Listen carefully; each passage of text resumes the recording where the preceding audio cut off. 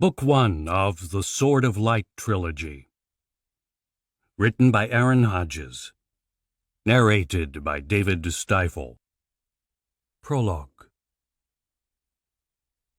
Alistair stared into the fire, letting its heat wash through his damp cloak. The autumn storm had caught him in the open, drenching him before he could reach the shelter of a band of trees. The sudden violence of the storm was a grim warning of winter's fast approach. Thunder rumbled in the distance. Alistair shifted position, groaning as his old joints cracked in the cold. He added another stick to the fire. A greedy tongue of flame licked up the tender wood. Wind rustled the dark branches above. The fire flickered in the breeze and blew smoke into his face. Its feeble light cast dancing shadows across the clearing. A head appeared in the trees nearby, its long face staring at him. Alistair gripped his sword and fought to control the pain in his chest. His horse snickered at his fear and retreated into the shadows. It was only Elkanah, his constant companion for almost a decade. Shivering, he released his sword hilt. He knew all too well the dangers of the night. Once he had been one to stand against such things. Now, though, he shook his head to clear the morbid thoughts. He was still a warrior, and creatures of the dark still feared his name. Yet lately, doubt had crept into his mind. It had been a long time since he'd fought the good fight, long before the ravages of time stripped away his strength. The old man shivering at autumn shadows was but a spectre of the Alistair who had once battled the demons of winter. "If only," he whispered to himself. The words haunted him, carrying with them the weight of wasted decades. If only he had known, if only he had prepared himself. Instead, the great Alistair had settled down and put the dark days behind him. Then 2 years ago, Antonia had come. She shattered the peaceful world he had built for himself and dragged him back into a life he had thought long buried. "Find them," she ordered, and he had obeyed. If only it were so simple. Things were never as they seemed when she was involved. 2 years of searching, and he was now farther from the truth than when he started. The trail was ancient, his quarry adept at disappearing without trace. He himself had taught them the skills, but for generations they had perfected them. Alistair had tracked them as far as Piakil, but there all trace vanished. For all he knew, they were dead. He prayed to Antonia it was not so. The wind died away, and the chirp of crickets rose above the whisper of the trees. The fire popped as a log collapsed, scattering sparks across the ground. He watched them slowly dwindle to nothing, and then looked up at the dark canopy. Through the branches he glimpsed the brilliance of the full moon. Alistair gritted his teeth. She would come tonight. His hands began to shake. He had dreaded this moment for weeks. The sickly taste of despair rose in his throat. The world would feel the consequences of his failure. "Not yet.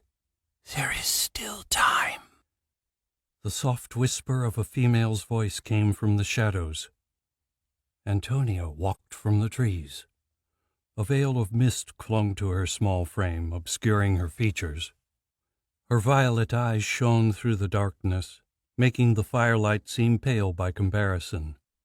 Those eyes held such power and resolve that he shrank before them. The scent of roses filled the grove and cleansed the smoky air. Her footsteps made the slightest crunch as she glided towards him. "It doesn't matter. They're gone, and I don't have the strength to continue. Find someone else to fight this battle. I'm done." He lowered his gaze, unable to meet her eyes. "There is no one else like you. You know that." There was anger in the girl's voice. "Look at me, and tell me you would abandon everything we've worked for." Alistair glanced up. I abandoned my family for your cause. He forced the words out, struggling to hold back tears. I have given everything for you, and it has all been in vain. It's over. They're gone. He stared at Antonia, expecting anger, scorn, disappointment. She smiled. It has not been in vain. There is still hope. Ellenbrigg has found them. A rush of strength surged through Alistair. Where? Antonia laughed. Absently, she flicked a strand of hair from her face. The trail was years old, but they are alive and well in Chol. Look for them there. He will watch over them until you arrive. Alistair jumped to his feet, scattering firewood into the flames. The blaze roared and leapt to devour the fresh meal. He ignored it. The fire be damned. They were alive. Wait! The tone of Antonia's voice gave him pause. First, you must go to Oaksville. There is someone there who needs you. When you find him, take him with you. Be quick! Archon won't be far behind. Who is in Oaksville? The town was close, but the detour would cost precious time. Eric! Before he could reply, she was gone. For a long time, Alistair stood staring at the space where she had vanished. Her words spun through his head. His anguish was gone, replaced by a fragile spark of hope. Despair still prowled at the back of his mind, but for now the spark was all that mattered. He did not sleep that night, and the sun was approaching noon as he neared the town. As he cleared the last of the trees, he saw the sickly pillars of smoke curling up from the city. He kicked Elcano into a gallop. Hi guys, Aaron Hodges, the author here. Hope you've been enjoying the audiobook. Before we continue, we'd love it if you could like and subscribe to the channel and leave your comments below of how much you love this audiobook. All right, let's get back to it. Chapter 1.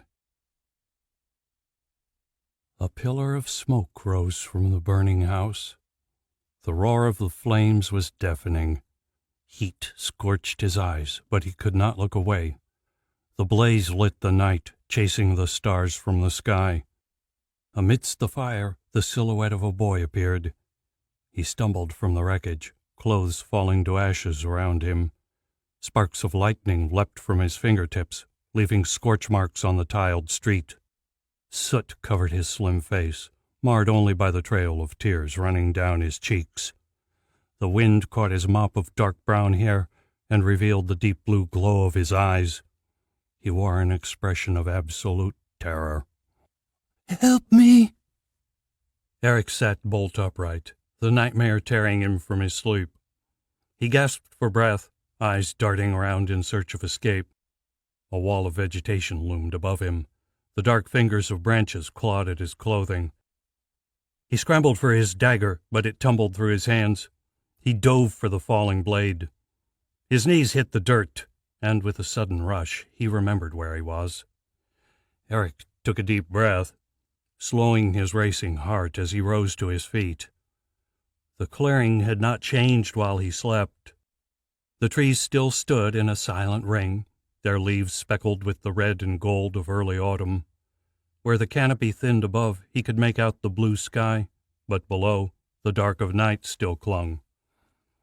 Eric shivered and wished he had more than a holey blanket and worn leather jacket to ward off the cold. Reaching down, he stuffed the blanket into his bag with the rest of his measly possessions. Dried meat, a water skin, and the steel bracelet his parents had given to him as a child. The familiar dream clung to him, the boy's face lurking in the shadows of his memory. He knew that face. It was his own. A tremor ran through his body. He flung the bag over his shoulder with a little too much energy, determined to forget the bad omen. Just through the trees was the God's Road, and about a mile west was the town of Oaksville. There he planned to make a fresh start for himself. Eric paused long enough to pull on his travel-worn boots and brush the leaves from his hair. Then he was away through the trees.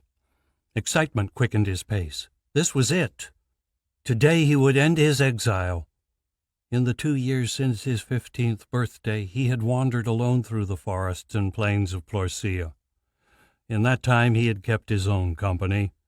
It had very nearly driven him insane. The trees either side of the God's Road soon began to thin, giving way to the grassy steeps of a valley. Eric squinted into the rising sun, straining for his first glimpse of Oaksville.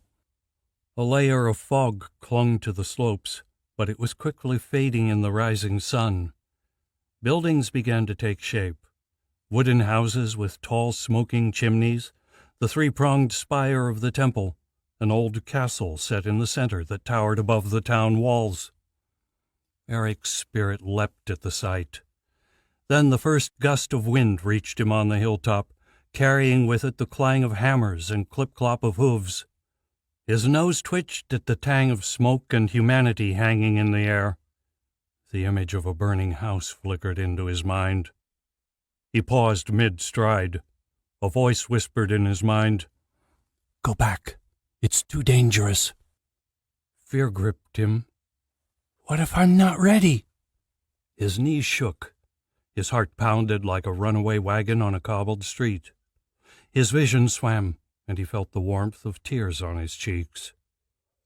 Eric turned his head and looked back up the hill. The long grass rippled in the wind, the trees beyond shadowing the movement. The forest could offer him nothing more. He drew a breath of air and faced the town. He took a step forward. The terror returned. His chest constricted until he could hardly breathe, but this time his nerve held. Eric walked down the valley towards the gates. Soon the outer wall loomed over him, its great stone blocks casting the path in shadow. Ahead, a gaping hole in the stonework swallowed the road whole. A guard stood to either side of the gates, dressed in the chainmail and crimson tunic marking the Plorcian Reserve Army. Each held a steel-tipped spear loosely at their side and a sword on their belt. The one to the right spared Eric a glance as he passed by, then returned his eyes to the road. Until recently, Plorcia had enjoyed decades of peace. But now bandits had moved down from the mountains and were plaguing the countryside. At first they had only targeted travelers, but lately raids had been launched against some of the smaller settlements. Eric passed between the open gates and into the darkness of the tunnel. Moss covered the giant slabs of rock on either side of him. Iron grates peeked from the ceiling, once used to pour burning oil on invaders who breached the outer gates. These walls dated back to darker times, before peace had come to the three nations. With a deep breath, Eric stepped from the tunnel and back into the sunlight. A bustling marketplace spread out around him. The air was heavy with dust and the stink of human bodies. The buzz of 100 voices assaulted Eric's ears. To his left, bakers stood at their booths waving loaves of bread in the faces of passers-by. Elsewhere he could see others plying their wares, butchers and jewelers, fishermen and carpenters, all chaotically crammed into the small square before the city gates. Each was doing their best to draw the early morning crowds to their stalls. A jeweler caught Eric's eye and began motioning for him to look at his array of golden necklaces laid out on the table. Eric smiled and shook his head, but suddenly the jeweler was out of his stall and moving through the crowds towards him, shouting, "Sir! Sir!" Eric shrank back towards the cool comfort of the tunnel. His feet stumbled on the uneven surface and sent him tumbling to the ground. His head struck the cobbled pavement. His ears rang. Groaning, he looked up, straining to see while his vision spun. A face appeared overhead. "Careful there, mate." The man offered a hand. Eric immediately recognized the western twang of a Trollan accent. Eric took the hand, and the man hauled him to his feet. He stumbled for a second, trying to regain his balance. "That looked like a nasty fall," the Trollan offered. "You okay?" The man wore a dark brown cloak and towered over Eric's own 5 feet and 7. A poorly trimmed beard and mustache matted his face. while a broad smile detracted somewhat from the twisted lump serving him for a nose. His hazel eyes looked down from beneath bushy eyebrows. Silver streaked his black hair. Eric nodded. "It was my fault," he stuttered. "Everything is so overwhelming." "A country boy, then?" The man gave a booming laugh. "I remember my first time in a town like this. They stole every penny I had. Not the pickpockets, those crooked merchants. Bought a dagger that snapped the first time I dropped it. These townsmen prey on the weak. Well, don't you worry, mate. Us country folk look after our own. The name's Pyros Gray. What can I do for you?" Eric grinned. The man reminded him of the warm manner of people in his old village. "I'm Eric. Is there some place quiet I could sit for a while? My head is spinning." "My pleasure, Eric. There's a tavern not far from here. It's usually quiet at this hour. I know the owner. He won't mind you sitting down for a bit. Just follow me and we'll have you there in no time. Only try not to catch the eye of any of these vultures, or they'll soon convince you to trade everything you own for one of them statues that grants luck with women." Pyros set off through the crowd. Eric followed close behind, afraid to lose him in the press of bodies. His legs felt unsteady, and his head throbbed with each step. A big woman stepped between them and thrust a wet trout in his face. "Cheapest fish in town. You buy," she demanded. Eric shook his head and sidestepped the merchant, trying to avoid any further contact. She shouted after him, but he ignored her words. He scanned the crowd, searching for Pyros. "Didn't think I'd leave you behind, did you?" Pyrrhus's voice came from behind him. Eric spun around, relieved to see the bulky man right beside him. Pyros laughed. "So, what brought you to Oaksville, mate?" Eric shrugged. "I wanted a fresh start." "Well, we'll have to see what we can do about that. Now come on, we're almost there." They slipped into a narrow alleyway which twisted away from the marketplace. Tall brick walls hemmed them in on either side, casting the alley in shadow. The drone of the markets died off as they rounded the first corner. Dead wood and discarded garbage lay in piles along the alley, but someone had maintained a trail through the mess, leading deeper into the town. Eric wrinkled his nose as they passed a pile of decomposing fish heads. He stepped around it and hesitated. "Are you sure this is the way?" Pyros turned and grinned. "It's a shortcut. The streets surrounding the marketplace tend to get so crowded you can hardly move. This way goes around." A chill breeze blew through the alley.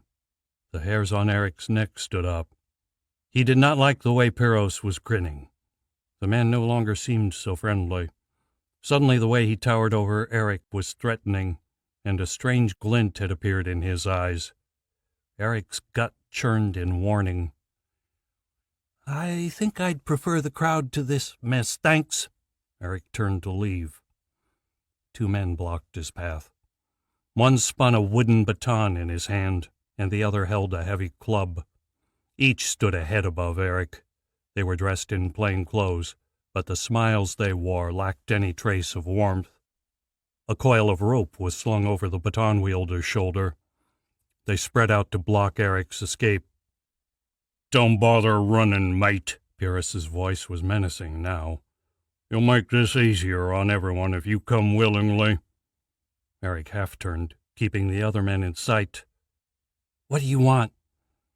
Pyros shrugged. "Fair trade's not the only business that's booming.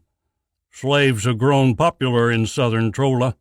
So long as we're discreet, take the ones no one misses, people turn a blind eye. You're one of those, aren't you, mate?" He shook his head. "No, my parents are waiting." He was interrupted by a harsh cackle. Pyros scratched at his beard. "So you were lying earlier? About starting a new life?" Eric clenched his fists, tense as coiled wire. He glanced at the men behind him, gauging the distance between them. Fear made his breath come in short, ragged gasps. "No, I think you're lying now, mate. I don't think anyone is out there waiting for you. I don't think there's anyone in the world who will miss you." "This cannot be happening." Pain pounded at Eric's head, but he fought it down. He glanced at Pyrrhus, and then leapt at the man with the club. Grinning, the thug lifted his weapon. A moment before he swung, Eric dived sideways, twisting for the gap between the men. He almost made it. A club to his chest stopped him cold. For the second time that day, he found himself flat on his back. Winded, he choked for air, the faces of the two men spinning above him. He could feel his anger taking hold. Overhead, thunder clapped. Drops of rain began to fall. Footsteps came from nearby. Pyrrhus appeared above him, a frown on his face. "The first thing a slave must learn is obedience. You disappoint me, Eric. I took you for a quick learner." The man's boot came up and crashed down on Eric's stomach. The breath exploded from his lungs. Pain constricted his chest, and he gasped, eyes watering, desperate for air. Inside, Eric felt the embers of his fury take light. "Stupid boy." By now the rain was bucketing down, soaking through the clothes of his attackers. Pyrrhus's foot lashed out again, smashing into his ribs and head. Eric curled into a ball as the assault rained down. He choked back his tears, fear and rage battling for control. There was a sudden roar as something within snapped, giving way to the chaos of his emotions. A terrible power exploded through his mind, slipping from the darkest recesses of his conscience. He no longer felt the blows or the rain or the dirt beneath him. All that remained was an all-consuming hate, a need to lash out. A scream of torment echoed through the alleyway. The last barrier in his mind shattered. Eric opened his eyes. Blue light lit the stone walls of the passageway, freezing the men in a sudden blue glare. He saw the hate in Pyrrhus's eyes turn to terror, saw the men beside him glance up, heard the crackling, and smelt the burning as it came. Then the lightning struck. The men vanished into the blue light, their screams cut short by the roar of thunder. There was no chance for escape. 1 second the three were there, the next the lightning had consumed them. But it did not stop there. With a deafening crack, the sky tore asunder, unleashing a hail of lightning. The screams of the villagers rose above the crash of thunder as destruction rained down on the defenseless village. Splinters of wood and stone flew through the air as the blue fire tore buildings apart. Eric struggled to his feet. His anger had vanished, his hatred spent. He stumbled towards the marketplace, mouth agape. Horror clutched his soul. "No, no, no! This cannot be happening! Not again!" Eric watched the lightning burn a deadly trail through the marketplace. Booths exploded before its wrath, filling the air with smoke and debris. Dozens had already fallen, their clothes blackened and crumbling, their bodies broken. Gusts of wind swirled through the square, picking up tiles and rubble and flinging them into the air. The rain poured down, but even that could not wash the smell of burning from the air.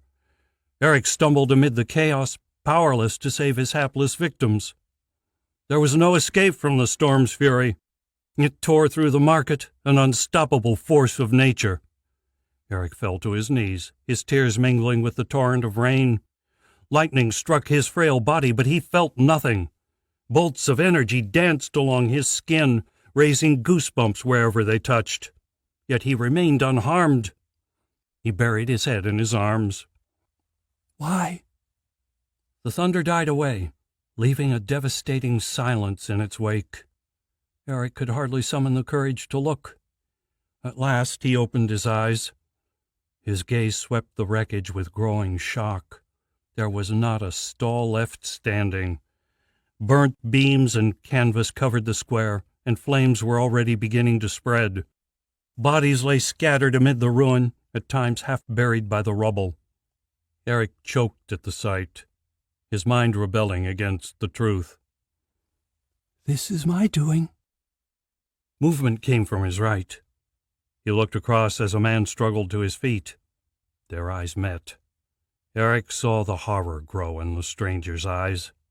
He looked down and saw that lightning still played across his chest and arms.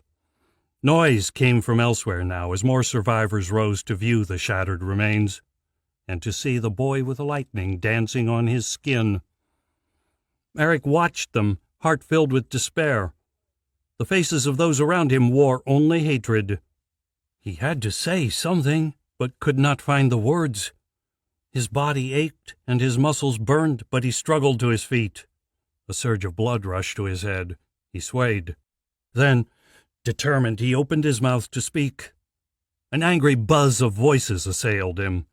To his left, a man drew a dagger from his belt. He started towards Eric.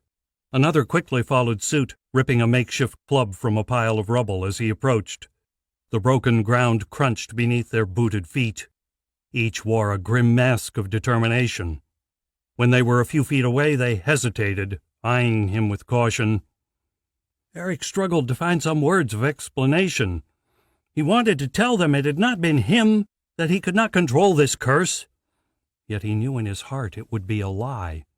He had known his presence brought a terrible danger to all around him. A heavy weight settled on his shoulders. There was nothing he could offer these souls but his life. More survivors joined the first two men, arming themselves with whatever makeshift weapons were within reach. Each sported burns across their arms and clothing and dark bruises on their faces. A fire burned in their eyes, fueled by the horror they had just witnessed. Eric trembled, staring at the blades and cudgels held by men and women alike. His heart pounded in his chest. He clenched his fists, struggling to ignore the hollow feeling in the pit of his stomach.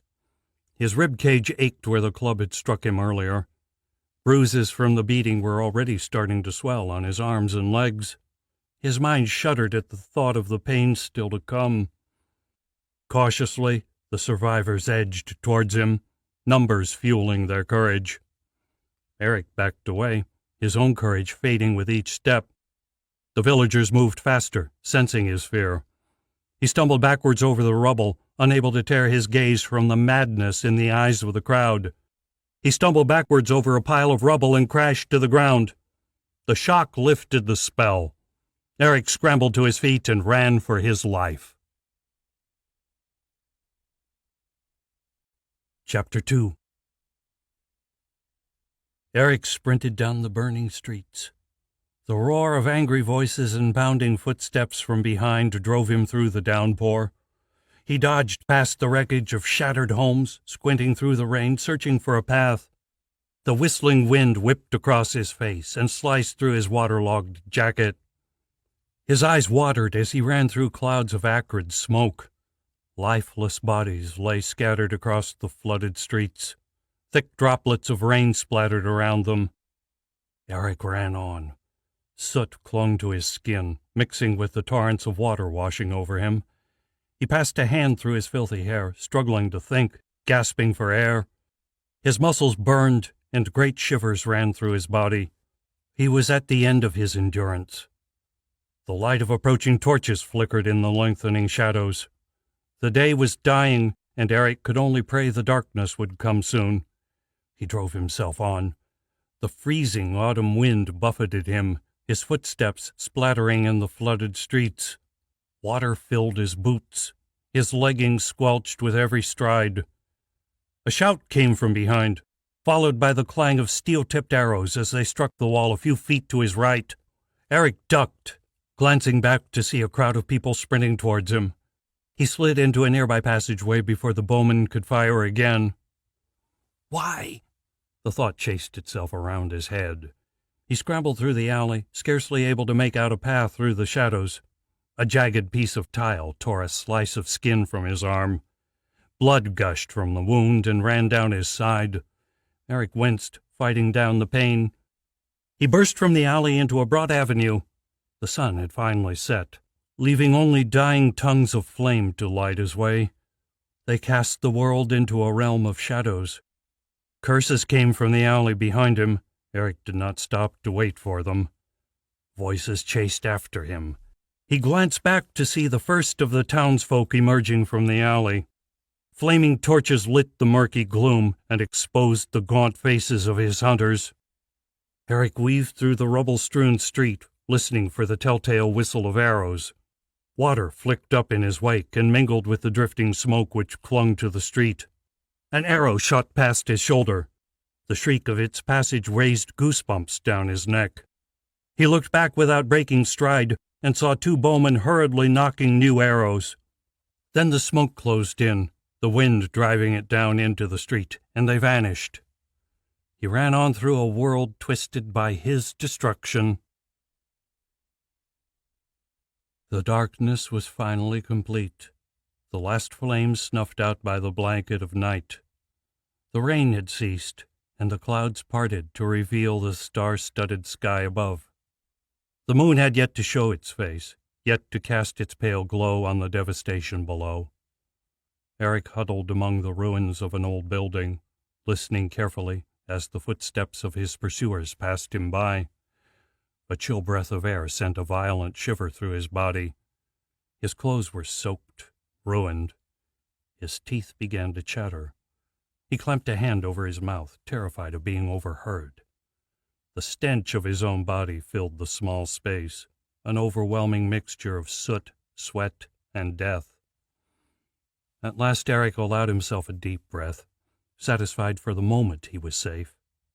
He sat back, his hand pressing against something soft and cold. A shiver ran through him, and his eyes slid down to where his hand rested. The glassy eyes of a dead man stared up at him. Terrible burns blacked the man's shoulders and face. His skin had turned a pale gray.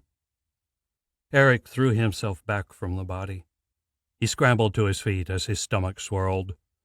With a gut-wrenching heave, he emptied the pitiful contents of his stomach onto the cracked floor. He fell back, holding his face in his hands, fighting back tears. Choking, he turned away and returned to his spy hole to check if anyone had noticed the noise. All was silent. How he wished he'd had the courage to give himself up. By now the torment would be over. He deserved what they had in store. No torture could match what he had wrought on these people. Through the broken roof he watched a full moon rise into the sky. Its cool light offered no warmth, yet the sight gave him comfort. Eric glimpsed his soot-streaked face in a nearby puddle. Leaning down, he cupped a handful of water and tried to wash the dirt from his face. It clung to him, rasping along his skin. Finally, he fell back on his haunches, defeated even by this simple task. The soft sound of a footstep on gravel carried to him from outside. Another followed, barely audible over the thudding of his heart. Eric swallowed hard, struggling to dislodge the lump in his throat, and peered out into the street. His keen eyes searched the darkness. The silhouette of a man shifted in the shadows, coming closer. A pale brown cloak billowed out in a gust of wind, revealing the gold-embossed hilt of a short sword strapped to the man's waist. The man moved faster, emerging from the shadows and making straight for Eric's hiding place. Lines of silver embroidering wove an intangible pattern across the arms of the man's cloak. The same designs had been worked into the black leather of his boots. A gray hood obscured his face, but Eric could feel the man's eyes as they searched the wreckage. Eric crouched in his hiding place, muscles tensed, ready to spring. He fought to control his breathing, told himself he was hidden, concealed by the shadows. Fists clenched, he watched as the man made straight for him. "Come out," the man whispered in an old, crackling voice. "I'm not here to hurt you." The man pulled back his hood to reveal long gray hair and a clean-shaven face. His lips curled into a frown that sent a shiver down to Eric's stomach. Piercing green eyes stared straight at where Eric hid. The man continued to advance. Eric found his gaze trapped in the heat of the old man's glare. For a moment it seemed time stood still. Eric felt as though his mind was an open book, that this man could stare into his very soul and read his every thought.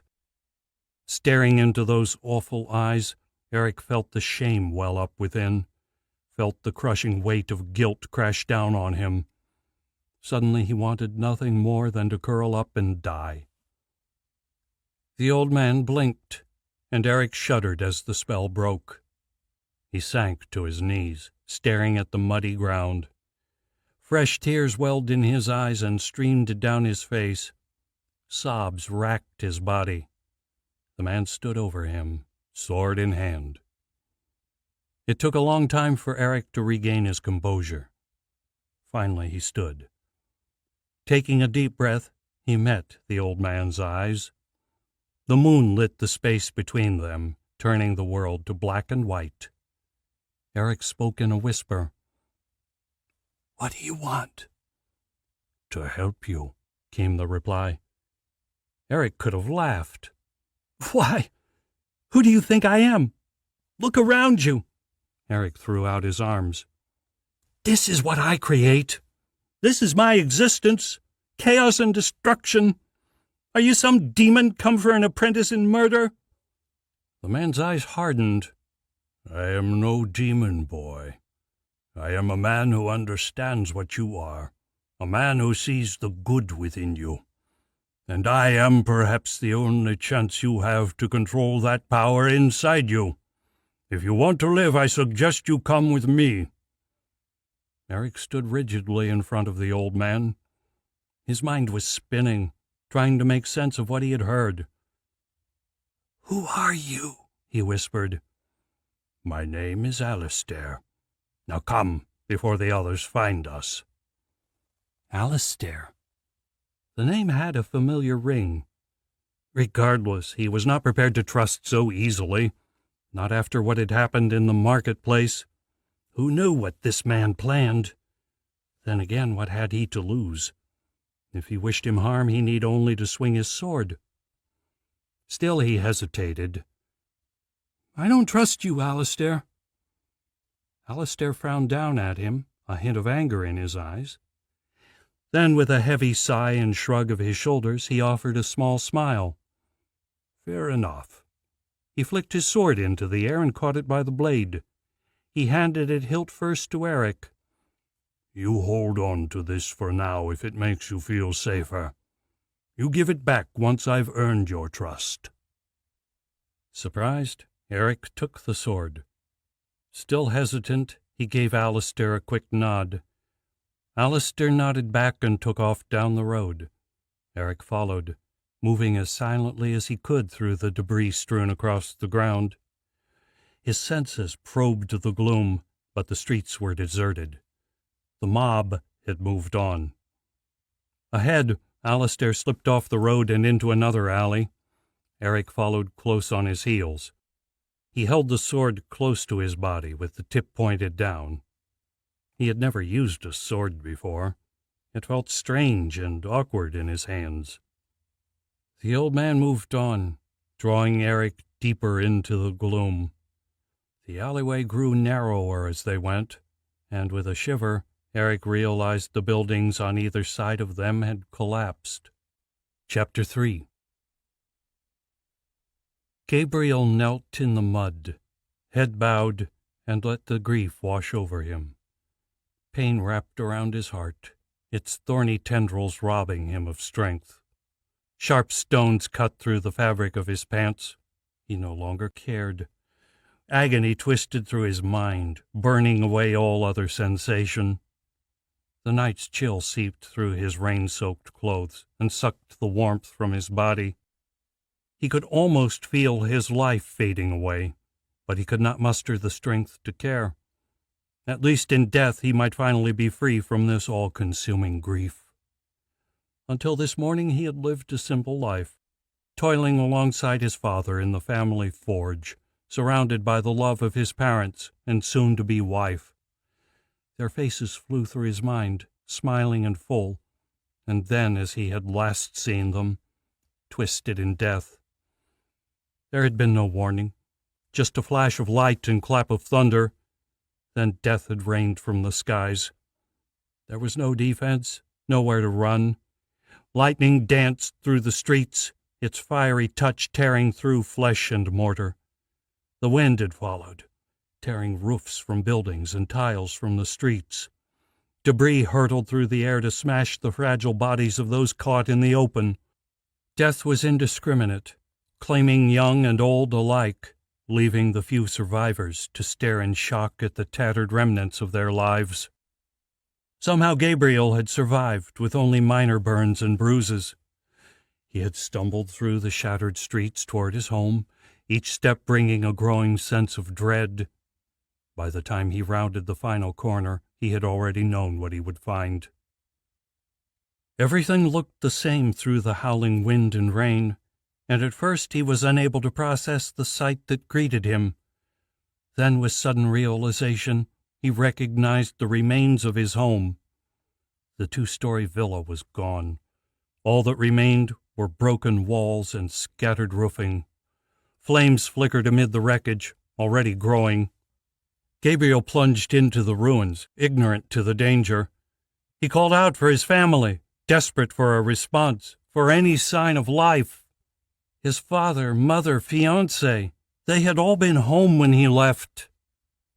He found them in the back of the house where they must have gathered to wait out the storm. Tears ran down Gabriel's cheeks. He collapsed to his knees, fingers reaching for the bloody beam impaling his father. Empty eyes stared up at him, frozen in terror. Partly sheltered by his father's body lay Gabriel's mother. The same beam had stolen her life. Blood still seeped from the gashes in her arms and face. The final blow came as Gabriel found his fiancée. She lay behind his parents, buried beneath heavy tiles, only her loving face left untouched. A sharp moan escaped Gabriel. At the noise, his fiancée's eyes fluttered open. He was at her side in an instant, heart racing with sudden hope. "Gabriel," she whispered. Blood ran from her mouth. "I'm here. It'll be okay." As he knelt beside her, he started to sob. So close he could not ignore the horror. The collapsing wall had crushed her chest. It would not be long. He stroked her hair, whispering soft comforts. He didn't know whether they were for her sake or his own. He had cherished this girl, and to watch helpless as her life faded away. Her breath came in rugged gasps, until slowly her eyes closed, and with a long sigh, she was gone. Gabriel stood, fists clenched. He looked around the room one final time, gathering himself. Scrunching his eyes closed, he left the ruin. His mind was in shock. It begged him to run, to escape, to hide where the pain could not find him. He walked out into the pouring rain, searching for some sense or reason for this nightmare. He cursed his luck, cursed the goddess for sparing him. Then he heard the whispers of the other survivors. He listened as they told of the boy who danced with lightning, of the demon who had wrought this madness. So he had joined the mob in their hunt, driven by hate, by the need to escape his pain.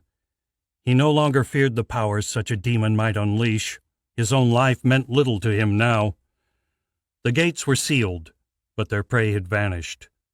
Exhaustion soon quenched his anger, and without it, grief returned to overwhelm him. Soon the day was coming to an end, and Gabriel felt the last of his energy slipping away. Despair took hold of his heart, and with the last of his strength he dragged himself into an alley. Cracks riddled its walls. It would not be long before they crumbled.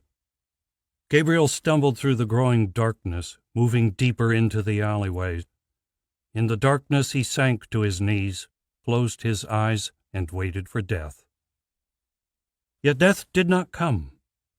Hours passed, and at some stage he had fallen asleep, but the alley stood strong. Every so often the bricks would groan, and Gabriel would brace himself for the end. It never came. Others had come instead. It began with the scrape of boots in the distance. He lifted his head, eyes struggling to pierce the darkness. He stilled his breath and listened. Someone was in the alley, coming closer. Two figures shifted in the shadows and then stepped into a patch of moonlight. Gabriel glimpsed a tall man with graying hair before the boy beside him drew his eyes. A mop of dark brown hair hung across his face, but beneath he could see the bright blue of the demon's eyes. Thick eyebrows and a small nose appeared when the boy looked around. His gaze passed over where Gabriel sat hidden in the shadows. The boy held a short sword gripped tightly in one hand. Mud and ash covered his clothes, and his tunic was dotted with holes that revealed the pale flesh beneath. Cuts and grazes marked his arms, and blood ran from a gash on his cheek. Yet there were no burn marks. Gabriel stepped into the light. "You!" Chapter 4. Eric froze as the voice hissed from the shadows. A young man stepped into a shaft of moonlight spearing from the fractured roof. He towered over Alistair, shoulders heaving, eyes ablaze with rage. Soot covered his clean-shaven cheeks, and tears and burns marked his cloak. Deep lines of exhaustion crisscrossed his face. "You!" he repeated. Alistair stepped towards him. "Step aside, boy." "They're all dead," the stranger sobbed. "My parents, my fiancée, gone!" He screamed the last word. Eric could hear the accusation in his voice. "Why?" The old man did not reply. Silence fell. Eric found his eyes locked with those of his accuser. His chest grew tight with guilt. He licked his cracked lips, his mouth dry as sand, and felt the terror inside him grow. The man snarled and took a step forward. Alistair threw out his arm, blocking his path.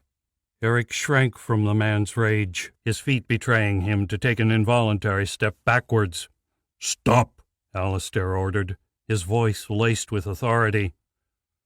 "You protect him?" the villager challenged. "He is a murderer, a demon. You must know this." Alistair ignored the question. "What is your name?" "Gabriel," he swallowed. "I will not let him escape. Now out of my way, old man. He must die." He made to push Alistair from his path. "No!" Alistair's voice rang with command. Gabriel clenched his fists, for a second frozen with indecision, and then with a snarl launched himself at Alistair. The alleyway echoed with the thump of fists on flesh. Alistair moved with shocking speed, spinning on his heel to sidestep Gabriel's charge. Then, as his heavily built attacker stumbled past, Alistair struck. Reaching out, he grasped the young man by his coat, and with casual ease threw Gabriel headlong into the brick wall.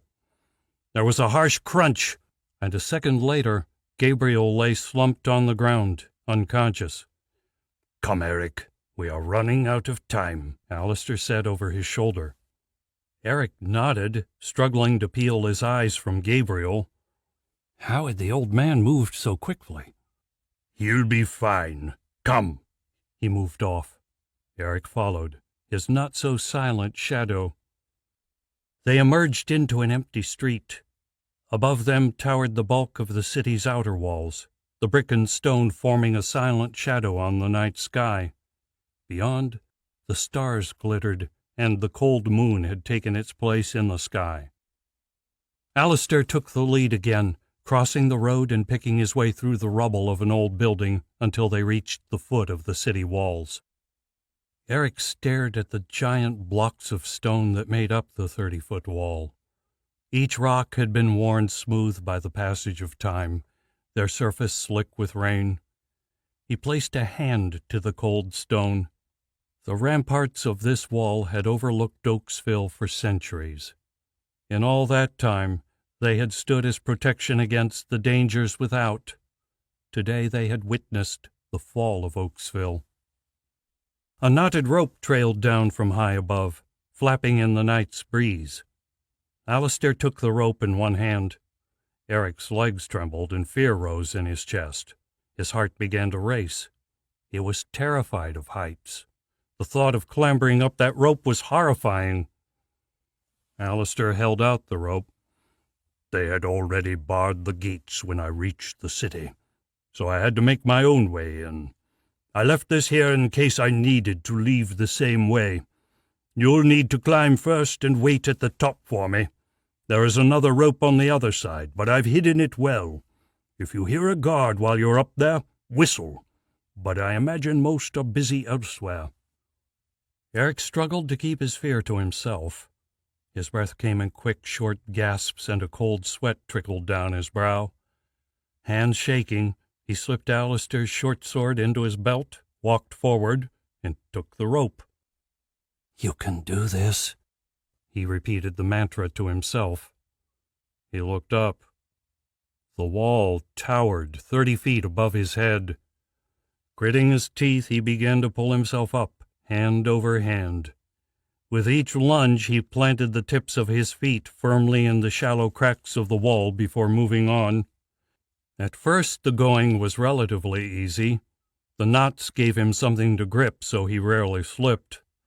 Yet as he moved upwards, the stones became more worn, the cracks between them finer. His old boots struggled to find grip. 20 feet above the town, his feet slipped on the slick surface. He grasped desperately at the rope and slammed into the cold wall. His muscles ached from the strain, and his hands burned where the coarse rope had slipped between his fingers. He scrambled to find purchase with his feet, the desperate seconds seemingly like hours. Finally, the tips of his boots found a crack, and he was able to relieve his arms of some weight. Eric took a deep breath, struggling to regain his composure, acutely aware of the open air beneath him. His arms shook with the effort.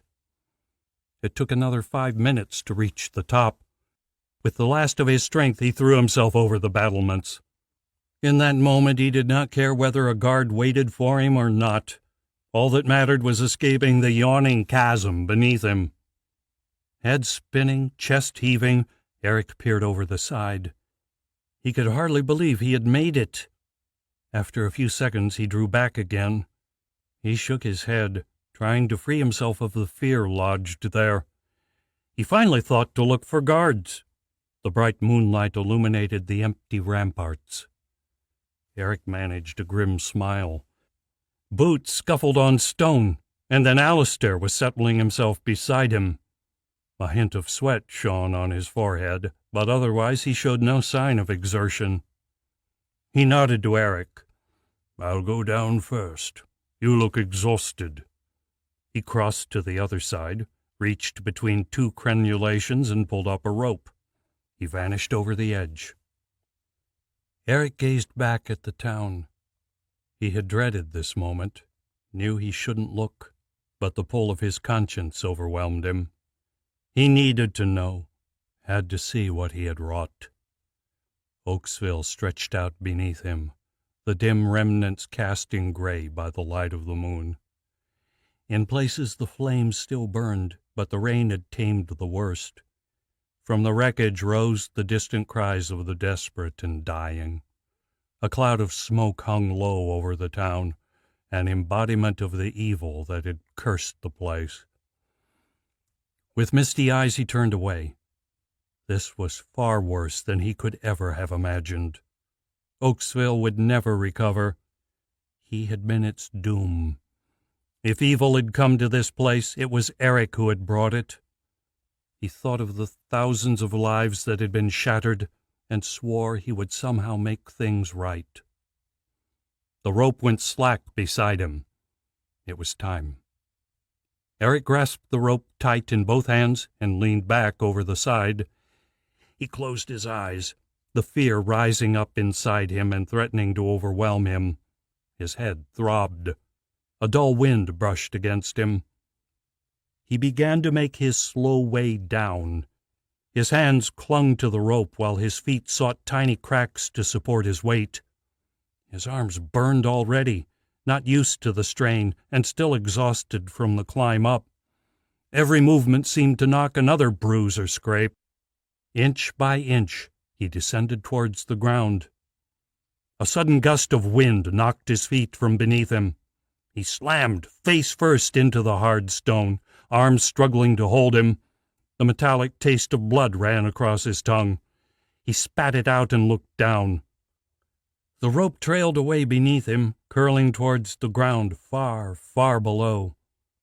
His vision swam, blurring and fading until it seemed his head must explode. The fear froze in his chest. He could not draw a single breath.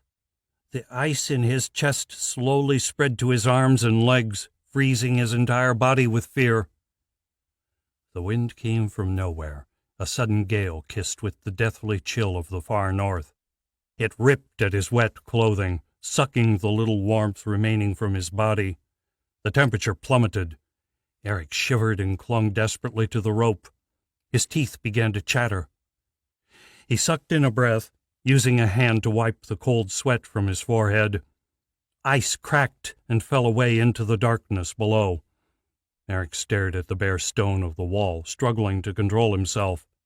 As he watched, the rain-soaked surface began to glisten, the freezing wind turning the water to ice. "No," Eric whispered, fighting to control his terror. He closed his eyes and struggled to slow his panicked breath, to calm his rampant fear. It was no use. He watched, helpless, as the creeping ice reached his feet first, then the rope. His boots slipped from the wall, leaving only his tenuous hold to keep him aloft. The rope grew colder in his hands. He clung tighter, gritting his teeth as the cold burned his skin. His eyes watered, tears freezing on his cheeks. Eric choked on the frozen air and pulled himself closer to the rope, bracing himself on the icy threads. He fought to hold on. He could not give up now, not when he was so close. It was impossible. Bit by bit, the feeling in his fingers faded away until, as if by a will of their own, they released his last hold on life. He fell away into the darkness. Gabriel hauled himself to his feet. His sight blurred and began to spin. He placed a hand against a wall to hold himself steady. The stone groaned, the sound an agony to his aching head. At least it would be over soon. He stood motionless, eyes closed, ready to embrace his death. His heart called for his family, for the comfort of their loving embrace. The makeshift roof gave another groan. Dust filled the air. A crash came from nearby as the first piece of wall gave way. Soon. His thoughts returned to the boy and the old man. Damn them! If only he could have reached the boy, he would have been able to rest in peace. But the demon had escaped. Gabriel reached up and touched the gash on his forehead. He felt the sticky moisture of his own blood. He grimaced. Soon the pain would be gone. But was he ready to die? Did he not have something more to do now? Something more important than this lonely death? Revenge. A twisted smile crossed his face. He walked slowly towards the street. As he emerged from the alleyway, there came the strangely muted crunch of falling rock, followed by a whoosh of air. Gabriel did not care.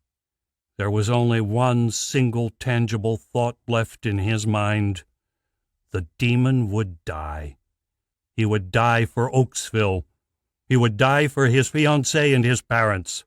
And most of all, he would die so Gabriel could watch the horror in his eyes as life fled from his broken body. Chapter 5. Come closer. Let me see your face.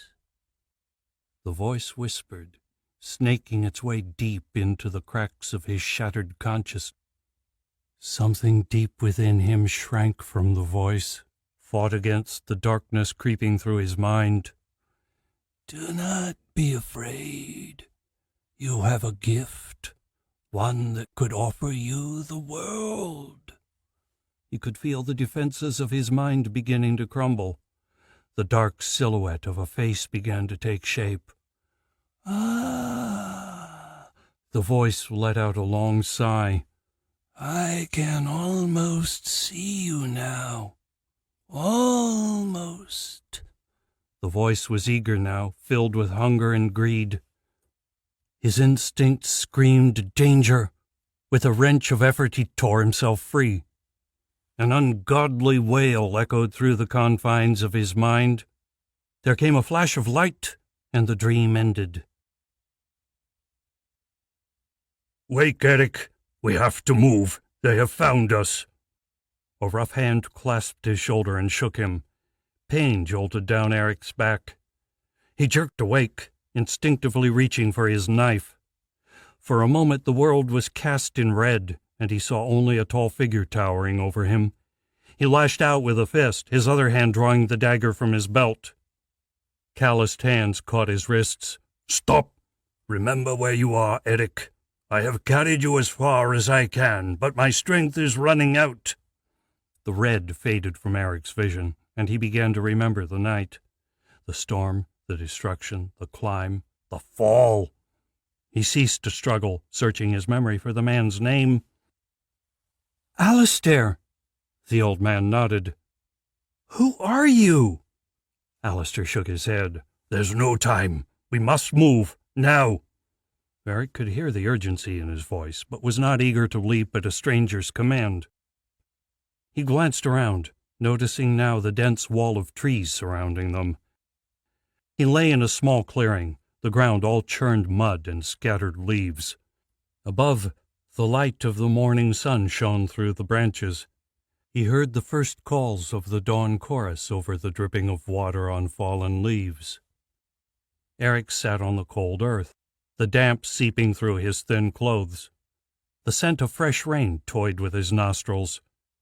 Alistair stared at the trees on the far side of the clearing. He glanced back at Eric. "We need to move. They can't be far behind by now. Can you walk?" Seeing the panic in the old man's eyes, Eric gave in and nodded. He took Alistair's hand, and the old man pulled him to his feet. A crash came from the forest behind them. A streak of emerald flashed past Eric's head. A parakeet fleeing the coming danger. Others followed, and the clearing filled with the thumping of wings and the screech of panicked birds. A breath of wind touched his cheek, carrying with it the stench of smoke. "Run!" Alistair hissed, making for the trees. Eric sucked in a breath and followed. A whirlwind of questions raced through his mind. Where were they? How had the hunters found them? What had happened after the fall? He chose one and shouted it at Alistair's back. "How did they find us?" He thought the question had been lost in the wind. Another crash came from behind, closer this time. Then Alistair answered, "They've been on our trail since the wall. A couple of guards heard your scream as you fell. At first I managed to outpace them, but there was no time to disguise my trail."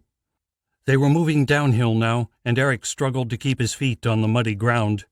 He grasped at seedlings and low-hanging branches as he ran, struggling to control his descent on the slippery slope. Ahead, Alistair slid between the trees with ease. Suddenly the old man slammed to a halt and shouted a warning. He spun, cloak whirling around him. His arms slammed into Eric's chest and knocked him flat on his back. Air exploded from his mouth at the impact. Eric fought for air, unable to draw breath, but his keen eyes did not miss the black shaft that flashed through the space he had just occupied. A sharp crack followed as the bolt smashed into a nearby tree. Now the forest filled with the shouts of men. Still gasping in pain, Eric watched from the ground as 3 armored guards appeared between the trees.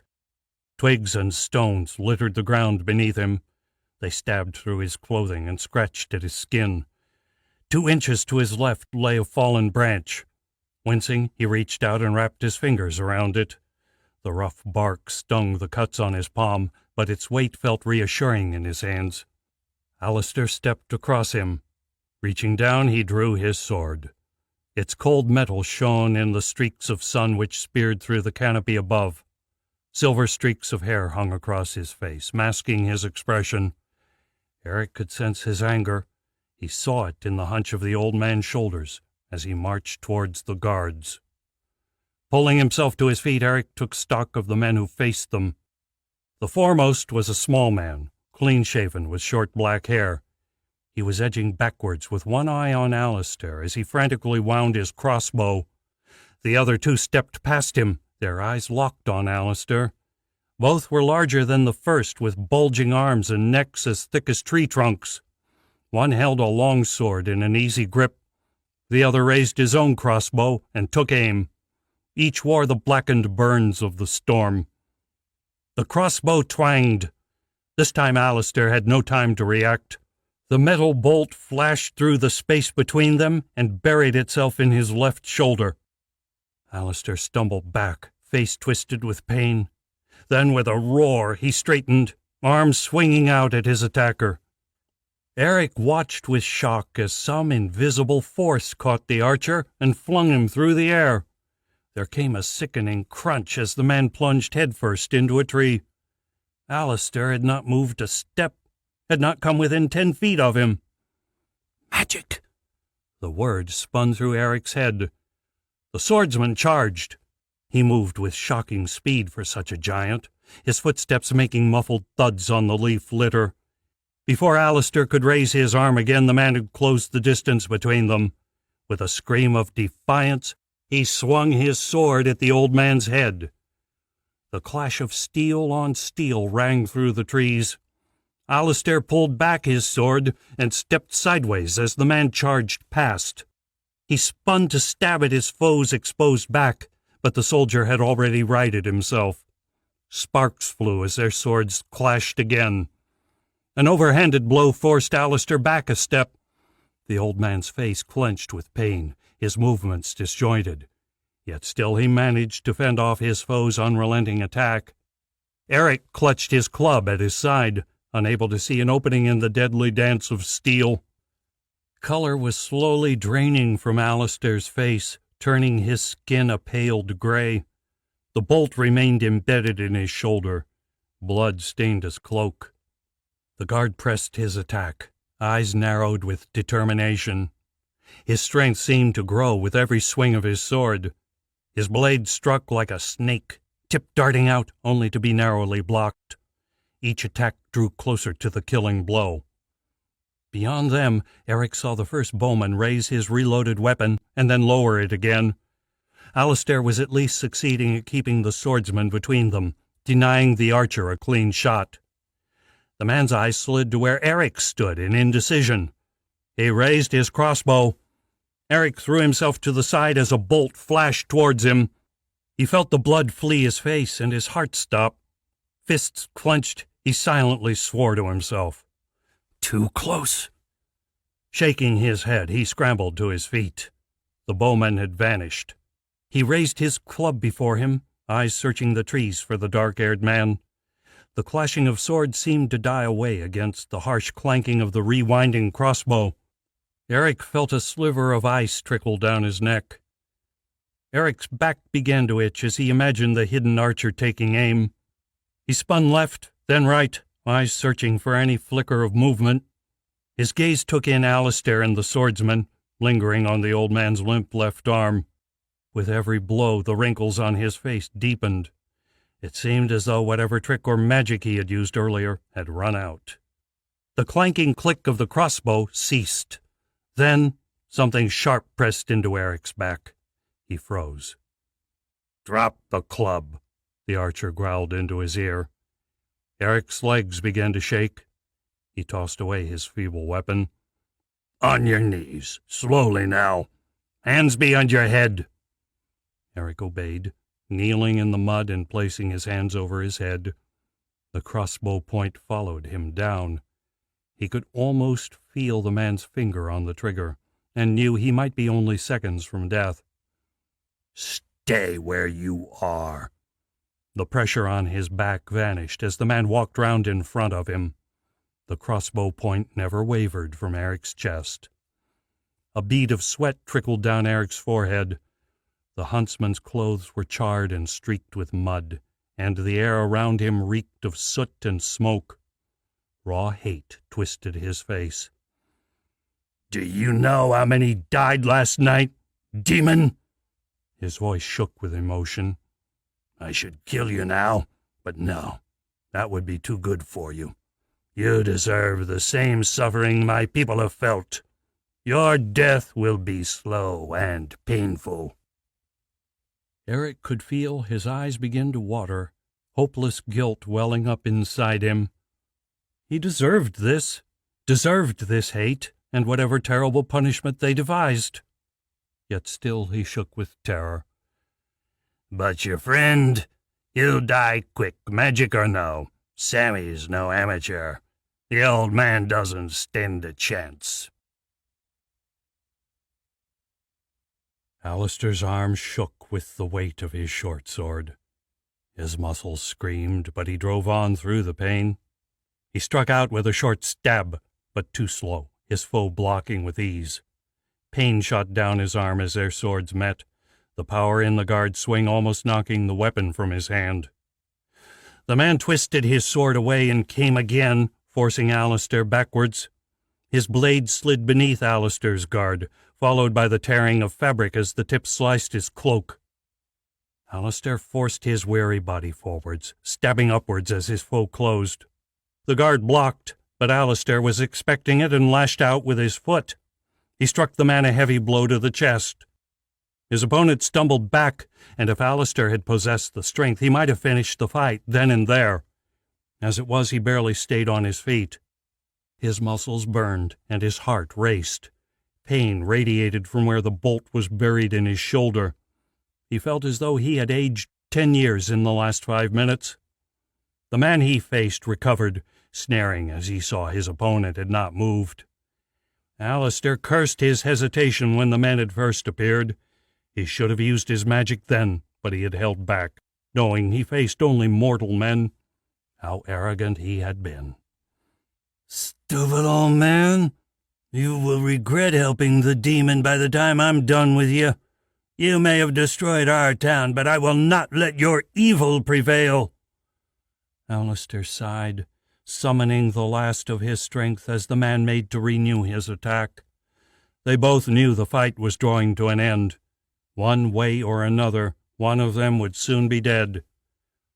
Alistair drew on the last of his energy, preparing himself for one last underhand move. He watched his opponent closely, saw his boots shift slightly in the litter of the forest floor. It was all the warning he needed. The man leapt towards him, sword raised high to deliver a mighty blow to Alistair's head. He surged across the 6 feet separating them, a battle cry on his lips. Just as it seemed the blow would land, Alistair flicked the near-limp fingers of his left hand. A surge of energy rushed through his mind and along his arm as he summoned the last dredges of his magic. With a cry of shock, the guard toppled forwards, his feet tripped by some unseen force. His arms windmilled as he tried to right himself. But it was too late. Alistair stepped forward and drove his short sword through the guard's chest. An explosive gasp escaped the man as his weight drove the sword deep into his body.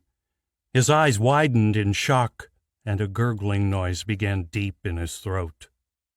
Convulsing, he sank to his knees and toppled to the ground. The sword slid free with a horrifying sucking sound. Alistair stared at the lifeless body. A hot tear ran down his cheek. He had not wanted this. What was Antonia playing at here? A good man lay at his feet. Just one more to add to the ruin of Oaksville, to the curse of runaway magic. There was silence as they stared at the dead man. Then a scream of rage pierced the air. Eric looked at the bowman in horror. The crossbow was no longer pointing at him. The man's voice was shrill. "Die, damn you!" Eric did not hesitate. He drove himself forwards, tackling the man from behind. The two of them went down in a heap, rolling across the muddy ground. The crossbow twanged as they hit the ground. Eric prayed it had not still been pointed at Alistair. The larger man quickly recovered from his attack and surged back against him. An elbow slammed into Eric's stomach, winding him for the second time in 10 minutes. The villager regained his feet, a knife appearing in his hand. "Move and you die." Alistair's voice was as cold as frost. The old man walked into view, his sword never wavering from the man's throat. His face twitched with pain, but his eyes were determined. "Drop it." Alistair nodded at the knife. The man threw his weapon into the bushes and raised his hands, mouth clamped shut. A bead of sweat trickled down his forehead. "What is your name?" Alistair demanded. "Take us." The guard spat the word. "Well, take us. You can return to Oaksville. The city needs every man it can get now. The boy is in my custody now." "And who are you?" "Alistair." As he spoke the word, he slammed the pommel of his sword into the man's head. The archer's eyes rolled up, and he crumpled without a sound. Shaking, Eric pulled himself to his feet. He brushed the mud and leaves from his face and clothes with trembling hands. He could not remember a worse day in his life. In the past 24 hours he had almost died a dozen times. Closing his eyes, he tried to dismiss the determination in the archer's eyes as he had raised the knife. Another few seconds and he would have driven it through Eric's heart. Slowly the image faded and the trembling slowed, until at last he opened his eyes. Eric climbed to his feet and looked around for any new surprises. The silence of the forest was profound. The local creatures had fled the sounds of the fight long ago. The only movement now was the waving of the leaves in the wind. They were alone in the forest. Eric's gaze slid to the dead and unconscious men.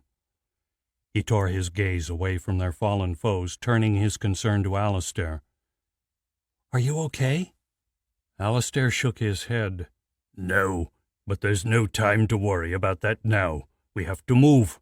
There may be more yet. We don't have too much further to go, though." Alistair turned away before Eric could question his last statement, leaving him no choice but to follow. He did so without complaint.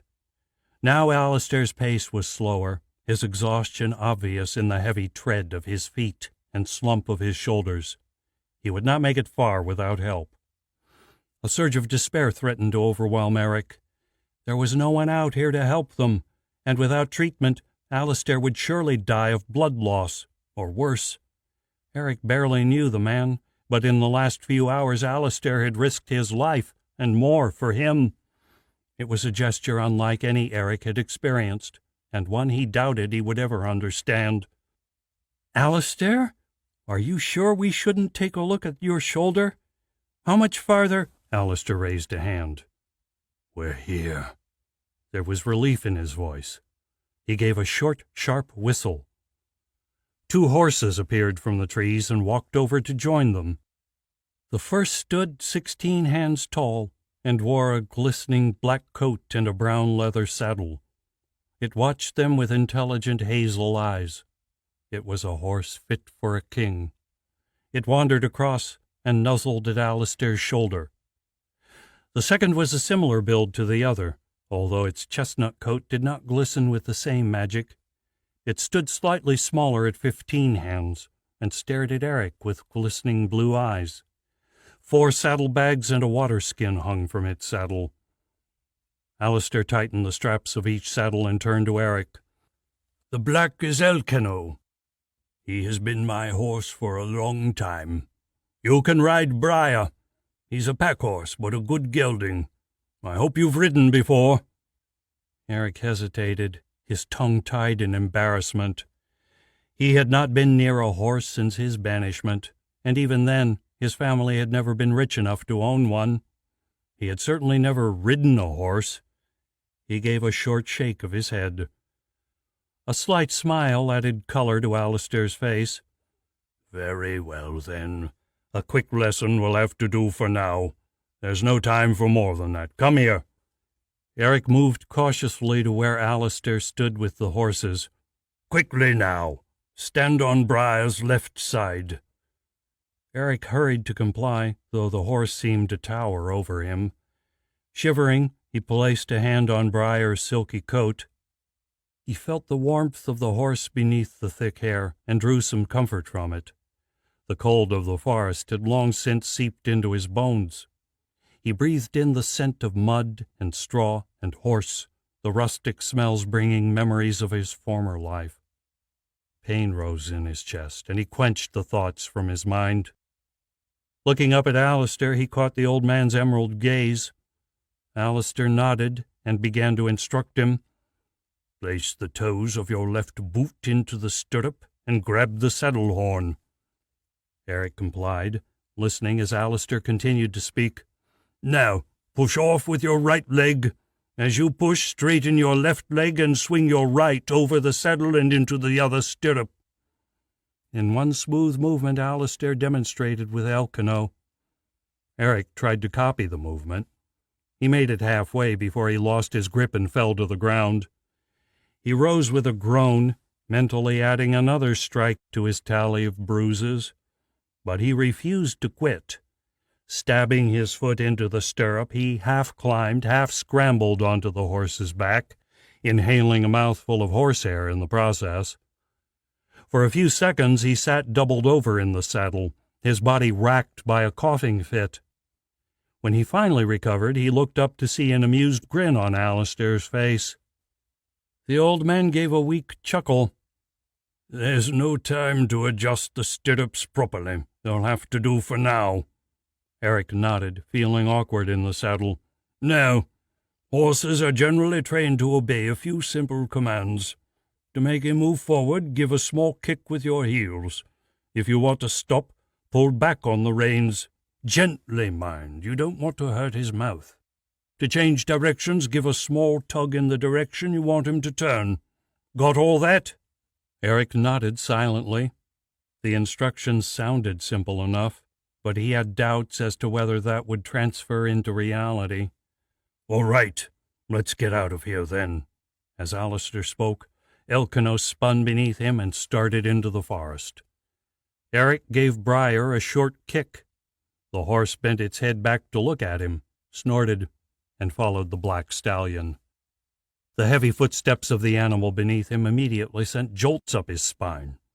He grimaced and tried his best to ignore the fresh waves of pain. Gritting his teeth, he focused on keeping himself in the saddle. After a few minutes he found himself growing used to the heavy trot of Briar's hooves. His body slowly settled into the rhythm of the ride, and the pain in his spine began to fade. A wave of weariness swept over him, his body finally giving way to exhaustion. His eyelids felt unbearably heavy. Eric closed his eyes and breathed in the sweet smell of horse and forest. He listened to the snort of the horse's breath and the thump of Briar's footsteps. Within minutes, he found himself slipping into a deep sleep. Eric snapped awake, suddenly aware that something had changed. He no longer felt the constant thud of Briar's footsteps beneath him. They had stopped. Sitting up in the saddle, he looked around in astonishment. They had left the tiny animal track in the depths of the forest. Instead, they now found themselves on a wide road, cutting a straight path through the thick forest either side of them. The hard-packed earth beneath them was free of roots and potholes. There was no mistaking it. The horses had found the God's Road. "What are we doing here? They'll be patrolling the road for sure." There was no reply from Alistair. Eric glanced across and saw the old man slumped on Elkanah's back. He nudged Briar towards the other horse and was pleased to feel the horse respond immediately.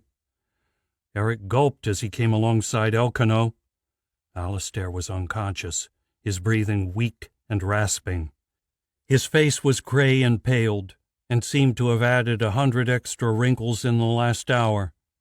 He reached out to shake Alistair, and froze. From the distance came the thunder of galloping hooves.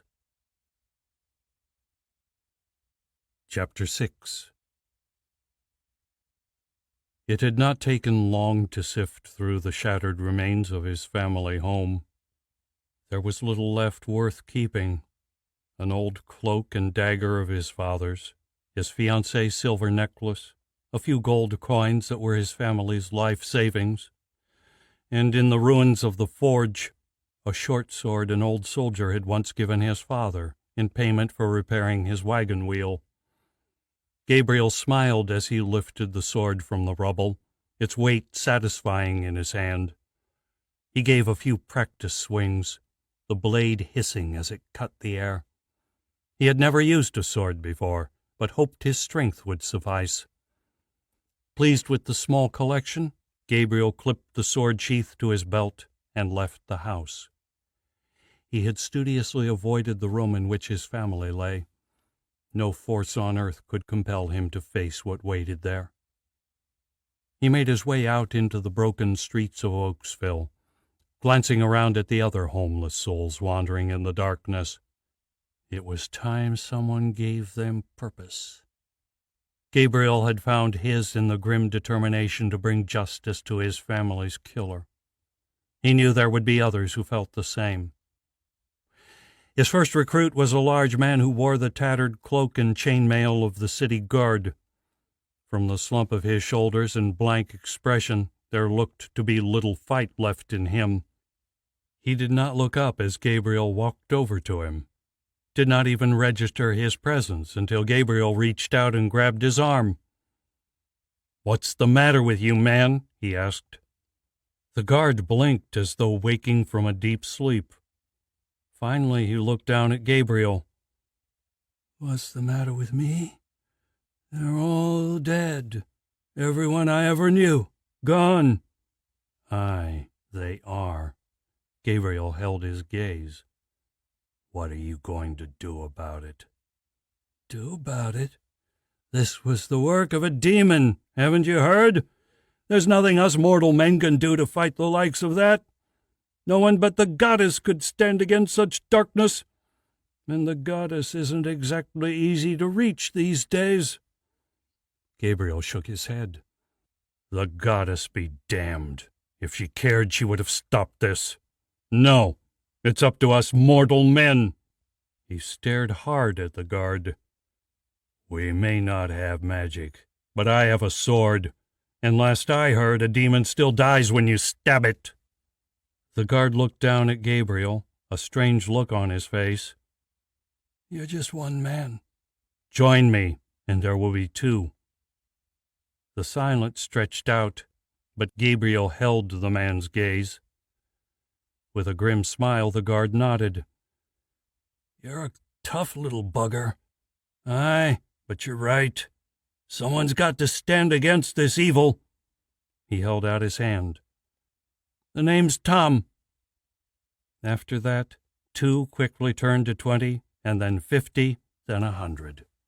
All across Oaksville the word went out of the young man gathering fighters to hunt the demon.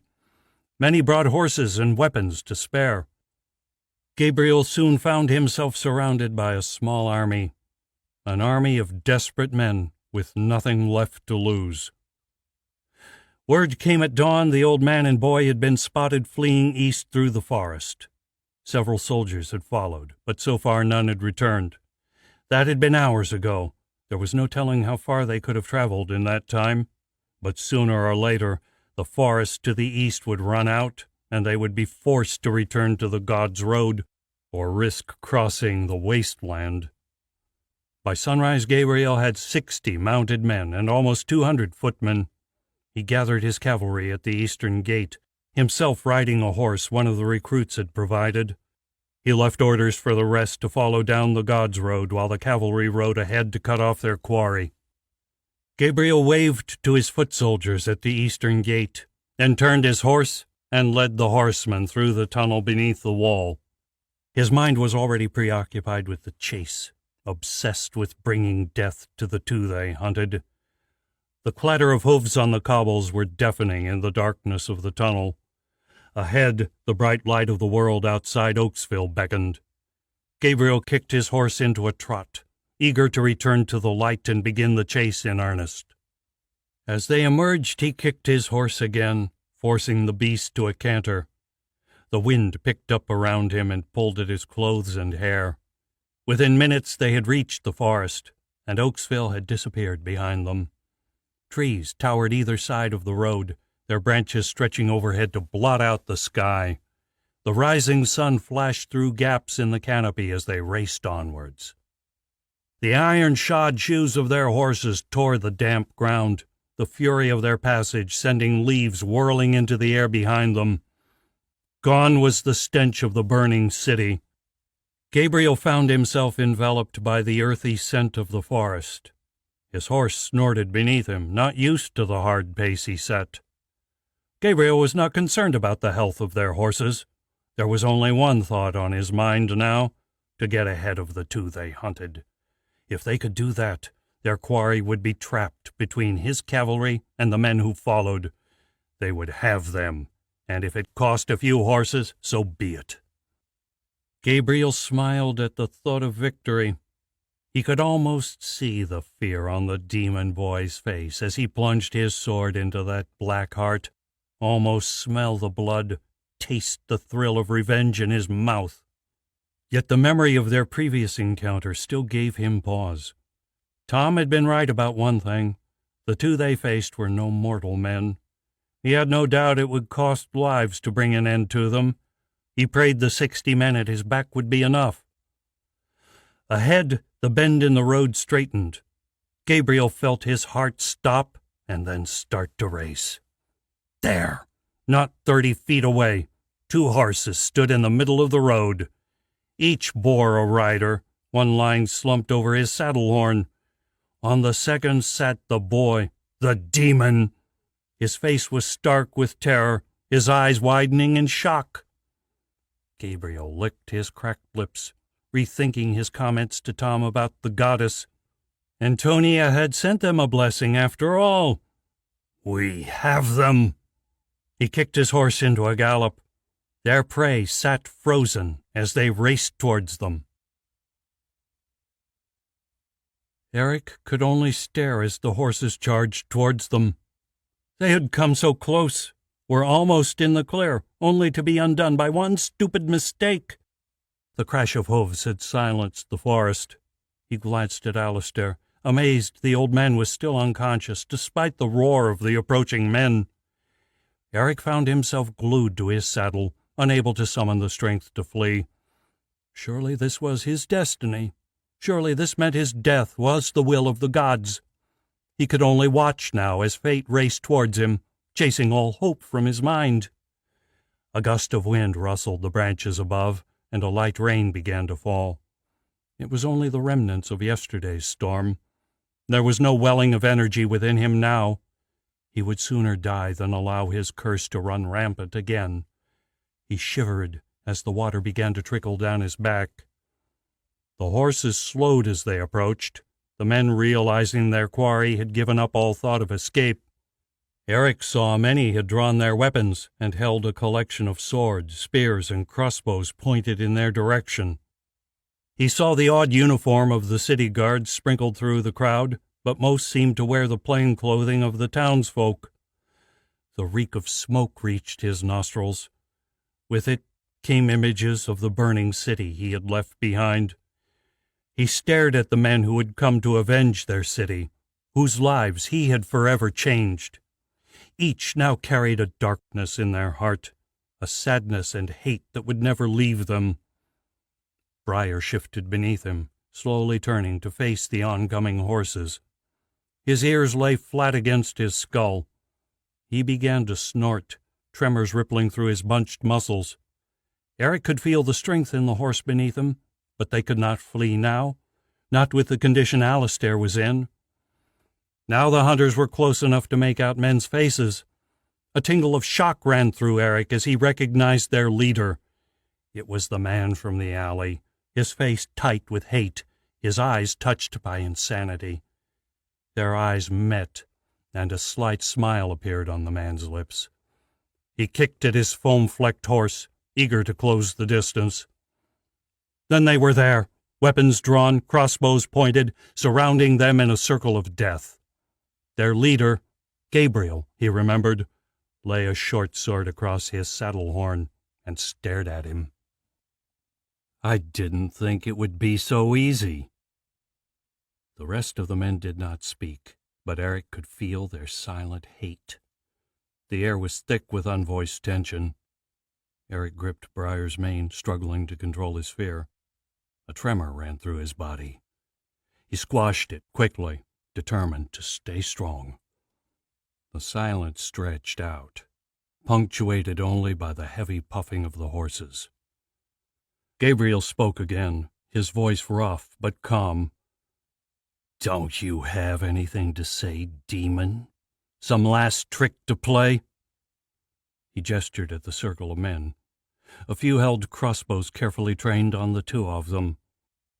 "Go ahead. See which is faster. An arrow or magic?" Eric swallowed, mouth dry. Magic? He had considered the idea before. Yet magicers were discovered at a young age and born to the noble families. Magic for commoners was the cheap parlor tricks of the circus, never anything of note. He shook his head. Either way, it did not matter. He measured his life now in hours, if not minutes. Gabriel's lips twisted into a cruel smile. Suddenly his fist lashed out across the space between them and slammed into Eric's ear. Eric rolled back in the saddle, teeth rattling, and only the saddle horn stopped him from tumbling to the ground. His ears rang, and tears leapt to his eyes. "There will be far more where that came from, demon!" Gabriel spat. "You will be granted no mercy from us." Eric looked around the circle of men and knew Gabriel spoke the truth. It was pointless, but he spoke anyway. "I cannot bring back the ones you have lost, but I swear to you, I did not mean to bring this destruction down on you. And if I have the chance, I swear I will dedicate the rest of my life making up for this terrible—" Eric broke off as Gabriel's fist smashed into his face again. He made no effort to deflect the blow. He knew any sudden movement would leave him dotted with arrows. "Do not speak any more lies, demon. You would have us believe that, he gestured in the direction of the unseen town, was an accident? No, you must be some servant of Archon himself to wield such horror." Eric trembled at the mention of the evil name. Archon was the ancient foe of the gods, who had brought war and darkness to the three nations almost a century before. A spell had banished him before his conquest was complete, though the legends still debated over whom had cast it. Eric's anger ate away his fear. "How dare you!" A horse's scream tore the air. Gabriel's mount reared up, a black-shafted arrow materializing in its chest. With a dying cry, it tumbled backwards, throwing Gabriel into the midst of his men. Then the air filled with arrows. The shrieks of dying men and horses rang out, and madness descended on the hunters. Eric could only stare in shock. War cries came from behind him. He turned and saw armed men rushing from the tree line. Most sported thick matted beards and long unkempt hair. All wore a terrifying scowl on their faces and the black leather armor of roving bandits. The host emerging from the trees seemed beyond count. A black tide of death engulfed Gabriel's men. They caved before its onslaught. A horse crashed into Briar and drove him from the center of the road. Eric pulled on the reins, struggling to control the horse's sudden movements. With his free hand he reached for his dagger and swung to face the horseman. "Come on!" Alistair's gruff voice shouted over the clashing swords. The old man now sat straight in the saddle. Color had returned to his face, although his left arm still hung limp at his side. He nodded his head towards the forest on the side of the road opposite from which the bandits had appeared. Eric nodded back. He kicked his heels and felt Briar leap beneath him. The horse was just as desperate to escape the scene of battle. Briar charged through the scattered men and horses, Elkano racing beside him. Bodies bounced off his shoulders, but he did not slow. A wall of greenery loomed ahead. Eric ducked his head against Briar's broad neck, terrified a stray branch would knock him from the saddle. He caught a glimpse of Alistair's face and swallowed hard. His eyes had lost focus, and his skin shone with sweat. He looked ready to pass out again. Then they were charging through the trees, unwilling to slow down, yet coming horrifyingly close to the tree trunks. Branches struck at Eric's face and arms, tore at him, threatening to throw him from the saddle. His ears throbbed with the erratic beat of his heart. Nothing mattered now but keeping low in his saddle. The forest briefly opened out, and Eric risked a glance back. He glimpsed a single pursuer through the tree trunks. He thought it looked like one of the townsmen. The man rode like a maniac, his eyes locked on their fleeing horses. He raised a crossbow, somehow managing to hold it steady as his horse crashed through the forest. Eric barely caught the telltale twang as it fired. The bolt whistled as it flew, but the shot went wide and struck a tree off to their left. The man tossed the crossbow aside and bent low over his saddle. He spurred his beast faster, eating up the short distance between them. Grimacing, Eric did the same, and urged Briar to draw alongside Alistair. He wobbled in the saddle as they drew opposite, then recovered and looked over at the old man. Alistair had his good arm raised above his head, his fist clenched hard. The veins on his forehead seemed to leap from his skin as he strained to attempt some fresh feat of magic. A brilliant flash of light burst from his fist, forcing Eric to look away. A cry came from behind them, and Eric looked back in time to see their pursuer knocked from his saddle. Timber crunched as the man dropped into the dense undergrowth, while his horse galloped on without him. Then Briar carried him out of sight. A few minutes later, Eric drew in a breath of relief and pulled back on the reins. Alistair did the same, and they drew to a stop. Still gasping for air, Eric slid from the saddle. His feet crumpled when they touched the soft earth. A swarm of insects rose up to meet him. He ignored them, his mind still reeling with the shock of the attack, of their escape. The damp ground felt reassuring beneath his hands, an anchor to reality. Finally, he looked up at Alistair. "Who are those people?" There was a sick feeling in the pit of his stomach. He already knew the answer, but could not bring himself to believe it. "A raiding party. Baronian bandits from the Black Leather. A lot of them, too. Gabriel and those men didn't stand a chance, not after being taken by surprise." "And Oaksville?" Eric croaked. Alistair shook his head. "There's no doubt what drew them here. The smoke from the town. I don't know. The town's walls are high, but if the gates are open—" A shiver went through Eric. For a pack of bandits to descend on Oaksville after the disaster last night, the chances were small the town would survive. Baronians were not known for their mercy. They were more than just outlaws. They were a godless, landless people. Some groups were peaceful, but most were ruthless killers who made their living from the misfortune of others.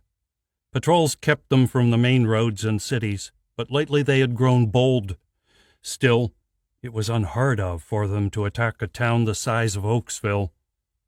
"Is there anything we can do to help them?" Alistair grabbed the bolt in his shoulder, grimaced, and tore it out.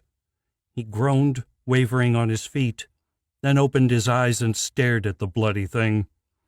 The puckered skin of his shoulder was bruised and swollen, stained by the blood that had scabbed around the wound. Fresh blood began to flow from the tear the bolt had left. Alistair grunted and threw the piece of metal away. His gaze returned to Eric. "No.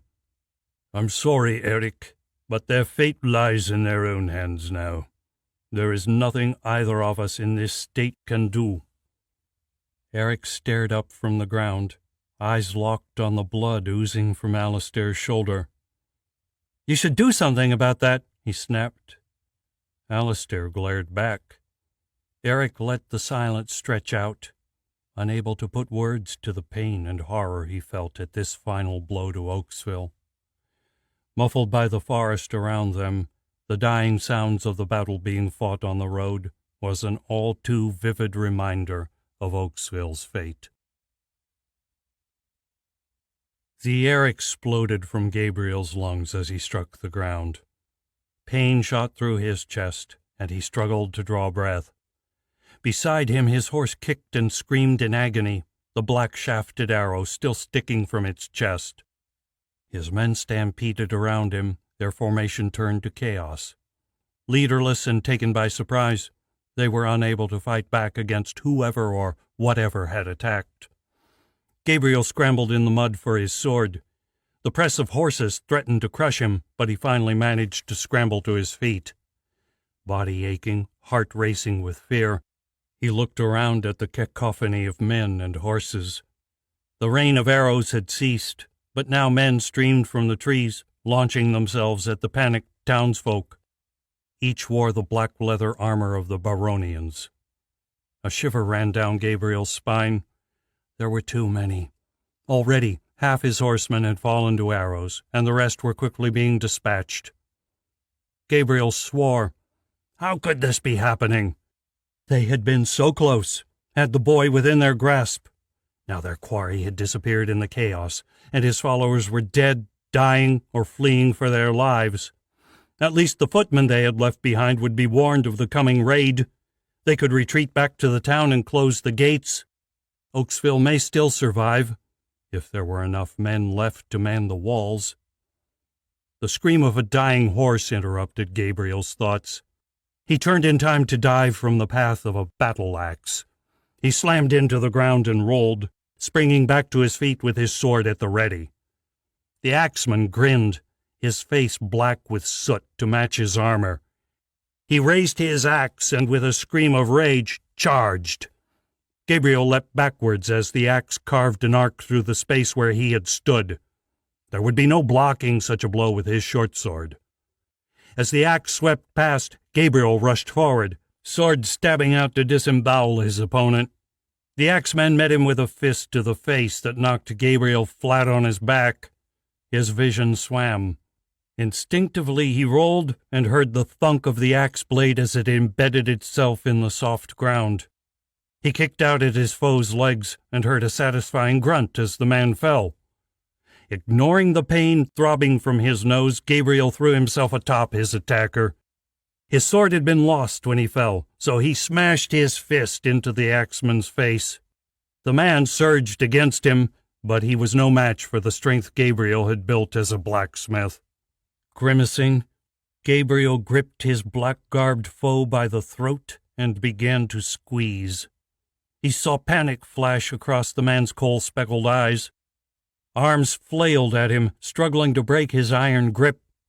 Veins bulged on the man's forehead, and his eyes began to turn red. Gabriel clung on, determined to destroy this man who had thwarted his revenge. His vision swept with red, and his ears filled with a wild cackling. A madness swept over Gabriel, and he was suddenly sure it was the laughter of the demon boy, taunting him with his freedom. When the laughter finally died away, Gabriel found himself strangling a dead man. Tears streamed down his face. He swallowed hard and stood, running his hands through his thick hair. What is happening to me? He looked up at the crunch of nearby footsteps. Another axeman approached, a grim look on his face. Rust speckled the blade, but it looked as sharp as any he had seen. Gabriel swept up his sword and regained his feet. He sidestepped the man's first blow, but this time was more cautious with the counterattack. Their weapons clashed, sparks leaping between them. The sounds of the battle faded away until there was only the ring of their weapons, the crunch of their boots, and his opponent's labored breath. The axeman raised his weapon again, and Gabriel caught the flash of blue eyes staring out from beneath bushy eyebrows. He ducked forwards without thought, and the decapitating swing passed over him. His shoulder struck the ground, but he rolled forward and regained his feet. His opponent's eyes widened in surprise. He struggled to bring his weapon about to defend himself, but Gabriel's blade was already in motion. He plunged through the man's leather armor and deep into his chest. A rattling sound grew in the man's throat.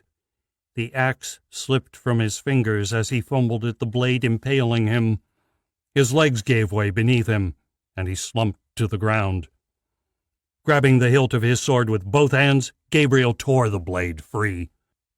He stumbled as his vision swam again. Now, the dark ghost of a man seemed to hover over him, hands reaching out for him. The spectral mouth opened, and the soft whisper of words touched the air. The language was strange and foreign to him.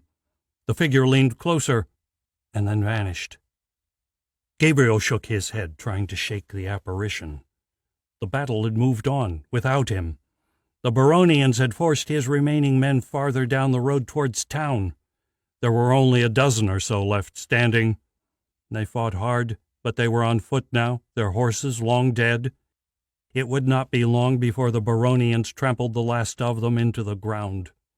As he watched, another villager died, a sword spearing through his chest. The dead and dying covered the road, most his own men. Far too few of their black-cloaked enemy lay amid the fallen. Riderless horses wandered aimlessly amid the corpses. There was no trace of the boy or old man. They had vanished, and so must he if he wanted to live, if he wanted to catch them. Gabriel slipped away into the forest, casting one last glance behind him. Through the press of bodies, the raised blades and falling leaves, he saw his last man fighting against the tide. Across the distance their gazes caught. Gabriel choked and looked away. He had not missed the accusation, the question. Why are you alive while we are dead? When he looked again, there was only the black and bloodied Baronians. Other than the few who had fled, his men were all slain. He moved further into the forest, for now he would hide. Later he would return to the road. There was only one direction his quarry could run now, and he would be waiting there for them. Gabriel sat on a cool stone pedestal amongst the trees, the rain falling around him. It had long since soaked through his coat and filled his boots, yet still he sat here. The strength and determination that had driven him this far had fled, leaving a dull emptiness within him. The patter of rain on leaves grew stronger. Water had begun to gather in the small dips of the pedestal on which he sat. With each drip, ripples raced across the puddle, reflecting and multiplying in on each other. Gabriel watched the ripples with detached curiosity. His hands were pale with cold, and every few seconds an involuntary shiver would shake his body. His sword stuck from the ground a foot away, in reach if the need arose. Gabriel shivered again, but not from the cold. There was a voice in his mind. "Beautiful, aren't they?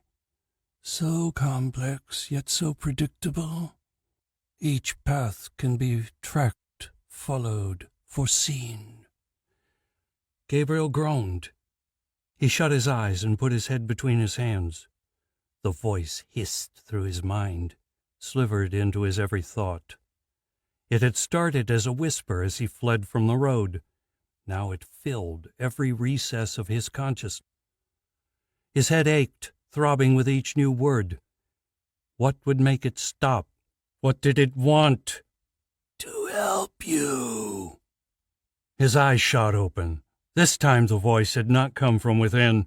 It was real. Gabriel reeled back as he took in the shadowy figure towering above him, tumbling from the pedestal in his panic. He opened his mouth to cry out, but no sound escaped. Shaking with fear, he looked up, praying he had imagined the apparition. The thing loomed, not just over him, but the whole clearing. The great trees of the forest shrank before it, the dark presence withering their ancient strength. The rustling of leaves, the shrieking wind, the sound of the rain, all seemed to flee before this being's presence. Dark silhouettes raced about the specter's body, clothing it in a cloak of living death. "It's not there," he insisted to himself. "You are correct, but that does not mean I am not real." Its voice was a roar now, deafening. Gabriel's mouth opened and closed. Finally he found his voice. "What do you want with me, then, evil one? Out with it!" A shrieking laugh filled the clearing. "Evil! Who are you to judge me of that? You know not who or what I am." Gabriel swallowed hard, but did not reply.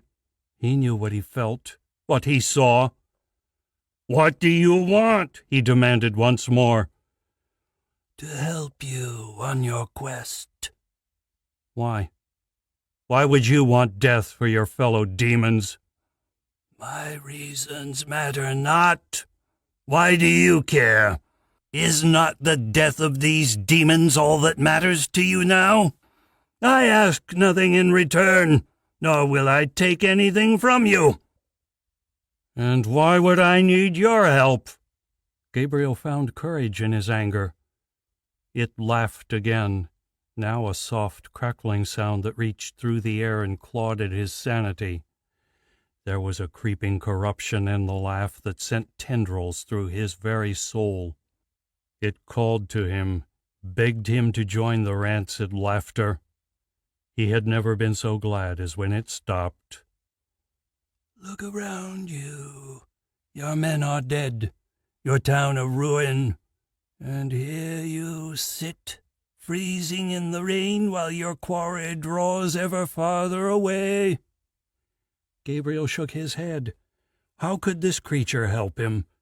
And even if it could, he was not so naive as to believe there would be no cost.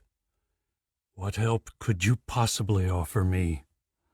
"Immunity from their magic, and the means to track them down." Uncertainty gripped him then, for what it offered would guarantee his success. Without their magic they were only mortal men, and he had already proven he could handle them. They would not escape justice this time. He looked again at the source of this gift, at the demon towering amidst the clearing. What would it gain from their deaths? Their deaths! The words rang in his head. Suddenly his choices were clear. If he accepted this offer, he would at least be able to rid the world of one evil. If he declined, both evils would continue unchecked. It was a simple decision. "I accept your gift," he whispered. Darkness descended around him. Chapter 7. Eric stared across the empty fire pit.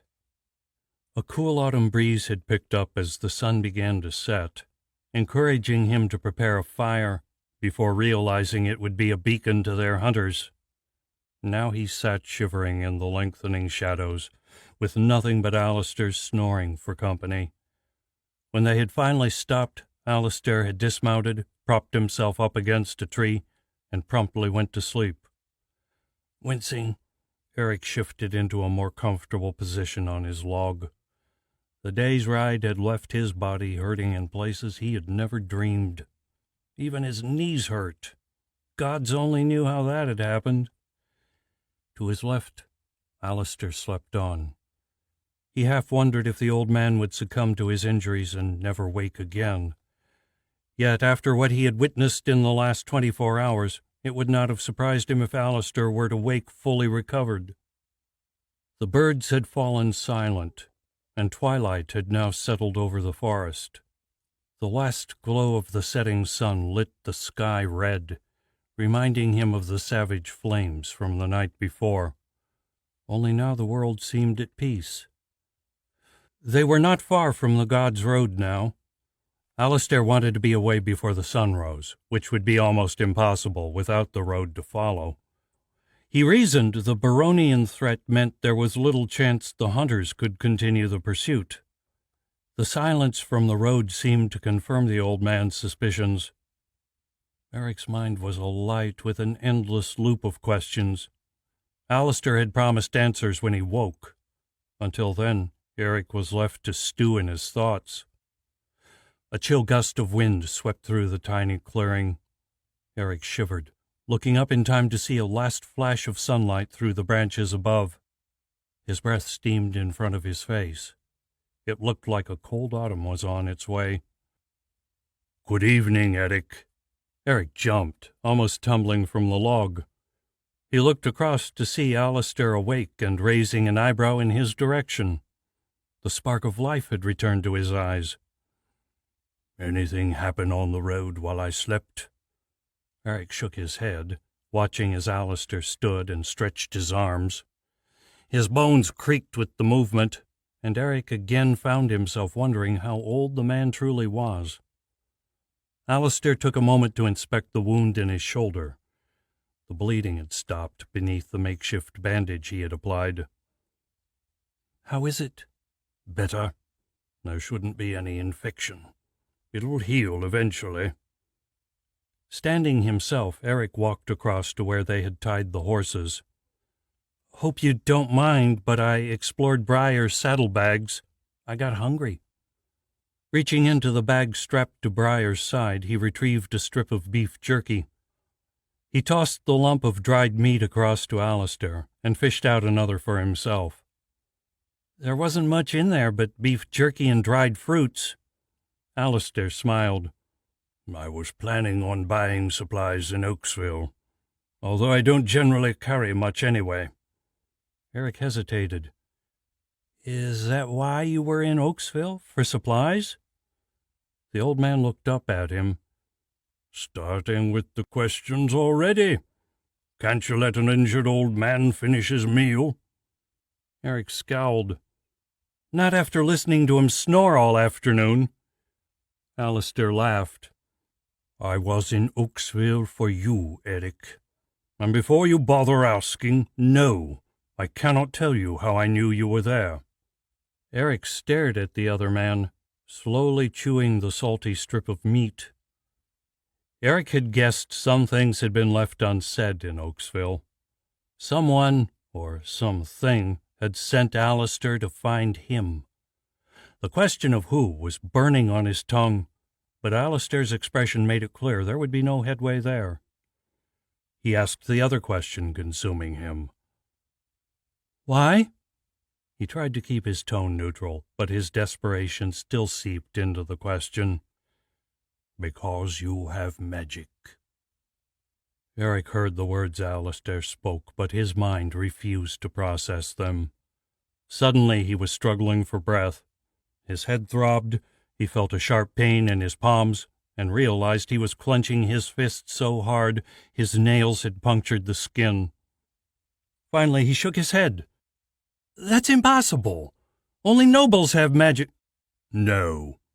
While it's true, most of those with magic are powerful people, the gift is not limited to royal families or the rich. It is passed down bloodlines from generation to generation." "But neither of my parents had magic." "Magic can lie dormant for generations, until it is all but forgotten before reasserting itself." Alistair paused for a long moment. "Such situations often have horrifying results." Eric closed his eyes, unable to face the truth. "No, it's not possible." A trembling began in his arms and slowly spread until his whole body shook. I thought it was a curse." A curse was beyond his control, but magic? People could control magic. "I'm sorry, no. The power you possess is far too great for a curse. No one has such power they could waste so much on a curse." Eric sank to his knees and felt the mud begin to seep through his trousers. A gurgling, growling sob rumbled up from his chest. His fingers dug into the soft earth, grasping for something solid to cling to. His eyes never left Alistair's. "Could I have stopped it? Could I have saved those people?" He regretted the question as soon as the words left his mouth. He was not strong enough to face the answer. "It's all your fault," a voice whispered in his mind. Strong hands clasped his shoulders and shook him. "Look at me, Eric." Eric stared at the old man. "Tell me, Alistair." "You could not have saved them, Eric. You could not have stopped the magic. Without training, magic responds to emotions like an extension of yourself. But once released, there was no way to stop it. Only proper training would have allowed you to do so." "It was still me, though." "It wasn't your fault, Eric. Magic is a wondrous thing when properly controlled. Yet it also has a mind of its own. It will do what it wants when it can, especially to preserve itself. And a threat to you threatens it. It is a part of me, though, and I could not control it." He paused. "I need to learn how." Silently he prayed Alistair could teach him. He had pledged to make amends for the deaths in Oaksville. If he could control his magic, perhaps he could take his first step on that journey. Alistair's eyes bored into his own. At last he nodded. "Very well. I will teach you." Eric felt a rush of elation. He sat back against his log, a smile tugging at his lips. For the first time in years, he felt a touch of hope. "Do you think it's safe to light a fire before we get started?" The night had closed in. He could barely make out Alistair's silhouette in the faint light. Somewhere in the darkness, an owl began to hoot. Soon, other creatures would begin to prowl the night. "I think that's a good idea," he shrugged his wounded shoulder. "I'm still too weak for an encounter with some of the animals that stalk these woods, and a fire will keep them at bay. I think both the Baronians and villagers will be occupied with each other tonight." He moved over to the horses. "It's a good thing you collected the firewood before night fell." A few minutes later they had a merry fire crackling. Eric stretched out his hands towards the blaze, feeling the chill flee before its heat. The fire cast the tiny clearing in a warm glow. "How old are you, Eric?" 17. A man since last month. Why?" Alistair chuckled. "Just curious. So young, but yes, you are by rights a man." They fell into silence. Eric stared into the fire, deep in thought. When he finally spoke, his voice was soft. "What is magic? It's not the cheap potions and gimmicks of the street vendors. So what is it?" He flicked another stick into the flames. Sparks rose up, drifting for a moment on a gentle breeze before fading. "No, magic is not a human creation. It is a part of nature. It comes from the forces that move us, the energy that drives the weather, the light of the sun.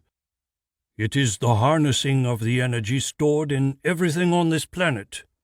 Only a lucky few have the power to tap into this energy, and even then there are limitations.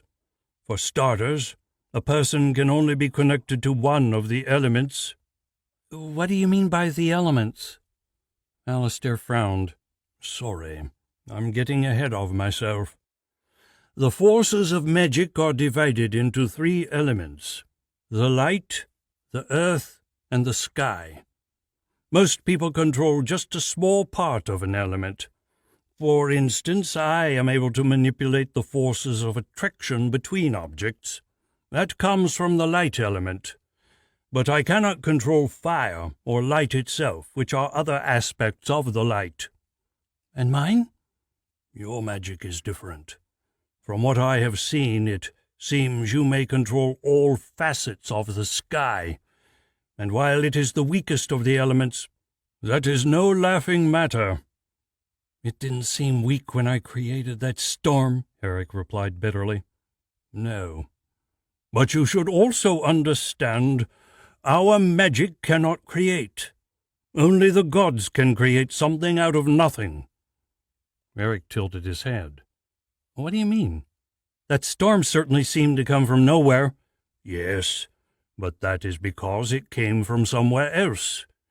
Your magic manipulates the weather, Eric, but it does not conjure it from nothing.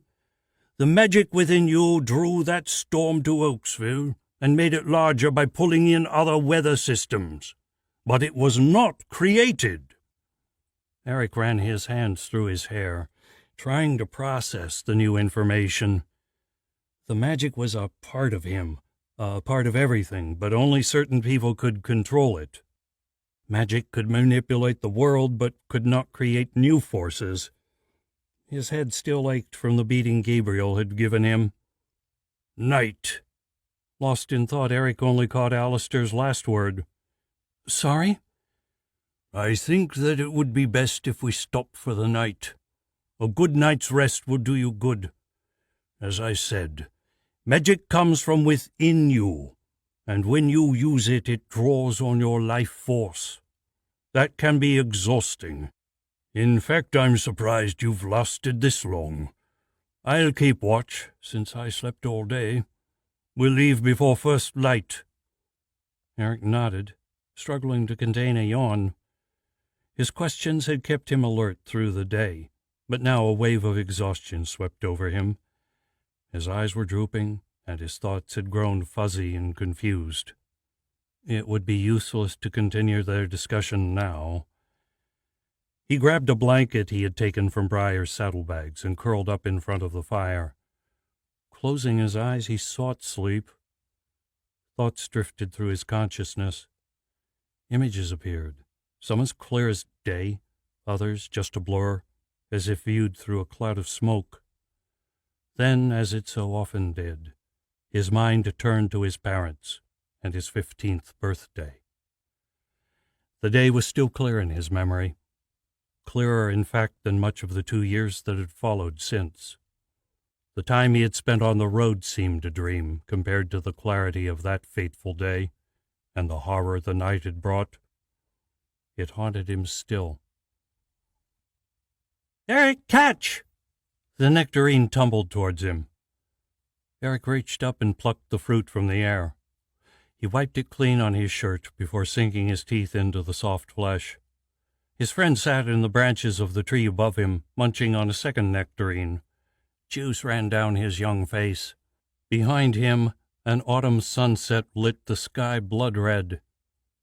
"So how does it feel to be old, Eric?" Matthew asked. Eric shrugged. "No different, really. Only I think it could mean a lot more work from here on out. My father's already talking about getting me in the fields." Matthew laughed. "That's too bad. Maybe you should just forget about this birthday thing. Stay young forever." Eric grinned back. "I don't think it works that way." "Eric!" a voice shouted from down the hill. "Come help set the tables. Just because you're a man now doesn't get you out of your chores." He swore sometimes his mother's voice could carry across mountains. "It begins," Matthew mocked in an ominous voice. "At least I get presents," Eric retorted as he started down the hill. Eric heard his mother's voice again and began to run. The ground was muddy from rain, but his sturdy boots carried him easily along the slippery trail. Covered by uncut grass and scraggly trees, the hill led down to his parents' house on the edge of town. Half a dozen other houses also neighbored the hill, but his family's was easily the smallest. Over its thatched roof and smoking chimney, he could just make out the rest of the farming village. It spread across the rolling plains, around 50 houses in all. In the distance, green mountains towered over the valley, hedging them in to the west.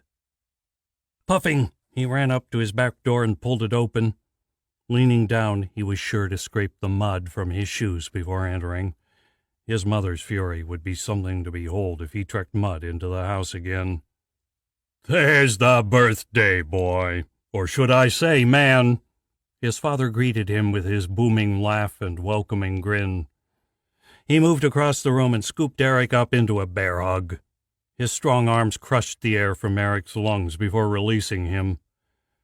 Eric looked up into his father's dark amber eyes. They were edged by wrinkles, with gray hairs streaked through his jet-black hair. They reminded Eric his father was no longer a young man. His mother's voice echoed from the corridor. "Sounds like it's dinner time. We'd better not keep your mother waiting, his father said, still grinning. Better late than never, I guess, his mother greeted them as they entered the dining room. Her hazel eyes locked on Eric from across the room. Despite her gray hair, his mother had lost none of her strength or will. She wore a dark blue dress and a smile, despite her scolding tone. Eric bowed his head. Sorry, Mum. I came as soon as I heard you.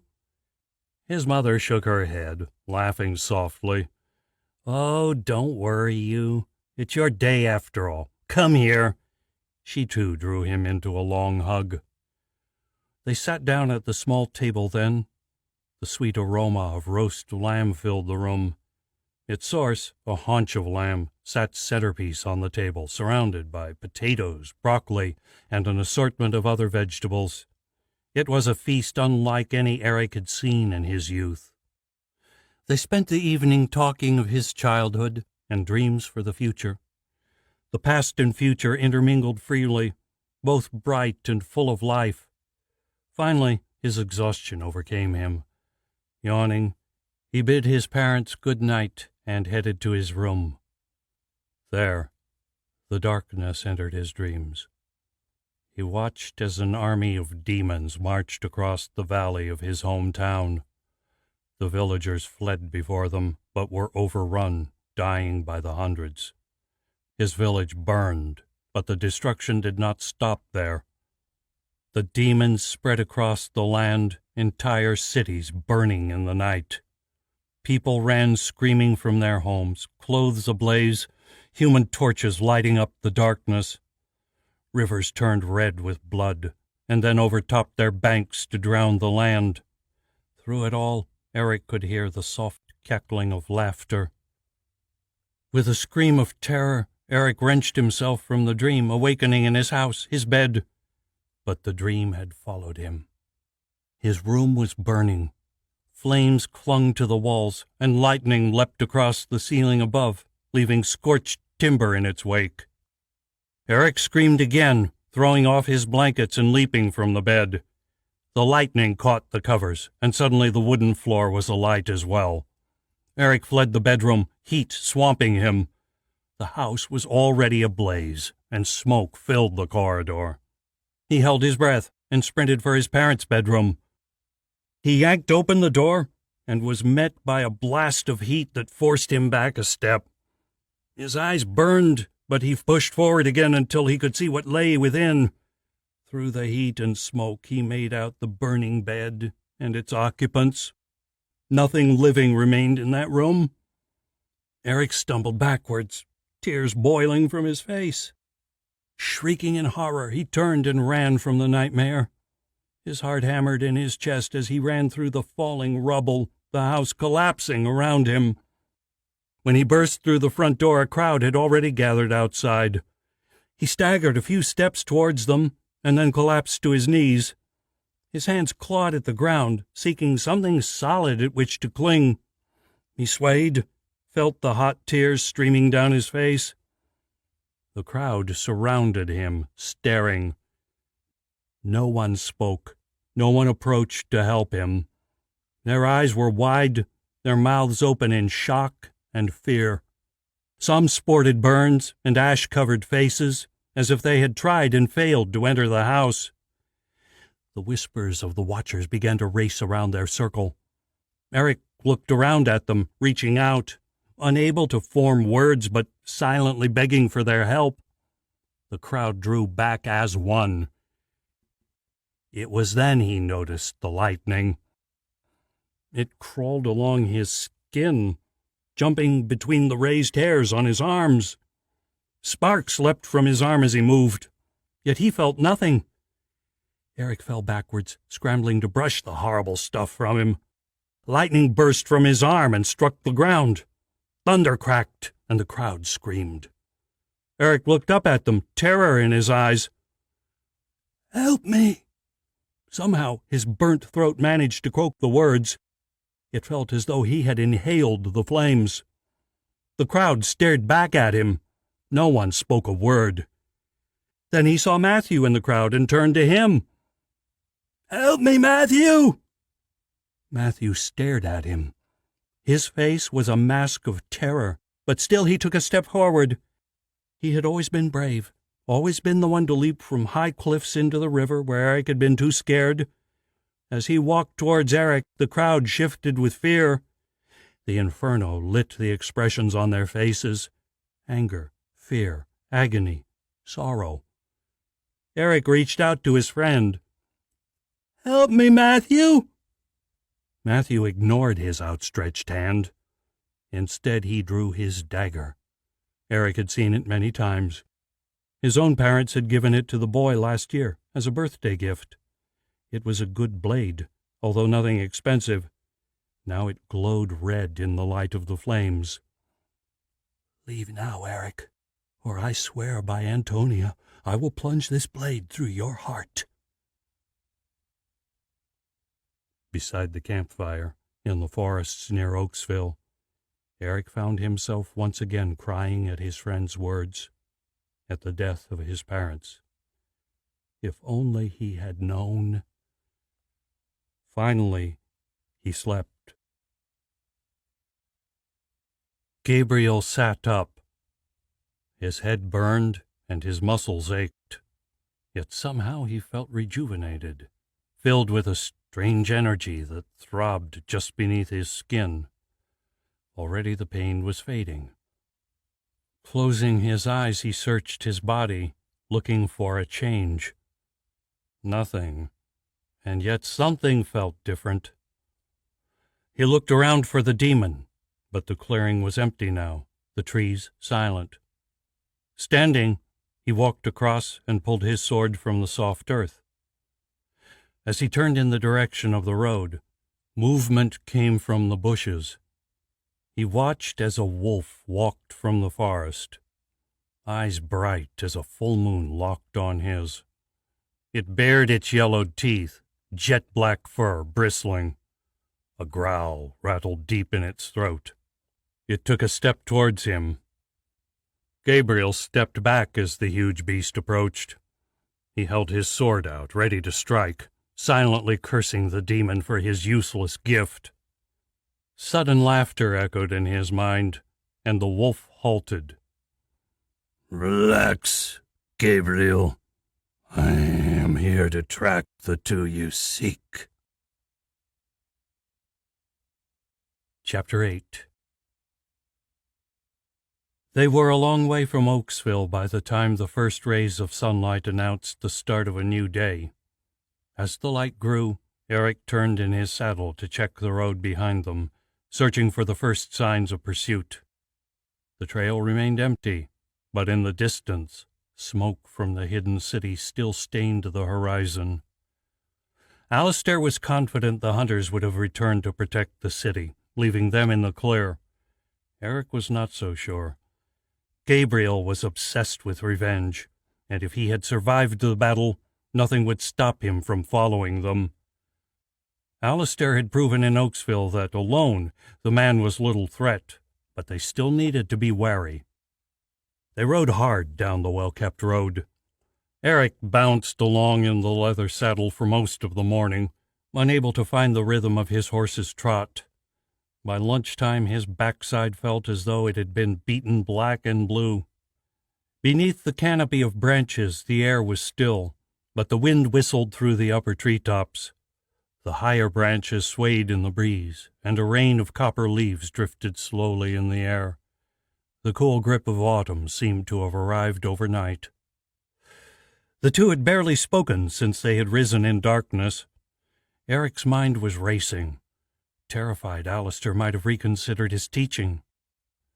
At last, he summoned his courage and turned to the old man. "Do you still want to teach me?" "Of course. Why should I not?" "The reason of daylight?" Alistair laughed. "No, daylight will not change my mind. A cowardly man might leave you, but I have never been a coward. Besides, without training, you would remain a danger to all you encounter." Eric smiled. "Then tell me about the elements. I thought they sounded familiar, and this morning I realized where I had heard of them before. They are the same powers the gods possess, right?" Exactly. Each of the three gods is a master of one of the elements. In fact, they are the embodiment of those forces. That is why, unlike us mortals, they have the power to create. It is also why, together, there is no force on earth capable of defeating them. Noticing Briar beginning to pull ahead, Eric gave a short tug on his reins. The horse snorted before slowing. And what exactly does each element control? A good question. Alistair scratched his chin. Well, let me think. The light is the simplest to explain, although it is the most powerful. The light allows wielders to control raw energy, although usually only one particular type. For instance, a magicka might be able to control fire or light, or even another person's magic. As I said last night, it gives me the ability to manipulate the forces of attraction between objects. Then there is the earth, which controls nature, animals, plants, even the earth itself. Humans, too, in rare cases. Healers also fall under the earth element. Finally, there is your element. The sky is a wild and unwieldy force, Eric. It is the most uncanny and tricky of the three elements. I see. Eric paused a moment to digest the new information. Where does that leave dark magic? Dark magic is the opposite of all that magic comes from. As I said last night, magic is a part of the natural world. Dark magic is wholly unnatural. To wield it, one must ignore the elements and give themselves to their magic. It takes someone whose thirst for power defies all reason to walk that path, for it will change you in ways you cannot imagine. Magic is a perilous force, and when given free will, it incites only ruin. Allow it free rein, and you may become a puppet to the very force you would control. Eric shivered in horror. The more he heard, the more perilous magic seemed to become. Before, he had feared the unknown. Now that he knew its name, his terror was only growing. As morning progressed to afternoon, the trees around them began to thin. Light streamed through the canopy above, the tree trunks on either side of the path shrinking to pale mimics of those near Oaksville. Dust rose from the road with each thump of their horses' hooves and hung in a cloud behind them. A dry, stifling heat set in with the afternoon sun. We are close to the edge of the wasteland now. It rarely rains here. The trees that survive have deep roots to tap the groundwater deep below the surface, Alistair explained. They pressed on. Eric wiped sweat from his brow, sweltering in the beating sun. The forest dwindled, turning to scraggly bushes and outcrops of rock. The sweat left his clothes sticking to his skin. The carcasses of ancient trees littered the forest around them. Eric could hardly believe the change he was witnessing. He had heard of the wasteland during his 2 years on the road, but he had steered well clear of it. Why are we heading towards the wasteland?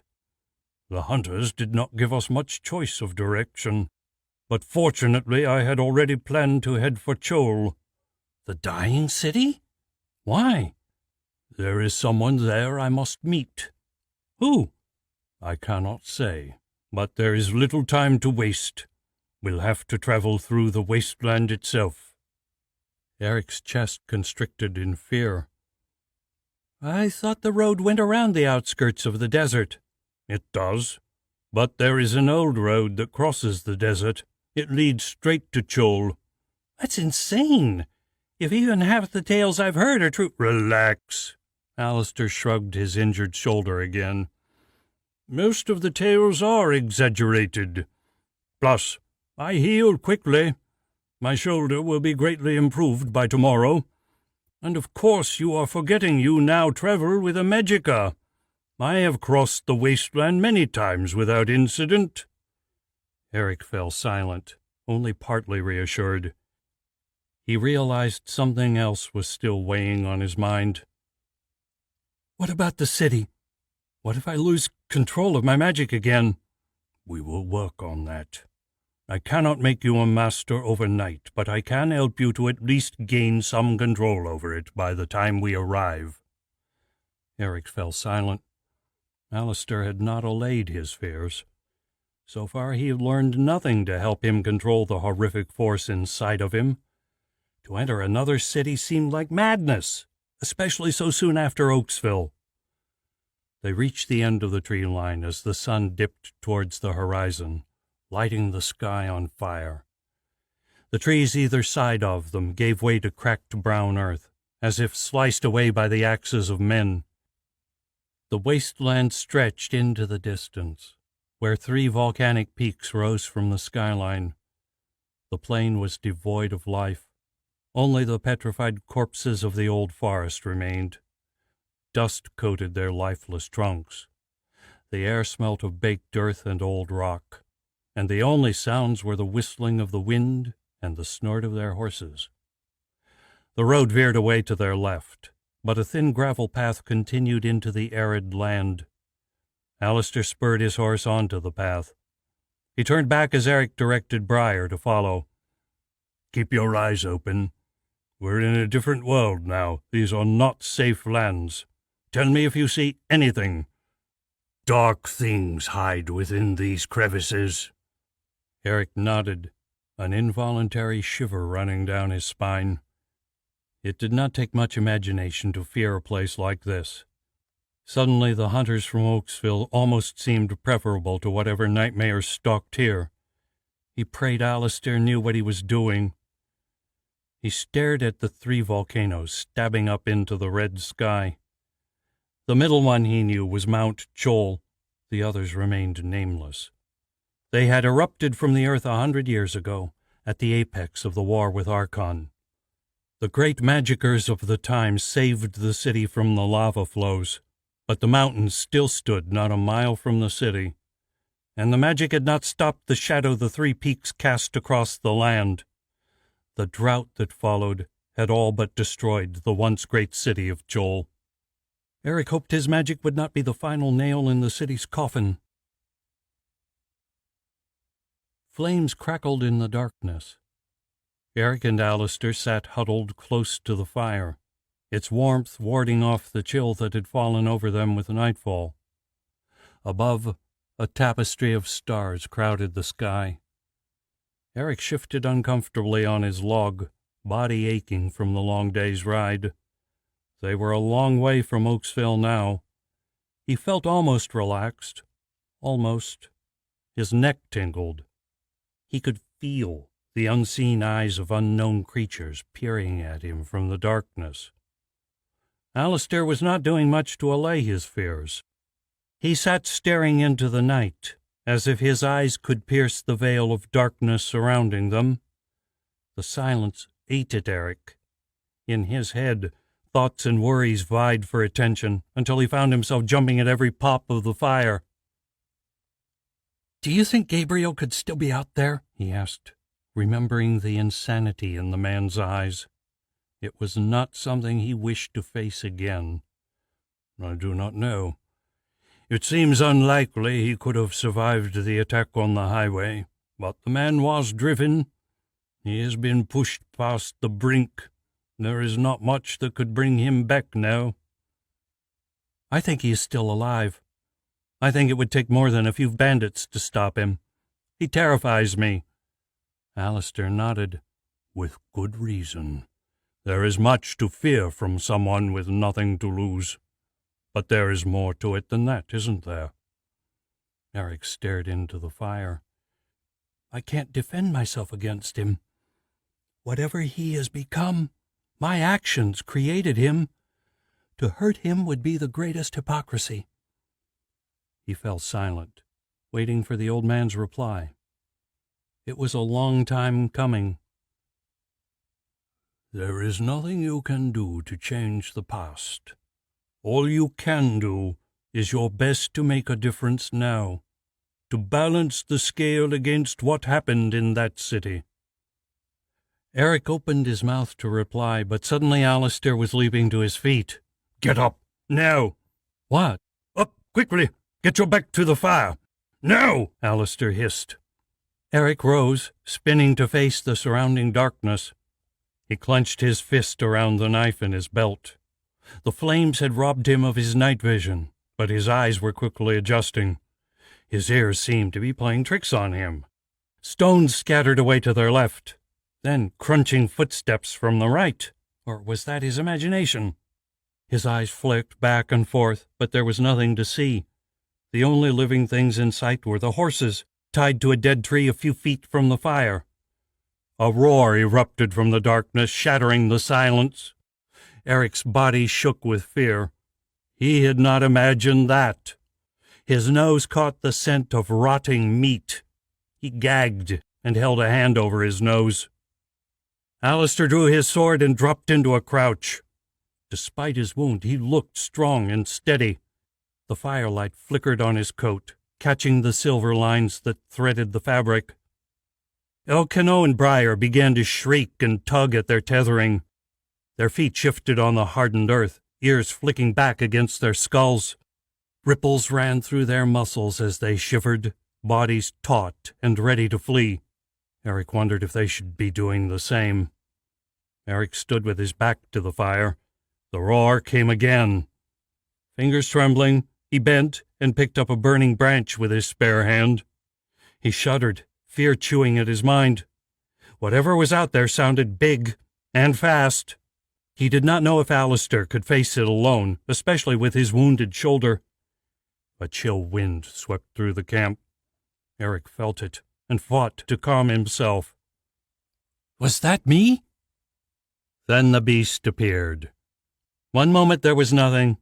The next, the creature stood in a circle of light, 10 feet tall on its hind legs.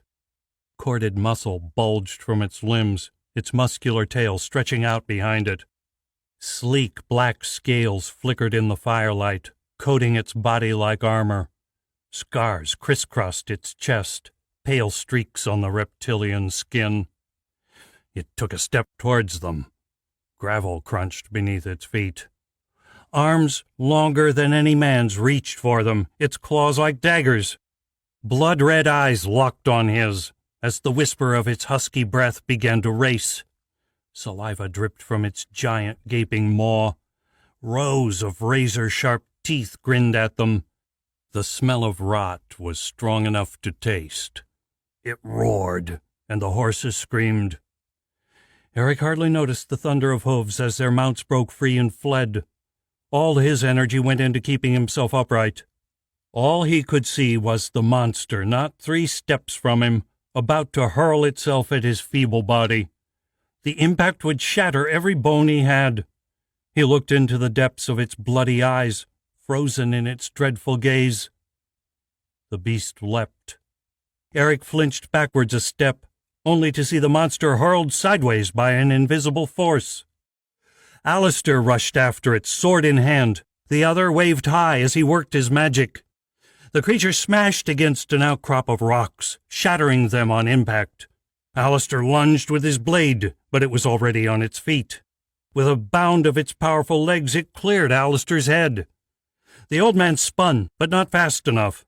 The massive tail whipped out, crashing into his chest. Alistair cried as the blow sent him tumbling through the air. Eric winced as his mentor vanished into the darkness. He clenched his burning branch tighter and raised his knife. He crouched as the monster turned towards him. This time he was ready. Before it could charge, he hurled the flaming branch at the creature's eyes. Sparks erupted into the night air as it struck. The creature reared back.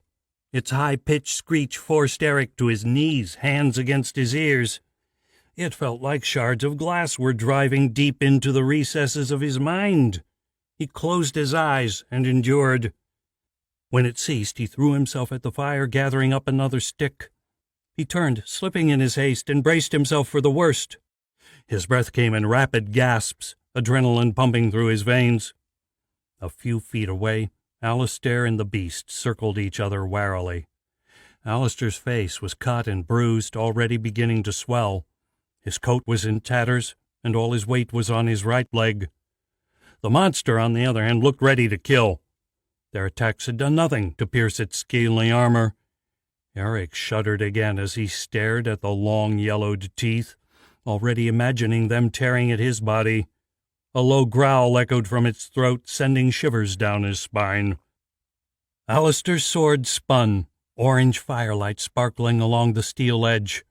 It lanced out, tearing through the brute's forearm. The monster roared, its claws slicing at Alistair. The old man danced backwards, and they cut thin air. His movements were steady despite his injured leg. The tendons in his neck strained, and there was a tightness to his face. It was taking everything he had to stay in the fight. Just one mistake with this beast would be the end of them both. Snarling, the creature bent its legs and threw itself at Alistair. A rock the size of a man's head flew from nowhere, smashing into the monster's jaw and knocking it to the ground. Alistair lowered his arm to release the magic and drove forward, sword striking at his foe. This time the beast was waiting for him. The sword plunged into its arm, but the other was already moving, tearing into the calf of Alistair's good leg. Ligament and muscle tore from bone, and the metallic tang of human blood sprayed through the night. Alistair screamed and fell. Somehow he kept a hold of his sword, tearing it from the creature. Thick black blood ran down its arm, dripping to the ground to mix with Alistair's. The beast loomed over him, neck outstretched, jaws open to bite through his skull. Eric could hesitate no longer. He let out a shriek that was half rage, half despair, and threw himself at the giant. It twisted its head and watched him approach, waiting until he came within reach. With graceful ease, it lashed out with its tail, knocking him to the ground and pinning him there. Eric strained to lift the muscled tail from his bruised body, but could not find the strength. Stars flicked across his eyes as it began to crush down. Suddenly he found himself unable to draw breath. The edges of his vision began to go black. It turned back to Alistair. "No!" The word was crushed from Eric's chest. He felt the familiar power within him stir. For once he did not try to resist. It was their only hope now. He surrendered to it, let its power boil through his blood. Strength flooded his body and his vision cleared. Faint sounds whispered to him on the edge of his hearing. Above the monster's growls, the wind whistled with a violent voice. Gales formed above, driving down towards them. They rushed towards the campsite, picking up dust, sticks, and stones. The firelight flickered, threatening to die. The winds gathered around Eric, tearing at his clothes and hair. He closed his eyes, trying to direct it, willing it to obey. He had no idea whether it would work, but it was all he could do. A surge of power rushed from him, and the winds roared. They struck the monster, hurling it from Alistair and pinning it to the ground. Before the gale could dissipate, Alistair was somehow back on his feet. He bared his teeth, his face stretched tight. Blood dripped from his nose and soaked his leggings. He swayed, a groan escaping him. It did not stop him. He stumbled to where his foe had fallen, where even now it was struggling to regain its feet. Alistair did not give it the chance. He drove his sword through its chest, straight into its black heart. Screaming, the monster lurched up and smashed Alistair from his feet. It turned and reeled towards Eric, the sword still sticking from its chest. The creature's breath came in a whistling wheeze. Claws reached for him. Eric scrambled backwards, eyes wide, mouth open in horror. He could not believe it. How could this thing suffer such a mortal wound and survive? The beast gave a horrible cry, a gurgle rattling from its chest. It cried again, fainter this time. It took another step towards him. Then it fell, slowly toppling forward and crashing to the ground. A cloud of dust whooshed out around it, blinding him. When he looked again, The creature's glassy eyes stared up at him, but it breathed no more. Eric sucked in a great, shuddering breath of air. Gabriel stood at the edge of the desert. Night had fallen less than an hour ago, and they could go no further. He stared out into the darkness, impatience gnawing at him. He did not want to stop, not when they were so close. I won't let them slip through my fingers again. We must wait, the wolf's voice spoke in the sanctity of his mind. Why, beast? Why should we be afraid of the desert creatures? Gabriel spoke aloud. Because they will kill you, fool. My master's magic will not protect you from teeth or claw. It will be safer in the woods tonight. One less night spent wandering the cursed desert. Gabriel gritted his teeth. Very well, he snapped, storming into the trees. He could see the wolf shadowing him as he looked for a place to camp. He had already grown to hate it, a constant reminder of the deal he had struck.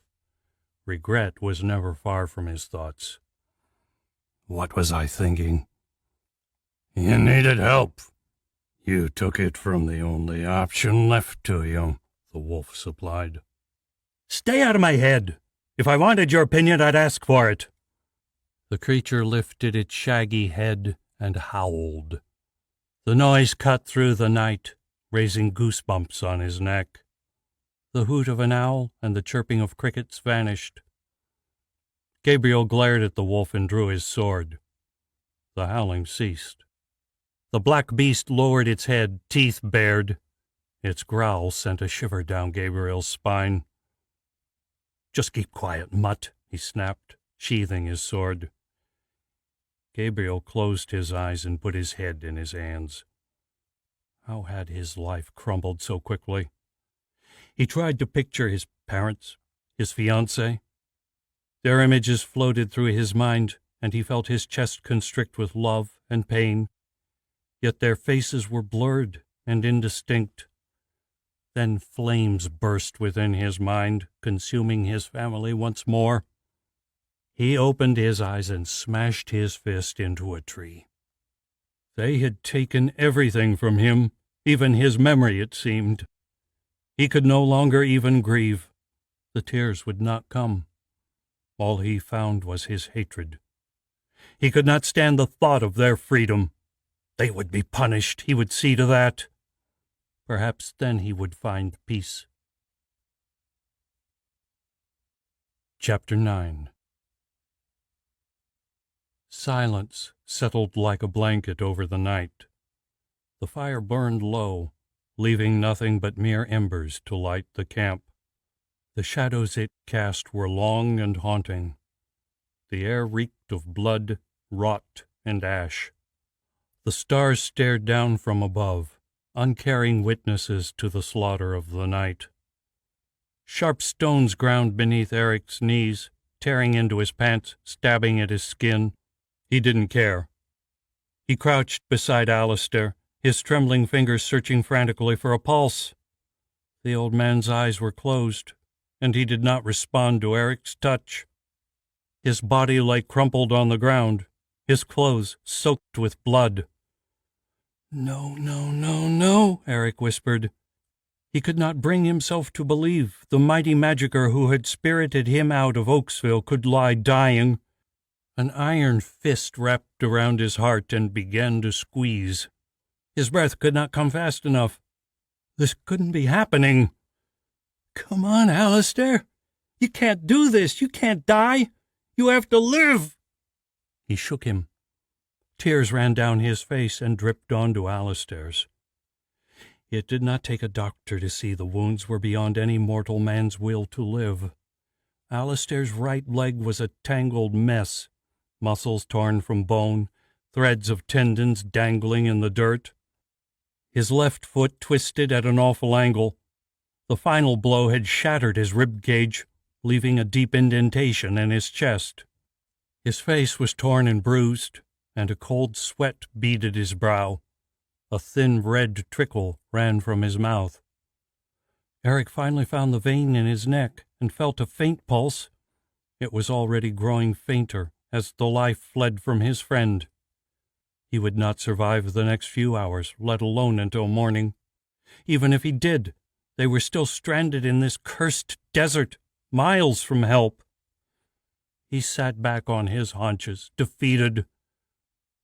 "Please wake up," he begged. "Don't cry, Eric," a voice spoke from the darkness. Eric's heart skipped a beat. He leapt to his feet, swinging around to face the new threat. It was almost beyond him to care, but he was determined not to go down without a fight. Pitiful as that might be, his body was shaking from pain and exhaustion. It would take little more than a child to defeat him. "Don't be afraid, Eric." The voice was soft and feminine. Eric was not about to let his guard down. "Who are you? How do you know my name?" Stones rattled as a young girl stepped forward into the light. Her features were faint, as if glimpsed through a misty veil. All he could see of her face was the violet glow of her eyes. An elegant sky-blue dress wrapped about her slight figure, spotted by the blurred green images of what might have been flowers or leaves. A faint glow seeped from her pale skin. The scent of lilies and roses fluttered on the air, bringing with it images of a summer meadow. Her bare feet carried her closer. "I am Antonia, goddess of Plorcia," she said. Eric gaped, eyes wide, his mouth unable to form a response. It was not possible. Antonia was a goddess. This girl could not be older than 12. How?" he stuttered. His mind was reeling. "This cannot be possible." "How did I come to be here? How could I be the goddess? How? Antonia's tone sounded amused, as though she were holding back laughter. Eric could not make out her expression, but he imagined she was smiling. The goddess came closer. "We can howl all night, Eric. First, though, I need to save the wily old man. Step aside." Eric stood speechless as she moved past him. Her movements were smooth and graceful, as though she glided over the ground. Only the soft crunch of her footsteps gave her away. The night around them had suddenly lost its terror, touched by the gentle light of the goddess. It was as though sunrise approached, banishing the evil of the wasteland back to the shadows. His eyes followed Antonia as she crouched beside Alistair. His heart pounded like a galloping horse, his breath coming in rapid gasps. He still could not believe what his eyes were telling him. Antonia looked up at him. "Would you stop staring?" Eric's mouth opened and closed, but no sound emerged. His stomach clenched in knots. "Honestly, you look as though you've seen a—" Her eyes widened. She placed a hand over her mouth and groaned. "Oh, damn it! I'm so sorry, Eric. Sometimes I forget." She snapped her fingers. The mist faded away, and the radiance of her skin softened. Her features finally came into focus. Curls of silky brown hair hung across her face and cascaded down her back. A button nose sat between her violet eyes, and there was a faint sprinkling of freckles on her cheeks. Strands of hair caught above her left ear until she shook her head to free it. The wisps of hair fell to the side of her face. Staring into her eyes, Eric was struck by their depth. They spoke of an ancient wisdom held only by the immortal. Her mouth twisted in a wry grin. Antonia laughed, the sound bubbling like music. "You look more stunned than before. Not what you expected?" Eric found himself grinning in spite of himself. The tightness in his chest relaxed, and he found his voice again. "Not exactly." He paused, his chest swelling with hope. Can you really help him? Just watch and see. She turned away and placed her hands on Alistair's chest. Antonia closed her eyes. A slight frown creased her forehead, and a shadow passed across her face. She hunched her shoulders, her little fingers digging into the torn cloth of Alistair's shirt. Blue veins appeared against the creamy skin of her arms. A faint green light bathed the two of them. Eric felt its warmth on his cheeks, as though he stood before a great fire. The light settled around Alistair, soaking into his skin and wounds. Eric watched wide-eyed as the muscles of Alistair's leg reattached themselves to the bone. The angry red of the skin surrounding Alistair's wounds faded, while color rapidly returned to his face. All over Alistair's body, cuts closed, and bruises vanished. His broken limbs straightened with sharp cracks. Within minutes, the only sign remaining of the battle Alistair had endured were his torn clothes and bloody sword. Antonia gasped and sat back on her haunches. A trickle of sweat ran down her forehead. The invincible aura had vanished. Now the goddess looked tired and strained. Her hands shook when she stood. She looked over to Eric. "He'll sleep for the rest of the night. That should give us some time to talk, Eric." His head shot up when she spoke his name, his heart racing with sudden fear. Antonia was the goddess of Plorcia. Was she here to punish him for the disaster he had brought to one of her cities?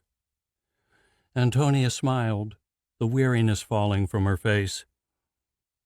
"I am not a vengeful person, Eric, but I know you desire redemption, and I would like to offer you that chance." She paused, her grin turning mischievous. "And I can answer a few of those burning questions dancing around your head." "What do you mean by redemption?" Antonia laughed. "Oh, we're so serious. Why don't we save that for later? Ask your other questions." Eric sighed, frustrated. Then he smiled and asked the question that had burned since she first appeared. "Why do you appear as a child?" Antonia giggled. "Blunt, too, aren't you? Most people take a few hours to gather the courage to ask that." "And do you answer them?" Eric felt unusually bold around the young goddess, as though some spell had been cast to dismiss his usual caution. Her cheerful personality was catching, her smile infectious. "Of course. People should know the history of those with power, even their gods." She paused, her voice taking on a serious tone. 500 years ago, the three of us were just spirits. We were still the eternal embodiments of magic, but powerless. A few lonely priests recognized us in their rituals, but we were unable to touch the physical realm. There were just two nations then, Lonia and Trolla, and they were constantly at war. Death besieged the land. The magickers cast horrible spells, and entire armies were lost in the chaos. It seemed the two nations were destined to wipe one another from existence. Eventually the destruction became so great, the priests of Trolla decided to embark on a great gambit, to summon the spirits of magic to physical form. Knowing us to be creatures of balance, they hoped we might bring peace. Joining their powers, they worked a grand magic, one unlike any that had been or has come after. The spell condensed our spirits, allowing us to assume the bodies we still wear today. It was then I chose this appearance." "Did the plan work?" Antonia smiled. "In a way. Darius, my oldest brother, remained in Trolla while Jurian went east to Lonia. Together they returned the surviving soldiers to their homes. I gathered the refugees, those disillusioned with their home nations, and led them to the wastelands left behind by the war. Together we created Plorcia from the wreckage, to be a buffer between the two nations who had hated each other for so long. The people loved us, for we were gentle and kind, where their rulers had always been hateful and selfish. And the new kings and queens we brought them were loved as well. Yet our summoning also inadvertently created Archon, and the seeds for a fresh conflict that almost destroyed all the good we had created. A breeze carried the stench of the dead beast to where they sat.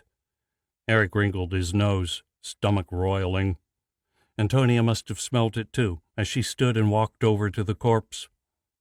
Eric joined her. The two of you did well to slay it.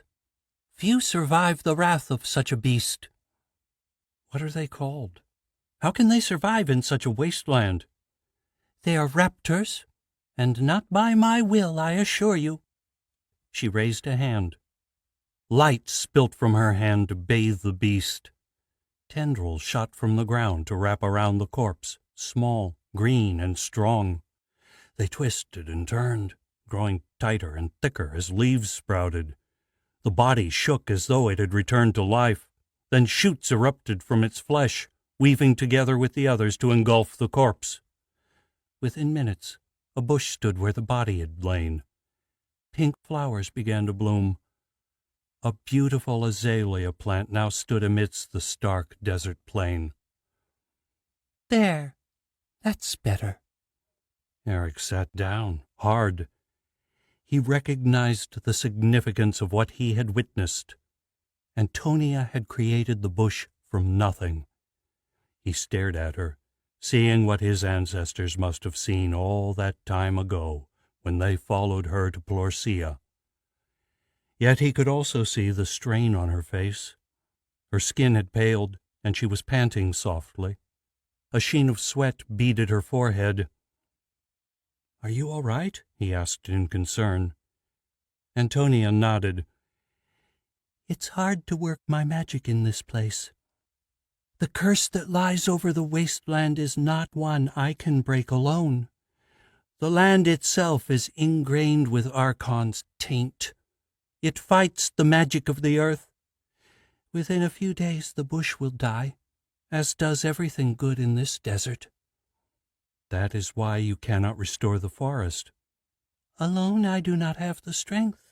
It is Archon's last mockery, that my nation be cursed with such a place of death." Antonia's voice was laced with bitterness.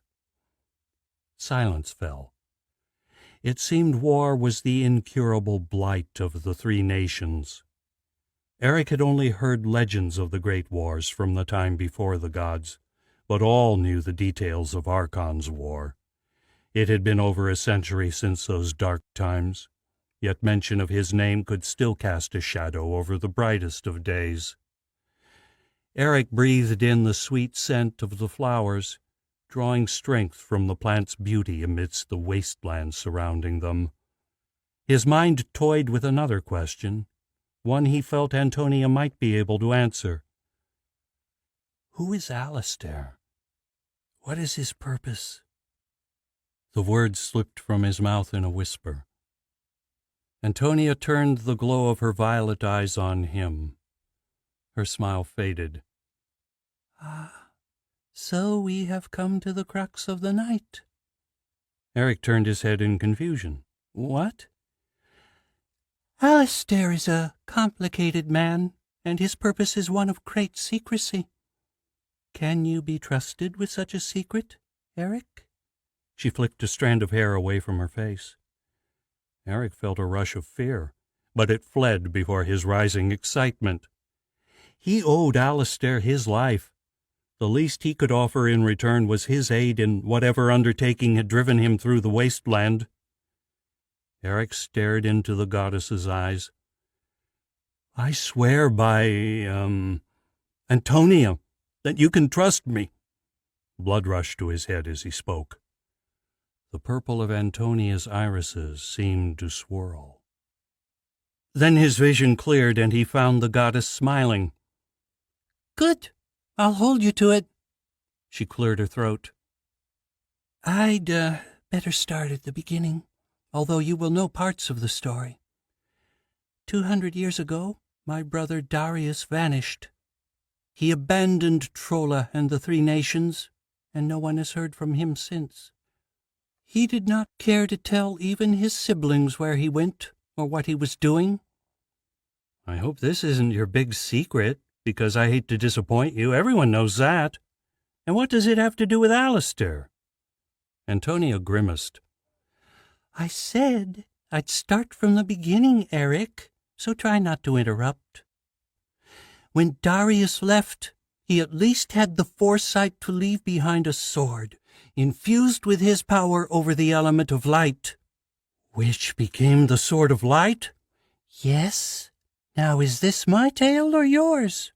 Antonia's eyes glittered dangerously. Eric blushed and shut his mouth. Unfortunately, the sword was useless. Worse than useless, in fact. It was deadly to any mortal who touched it, or so it seemed. Even Jurian and I were repelled when we tried to wield it. For a time we allowed magickers from across the three nations to test the sword. It burned them all to ash. Eventually we had to stop. The price had grown too high. So for the next 100 years, Trolla was godless. Worse, without Darius's power over the light to aid us, Jurian and I were stretched thin. The land weakened, and the dark things crept from the holes we had banished them to. The hearts of the people grew hard. Even in Plorcia and Lonia they suffered, for our power is infinitely weaker without the three. Then there came a day when the dark things vanished. No one could explain it, but somehow there was peace again. The people began to speak of Darius's return, that the god of light was in hiding and would soon reveal himself. Jurian and I knew better. We would have sensed if our brother was near. At the end of that year, the dark things returned. Ghouls and raptors and countless unnamed beasts flooded from the northern Badlands, marching beneath the banner of Archon. That was the beginning of Archon's war, wasn't it? Eric had never heard this part of the tale before. The legends spoke only of the war itself, not how it had begun. He looked up when she did not continue. Fire burned in Antonia's eyes, but he found himself grinning. It seemed even the patience of the gods was limited. Perhaps they were more human than he realized. Eric managed to look contrite. Sorry, won't happen again. Antonia rolled her eyes, and he ruined his act with a soft chuckle. The goddess smirked, a sly twist to her lips that spoke of drastic consequences if he disturbed her again. Eric's laughter died in his throat. Okay, where was I? Archon. He was a Trollan man once, one who fought against the appearance of the gods. He wielded a powerful magic, but it was not enough for him. He gave himself to its dark side. With the power it gave him, he killed the master of the priests who had summoned us. For that, they banished him to the wastelands in the north. It wasn't until he reappeared leading his army that we realized our mistake. His mastery of the dark magic had given him immortal life, and he had spent the centuries building his powers. I have never seen a more potent human, nor one with so little humanity remaining to them. The darkness he wielded could not be matched. Even by you? This had always confused him. How could Archon have wreaked so much havoc when two gods still opposed him? Antonia sighed. With Jurian at my side, we stood against Archon's madness. We attacked him with every ounce of the earth and sky we could muster. The darkness consumed it all and threw it back in our faces. The dark magic tore into us, ripped at our skin, and stole into our very souls. For a second I thought it would consume us. I felt myself teeter on the brink of madness, and then a blast of lightning shattered its grip. My senses returned, and I threw up a wall of vegetation between Archon and ourselves. Before he could burn his way through, we fled. We barely escaped with our lives." Antonia's tiny body shook, and a glitter of tears were gathering in her eyes. Eric hesitated, and then reached out a hand. Antonia took it with a small smile. It seemed a futile gesture, considering who and what she was, but he made it all the same. Antonia shifted so they sat side by side. "You're a sweet soul, Eric." She hugged him before continuing with her tale. "With our magic defeated, the three nations were left with no choice but battle. Archon was powerful, but his army still had to cross the gap. So we mustered fighters from every town and city of the three nations, and for the first time in 400 years the people marched to war. Together the armies of Trolla, Plorcia, and Lonia manned Fort Fall and prepared to defend the gap. It was the first time in history Trolla and Lonia stood side by side against a common foe." Eric was silent now. He had heard this part of the tale before, but the way Antonia told it was personal. She had been there, witnessed and mourned the deaths of her people. They were not just historical figures from an old book or legend to her. She had felt the fear that plagued the land, the hate that had taken seed in human hearts. "We did not have to wait long. They came like hell itself unleashed. Demons, beasts, and men. 1,000 raptors like the one you fought tonight, and many creatures more horrible. The men who fought alongside them were the scum of society, those who had been banished to the north in punishment for their crimes. Against them stood the men and women of the three nations. Flames seared holes in our ranks, and the earth opened to swallow men whole. The claws and swords of the enemy seemed endless. Yet whenever one brave soul fell, another stepped forward to take their place. And damn it, we were winning. Then Archon took his place on the battlefield. He flew overhead, morphed beyond all recognition, darkening the heavens with his magic. Clouds gathered around him, and my heart clenched in terror. I felt Jurian release his magic, trying one last time to tear the monster from the sky. It was only seconds before he collapsed to the ground, coughing blood. But Archon did not care about our feeble attempts to stop him. Until then he had only toyed with us. I felt his whisper in my mind. "Feeble, powerless beings, can you do this?" Then the sky opened up, and it was not rain or lightning that fell, but fire. Flames engulfed the gap. Thousands upon thousands of our people fell in the minutes that followed, consumed by Archon's dark firestorm. Brave souls all! I watched in horror, powerless to save them. My heart broke as I felt the lives of my people erased from existence, as those who had loved me were cast burning into the abyss. Now tears spilt down Antonia's face and ran down her freckled cheeks. Eric hugged her again, unable to imagine the horror. All those people. Their bravery and strength meant nothing against Archon's magic. They had never stood a chance. Antonia sniffed, and in a half-choked voice continued her story. "We fled with the shattered remnants of our armies. I used what feeble magic I could still summon to stall the dark host that chased us, but we lost many more as we retreated. Jurian's defiance had cost him dearly, leaving me alone to stand against Archon's might. Only one king survived the catastrophe at the gap. His name was Thomas, the king of Trolla, and he led the retreat. At his side was his champion and bodyguard, Alistair. Eric blinked. It took a full second to process what he had just heard. He broke away from Antonia, staring at her in shock. That's not possible. That would make Alistair over 100 years old. Antonia nodded. Alistair has enjoyed an unusually long life. 1 in 1,000 magikers will age far slower than a normal human. Alistair is one of those lucky few. Eric's mouth hung open. Choosing to ignore Eric's disbelief, Antonia continued with her story.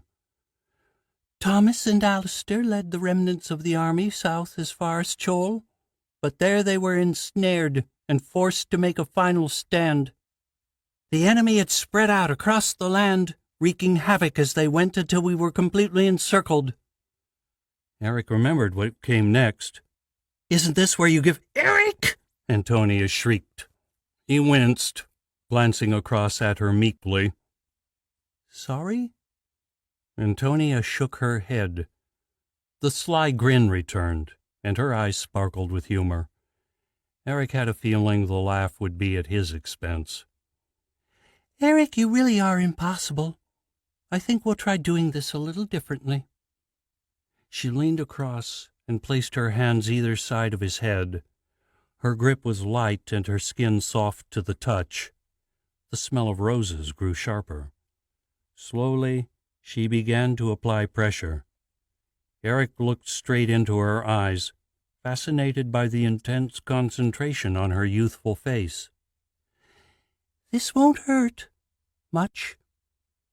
Pain exploded through his skull, and everything went black. Chapter 10. These are Alistair's memories. Enjoy. Antonia's voice was soft and distant. Eric's vision returned, but he no longer sat by the fire in darkness, was no longer even himself. Alistair looked out over the forest of campfires, encircling the city like a giant claw. The specks of light stretched north as far as the eye could see. More enemies yet to reach the battlefield. The night tasted of ash, and above, the stars hid behind clouds of smoke. Florcia was burning, and Chol was all that remained to stand against the dark tide. It would not be long before they swept the city away as well. Archon's armies would attack before the dawn. He could feel it in his blood. The walls of Chol stretched away to either side of him. Men and women packed the battlements. The light of the enemy campfires lit their faces, revealing their masks of courage. Alistair's chest swelled with pride. These were ordinary people, farmers and merchants, fishermen and foresters. Yet he knew they would not break. They would stand to the last against the hosts of evil, hopeless as it may be. Alistair took a deep breath and moved back from the ramparts. They were 60 feet high and just over 15 feet wide. No siege engine would breach them, but the massive forest surrounding Chol would supply plenty of wood for scaling ladders.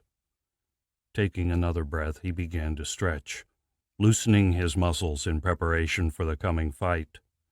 His chainmail rattled with each movement. Its weight did not bother him, but he knew it would grow heavier as the battle stretched on. He closed his eyes, allowing fear and thought to drift away.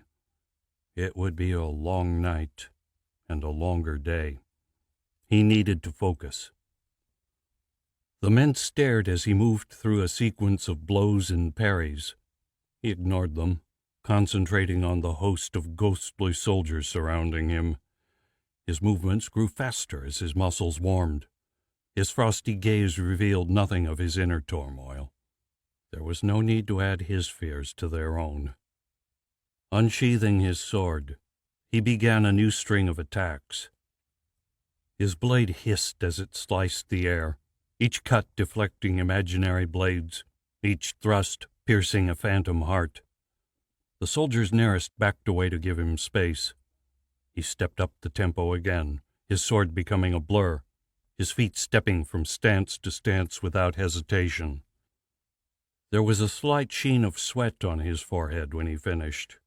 Warmth flowed through his muscles, and the steady beat of his heart told him he was ready.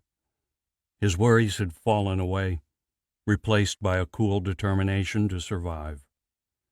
A trumpet sounded from out on the plain. Alistair sighed. Soon, real enemies would replace the phantoms, and chaos would embrace the night. "Are we ready, Alistair?" Thomas made his way through the soldiers packing the ramparts. Alistair nodded to the king. "We'll show them a thing or two, old friend." Thomas gave a grim smile and took his place beside Alistair. He too sported chainmail armor, its strong steel links glowing in the light cast by their enemies' torches. He wore an open-faced war helm over his short auburn hair, but no gold or gems to mark him as king. His hazel eyes stared out over the battlefield, his mouth set in a stubborn frown. Alistair reached out and gripped his friend's shoulder. "Smile, man. The men need to see our confidence. You'll terrify them with that scowl." Thomas gave a toothy grin. "This better?" Alistair laughed. "You look like a lunatic, but it'll do." Beneath the great walls, the enemy began to form up. It was difficult to make out details in the dim light, but the glint of metal from below suggested human warriors would make up the first wave. The thump of 10,000 marching feet echoed off the walls. Alistair glimpsed the massive ladders held at the ready. Soon they would come crashing down against the ramparts, and a flood of men would rush up the walls towards them. The enemy's horns sounded again. The men below surged forward, their battle cries washing over the defenders like a wave. Blades quivered in the hands of wide-eyed men as fear sank deep into their hearts.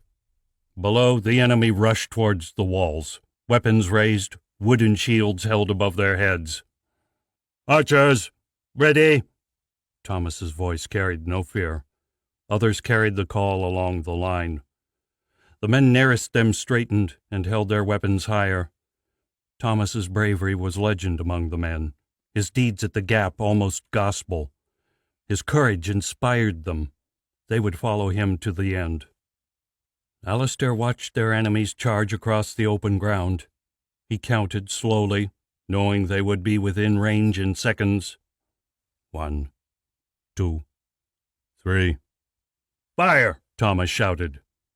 A volley of arrows rose into the air, steel tips reaching for the dark sky. The shriek as they flew sounded through the night. Below, the enemy charged on, ignorant to the death that hovered overhead. High above, gravity took hold, and the host of missiles fell. The deadly rain smashed into the ranks below. The enemy charge faltered, their war cries turning to shrieks of agony. Hundreds fell in seconds. Yet the men behind pressed on, trampling their dead and injured beneath iron-shod feet. There was no mercy for the injured in Archon's army. A second volley struck the enemy's ranks, and a third. Fewer fell now, and Alistair saw the following ranks were better armored than those who had led the charge. Their progress slowed, but still the dark mass drew ever closer to the wall. Then the enemy archers began to fire back. A flight of arrows flew over the defenders' heads. The men ducked for cover, but a swordsman nearby was too slow to react. He toppled backwards, an arrow jutting from his throat. He clawed at the black feathered shaft as blood spurted across the tiles. The bang of wood on stone drew Alistair's attention back to the enemy. He looked across as another ladder rose out of the darkness to crash against the ramparts. Men were already racing to the ladders, struggling in vain to push them away, but the weight of the enemy had already pinned them to the wall. Another ladder struck close to where they stood. Thomas leapt to meet the threat, Alistair close behind. They crouched beneath the stone battlements, weapons at the ready. Alistair licked his lips, tasting the salt of his sweat. A man's face appeared above the battlements, dagger gripped between his teeth. Alistair's blade flicked out, crunching into the man's face. He fell away without a sound. Blood stained the tip of Alistair's sword. The sound of battle engulfed the wall. Men and women, fears forgotten, launched themselves at their assailants. Countless enemy fell beneath the defenders' blades.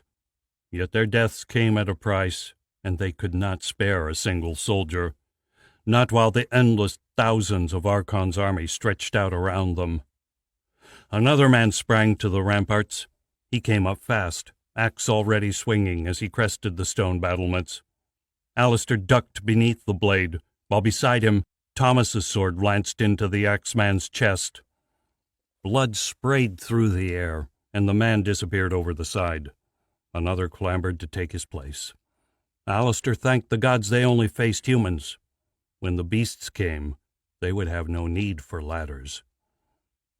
He could not have said how long they fought. At one point, a lunatic with a mace had exploded over the parapet, mace swinging about his head. A blow smashed Thomas from his feet, but Alistair had cut him down before he could gain a foothold.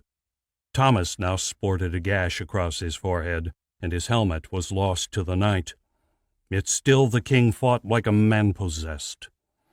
Alistair's body ached with exertion, but adrenaline fed strength to his limbs and stole the worst of his pain. Blood soaked the sleeves of his coat, none of it his own. His exercises had served him well. So far, he had not needed to exert his magic. He would need that for the beasts. Finally, the enemy horns sounded, and their foes began to retreat. A ragged cheer went up from the defenders. Alistair smiled. They had earned their reprieve, brief as it might be. Fresh men would soon replace those of the enemy who had fallen. Or worse, Archon might send his beasts to sweep away all resistance. Thomas sat down heavily beside him. He had found his helmet, but the dent left by the mace left it unwearable. Not much use to me any more. Thomas tossed it over the side. Saved my life, though. For a minute I thought the bastard had me. Alistair smiled. Thomas was an inspirational fighter, but his recklessness was not a great trait for a king. It amazed Alistair that he was the last king standing in the Three Nations. It certainly made protecting him a difficult affair. Silence fell. When Thomas finally spoke, it was in a whisper. "Where is she, Alistair?" Alistair wiped sweat from his brow. His hands were sticky with blood and shaking from exertion. Exhaustion had settled in, and Antonia's continued absence was not helping. "I don't know. Helping, I hope." "Or I'm right here." Antonia's youthful voice was out of place amidst the carnage on the battlements. Alistair spun. The girl enjoyed catching them by surprise. There was no amusement now, though. Antonia looked beaten. Her leaf-green dress was scorched black. In places, the silky material had melted to her skin, while in others it still bubbled, as if it had come straight from the furnace. Her sooty hands were scratched and bleeding, and her face was haggard. Dark shadows hung beneath her eyes, but power still shone from their violet depths. Her hair was dry and tangled. Tears ran down her face, carving through the dirt and soot. Alistair stepped forward, wrapping the girl in his arms. When he pulled back, he whispered the question they had been dreading the answer to. "Is there a way out? A way to save our people?" "No." Antonia's voice shook, and he could see the grief in her eyes. The screams of her people burning haunted her still. His shoulders slumped. Burying his face in his hands, Alistair turned away. Tears leaked from his eyes. He quickly wiped them away, furious with himself. They could not afford to show weakness in front of the soldiers. They relied on his strength, and Thomas's. "I'm so sorry, Alistair." He felt the goddess's hand on his shoulder. His despair turned to anger. Damn your sorries, Antonia! Where is your brother? Antonia's face darkened, and a dangerous flicker appeared in her eyes. Her tiny fists clenched. Alistair thought he glimpsed a faint light seeping between her fingers. It was easy to forget how dangerous Antonia could be. He remembered it now. "Leave my brother out of this, Alistair." She spoke each word in a careful, measured tone. Thomas stepped between them. He attempted a smile and failed. "Stop this, the two of you. It solves nothing." His voice was soft but commanding. Alistair drew a deep breath and allowed himself to relax. He nodded. "You're right." He turned to Antonia. "You must leave, Antonia, so you can live to defy Archon. Gather a new army. Perhaps we can take enough of Archon's forces with us that you will be able to defeat them." Antonia shook her head. There is no hope there. Archon is too strong to be defeated by mortal powers. We've seen that. He has been toying with us. There is only one hope now, one path to salvation. The way. Alistair's stomach clenched in fear. "You cannot be serious." It is the only choice we have. "Then there is no choice at all. The curse is too strong. Far better men than I have tried to break it. None returned. The way is certain death." Still, it is our only chance.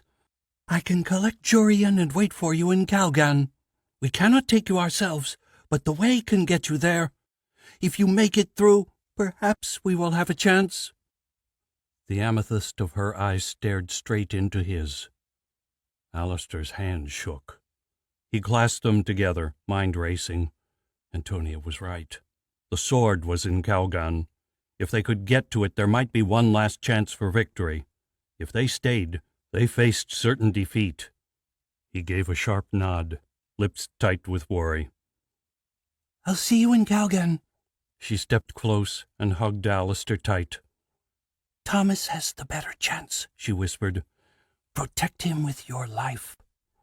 With that, Antonia stepped back, already fading from sight. For a moment, the scent of flowers and the forest hung in the air. Alistair stood still for a long time, gathering himself. Her last words rang in his ears. "Come, Thomas," he said at last, speaking quietly so the men would not hear. "We must go as well." Thomas nodded. One moment. He signaled one of his officers over. Blood stained the man's uniform, but he seemed uninjured. Alistair could not recall his name. "Captain, I need you to take over the command here. Antonia has a plan, but you need to hold out long enough for it to work. We'll be back soon, I promise you. Hold the wall for as long as you can. Should it fall, sound the retreat and regroup in the town keep. Good luck." "You too, sir." The captain turned away, already shouting commands. Alistair led the king from the wall. They raced down the stone steps, sheathed swords slapping at their sides. Their breath whispered in the cool night air. Above, Alistair glimpsed a star shoot across the night sky. He prayed it was a good omen. He turned right as they reached the ground, following the base of the wall. Long grass grew from the packed earth, giving way beneath their booted feet. Alistair's eyes swept the granite blocks of the wall. It had been years since he'd contemplated the mystery of the way, and he did not want to miss the entrance. He trailed his fingers along the cool stone as he walked. They moved faster, the buildings nearest pressing in. Each house was packed with families, refugees from the surrounding towns and villages. They had come here to escape Archon's roving armies. Now they were trapped like rabbits. If the city fell, it would be a massacre.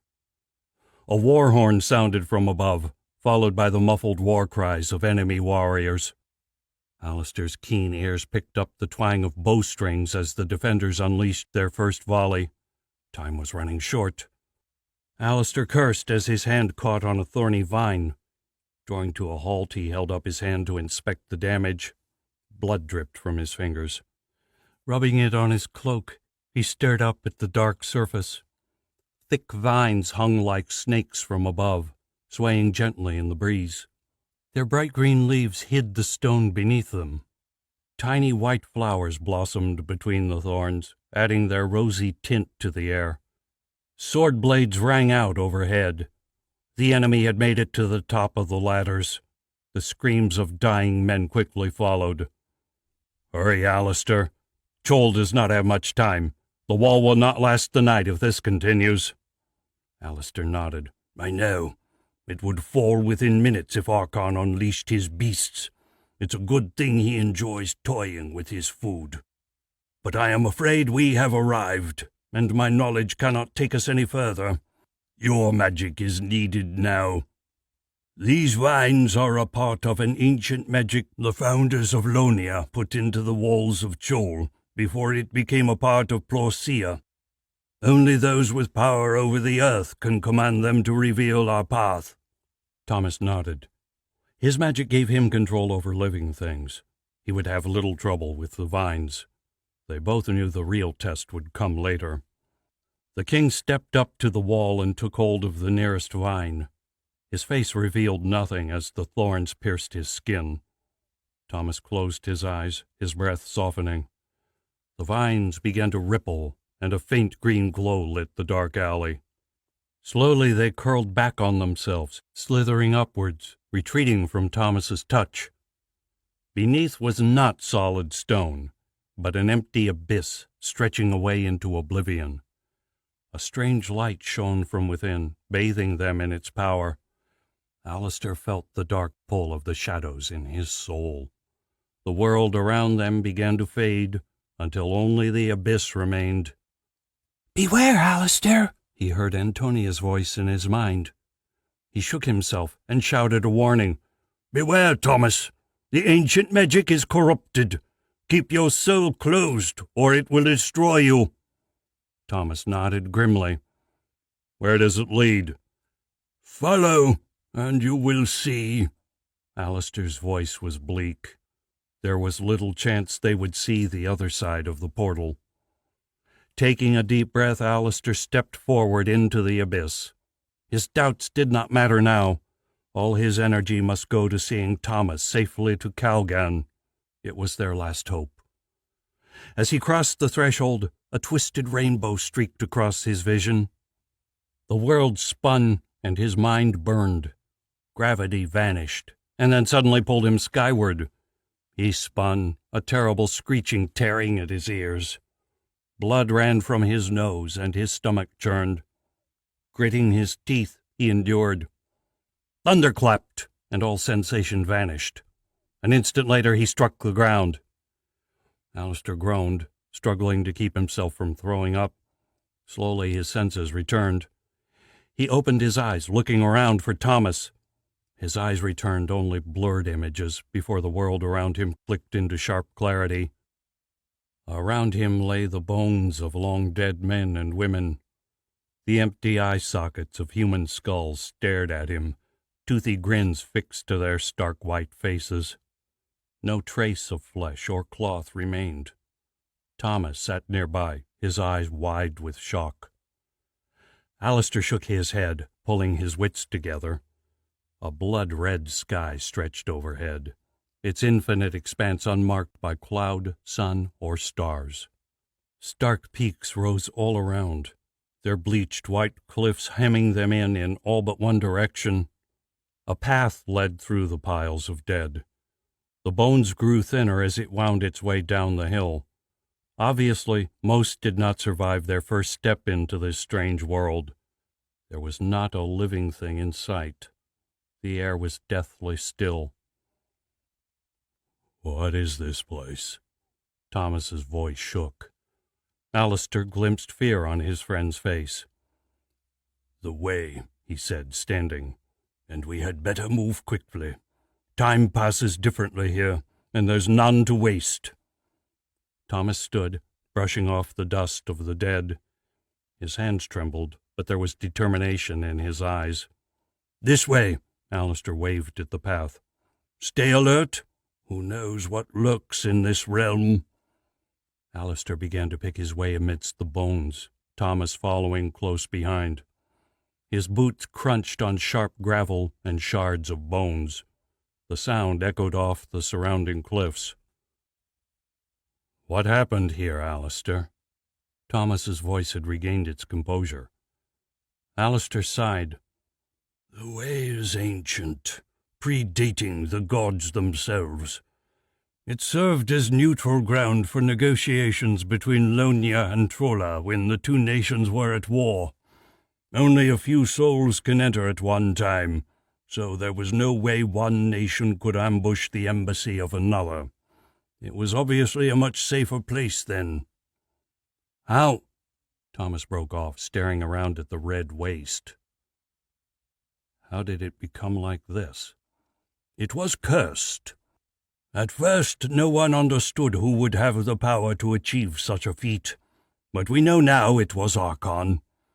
Dark magic has corrupted everything in this small land, sucking the life from it. Your magic is useless here.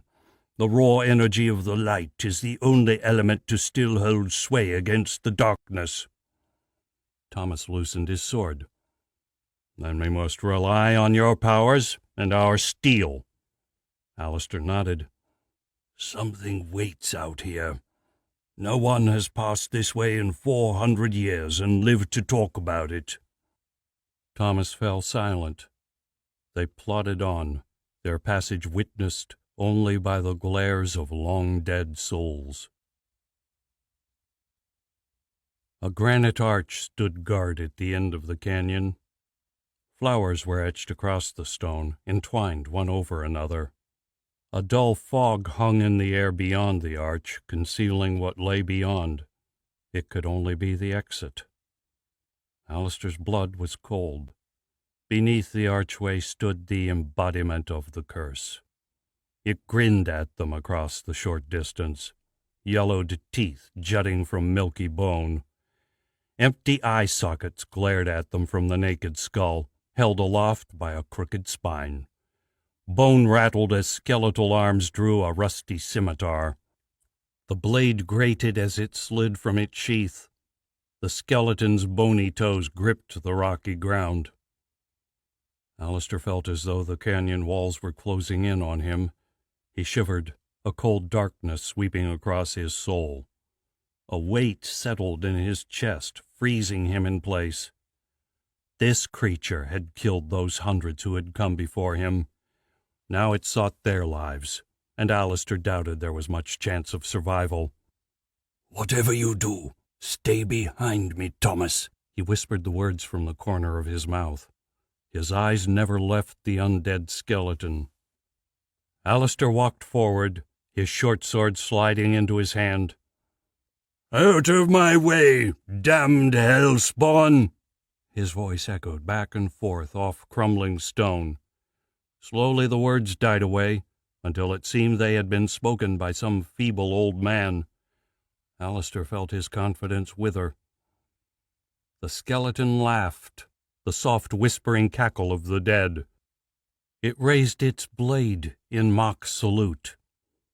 Alistair braced himself, fear gnawing at his courage. The creature would not die easy. Best not to go charging in. Instead, he turned his mind inwards, seeking out his magic. It leapt at his touch, an old companion eager to aid him. Its power flowed through his veins, giving strength to weary limbs. Time passed slowly here, and it seemed as though they had trudged for hours through this grim land. The magic focused his mind. With it, he reached out to the land around him. Rocks groaned. Small stones rattled and rolled as man-sized boulders took to the air. Soon, a host of boulders hovered around him. Pressure throbbed in Alistair's head. He clenched his teeth and threw out his arms. The boulders leapt to obey, accelerating towards his dark foe. The skull's grin widened. It too raised its hand. Alistair's projectiles hurtled onwards. 20 feet, 10, 5. Alistair grinned and gave one final push with his magic. An earth-shattering crack ripped the air. The boulders exploded, turned suddenly to splinters that flew in all directions, burying themselves in the valley walls. The stench of burning stone filled the air. Alistair staggered back, the aftershock of his failed magic tearing through him. His mind reeled from the force of the creature's counterattack. He started to fall. Strong arms reached out and caught him. Through the pain he could hear the creature's mocking laughter. Alistair struggled to regain his feet. Footsteps crunched as the monster walked towards them. He cursed and pushed Thomas behind him. Bracing himself, he summoned his magic again. It came faster now. He screamed his anger, arms swinging out. The magic surged through his mind. The skeleton rose ponderously into the air. Alistair gave a violent gesture, hurling it into the canyon walls. Dust exploded outwards, the crash deafening in the narrow canyon. The skeleton vanished into the dust cloud. When the air cleared, it was still coming. Alistair gritted his teeth in frustration. His attacks had not even phased it. He saw now the hardened blood that coated the scimitar. Now he knew how his fellow magicers had met their end. He realized with dreadful certainty this creature would not be defeated. He took a firmer grip of his short sword. "We cannot win here, Thomas. I do not have the power. I will keep it distracted. You must make a break for the gate." Thomas frowned.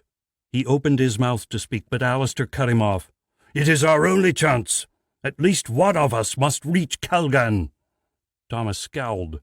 He edged away to the right, and Alistair could only pray he had listened. The skeleton halted a few steps away. "Yield, and your death shall be quick." Its rusty voice grated like nails on a chalkboard. Alistair answered with steel. Their blades rang as they met, sparks flying in the dry air. Alistair jumped back as the scimitar reversed its cut. The tip tore through his shirt, narrowly missing skin. He swore and slashed out. The rusty blade spun to block. The shock of the collision rattled Alistair's sword arm. The creature pressed forward, but Alistair dove to the side. Its blade whistled over his head. Rocks ground through his cloak as he rolled to his feet. His foe turned to follow him, and Thomas darted past. Alistair allowed himself a smile, and almost lost an arm for it. Time disappeared, as he found himself locked in desperate battle with the monster, all thought driven from his mind. His sword became a blur, each movement made through sheer instinct. Even so, it was not enough. The scimitar came closer and closer, tearing shallow slices down his arm and chest. Another attack slipped past his guard. The rusted tip flashed out. The blunt tip lanced into his side, tearing through chainmail and driving into flesh. The shock forced him back a step. Pain struck, forcing a scream from his lips that he quickly cut short. The blade began to twist in his side, and this time he could not bite back his cry. The blade burned, and the strength fled from his muscles. His sword fell from limp hands. He collapsed to the ground. The skeleton jerked back its bloodied sword and raised it over his head. The rattle of gravel was all that gave Thomas away. With a hiss, the skeleton spun, parrying Thomas's desperate attack. Its blade flashed out at Thomas once, twice, 3 times. On the third blow, Thomas's blade shattered. The creature was angry now. Its scimitar rose, aimed now at Thomas's head. "No!" Alistair flung what little strength he had left at the skeleton, a last desperate attack. The magic swelled and rushed at his foe. It struck the skeleton, sweeping it backwards into the canyon wall. The blade slipped from its hand, tearing a gash down Thomas's cheek as it spun through the air. Thomas ignored the wound. He rushed to Alistair's side and hauled him to his feet. With his spare hand he swept up Alistair's fallen sword. Alistair hung one arm over Thomas's shoulder, and the two of them stumbled for the exit. The distance seemed to grow with each step. The skeleton would be on them at any moment. Alistair felt Thomas's strength fading beneath his weight. "Leave me, you fool!" Thomas took no notice, staggering on towards the great archway. From behind them came the scrambling of bone on rock. Their deathly foe stepped back into the light. Air hissed between its teeth. Alistair closed his eyes and hobbled faster. "For that, your deaths will take an eon!" The ground shook with the creature's rage. Above, the rocks began to creak. Dust seeped into the air. Alistair glanced up and saw cracks racing along the weakened cliff face. The rattle of stones as they shook loose came from overhead. For every step they took, the skeleton took two. The click of its bony joints echoed amid the sound of creaking rocks.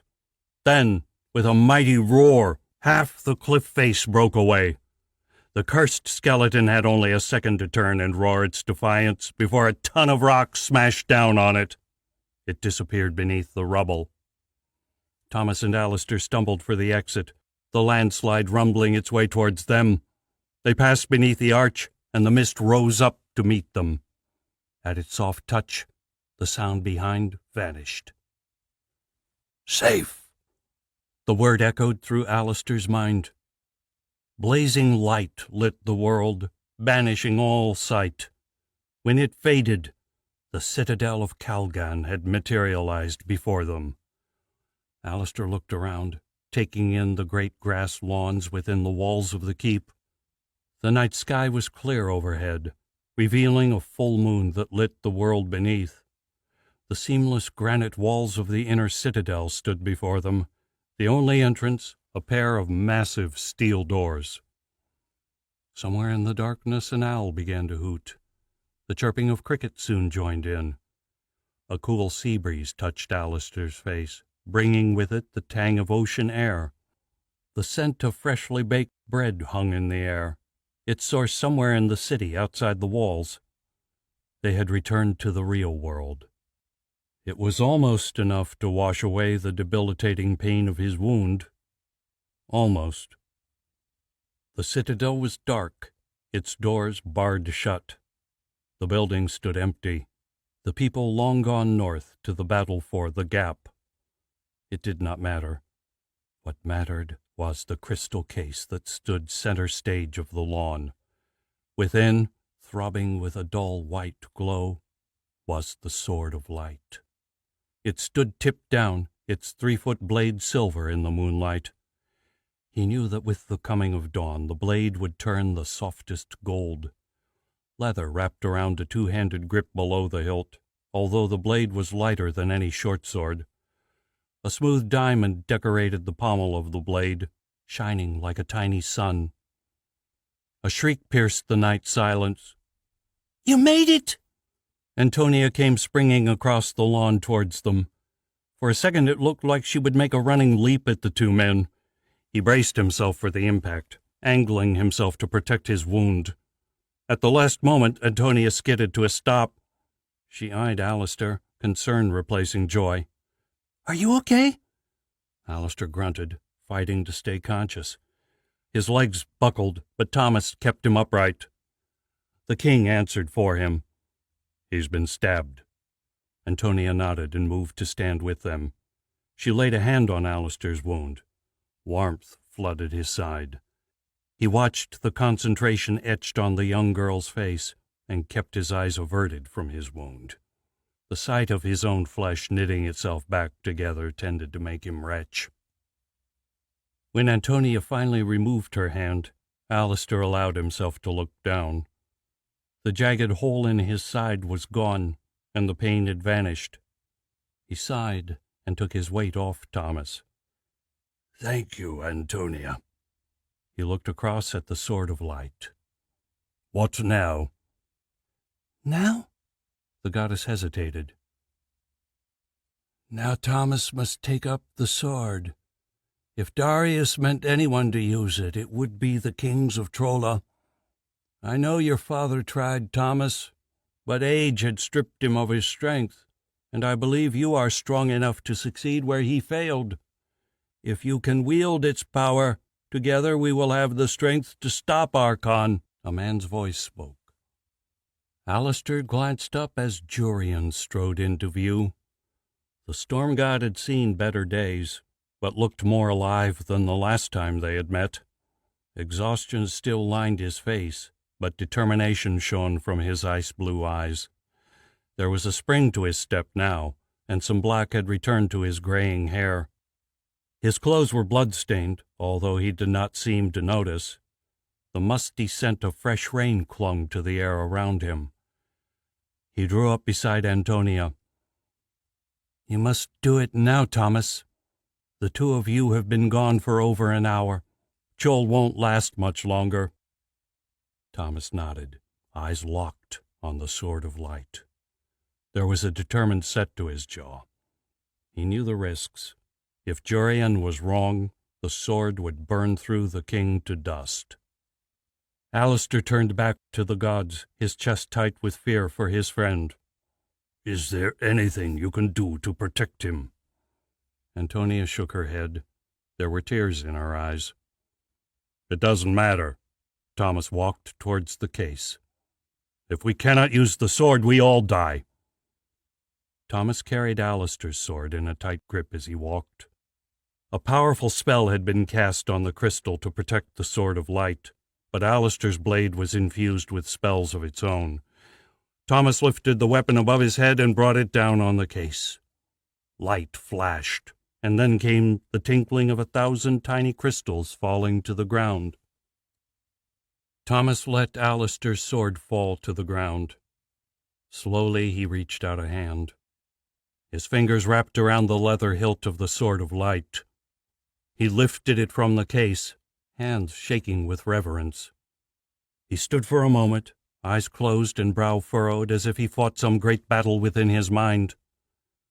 When his eyes finally opened, he wore a smile on his face. The tension fled from Alistair's muscles. He grinned back at the young king. Antonia broke the silence. "Okay, we must be quick." Her voice was all business. "Thomas, all we need is for you to link the power of the sword to ours. We will do the rest." "How?" "Spread out." Antonia and Jurian stepped back so that the three of them made a triangle. Alistair backed away. "You should be able to call on the sword's magic the same way you do your own, Thomas. When you feel the sword's magic respond, focus it into the center of the triangle, like this." Her face closed over, her lips drawn into a grimace. Alistair shivered, feeling the power emanating from her tiny body. Antonia raised an arm, and green light flowed into the center of the triangle. The pure embodiment of the earth flowed like water, rolling across the grass. As he stared into its depths, Alistair glimpsed images of great forests and rolling hills. Jurian did not bother raising an arm. Blue light seeped from his body, joining with the earth magic sweeping across the grass. It swirled between them, mixing, but never becoming one. The image of a stormy sky over a raging sea appeared in Alistair's mind. He watched Thomas close his eyes, his breath slowing. For a long while there was nothing, though his face shone with sweat. Bathed in the glow of the god magic, Alistair held his breath and waited. The glow from the sword of light flickered and grew brighter. Thomas opened his eyes. Arm shaking, he pointed the blade towards the center of the triangle. The air crackled with energy, and a beam of pure white light poured from the sword. It joined the whirling tide of magic.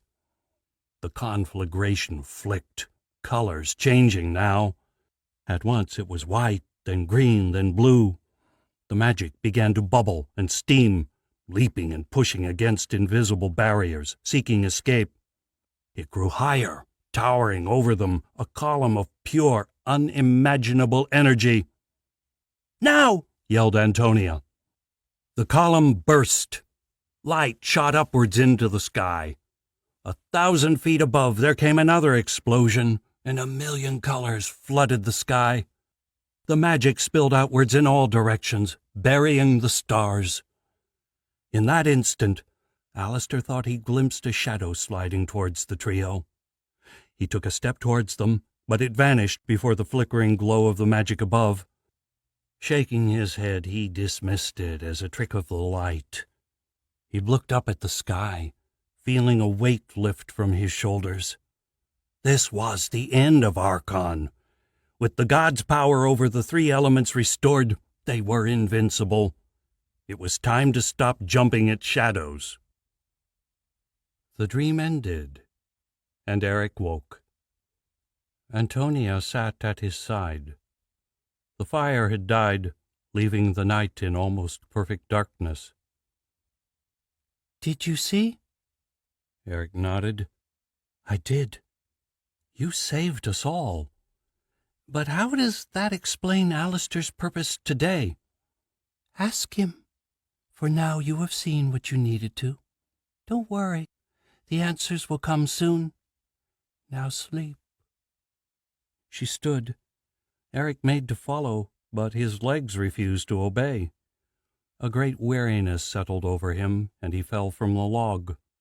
His eyelids felt like lead. "Good night, Eric," Antonia whispered. Eric was already asleep as she vanished. This time, there were no dreams.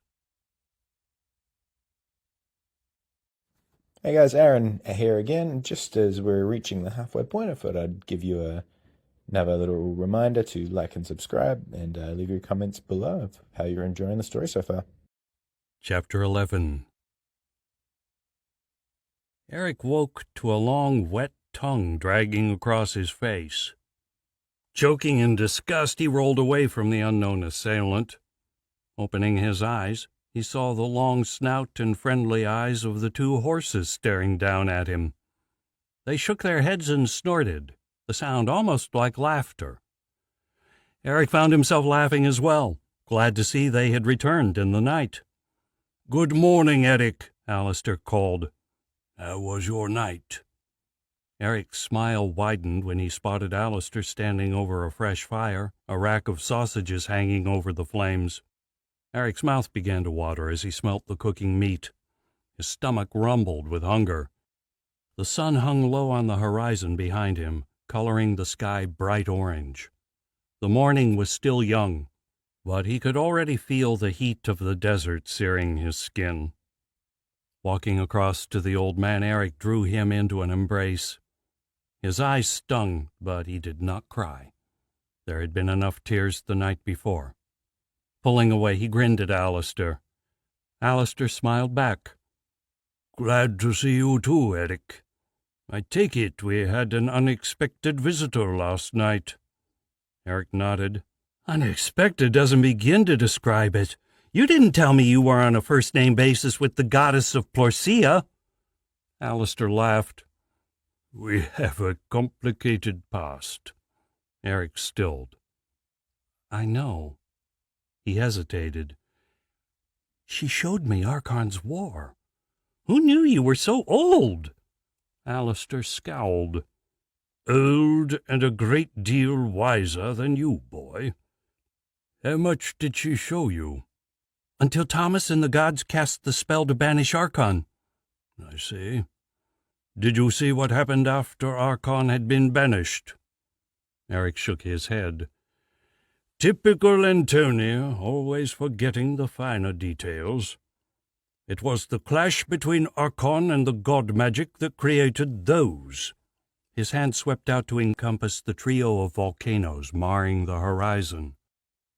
"The collision of magic tore the crust of the earth, releasing the pent-up forces beneath. The three cursed peaks were what resulted." Eric shivered, remembering the power the gods had unleashed. "I see." "Do you see the greater lesson there, though?" Alistair probed. A gust of wind toyed with his thin gray hair. Confused, Eric shook his head. "Even pure magic, cast with the best of intentions, can have disastrous results. Nature is an infinitely complex force, and magic is only a small part of that complexity. The smallest act can set in motion a chain of events not even the wisest of magicers could predict." Was that how this desert formed? That is a part of it. The peaks created a rain shadow over Chol, cutting it off from the moisture-laden air blown from the ocean. But the severity of the desert was Archon's last curse. The god magic was enough to banish him and shatter his armies, but without complete control of the light, it was not enough to remove all trace of his presence. Here was where his army made camp and where he cast his magic. Their evil still lingers here, cursing the land and everything in it. Maybe if Darius were to return it would be different, but without his true mastery of the light, here it remains. Eric shivered, glad the light of day had returned to the desert. His thoughts turned to the young king who had risked everything to wield the sword of light. What happened to Thomas? He lived a good life, and then he died, Alistair said softly. But what about his life? The tale spoke little about the king after the war had been won. Alistair sighed. He was a good king and a good friend. He travelled the three nations for many years, visiting the new kings and helping the lands to rebuild after the war. He led several hunting parties after the last of Archon's creatures, and he visited the wild lands of each nation, even dragon country for a time. Eric sat up at that. Why? With his earth magic, Thomas could befriend most creatures. Was it the dragons who killed him? No, but it was there that he died. I was not with him at the time, but I had left him well protected. Yet when his party reached Malevolent Cove, where they were to meet one of the great dragon tribes, something went wrong. When they did not return as expected, I set out at once. I found them there on the shoreline. Some had died by the blade, others had fallen without a mark on them. Thomas was not among them. I searched for weeks for a trace of my friend, but to no avail. Eric swallowed. And the Sword of Light? It passed to his children and grandchildren after that, and so on until today. There was a sense of finality in Alistair's words. Eric fell silent, his mind conjuring images of events long since past. At last he rose to his feet and wandered over to the horses. Reaching out to stroke Briar's long snout, he pondered again the question he had asked the night before. Antonia's story had not given an answer. Across the camp, Alistair began to pack the last of their food into the saddlebags. Eric took a deep breath and asked the question before his courage deserted him. "What is your purpose, Alistair?" Alistair grew still. His head turned slowly to lock Eric in his steely gaze. "Antonia did not tell you?" Eric shook his head. "No." For the briefest of seconds, confusion swept across Alistair's face, and Eric wondered if he would answer. "I am looking for a family." "Who? Why?" "You don't need to know just yet. Now let's get moving. We still have one more night in this hellish desert. Let's not make it two." He finished strapping the last of the saddlebags to Elkanah and swung himself into the saddle. Eric sighed. Scrambling onto Briar's back, he glared at Alistair. "Any idea when I will need to know?" The old man laughed. "When you're ready. Now let's ride." He gave his horse a quick kick. Elkanah leapt forward in response, steel shoes slashing into the scorched earth. Splinters of rock flicked up behind him as he galloped away. Briar pranced about in the dust cloud Elkanah left behind.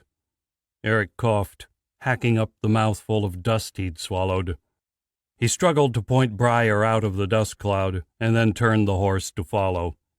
Ahead, Alistair had already checked his speed, and as Eric bounced in the saddle, the distance between them quickly evaporated. Eric groaned as his bruises began to throb. Resigning himself to another nightmarish ride, he locked his eyes on the volcanic peaks and prayed for them to grow. Gabriel jogged across the barren plain, buoyed by a newfound energy. He carried his sheathed sword in one hand, his water skin in the other. It was easier than having them slapping at his side and catching between his legs. The skin was already half empty, but the wolf had promised it could find more water. The burning sun engulfed the horizon, stained only by the dark peaks far to the east. He squinted into the distance, although he knew his quarry was still at least a half-day ahead. If only he had not lost his horse. The wolf loped effortlessly along beside him, tongue panting in the boiling air. It was never far from his side now. They had started out an hour before sunrise, Gabriel's impatience eventually winning out over caution. The night had been a long one, his sleep racked by nightmares. Faces flew through his mind, the ghosts of people he had once known, spirits demanding revenge. One by one they had faded away, leaving only a burning hatred to fill his heart. They came across the campsite around midday, but Gabriel could make little sense of what he saw there. 3 distinct sets of footsteps were evident in the loose gravel. From the size of the third step, they could only come from a barefooted child. What was a child doing here of all places? Gabriel pondered the question a moment before casting it aside. There were more important things to consider. There were also obvious signs the camp had come under attack during the night. Blood had splattered the ground and congealed into a pool in one place. Gabriel wondered if anyone could lose so much blood and survive. There was no sign of a body or grave. Strangest of all was the bush that stood in the center of the campsite. Pink flowers were sprinkled amidst the green leaves, glowing in the noonday sun. Breathing in the sweet scent, Gabriel felt a fluttering in his chest. For a fleeting second, the hate that gripped his heart melted away, and he felt the pain of all he had lost seep through. Beside him, the wolf began to growl. "They have already left, hours ago on horseback. We must move if we are to catch them." The tendrils of hate snapped closed. Gabriel nodded grimly, fingers running across the hilt of his sword. They set off once more, picking their way through the rocky desert. The path threaded its way among the boulders and petrified trees, often splitting in two or disappearing altogether. The wolf led the way without hesitation, leaving Gabriel no choice but to follow in frustration. The wolf whispered as they walked, always in his mind. "Yes, they came this way. Just a few hours ago now. Keep moving. We're close." Yet even Gabriel's newfound strength was fading beneath the heat of the midday sun. As the day wore on, he found himself slowing, his sword growing heavy. By mid-afternoon his legs burned and his calves were beginning to cramp, making every step an agony. Still he pushed on, determined to claim a few more miles before the sun set. In his mind an image flickered into life. He found himself in a tiny room before a great fire, his arms up to their elbows in a pair of thick leather gloves. In his hands he clutched a heavy pair of tongs, a horseshoe glowing in their iron grip. A man larger than life stood beside him, his giant grin hidden beneath a woolly beard. The roar of the furnace rang in his ears, and the smell of burning metal touched his nose. His chest swelled. The image vanished. Gabriel groaned, finding himself on his knees, the wolf growling at his side. He closed his eyes, searching for the picture, for whatever he had felt when it had come to life. Was it a memory? "They are escaping," Gabriel swore, remembering his quarry. He leapt to his feet, exhaustion forgotten. He still remembered one thing. He could see their faces with crystal clarity. "Kill the ones who hurt you." Incan lay on the hard desert ground. The jagged rocks stabbed through her clothes and dug into her skin. The pounding in the back of her head was growing worse, leaving her thoughts jumbled and confused. Her mouth was as dry as the parched desert soil. A groan came rumbling from deep in her throat at the thought of water. Her muscles ached and her skin burned beneath the hot sun. She could no longer muster the strength to stand. The short cut across the desert had been a foolish move. No one came this way anymore, and certainly not alone. Yet the reward had been too tempting. Just 3 nights ago, the messenger pigeons had flown into Chol. Within hours, the city's underground was alive with the news of the reward offered for the head of the demon boy said to have burned Oaksville to the ground. At first, most had scoffed at the news. The letters must be a hoax. There was no demon, no boy, no attack on Oaksville. But other birds soon followed, and the news spread that Oaksville had been attacked, first by magic, then by Baronian raiders. No one could say whether the city still stood, but the bounty stood regardless. Incan had wasted a day dithering before she finally decided to pursue the bounty. Unfortunately, by then half the bounty hunters in the city were already out to find the demon boy, leaving her far behind the pack. She knew most would not dare the ride through the desert. The shortcut would take at least a day off the ride, allowing her to comfortably overtake the other hunters. She scoffed at the superstitious fear which blinded the others, confident that with her longsword and bow she could fend off any trouble. How arrogant she had been, how foolish.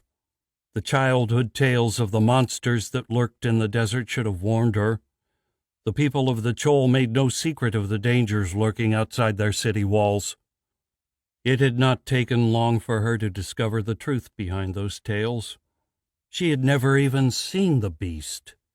The first she knew of the danger was when her gelding suddenly reared up on its hind legs, its steel-capped hooves flailing.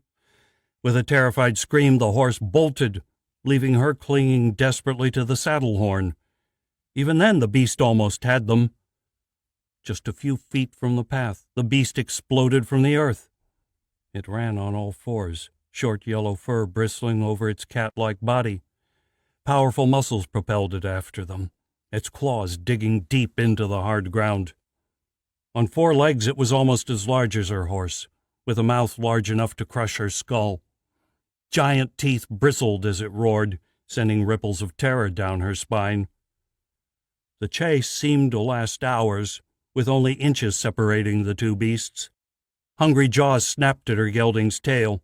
She spurred her horse on, although it hardly needed the encouragement. Then, as quickly as it had appeared, the beast disappeared. Her horse ran on. Desperately she tugged at the reins, eager to slow their pace in the treacherous terrain. Here the ground was a perilous tapestry of rocks, scree, and petrified trees. The gelding plunged onwards, oblivious to everything but its terror. Suddenly the horse collapsed beneath her, and Incan was flying from the saddle. The earth rushed up to meet her. She raised her arms to protect herself, and then came the jarring thud of impact.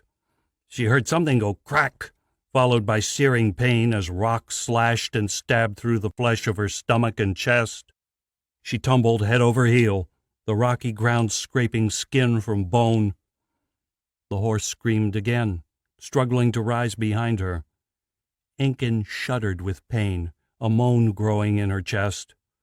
She glimpsed the terrified animal from the corner of her eye, its leg bent at a sickening angle. Incan felt herself slipping away, and gladly gave way to the abrupt relief of unconsciousness. When she woke, the horse's screaming had ceased. She looked across to see its still body lying next to her, its glassy eyes staring into nothing. Incan closed her eyes, willing strength into her shattered body. The pain was unbearable. Summoning every ounce of her courage, she struggled to regain her feet. Agony lanced through her right arm and leg, and she knew they were broken. The rest of her was a red and purple mess, as though the skin had been flayed from her body. Her nose throbbed, and she reached up to twist it back into place. The cartilage gave a sickening crack, but the relief was almost immediate. Somehow she had pulled herself to her feet. Somehow she had hobbled on her left leg back towards the road, evading the beasts for gods only knew how long. Somehow she had survived. But now she was finished. She could no longer muster the strength to stand. The pain was unbearable, her energy long since melted away by the heat of the sun. Her body still found the water for tears. "Fool!" she cursed herself. "How could you have been so arrogant, so foolish?" Lying helpless in the cooking sun, Incan waited for death. It didn't seem right for it to end like this.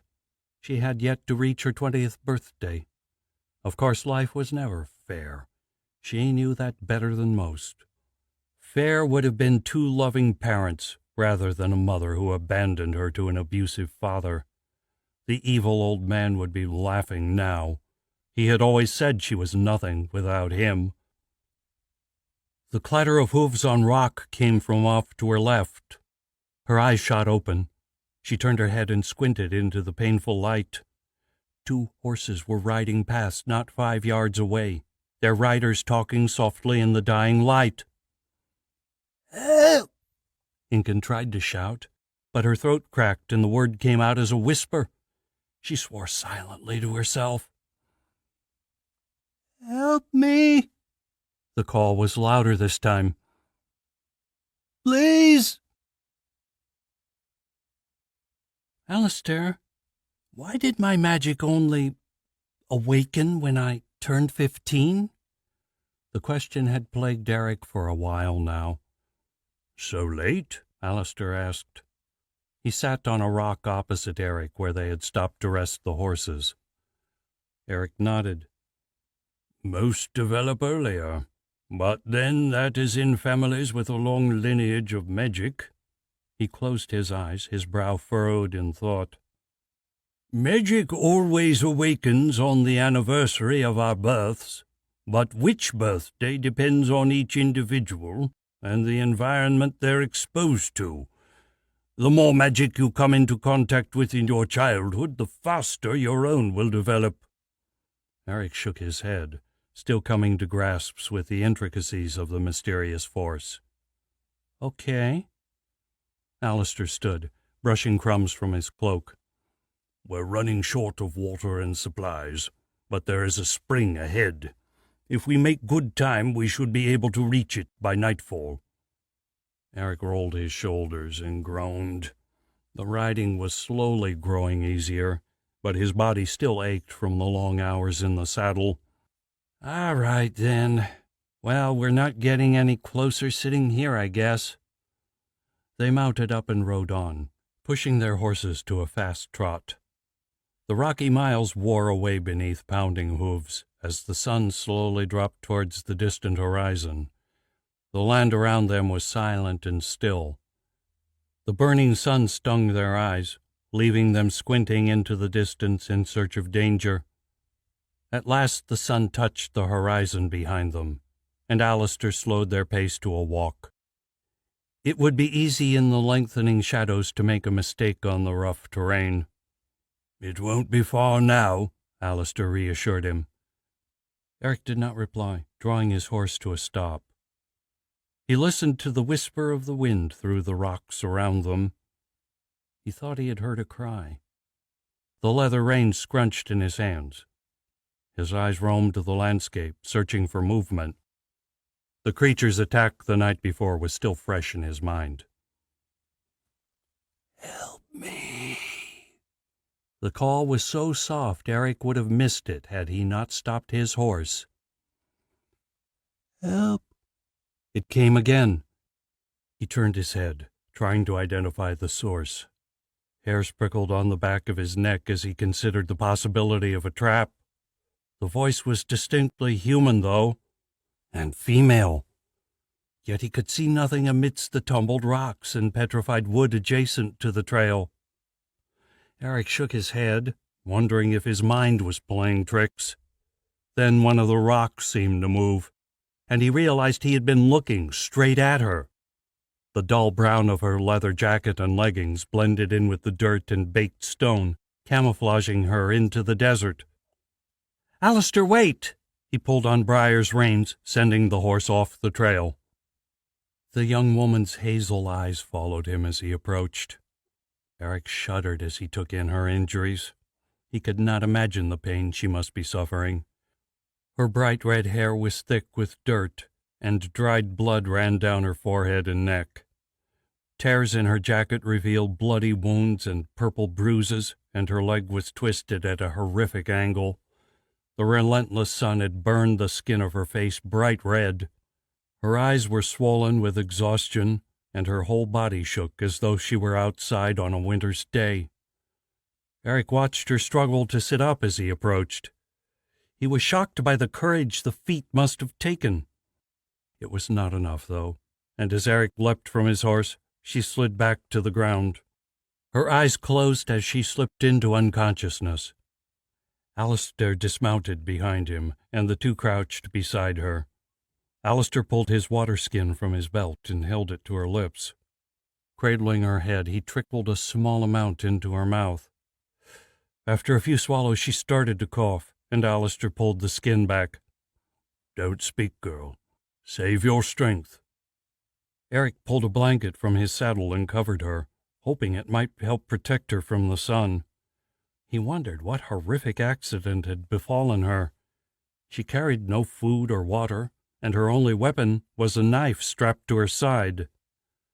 Alistair gave her another gulp of water before capping the water-skin. "That's enough for now. Any more and you'll be sick."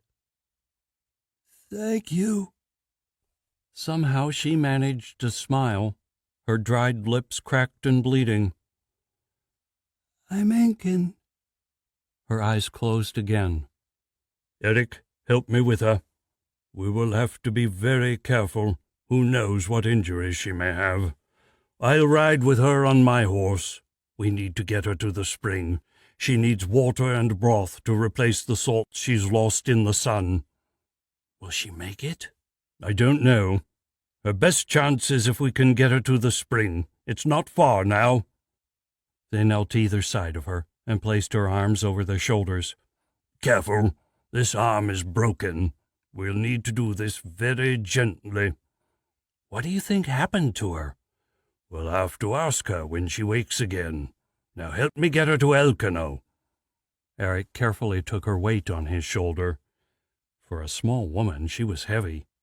He wondered again who she was, what she had been doing in the desert alone.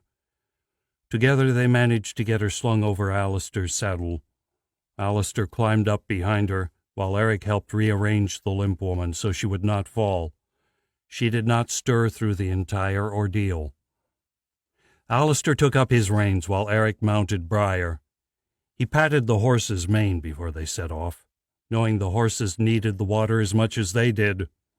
They rode into the night, the horizon behind them stained red with the dying sun. Chapter 12. Eric poked restlessly at the fire with a stray piece of wood. Dust and sand had worked its way into every seam of his clothing, and the rocky ground dug into his backside whichever way he sat. He was relieved to be free of Briar's bouncing saddle, but now he found himself on edge, his eyes constantly searching the darkness around them. He could only imagine what dread beasts might be staring back. At least they had found the spring. A trickle of water ran down a nearby rock face and slowly gathered in a bowl of loose soil at its base. They had almost emptied the pool, filling their water skins, and now Briar and Elcano stood waiting patiently for their turn to drink. A rocky escarpment hemmed them in on three sides, hiding their campfire from prying eyes. The sun had set long ago, stealing away the world beyond the firelight. An eerie silence settled on the campsite, disturbed only by the crunching of their footsteps on the rocky ground. Eric's dread grew with each passing minute.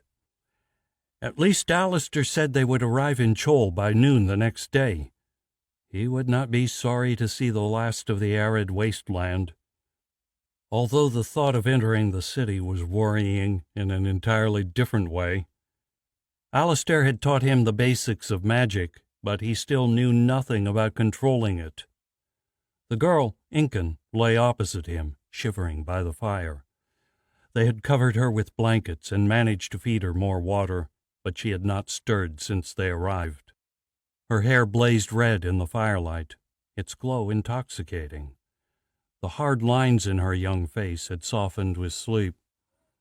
They had cleaned the sand from the worst of her wounds and bound her broken limbs to branches they had scavenged from the long-dead trees which scattered the desert. There was little more they could do until they reached Joel and found a healer. Alistair sat stirring the pot of stew he had just taken from the fire. Earlier he had added the last of their food, a sprinkling of hard vegetables and salted pork.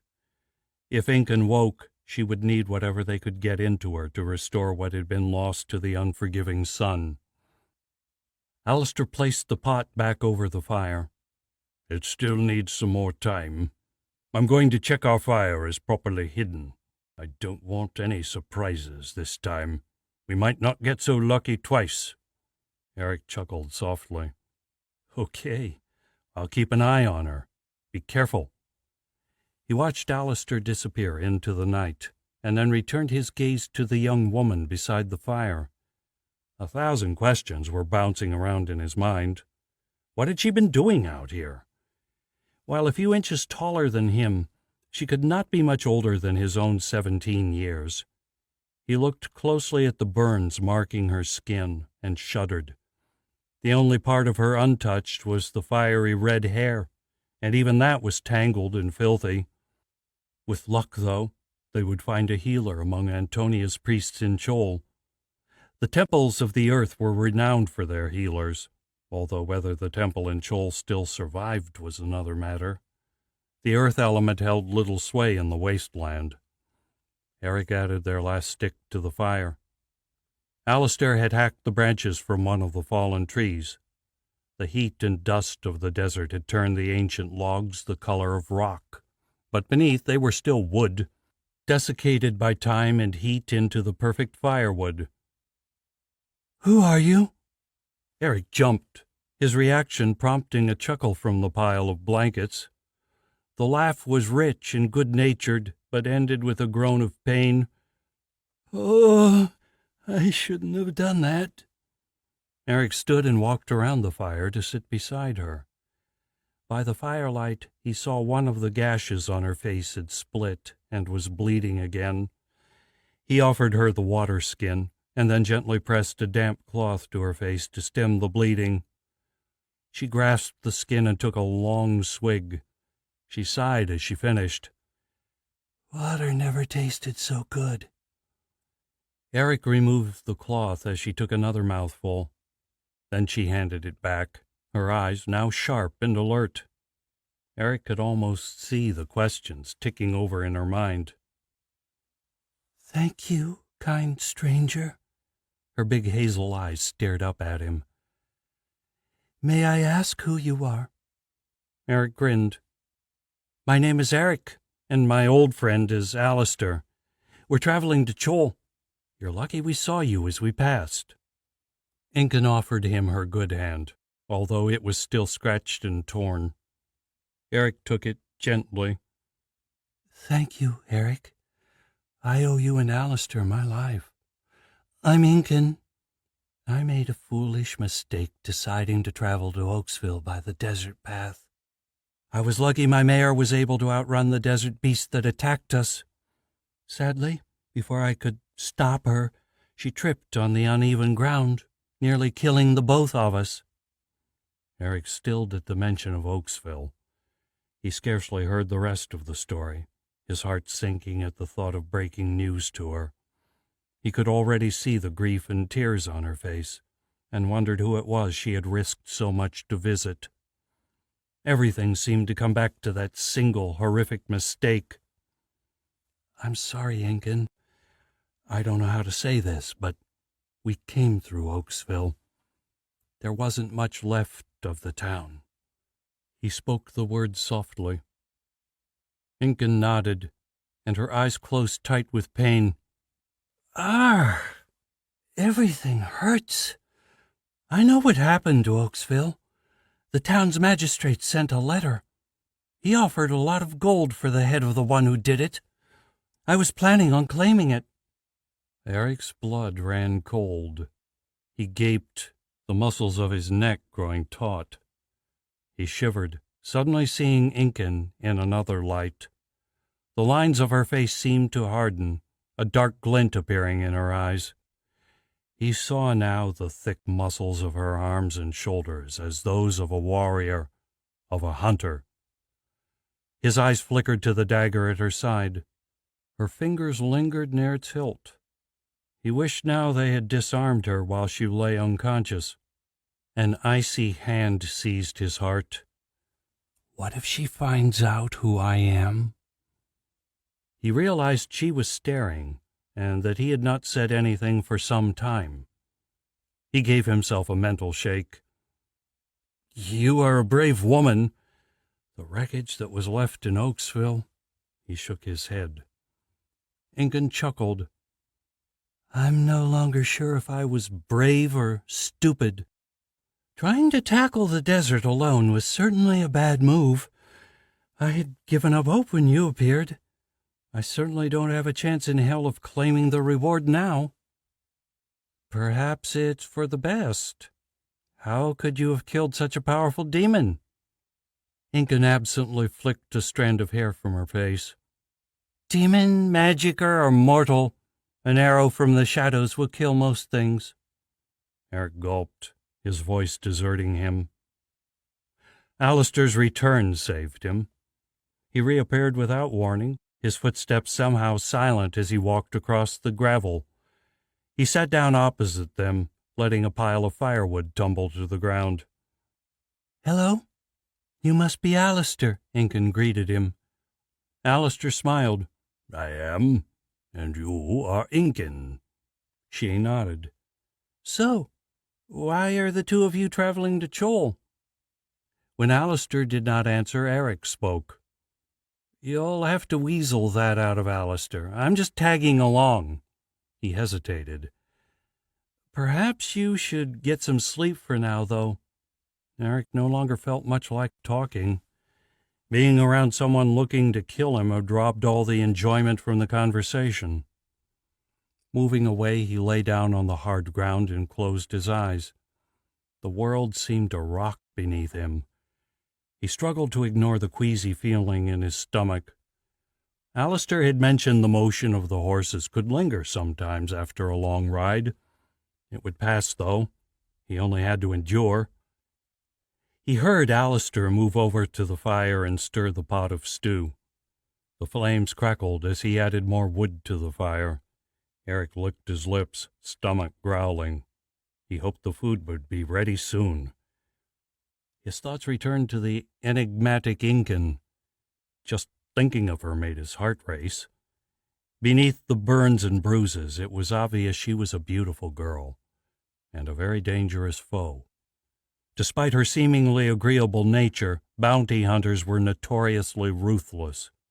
If she discovered who they really were, Eric had little doubt she would turn on them. He found himself wondering whether they should just leave her in the desert. Then he shook his head, angry at the selfish thought. He could not leave an innocent girl to die, whether she wished to kill him or not. That would only make him as bad as the demon they thought him to be. It's ready, Alistair announced. Eric opened his eyes and took the wooden bowl Alistair offered him.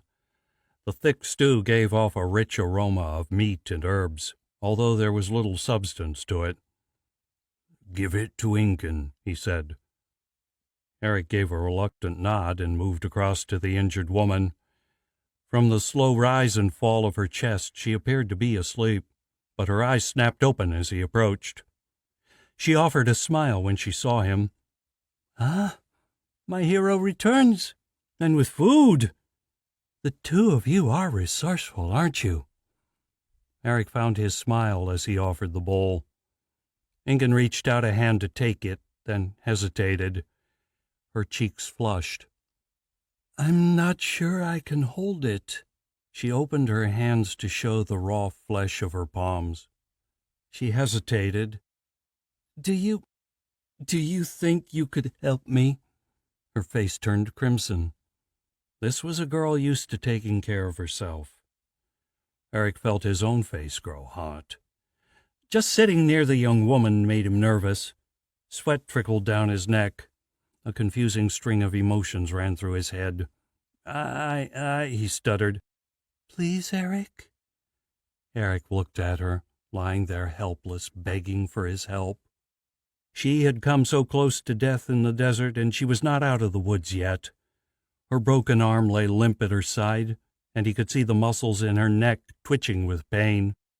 The grazes on her hands were so deep you could almost see the bone. He nodded at last, casting aside his doubts. "Okay." Digging into the bowl, he offered her a spoonful of broth. It disappeared into her mouth.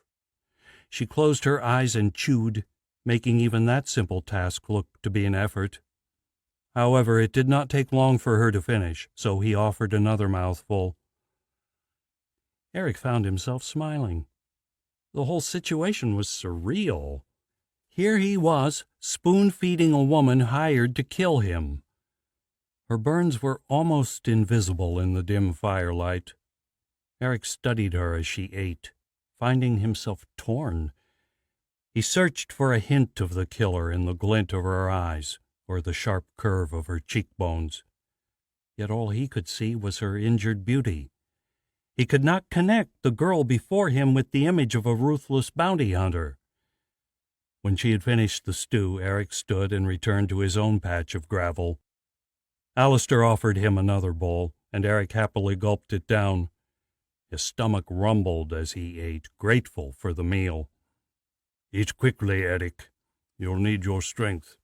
We have time for one more lesson before we reach Chol, and I think we had better make good use of it." "Shh!" Eric glimpsed at Ingun to see if she had heard, but saw her eyes had closed. Alistair waved a hand. "Don't worry about her. I waited a while outside the firelight and heard you talking. I slipped a pinch of sleeping herb into her bowl. She'll sleep through the night now." Eric took a deep breath to calm his frayed nerves. "What do we do with her?" Alistair shook his head. "Nothing. I don't believe she has made any connection between us and her quarry. So long as we're careful, there shouldn't be any danger. Now finish that stew. We have some real magic to learn now." Eric swallowed the last morsel and placed the bowl beside him. The meat had been tough and the vegetables tasteless, but even so, he could feel the energy returning to his arms and legs. He hoped it would keep him going until they reached Chol. Alistair walked from the firelight and into the night. Eric followed, eyes drawn to the deep shadows of the canyon. If any beasts were lurking, they had just moved into their territory. Alistair stopped and faced him. "Okay. As you know, magic at its most basic level is controlled by the emotions. Fear, anger, love, hate. It will respond to each if not properly managed. To harness the power and bend it to your own will, you must discover how your magic and your emotions are linked. We achieve this through meditation." "Meditation?" "Meditation is a technique apprentices usually learn at a young age, which allows them to develop control of the mind and body. Eventually, it allows a magicka to find the link between their emotions and magic and summon their powers at will." He paused, his eyes growing unfocused. Around them, pieces of gravel gently lifted into the air. "In other words, it will allow you to manipulate the weather, rather than your emotions." "Right now, I'd be happy just to stop myself losing control," Eric sighed. Alistair smiled. "That will be a start. I hope with time you will be capable of far more than that. There are certain dangers to consider before then, but they are some way down the road. Now let us begin. Sit down and cross your legs. laying your hands gently at your side." Alistair moved into the posture as he spoke. Eric copied the old man, the hard desert gravel digging into his backside. Grimacing, he shifted until he felt more comfortable, and then looked back to Alistair. "Close your eyes and try to clear the thoughts from your mind. Take a deep breath, and then exhale slowly until all the air has been emptied from your chest." Eric closed his eyes and sucked in a mouthful of air. The muscles of his chest stretched and then compressed as he released the breath in a drawn-out sigh. He repeated the exercise, smiling. This was easy. He wondered whether the old man was playing a joke. "You're thinking, Eric!" Alistair's voice broke across his thoughts. Eric's eyes snapped open. "What?" He glared. "Your eyes were flickering beneath your eyelids. Think of nothing, Eric. It's okay. Most take a long time to master the practice. Try again." Eric nodded, slightly shaken by Alistair's interruption. Alistair stopped him again after another minute. "You're still thinking too much." Eric sighed. His mind kept flickering from one thought to the next, unable to turn off. So much had happened in the last few days. It was all too much for him to simply set it aside. "It can help to repeat a word each time you exhale." "Like what?" "Well, when I was an apprentice, we were told to breathe out ing." "I don't think that's even a word, Alistair." The old man scowled. "Just try it. By focusing on something benign, you will find it easier to allow your other thoughts to fall away." Eric grimaced. "Okay, I'll give it a go." He closed his eyes again and breathed out, whispering ing as he did so. In, out, in, out, in, out. His heart slowed, and the tension began to fade from his shoulders. The word vibrated through his consciousness, his worries fading away before it. All sensation seemed to be drifting away on a sea of black. "I'm doing it!" he exulted. The thought shattered his concentration. He opened his eyes and grinned at Alistair. "I think I had it for a second there." Alistair grinned and stood. "Good. Keep practicing, then." He stretched his arms. "Call me if you need a hand. I won't be far away. I'm going to go keep watch." The old man disappeared. Eric sat back and started again, convinced there would be no more surprise attacks. Alistair looked stronger than ever now, his injuries from both the city guards and the beast fully healed. Antonia's magic had done wonders. Gradually he sank again into the calm center of his mind, beyond the distractions of the world outside. It came faster this time. Now even the slow thump of his heart and stretch of his chest was disappearing into the vast ocean. He was left alone, cut off from sensation, from all sense of time. He drifted, separate from himself, a ghost within his own mind. After a time, a memory surfaced once more. It was here amidst the tranquility of his inner mind that he would find his magic. The thought infused him with purpose, and he turned his inner eyes to the search. A speck of blue light appeared in the distance. The radiance drew him towards it, slowly at first, and then growing faster until he became a blazing arrow. The speck grew to a lake of blue, stretching out before him, immense and overwhelming. Instantly he knew what it was. This was the source of his magic. Its glow washed over him, its warmth intoxicating. Thin threads of light rose from the waters and drifted towards him. Tentative tendrils stroked his consciousness, gently wrapping about him.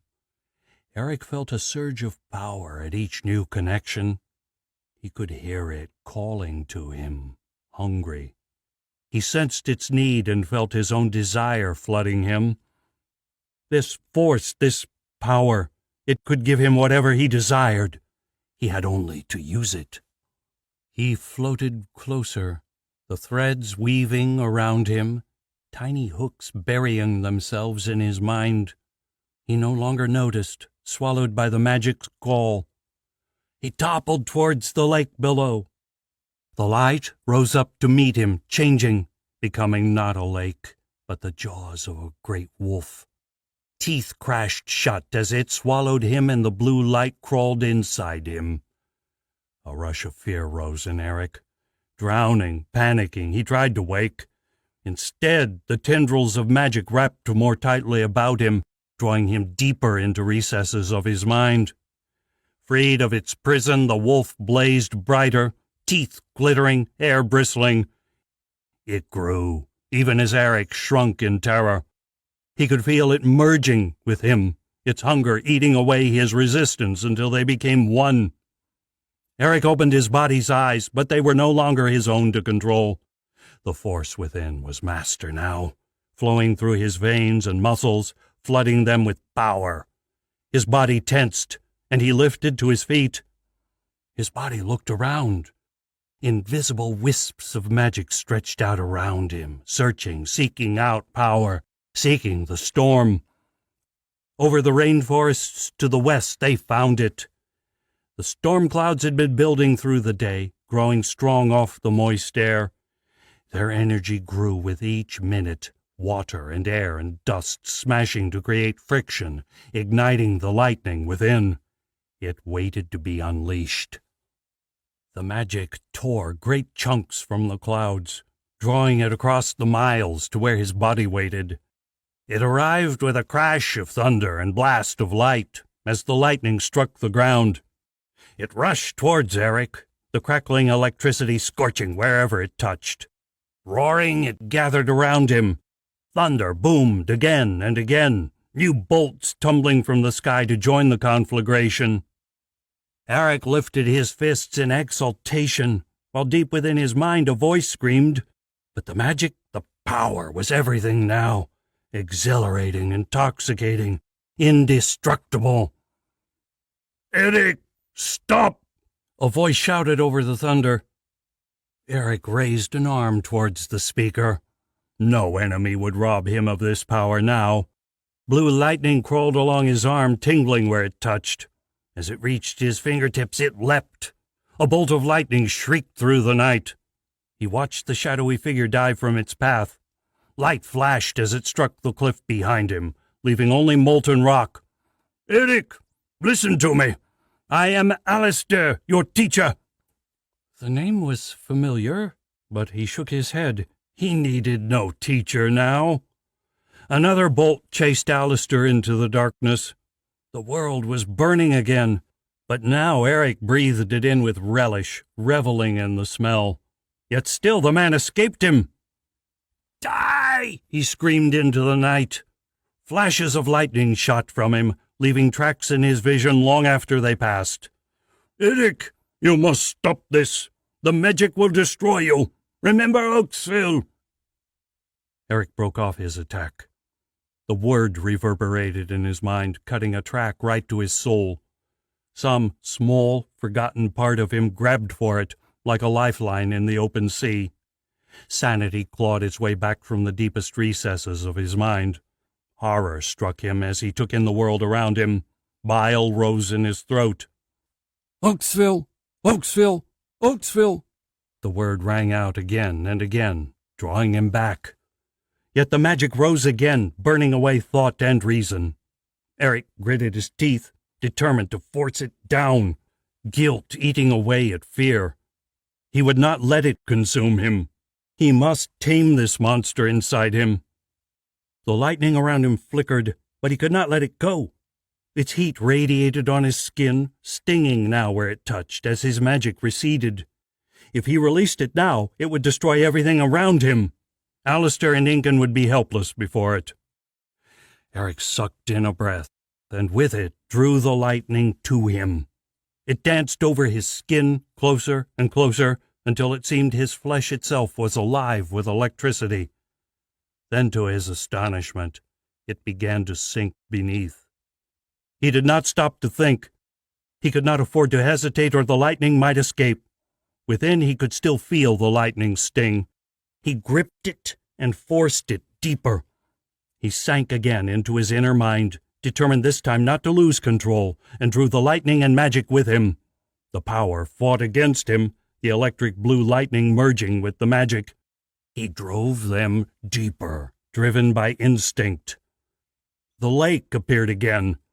He directed the writhing ball of energy towards it and hurled it into the depths. Not a ripple broke as it disappeared beneath the calm surface. Eric opened his eyes and collapsed. Footsteps crunched on gravel. He fought to move, but found his muscles locked in paralysis. Not even his eyes would obey his weary mind. He stared up at the stars in terror. Alistair stood over him, his face grim. "Too close." He shook his head. "I am sorry, Eric. That was my fault. I have never seen anyone go so far, so fast. Magic is both friend and foe. Most do not discover this for years. But tonight you met the beast that lives within you and survived. Next time it will be easier. Rest now." He reached down and closed Eric's eyes with a gentle hand. Chapter 13. Incan squinted into the noonday sun, blinded by its light, the heat searing into her burnt skin. Her face was the worst, the gashes and sunburn still fresh from exposure to the desert. Her cheeks throbbed, the ache of her broken bones dull by comparison. Sweat ran down her back. The air was suffocating. A granite bridge stretched out before them, 1/2 mile long. The old brick pavement stretched wide enough for 5 horses to ride abreast. Stone railings in the form of vines stood either side, worn smooth by the passage of time. Wind whistled between the bars. Beneath the bridge stretched a crater, almost 200 feet deep and 1/2 mile long. Around the edges, landslides had taken bites from the smooth crater walls. The bridge had stood strong through the years, but each year it cost more and more to maintain the old structure. The crater was all that remained of the great Lake Chol. Incan glanced across at Eric and Alistair. Alistair had walked for the entire day, leading their horses across the perilous countryside, seemingly without fear. He still looked fresh, almost excited as they stood now so close to the city. For that she was thankful. Neither herself nor Eric were well enough to walk. Between her injuries and Eric's sickness, they had been lucky to have the 2 horses. They stopped at the foot of the bridge. No one spoke. In fact, no one had spoken all morning. The tension was unsettling, but she was not eager to break the silence. She had woken to a throbbing headache, her vision coming in and out of focus. Her thoughts had been sluggish, but she knew enough to realize she had been drugged. It took almost an hour for the symptoms to wear off. Then there were the signs she had noticed around the campsite. The air reeked of smoke, and not from the regular campfire. Conspicuous scorch marks dotted the cliffs around the camp, even turning the rock molten in places. Something had happened during the night, and she would put gold on it having something to do with Eric's illness. The young man had barely stirred all morning. Alistair had not bothered to wake him as he packed up the camp, or as he helped lift Incan into his saddle. Eric's eyes flickered as Alistair lifted him onto the other horse, but he had hardly made a noise. Incan had rarely seen such exhaustion, but a chilling suspicion had taken root. She'd heard magickers sometimes experienced extreme exhaustion after performing great works of magic. She almost dismissed the thought out of hand. The young man had been so kind, so innocent. Yet something had happened while she slept, and the signs around their campsite seemed too similar to the description given of Oaksville. Their story did not add up, and Incan could not ignore the signs. Was Eric the boy she hunted, the demon of Oaksville?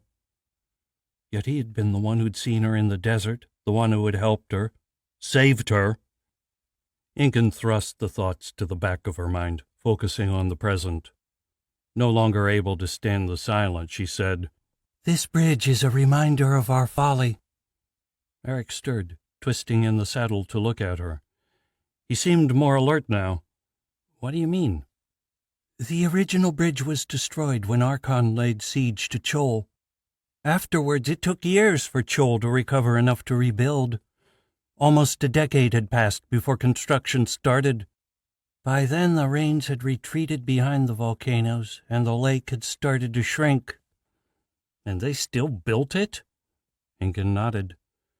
"The change was so gradual. People were convinced it would be temporary. So they built the bridge, and here it stands, traversing barren rock, testament to their ignorance." The silence resumed, and Incan looked away. She already missed the easy conversation of the night before. Something had changed. Alistair tugged on the reins and led them out onto the bridge. Incan snuck a glance at Eric as they drew side by side. He sat straighter in his saddle now, although there were dark rings circling his eyes. "What will you do in Chol, Eric?" she asked. Eric was staring over the rails at what by now would be at least 100-foot drop. He shivered and looked away from the edge. "I'm not sure. I guess we'll take you to the temple first. Hopefully there are still healers there who can help you. That and find some food. I'm starving." Incan's stomach growled in agreement. She could feel her injured strength shrinking with hunger. She prayed to Antonia that those at the temple would be able to heal her injuries. The two of them had done their best patching her up, but without a healer it would take months to recover. Even then she would be marked by horrible scars for the rest of her life. She trembled at the thought. She had never been vain, but even so. "What about you, Incan?" Eric ventured a question. "What will you do?" "What will I do?" she asked herself. "Claim the bounty?" Aloud she said, "When I am healed, there are some friends I must visit, to let them know I am back and alive. I expect they will all enjoy a good laugh when they hear about my folly. At least it will make a good story." Eric chuckled. "I'm sure they will be happy to see you." Incan nodded. "Perhaps. How long will you be staying in the city?" Eric glanced at Alistair. "I'm not sure. Alistair hasn't said." Incan had quickly realized it was the old man who made the decisions, but was surprised at how little Eric knew. "Perhaps Eric is his unwitting pawn," she thought. "Or perhaps they are just two weary travelers," she argued with herself. "What are the people here like, Incan?" Eric ventured. "They mostly keep to themselves. The desert has made them hard. They do not tolerate any weakness from their own. But they do like outsiders. The city would not survive without them. The only resource we have are a few gold and sulfur deposits in the hot springs around the mountains. Everything else we buy from the trade caravans that come through every month." The city walls loomed above them as they reached the end of the bridge. The wind had worn the stones smooth, and cracks riddled the mortar holding them in place. Elsewhere, the rocks had worked their way free, leaving pitted holes across the smooth surface. The bridge finished at a gaping abyss in the wall where the gates had once stood. Now the tunnel stood open, the great wooden doors long gone. No one had cared to replace them. Timber was expensive here, and the desert protected Chol now. A man stood within the shadow of the tunnel, garbed in the blue and black of the city guard. Despite the shade, he was sweating through his chainmail and half-helm. He held a spear loosely in one hand, an iron shield in the other. A sword was strapped to his waist. The steel rings of his mail chimed as he moved to bar their way. He held his spear defensively before him. "Stop! What is your business in Chol?" He didn't seem too interested in the answer. Incan grimaced.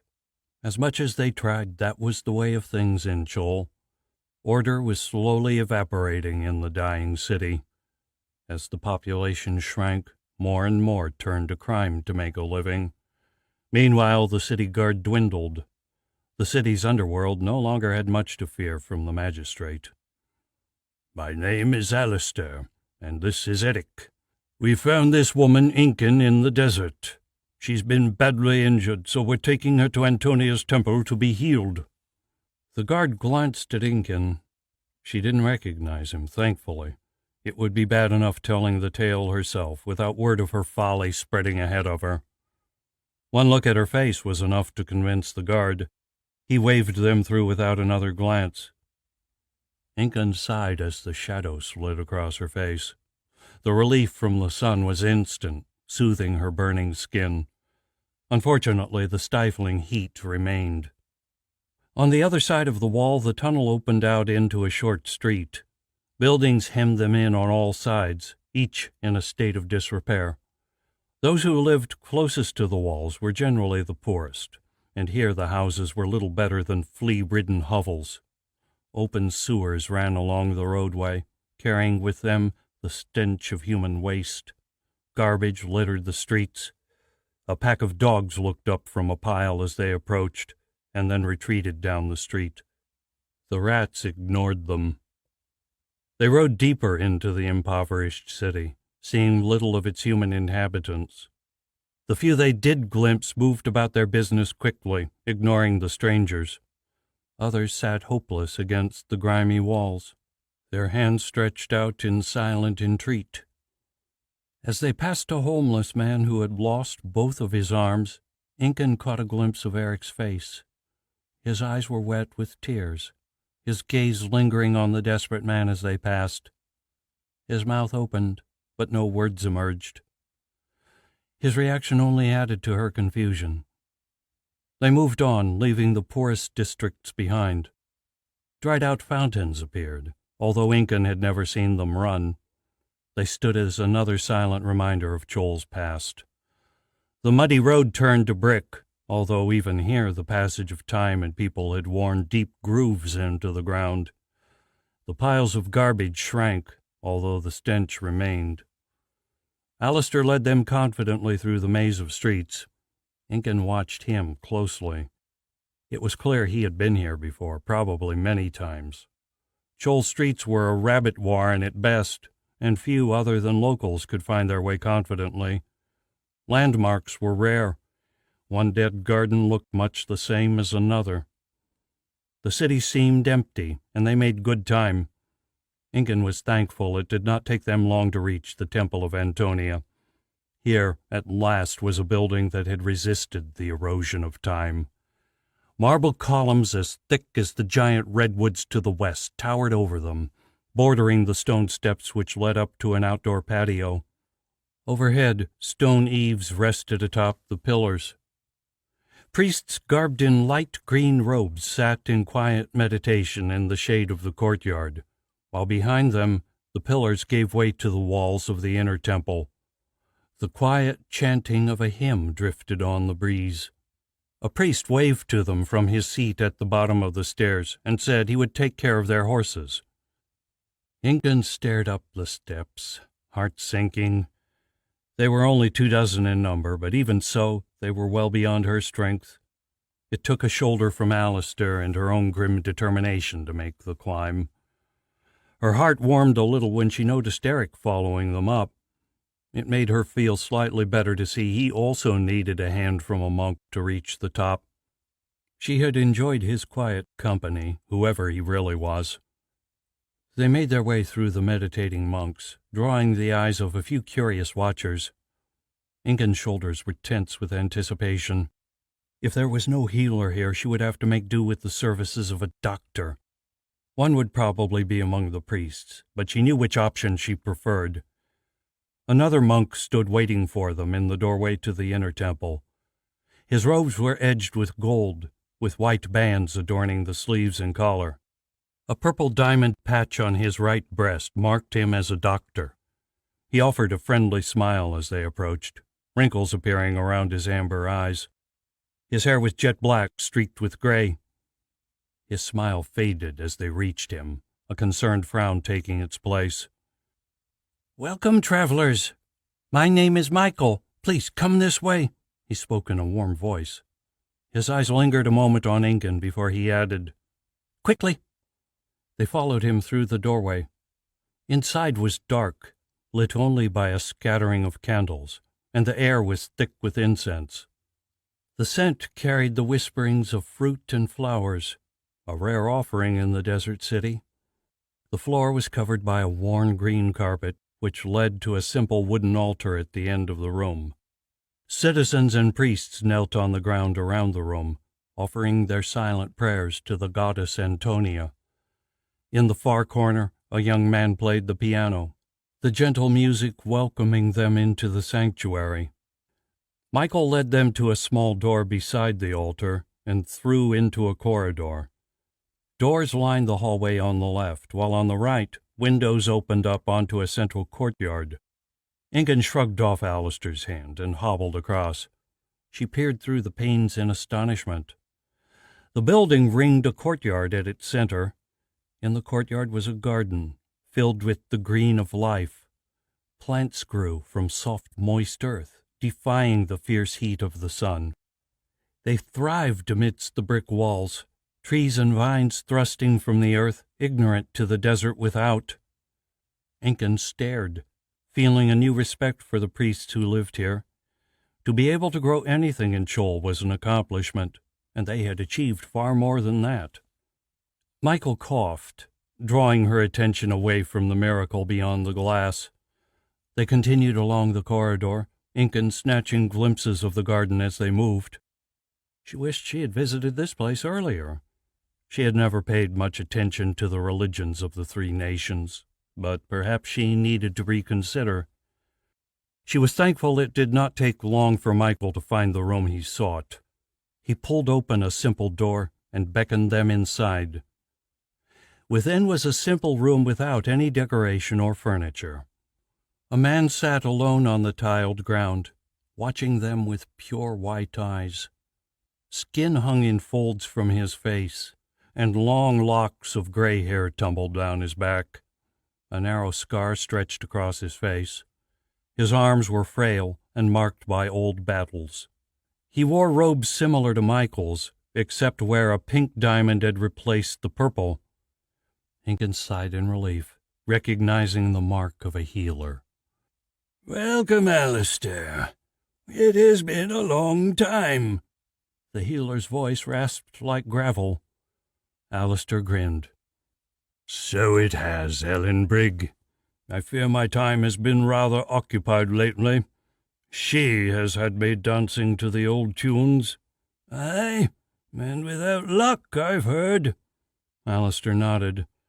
"But I hear you might help me with that." Ellen Briggs smiled. "Aye, I can." Incan looked from one old man to the other, a dozen questions jostling for her attention. "How do these two know each other?" Michael was clearly just as confused. His frown had grown as the two greeted one another like old friends, and it took him a moment to regain his composure. "Ellenbrigg has only been here a few weeks, but he is a great healer. You are very lucky, young lady.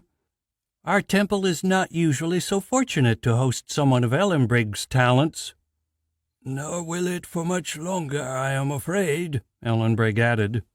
Michael nodded, an edge of sadness in his eyes. Incan could understand his disappointment. It was clear the priests were dedicated to preserving the goddess's temple. It must sting their pride to lack anyone with healing magic. "Now, Alistair, I am afraid you will have to wait just a while longer. First I shall attend to this young lady. I can feel her pain from here. Please, miss, sit down here." Michael helped Incan to sit before the ancient man. Her broken leg made even this simple act a struggle. She tried to sit with her good leg beneath her in support and the broken one stretched out in front of her. She used her good arm to hold herself straight, cradling the other close to her body. Ellenbrigg laughed. "Michael, her discomfort is screaming in my ears. Please, young lady, you may lie down. The others can clear out if there is not enough room." Incan sighed in relief, stretching out on the cool tiles. "Thank you. My name is Incan," she added. "My pleasure, Incan," Ellenbrigg replied. "Now to business. Your injuries are quite severe, but they are within my ability to heal. It will be painful, however, and time-consuming. You will need to be brave and patient." "It's okay. I can take it." She glanced over at Eric and Alistair. "Thank you for saving me. I owe both of you my life. If you ever need my help, you need only ask." She closed her eyes then, wondering where the words had come from, and unable to look them in the eyes. Yet she had meant them. Whoever they were, they had saved her life, and one should always pay their debts. "It was our pleasure, Incan. Perhaps we shall see each other again. We shall leave you to your healing." Alistair turned to Ellenbrigg. "We will talk soon, old friend. I will return after we have made ourselves comfortable." Ellenbrigg nodded in return. Alistair waved goodbye and left the room. Eric moved to follow, but turned back at the doorway. "I hope we do meet again, Incan. In better times, though. Take care." He flashed a gentle smile as he slipped out the door. Then he was gone, and Incan felt suddenly, unexpectedly alone. "Brace yourself, Incan. We begin." Eric stared up at the pale cream ceiling, wondering at the feel of a bed beneath him. He could not remember how long it had been since he had slept in a real bed. It wasn't a very soft bed, but compared to hay, hammocks, and the rocky ground, it felt like heaven. He closed his eyes, wanting the peace of sleep, but knowing it would not come. A restlessness had come over him as they left the temple, one he could not shake. Outside, the sun was setting on the dying city. There was no mystery as to where that nickname had come from. Their second-story room looked out over empty streets. Most merchants had already packed away their wares, surrendering the city to the unscrupulous night. A scattering of guards still patrolled, but Eric suspected they could do little to control the city's denizens once darkness descended. He hoped the inn would prove a safe haven, standing proud as it did amidst the abandoned buildings and hovels. The bar downstairs was well lit and decorated with old wooden chairs and tables, giving it a homely feel. The keeper had unlocked the door cautiously, but welcomed them with a smile when he recognized Alistair. He offered them their pick of the rooms, with Alistair finally settling on one that suited him. The room held 2 single beds and a small table and chairs, which sat before the large double window. The tiled floor offered some cool relief from the heat outside. The room smelt of dust and old cloth, but the thick wooden door ensured little noise could be heard from downstairs. They had draped their saddlebags over the foot of their beds, leaving the horses to the inn's stable hand. Eric's thoughts turned to Incan. He had been unable to shake her from his head since they left the temple.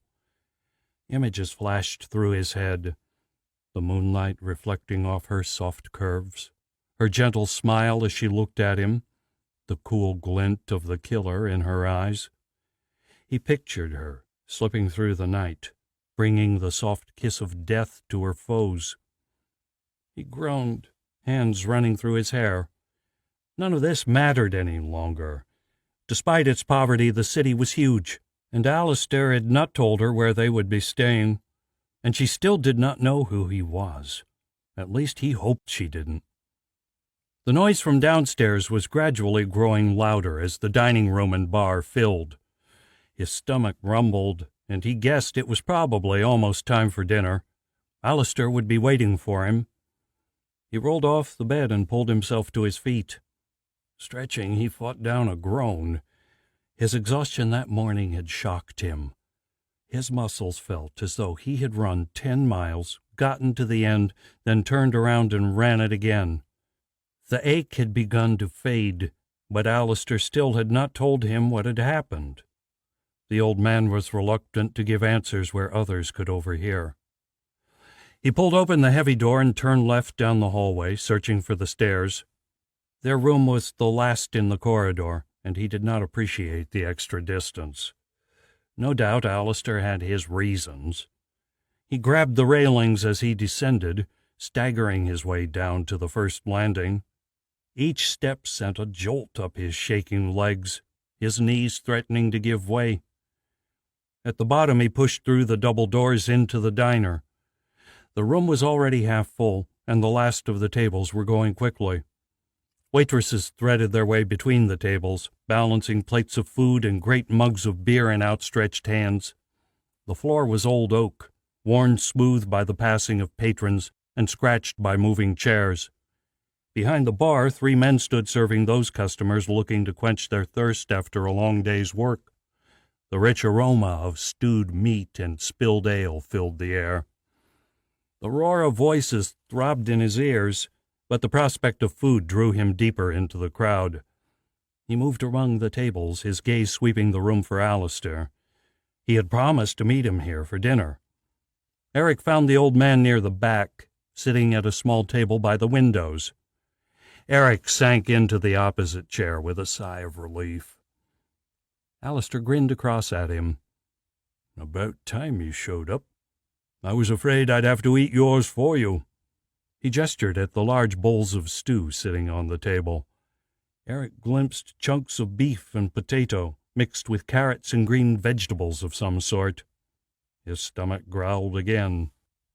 He licked his lips, not needing any further encouragement.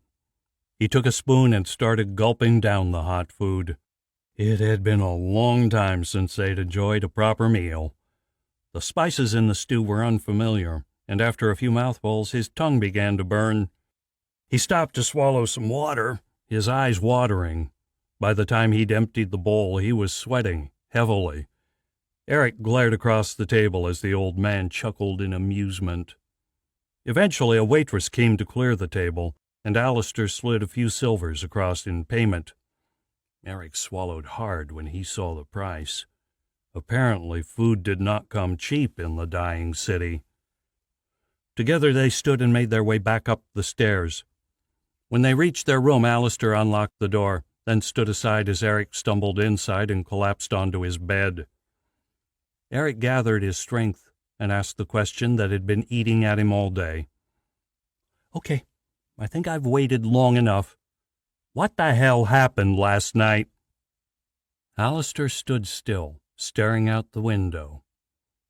"You tell me." Eric sighed, thinking again of the insanity in the desert. It was as though my magic was alive, like some whole other consciousness. Its power was irresistible. Alistair sat down on the opposite bed, nodding. "What you achieved last night usually takes months. I seriously underestimated you." He paused. "Perhaps the way you've tapped into it in the past helped. Either way, it is a dangerous thing, a magicker's first contact with their magic. I am sorry. I should have warned you." Eric shivered, remembering the icy grip of the magic encasing his consciousness, of something else taking control of his body. He recalled the power, the terrible craving to unleash it. What makes it so dangerous?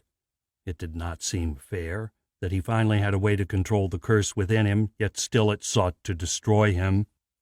"Magic is not an inert force. It lives to escape, is desperate to break free from its prison and take control of its host. Last night you touched it unprotected, and it struck back. Without the right preparation, you never stood a chance." "I could have killed you." The thought terrified him. Alistair nodded. "That was my fault." Eric looked up to see the old man smiling.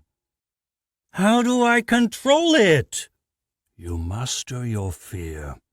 That is its only weapon against you. If you do not fear it, your magic cannot harm you." Eric stared. He had never experienced such terror as when the wolf appeared. It was as though his fear had turned to pure energy, fed by his magic. How could he conquer such a beast? Eric, Alistair interrupted his thoughts. Do you know what you did there at the end? He shook his head. You drew the lightning into yourself, Alistair whispered. Eric shrugged. I didn't know what else to do. If I released it, it would have killed you. Such an ability is incredibly rare. I have only heard tales of those who could draw aspects of their element into themselves. Many believe it to be only legend. It is an extraordinary ability. You should be able to summon that lightning from within whenever you might need it. Eric allowed himself a smile. He doubted he would ever find such a skill useful, but Alistair's enthusiasm was amusing. The room fell into a comfortable silence. He closed his eyes, feeling the gentle pull of sleep. A final thought came to him. Alistair, what would have happened if I hadn't come back? Your magic would have sucked your life force dry. Your powers are limited, and your magic was converting massive amounts of energy into magic. That is why you could barely move afterwards. A few minutes more and you would have died, or at least your soul would have. Your body would have lived on, controlled by your magic. That is how true demons are made, Eric. Eric drew a deep, shuddering breath. He tried to control the quivering of his body and failed. His heart hammered in his chest and his stomach clenched tight as iron. Horror rippled through him. Alistair lay down on his own bed. Good night, Eric. It was a long time before Eric slept. Chapter 14. The room was sweltering. Eric threw off his sheets and looked around, spying the telltale glow of daylight seeping beneath the curtains. Through fuzzy eyes he saw Alistair's bed was empty. He groaned, his body still stiff and sore. But if Alistair was gone, the morning must be growing late. He crawled out of the bed and stumbled across to the window. Sunlight flooded into the room as he threw open the curtains. He groaned again, his sleepy eyes blinded by the light. The sun was high in the sky, almost noon. Eric was not surprised. He'd lain awake half the night, willing himself to sleep, and when he finally had, blue flames and demons stalked his dreams. At least he felt better than the morning before. His arms still felt like lead weights, but the sting in his muscles was fading. Cramp threatened his legs as he stood, but receded after a few moments. Stretching his arms, he pulled on a fresh shirt. His stomach grumbled. Looking around, he saw a handful of silver coins on his bedside table.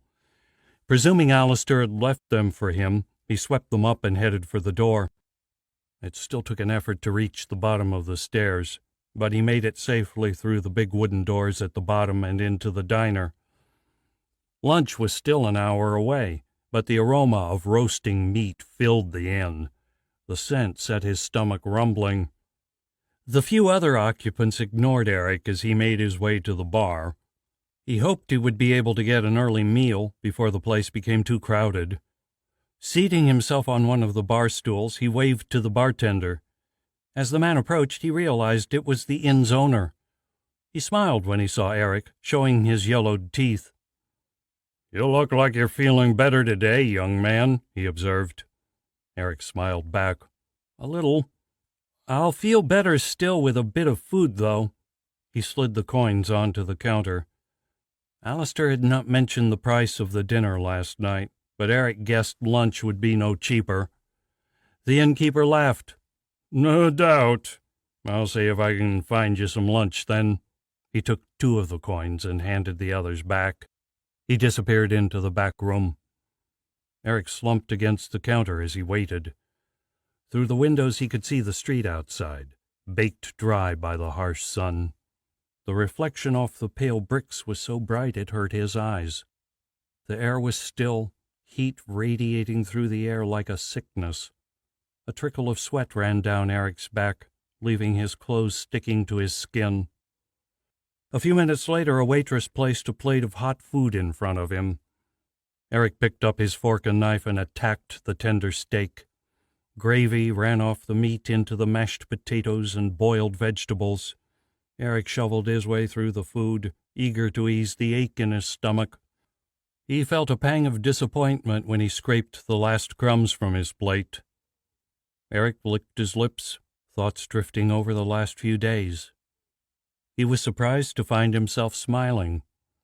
The guilt of Oaksville still weighed on him, but despite the twists and danger, there had actually been good moments. The old man might be quiet company, but it was better than the exile Eric had suffered for so long. Then there was the enigma of Incan and the confusion which swept over him whenever he thought of her. His life was changing so quickly he could scarcely believe it. In less than a week he had gone from fugitive to apprentice magicker. He had met a man over 100 years old, a bounty hunter hired to kill him, and the goddess Antonia herself. Yet Alistair's purpose remained a mystery. Where was the old man now? I should be helping him, the thought leapt into his head. Alistair had saved him, lifted him up instead of leaving him for dead. He had put a name to his curse, taught him about magic. Eric owed him his life. He just hoped he could find some way to repay him. The noise at the bar was beginning to grow as people filled the room for lunch. Deciding it was time to leave, Eric rose from his seat and left through the oaken doors. Upstairs he quickly found himself with nothing to do but wait for Alistair's return. Outside the air shimmered with heat, and only a trickle of human traffic still flowed through the streets. Eric fanned himself with his hand, wondering how the people here could cope with such temperatures. Why did they stay, knowing their city was coming apart at the seams? Eric felt a deep respect for their courage to toil on against such adversity. He thought again about his magic. Goosebumps shivered down his neck as he remembered the night in the desert. It had left a terror in him, one that lurked just beneath the surface. He could not ignore it. Alistair had promised his magic would be a gift. The old man had lied. Every day it appeared more and more the curse he had always believed it to be. Magic it might be, but it was no less perilous for the name. His dread grew as he imagined what could have happened if he had not regained control, if it had swallowed him. He remembered the ruins of Oaksville. Shuddering, he closed his eyes as the guilt came rushing back. The dead still came to him when he slept, their eyes accusing, demanding vengeance.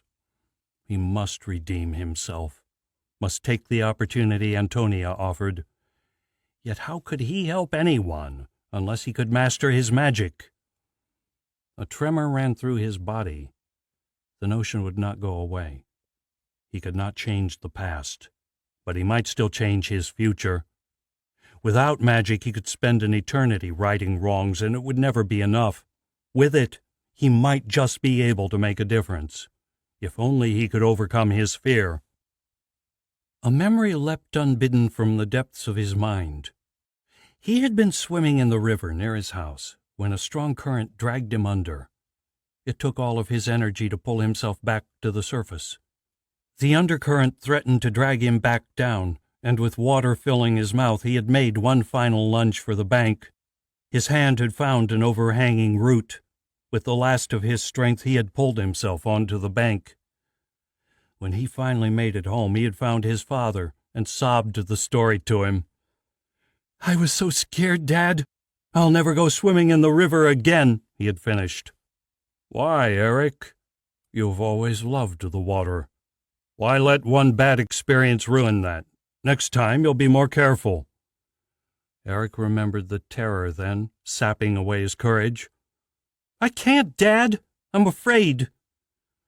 His father had sensed his shame at his admission. He crouched down and took him by the shoulders. "There is no shame in fear, Eric. Fear is natural. We are all afraid at times. But you must not run from fear. If you do, it becomes a beast that will devour you. Real men take their fear and learn from it. Do not feed the beast, Eric. Instead, you must make it your own." He stood. Come. Where? To the river. Eric smiled at the memory. He had swum again that day, and many times since.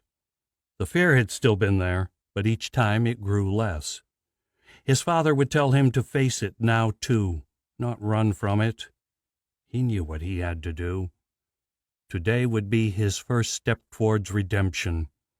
He only hoped he was strong enough for the task. Closing his eyes, he sat back and began to meditate. It took a long time for the chaos within to clear. He persisted, determined to put the last few days behind him, for a while at least. One by one, the worries he had brooded over fell away as his thoughts flowed inwards. The darkness of his inner consciousness rose all around him.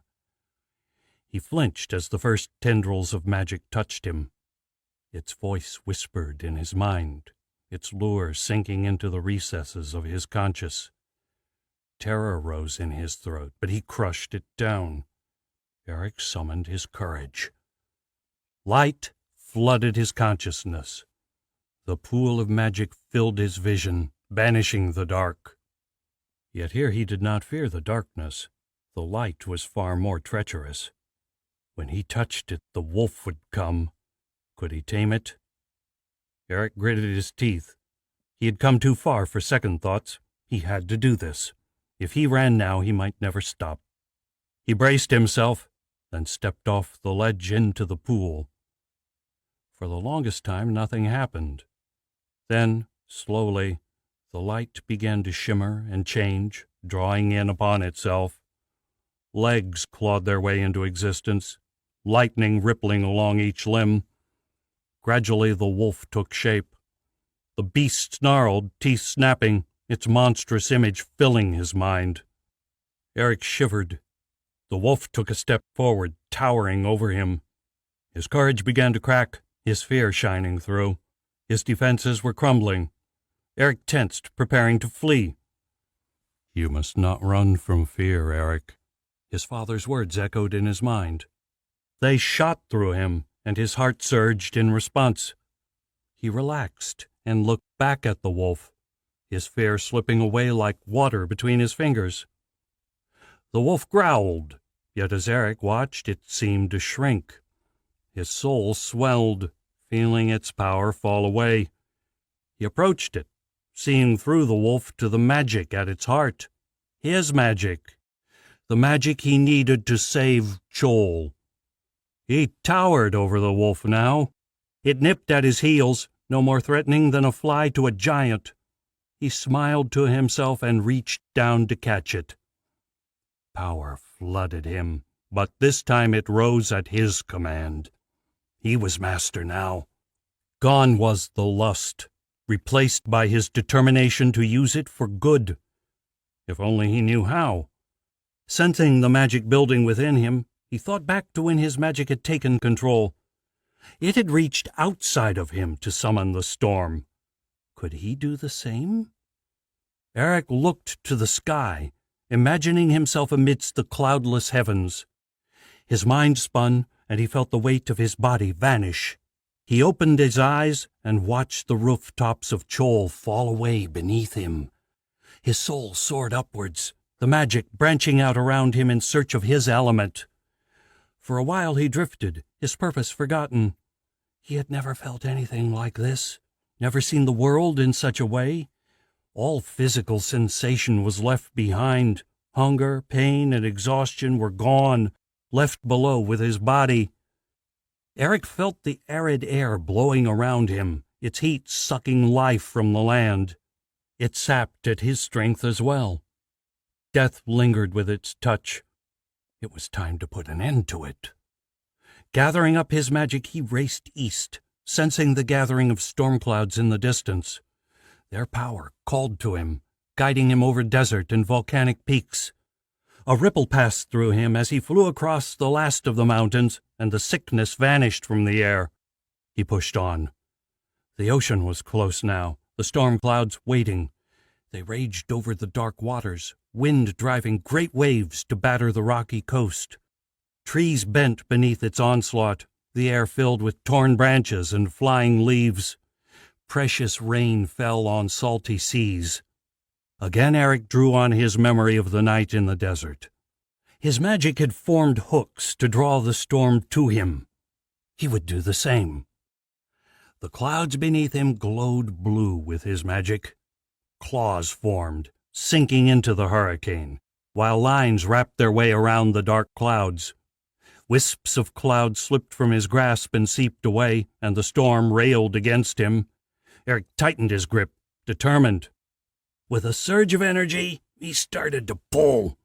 The storm began to move, slowly at first, then picking up speed. Leaving behind the ocean that had borne it, Eric drove it across the forests and rivers. He had no sense of time, but felt strength beginning to fade. Finally, the storm reached the mountains. There they stalled, and he felt an invisible barrier pushing back against him. The rain would go no further. Eric would not give in. Gritting his teeth, he drew on more magic. Power poured through his spirit and into the storm. He pulled harder, the air crackling with pure energy, the magic giving him strength. The air screeched, sparks flying within the clouds. Lightning flashed through the barrier. The storm shot forwards, wheeling across the volcanoes of Chol. Eric heard a faint tinkling of glass, as if something had shattered, but there was no more time to pause. The storm had passed the mountains and was rushing now towards Chol. Rain was on its way. Back in his room, Eric's soul crashed back into his body. He opened his eyes. Agony lanced through his head. He lay back on the bed, embracing the pain, as a grin spread across his face. He had faced the beast and conquered his fear. Nothing was beyond him now. Sleep beckoned. This time, there were no dreams. The door slammed. "Thank gods!" a voice shouted. Eric jerked awake. He looked around wildly as Alistair stalked into the room. The old man towered over him, his face dark with anger. Veins popped in his neck and his eye twitched. He reached down and grasped Eric by the front of his shirt, hauling him from the bed. "What were you thinking?" Eric gasped for words, fighting for breath as his collar bit into his neck. His mind was still foggy with sleep, and he struggled to understand Alistair. What? What? What? You damn well know what. You summoned your magic. He added an expletive at the end. A strange calm descended on Eric. He had no idea how the old magicier had found him out, but it did not matter now. He had cast the die, and against all odds had succeeded. "I had to do it, Alistair. Otherwise the fear would have only grown. How did you even know?" Alistair shook his head, his expression unreadable. Gently, he set Eric back on the bed. "Every magicier in the city would have felt such a massive expenditure of power. When I felt it, I thought the worst had happened." Eric looked up at the old man, seeing the red in his eyes and the dark rings beneath them. His mouth was a tight line, and the lines of his face had deepened. Alistair was exhausted, and the fright Eric had given him had only added to his burden. Neither of them spoke. Eric glanced out the window, surprised to see night had fallen outside. Then, to his pleasure, he noticed a trickle of water running down the glass, and heard for the first time the pattering of raindrops on the roof. Light from the inn reflected off falling raindrops. Eric smiled in satisfaction, taking heart from the sight. It was raining in Chol, and he had faced his fear. That was well worth the fresh pain sweeping through his body. "You need to understand, Eric, just how dangerous magic is when used recklessly. You have no idea the destruction you could have caused were things to go wrong." Eric turned to meet Alistair's gaze. "You're wrong, Alistair. I know the risks better than anyone. I've lived with them for years." "Then why did you do it?" "Because I had to. My fear had mastered me, unmanned me. If I allowed it to fester, it would have destroyed me. And I knew I could make a difference here, if only I had the courage. And I did! Just look! He pointed out the window. Alistair closed his eyes and sighed. Eric waited for him to argue. The old man shook his head and then smiled. Yes, you did. Chol will celebrate tonight for many years to come. I hope that it lasts. Jorian tried and failed to do the same a century ago. Perhaps Archon's curse has weakened over time. Perhaps. I felt something break when I drew the storm over the mountains. I am glad you proved to yourself you could be master to your magic, Eric. But this isn't the end to your learning.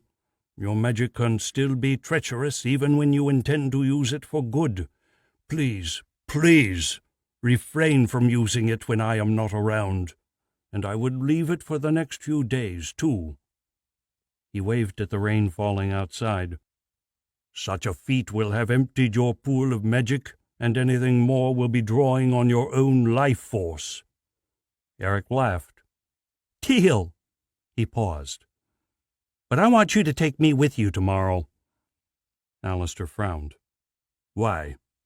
Whoever you're looking for, I want to help you. Alistair fell silent, and for a moment Eric thought he would refuse. Okay, but you will need your strength. Let's get something to eat. He stood and pulled Eric to his feet. Eric stumbled, his legs refusing to take his weight. He grasped Alistair's arm to keep from falling. I don't suppose you could bring a plate back here for me? Hungry as he was, he knew how painful the trip downstairs would be. Alistair laughed. Not a chance. You did something foolish, and now you have to pay for it. Besides, there's a party downstairs, and after the fright you gave me, I could use a glass of ale. The trip from the room to the bar downstairs seemed to take an age. For Eric, every movement was an agony.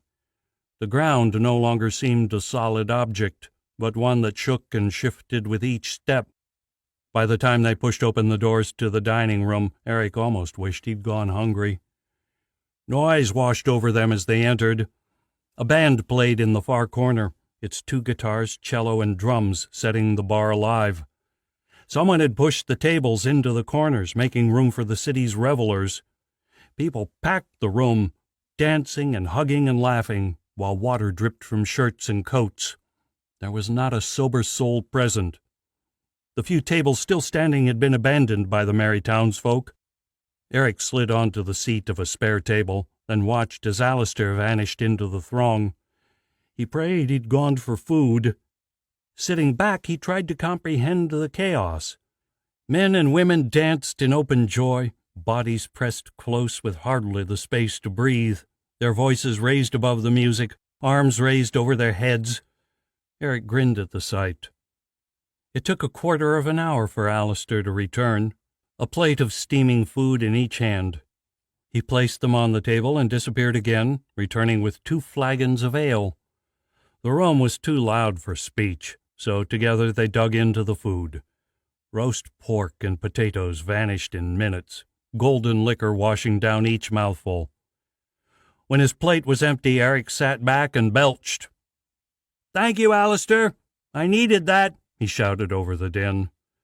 Alistair laughed, wiping gravy from his beard. "My pleasure." The double doors to the street opened with a bang. Rain spilled into the room, whipping about the revelers on the swirling wind. People stumbled away from the door, although many were laughing. Lightning thundered outside, silhouetting the 2 men standing in the doorway.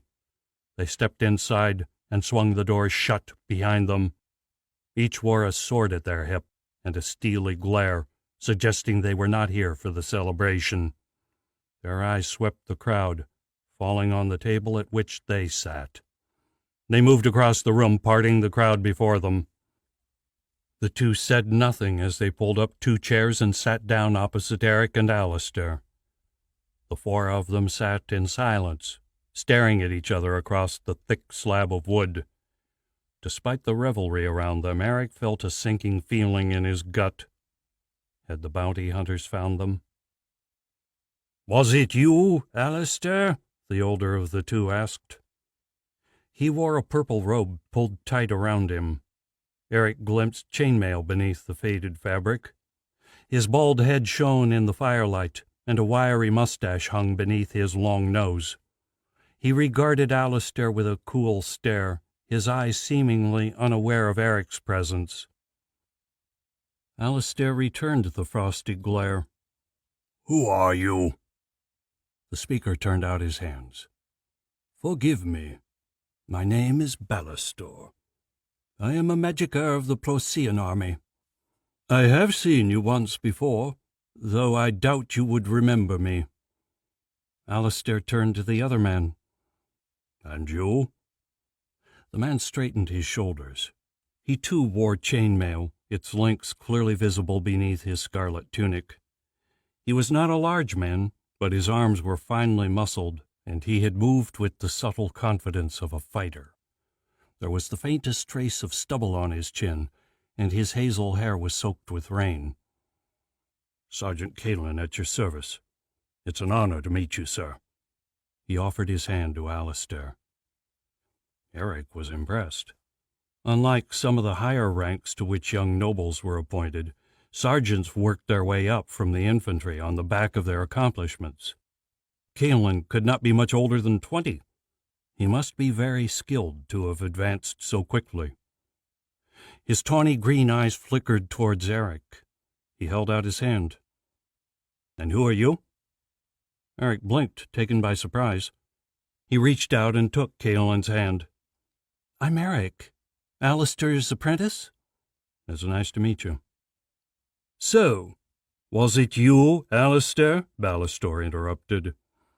Eric turned his attention back to the magicier. The man's eyes sparkled, his forehead creased with impatience. Eric wondered what two members of the Procyon army wanted with Alistair.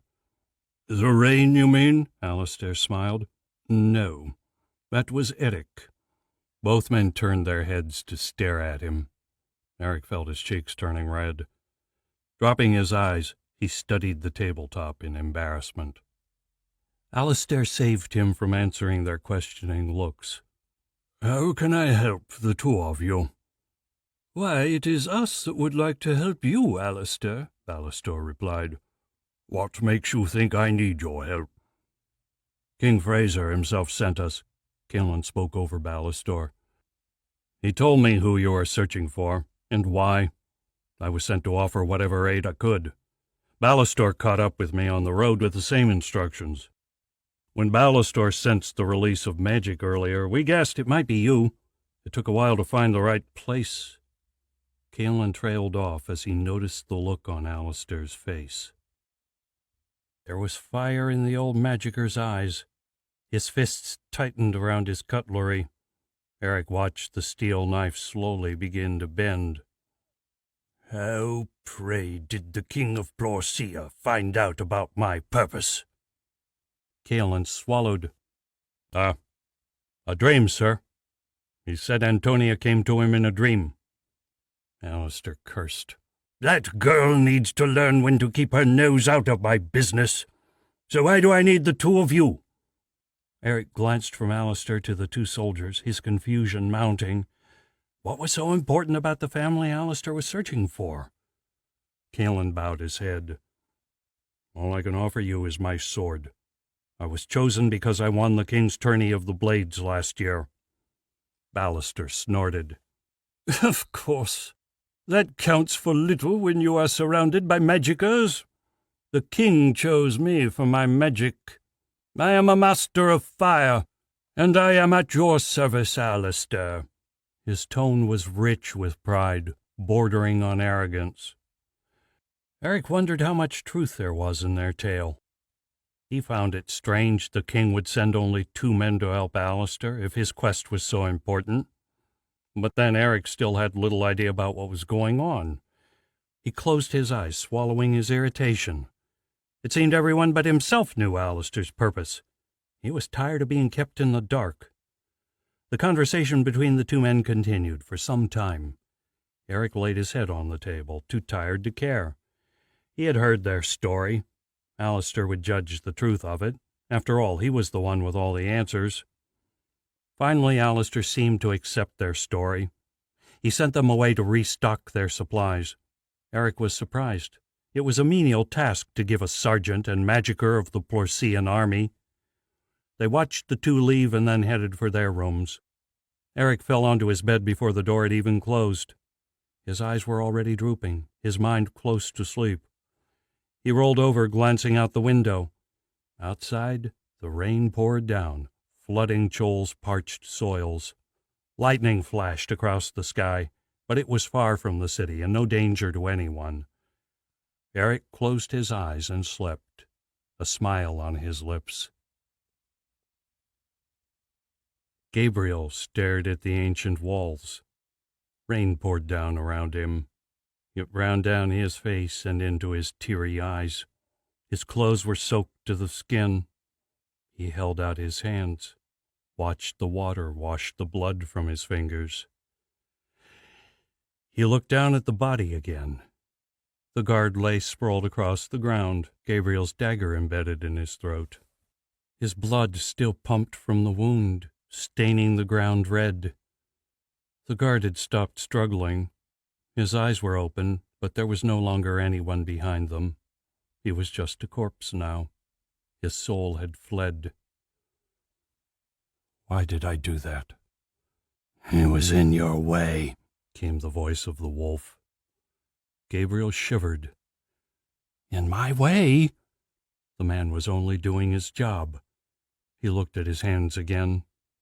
The blood was gone, but the guilt could not be washed away so easily. He was a murderer. "What have I become?" "What you must. Now come, before anyone sees us." The wolf padded through the gates. Gabriel walked after the beast, the guard forgotten. His purpose came crashing back. They must die. They must suffer for... He paused mid-stride.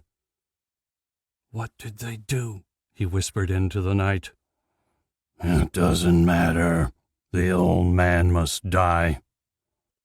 Gabriel nodded. His wolf was right. The old man must die. He followed it into the dark city. Chapter 15. Outside, the rain poured down. It gushed in torrents from the rooftops, pooling in the streets below. Eric and Alistair strode through the puddles, water filling their boots. Everything was wet. In any other city, such weather would have driven everyone inside. Not for Chol, however. Revelers filled the streets.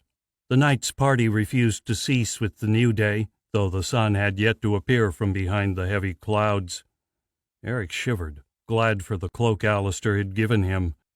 The rain had banished the desert's heat, and the chill of autumn was closing in. The city folk could not get enough of the rain and cool air, but Eric preferred his clothes dry. Of course, that did not stop him from smiling at the childlike antics of the people dancing in the morning rain. Alistair strode confidently through the flooded streets, casting occasional glances back over his shoulder. At first, Eric thought the old man was checking he was keeping up, but he soon realized there was more to it. Alistair was searching for anyone who might be following. The thought gave Eric the chills. Alistair had not mentioned where they were going. In fact, he had ignored all of Eric's questions. Eventually, he had given up. Now silence stretched between them, but he could sense Alistair's tension. Wherever they were going, it was important. It took half an hour to reach the house. Rain ran down its whitewashed walls, bubbling over the cracks in the bricks. With its solid tile roof, it looked like any other house they had passed in the central city, although in better condition than most.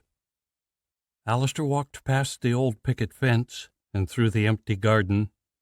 The ground was muddy with rain and churned up by the recent passage of heavy boots. Looking at the footprints, Eric guessed the owners to be large men. They stood together beneath the slight overhang of the roof and knocked on the heavy wooden door. Eric huddled closer, making the most of the poor shelter. The rain had already started to seep through his thick outer cloak to his clothes beneath. The wind sent gusts of rain swirling against the door. Eric shuddered, hunkering down against the cold. No sound came from within. Eric glanced through the windows beside the door. It was dark inside. All he could make out was the empty entranceway. There was no movement. Alistair knocked again. "Maybe they're out?" Eric ventured. Alistair shook his head. He squinted through the windows. Eric waited, unsure what to say or do. The old man stepped back into the rain, ushering Eric out with him. Eric groaned, already dreading the long, wet walk back to the inn. As he moved away from the door, Alistair flicked out his hand. Wood cracked behind him. Eric spun in time to see the door cave inwards.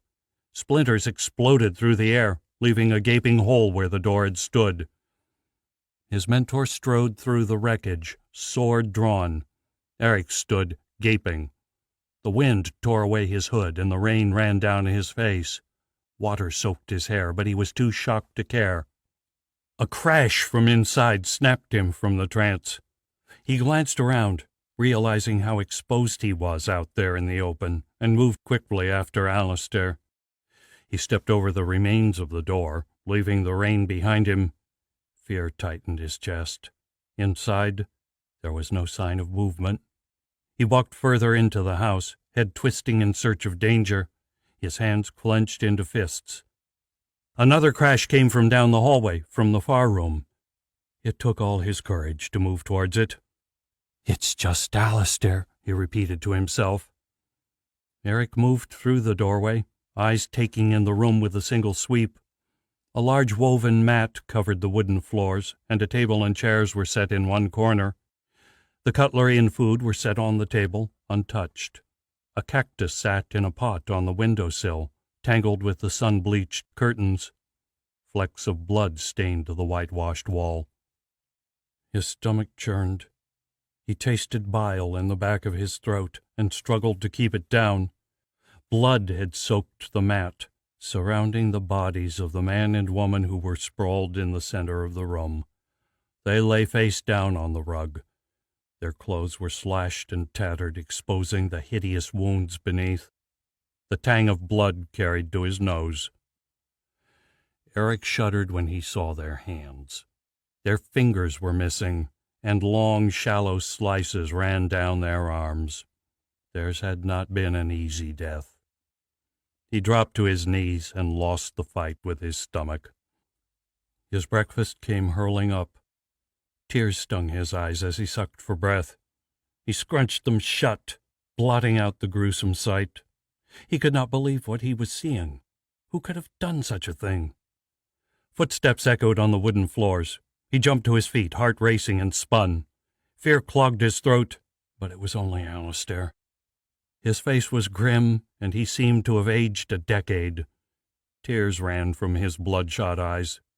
He held his blade in shaking hands, veins standing out along his wrist. There was blood on his hands, but Eric had not heard any sound of fighting. "Whose blood is that?" he demanded. "What happened to them? What are we doing here? Why? Why? He scrambled to find the right question. Alistair sheathed his sword and walked past Eric. He knelt beside the woman. "The blood is theirs. I had to check to see if they were still alive." His voice was cracking. "Who were they? Who did this to them?" Eric could not breathe. He had seen death before, but never like this. "They were the family I was looking for. How did they find them? How?" His fists clawed at the rug. "Who?" "Archon's minions. Vile, scheming men willing to sell their souls for a little reward." Alistair's voice was acid. The blood in Eric's veins froze at Alistair's words. He blinked, opened his mouth, but no sound came out. A shadow fell across the room, one no flame could cast off. "What do you mean?" Eric screamed in his head. A crash came from the back of the house. Eric gaped, feet frozen in place. Alistair's sword whispered from its scabbard. The hairs on Eric's neck stood up. Voices echoed through the house. "Spread out! We had better find the little one, or there'll be hell to pay. Who knows where she's hiding?" Alistair raised a finger to his lips. His sword hand ceased to shake. He gestured Eric to stay and moved for the doorway. The grief had vanished, replaced by a burning rage, tightly controlled.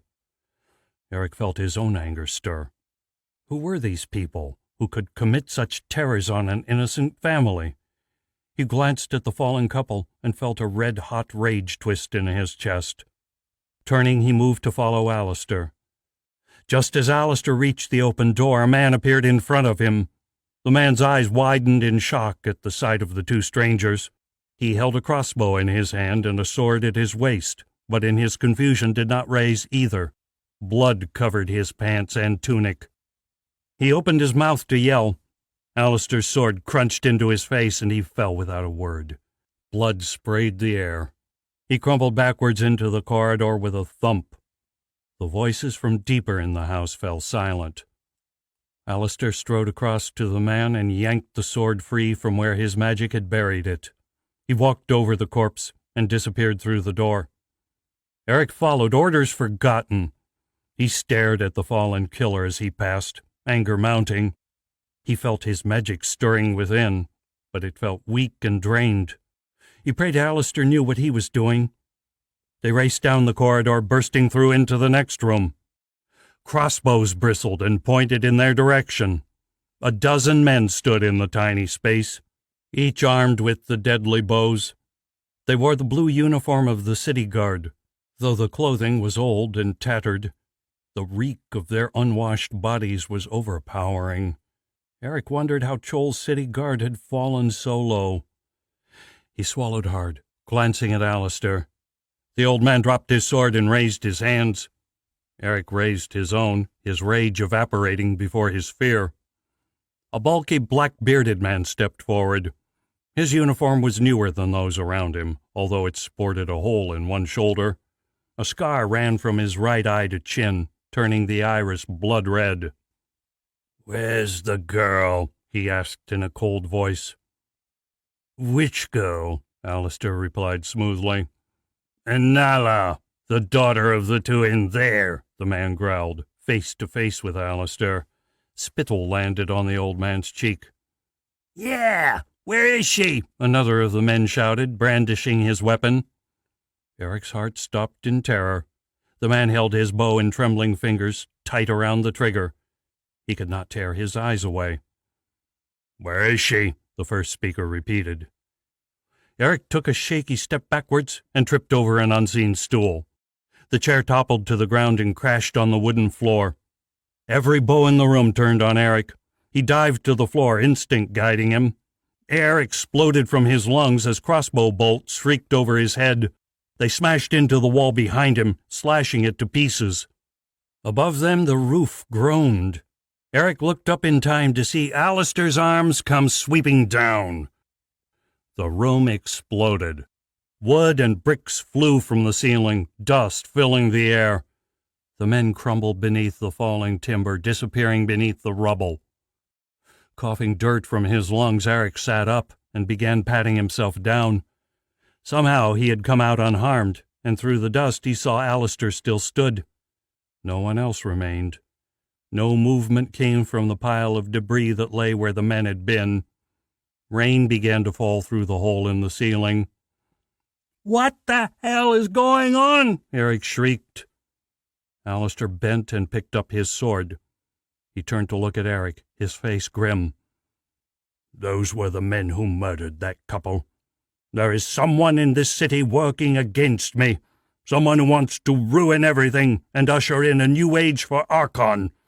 The girl they talked about, Nala, she is our last hope now." He turned to leave. "Whose last hope?" Alistair glanced back. "Everyone's." Gabriel stood in the middle of the road and watched the house. People walked past, giving him a wide berth when they saw the beast at his side. He ignored them, let them stare. He no longer cared, not about the rain or the mud or the cold wind. They went in there? He asked. Yes. Its voice was inseparable from his own thoughts now. Are they still there? The wolf lifted its rain-soaked muzzle. No, but they have not been gone long. You must see inside. Gabriel nodded and crossed the street. Approaching the house, he could see something had gone wrong inside. The door was in ruins.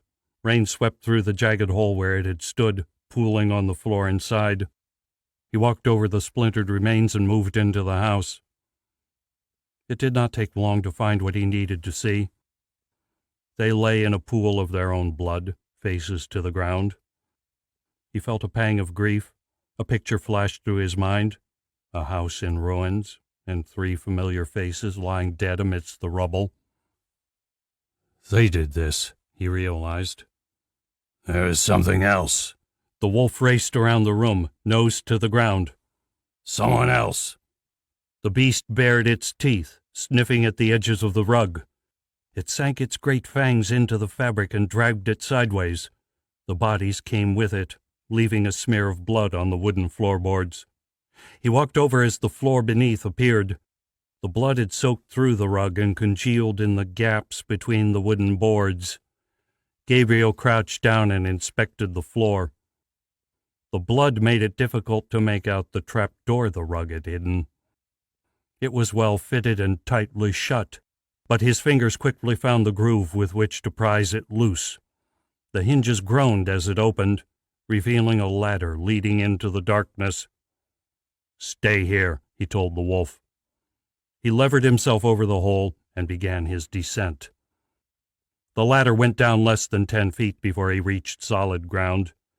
The only light came from the hatch above and the cracks between the floorboards. Something shrieked from the dark. Gabriel hardly had time to look around before a body hurtled from the shadows. A fist struck him across the face, knocking him backwards. He scrambled for purchase, but unseen objects littered the ground. His feet slipped from under him and he fell. The creature landed on top of him, crying like a banshee. Tiny fists pummeled his chest and face. Nails scratched at his skin, aiming for his eyes. Gabriel lifted his hands in time to stop them being clawed from his face. He rolled, sending his assailant toppling. "Die!" the girl screamed.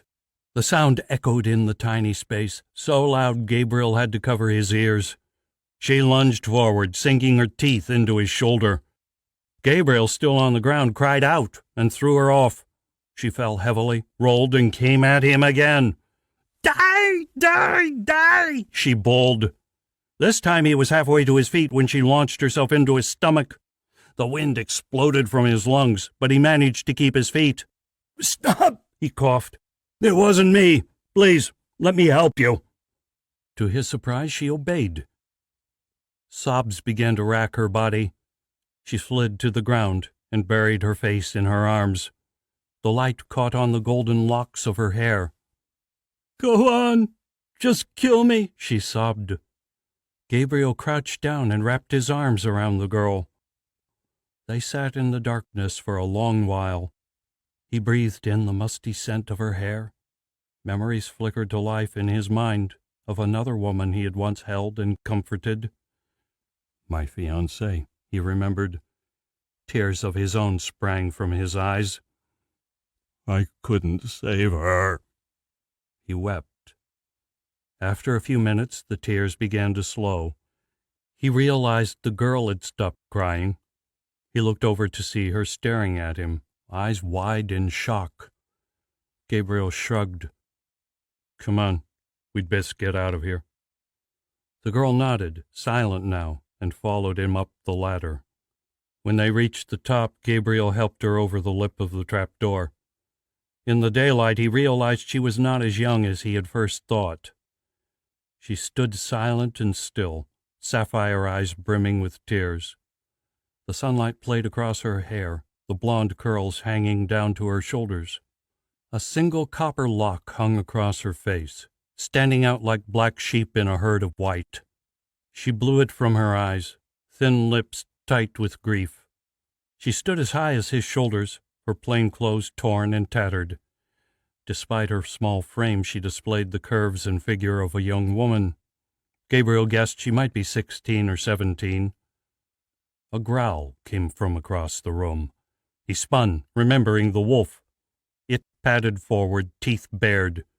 The hair bristled along its back. The stench of wet fur overpowered the bloody stench of the room. It crouched, muscles tense to spring. Snarling, it slunk closer. Gabriel held out a hand. Easy. It's okay. She must die. Gabriel drew his sword. The wolf was right. The girl had to die. He turned to face her and fell into her sapphire eyes. They had gone wide with shock, tears spilling over to wash down her dirty face. Yet there was no fear in them. Instead, she tensed, prepared to fight. He lowered his blade. His fiancée was dead. He clung to his one irrevocable memory. He blinked and looked around. What am I doing? How could he consider murdering a helpless girl? The wolf, he realized. He turned again, holding his sword point out at the beast. The demon had tricked him, stolen away his humanity in return for what? Gabriel could not even remember now. An image of the guard at the city gates flashed through his memory. Guilt ate at him. He had given in to evil, he realized. He had become a monster. It was time to put an end to it. No more, demon spawn. Our deal is done. So be it. You will soon wish otherwise, the wolf whispered in his mind, and leapt. Gabriel had no time to bring up his sword. The wolf struck him in the chest, flinging him from his feet. Its teeth snapped inches from his face before its momentum carried it past. The girl flung herself out of the way as it hurtled at her. Its claws screeched, digging grooves into the wood. It turned to charge him again. He hauled himself to his feet and moved to stand between wolf and girl. From the corner of his eye, he saw her grab a chair. She held it out before her, ready for the next attack. The wolf howled and began to circle. Its bright yellow eyes studied him, searching for a way past. He kept his sword low, pointed at its throat. It would not knock him down so easily a second time. Gabriel lunged forward with his blade. The beast dodged backwards, but its claws could not find purchase on the hard floor, and it moved slowly. His first sweep missed, before he wrenched the tip around and brought it down on the wolf's head. The blade bit deep, scraping against bone. He gagged as a rotten stench ran from the wound. The wolf yelped and retreated further. Gabriel let it go. If he followed, it might slip around him and attack the girl. Black blood dripped from his sword tip. The beast only had eyes for him now. When it rushed him, Gabriel was ready. He crouched low, sword point out before him. At the last moment he lunged forward, meeting the charge with his sword. The wolf ran right onto the blade, the tip tearing through its hide to sink to the hilt. There it lodged, ripping from his grip. The beast's weight carried it forward, driving him backwards. Gabriel fell. The wolf growled, stumbling forward. He struggled to climb to his feet. It leapt. Air exploded from Gabriel's lungs as the sharp claws landed on his chest. He collapsed back to the ground, pinned beneath the weight of the wolf. It towered over him. Bloody saliva dripped from its jaws. The sword still stuck from its chest, close to where its heart should be. Not close enough, it seemed. Goodbye, Gabriel, its voice whispered in his mind. Its mouth opened to rip out his throat.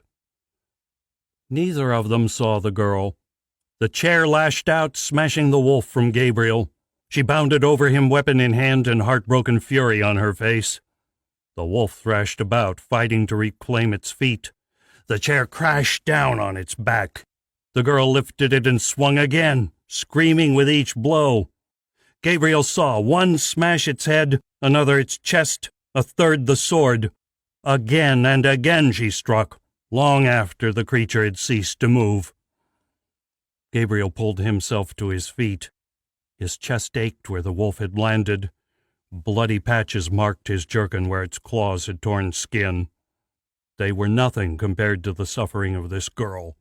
The couple could only have been her parents. To have them murdered while she hid helpless below. He shook his head and moved to her side. He reached for the chair, though there was not much left of it now. She threw herself into his arms when he took it. "They're gone," she sobbed. Gabriel suddenly felt old. What could he say to this girl? He was lost, but the words slipped out before he could think. "I know. I'll look after you." She stopped crying and pulled away from him. "We should go."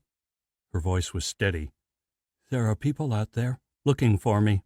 She closed her eyes. "I wish I knew why."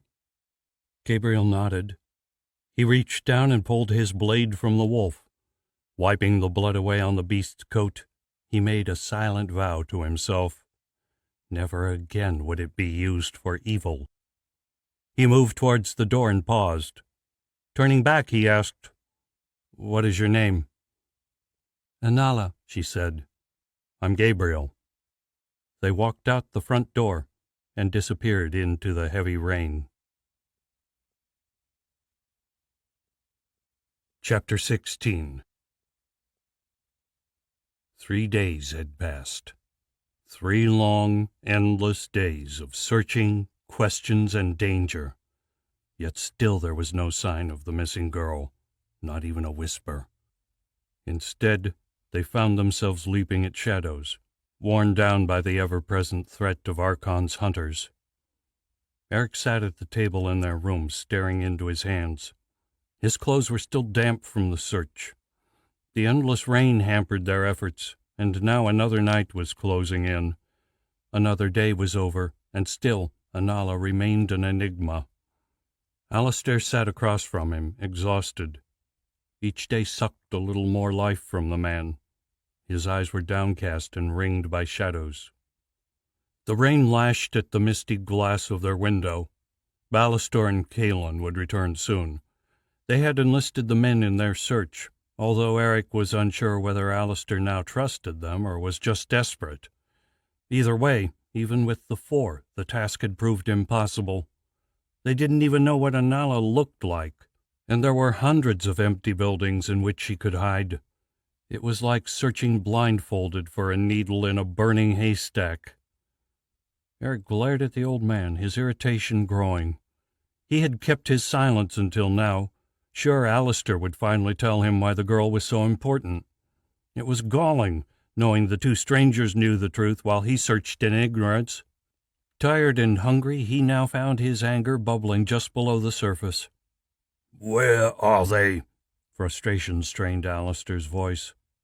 "We need a new plan. The longer she is out there, the more likely the other hunters will find her first."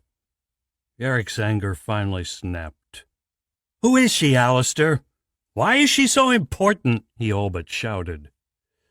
Alistair sat back in his chair, fixing Eric with a cool stare. There was no anger in his eyes, just a look of resignation. Then the old man leaned forward, resting his palms on the table. "Very well, Eric. You have been patient, but you should know, if I tell you the truth, you may never be safe again." Eric sucked in a breath of air and exhaled. "So be it. At least I won't be blind to it." Alistair leaned closer. "Do you recall, Eric, the memories Antonia showed you?" "Of course." "Good," Alistair responded. "Think back to the end, when the gods and Thomas summoned their magic. Did you notice anything?" Eric frowned, thinking back to the scene. As the magic erupted into the sky, he had seen a shadow in the grass, but dismissed it as nothing. The shadow? "Yes, the shadow. I saw it at the time, but Thomas was surrounded by power, protected by the gods of earth and sky, and it vanished so quickly I thought I had imagined it." "What was it?" "A fail-safe cast by Archon. It was triggered as the god magic took hold and cast him from the 3 nations. It was aimed at the ones who wielded the god magic. Eric stared, a cold dread seeping into his heart. He remembered the shadow clearly now, creeping across the green lawns of the Trollin Palace, drawing closer to the unsuspecting king. But they were fine. Thomas was fine. You told me he lived for decades after that, long enough to have children to carry the sword after him. They were the only ones who could wield it. Alistair nodded. You're right. Archon's spell was not strong enough to touch Antonia or Jurian over such a distance, so instead it sought out the weak link in the circle, the wielder of the Sword of Light, Thomas. But Thomas survived. Yes, but it was never meant to kill him. Archon knew it would take something more subtle to escape our notice. Then what did the shadow do? Outside thunder crashed. The curse was a slow sickness, one targeted at Thomas's own magic rather than the sword's. By the time it took hold, its roots were too deep for even Antonia to heal. Worse, it did not stop there. The curse affected his children and every descendant since, slowly weakening the powers of the sword wielders. A decade ago it was all but gone. Now the Trollin King has lost the last of his magic, and the bloodline is at an end. There is no one left to hold the Sword of Light. Archon is already mustering his forces. Eric's mouth went dry. Fear clawed at his throat. He remembered Antonia's terror when she spoke of Archon. He swallowed, struggling to suck in a breath. If even the gods feared Archon, what chance did they have? Calm yourself, Eric. There is still hope. What? Eric croaked. Thomas's line has ended, but he had a sister, a sweet girl called Arya. Arya had Thomas's blood, but the curse did not affect her. When we discovered what had happened, I took Arya into hiding. Only her descendants have the power to wield the sword now. The family? Alistair nodded. Antonia came to me a long time ago and asked me to track them down, but her descendants had vanished, and everywhere I looked they had died out or moved on. He took a deep breath. I failed. If it were not for Ellenbrigg, I would never have found them. That couple and their daughter are the last of Arya's line. Enala is now the only person left who can wield the Sword of Light. If she is lost, so are the three nations. Eric stared, speechless. How could this have happened? How could the gods have let the lives of every man, woman, and child in the three nations come down to the life of one girl? And Archon was already one step ahead of them, his hunters ready to murder the girl on sight. I know you desire redemption, and I would like to offer you that chance, Antonia had said. He knew what she meant now, the secret the goddess had omitted. This was his quest. Help Alistair save this girl, and maybe, just maybe, he could put his ghosts to rest. Can I do it? Eric asked himself, and then shook his head. It didn't matter. He could not run from this. If they failed, everyone died. The door to their room burst open. Eric looked up in shock. Lightning flashed outside, showing Kaelin standing in the doorway. He took a step inside, the door swinging shut behind him. Thunder roared, whisking away his words. Eric heard the five that mattered. I think I found her. Ingun sipped at her ale. The cool drink ran down her throat. The alcohol slowed her thoughts, but did nothing for her worries. The tavern was alive with the laughter of her fellow bounty hunters. It was a sight to see the grizzled men and battle-hardened women dancing as if they were children again. Her friend Caden sat beside her, one hand on a jug of ale, the other grasping a greasy haunch of lamb. Words ran from his mouth, something about the rain and the water import market, but Ingun's thoughts were elsewhere. Her spirits were low, weighed down by debt. She had spent much of the last week resupplying, but even with the fresh rain, equipment in Chol was expensive. She had gone through several lenders to garner the funds she needed, and it would take years to pay back the loans. Maybe her spirits would be higher if it weren't for the horse.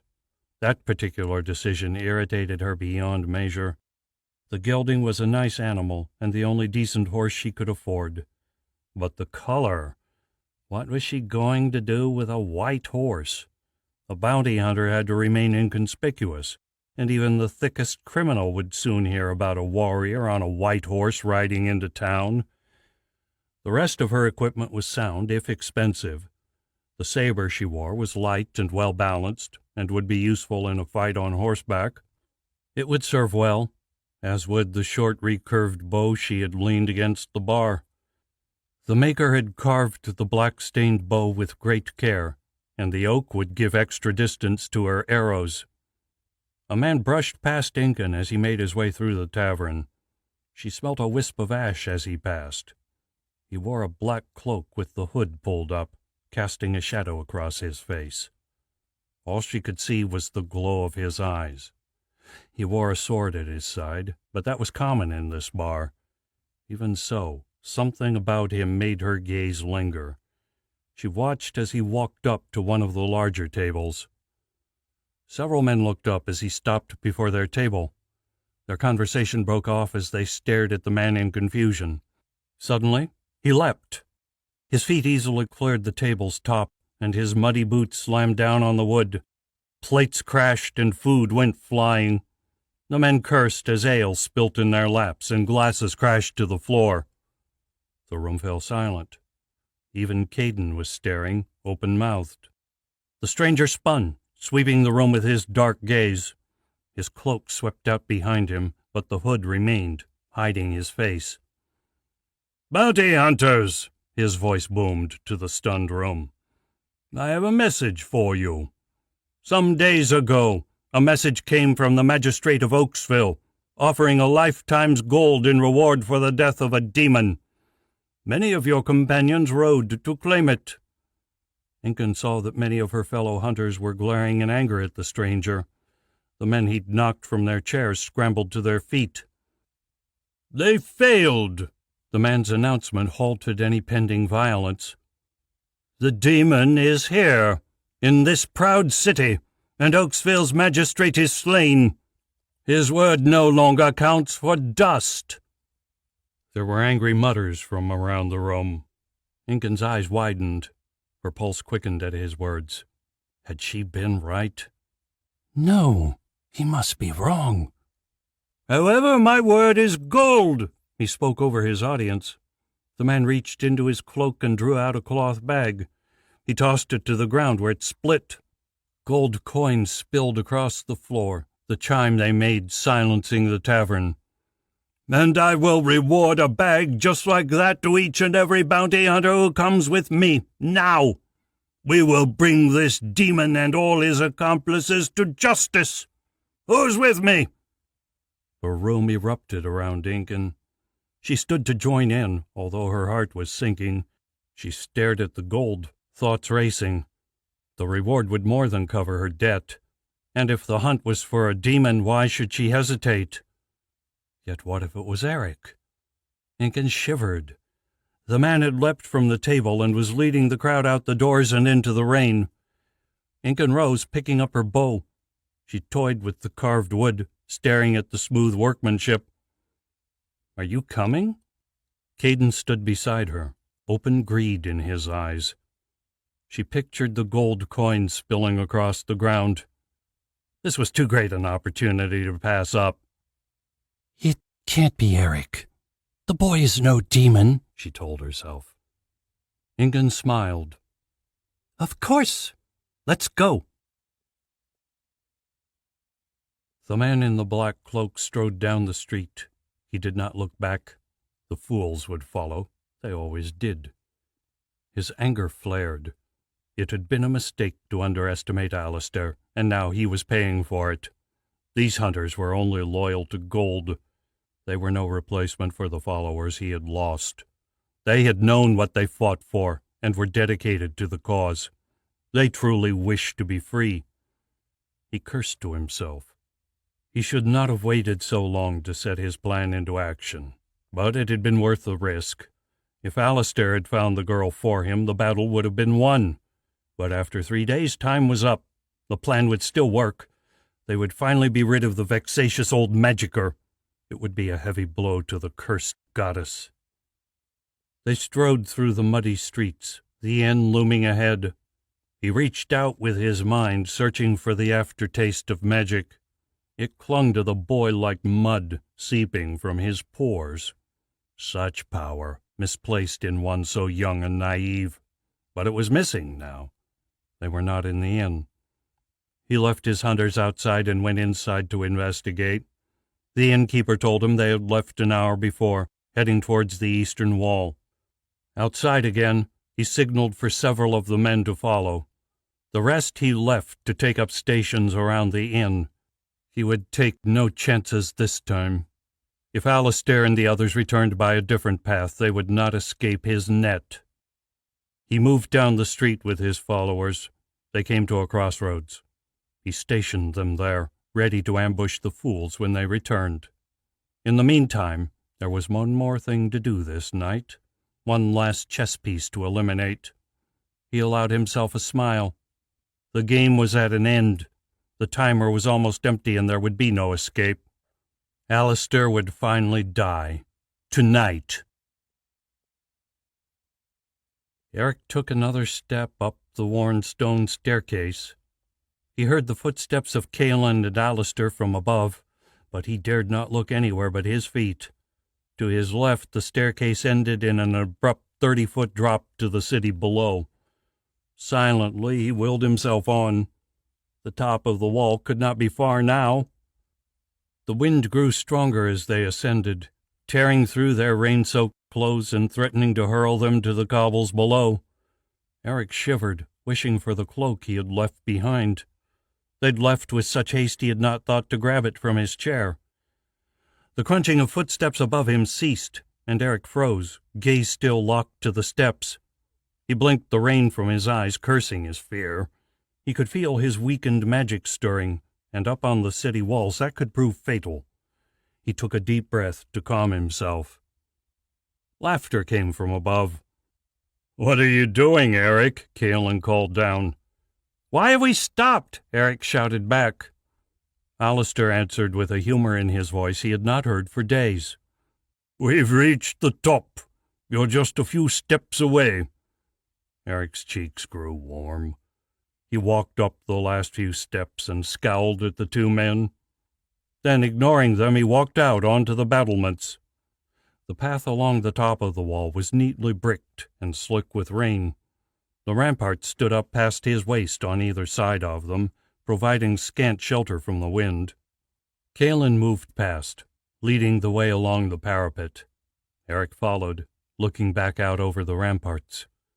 To the west, the city spread out beneath them, fires burning to ward off the chill of the coming night. He found himself longing for the warm embrace of the inn's fireplace. Gritting his teeth, he looked to the east where the 3 peaks of Chol towered over them. The slope of the nearest volcano stretched right to the base of the wall. Lightning flashed above, a long way up. Thunder rang out, and the wind howled. The air smelt of rain and wood smoke. The storm had continued non-stop for 3 days now. Eric could feel its energies whipping about him, charging the atmosphere with its power. It taunted him, daring him to reach out with his magic. He resisted. Turning his thoughts to the missing Anala, he followed Caelan's broad back through the hissing rain. The night closed around them, until it seemed they were the only ones left in the world. Nevertheless, someone else was up here, a guard who claimed to have seen a young girl leaving the city. Caelan had gotten that much from him, but he was sure there was more to his story. A figure loomed through the gloom. He wore a heavy trench coat pulled tight around him, and his back was hunched against the rain. Neither looked to be doing him much good. The rain blew almost horizontal in the strong winds atop the wall. A spark of lightning hit the mountainside behind him. Eric squinted and thought he saw movement on the slopes. Before he could make anything out, the rain closed in again. Kalen moved towards the guard. Words passed between them, shouted over the storm's rage.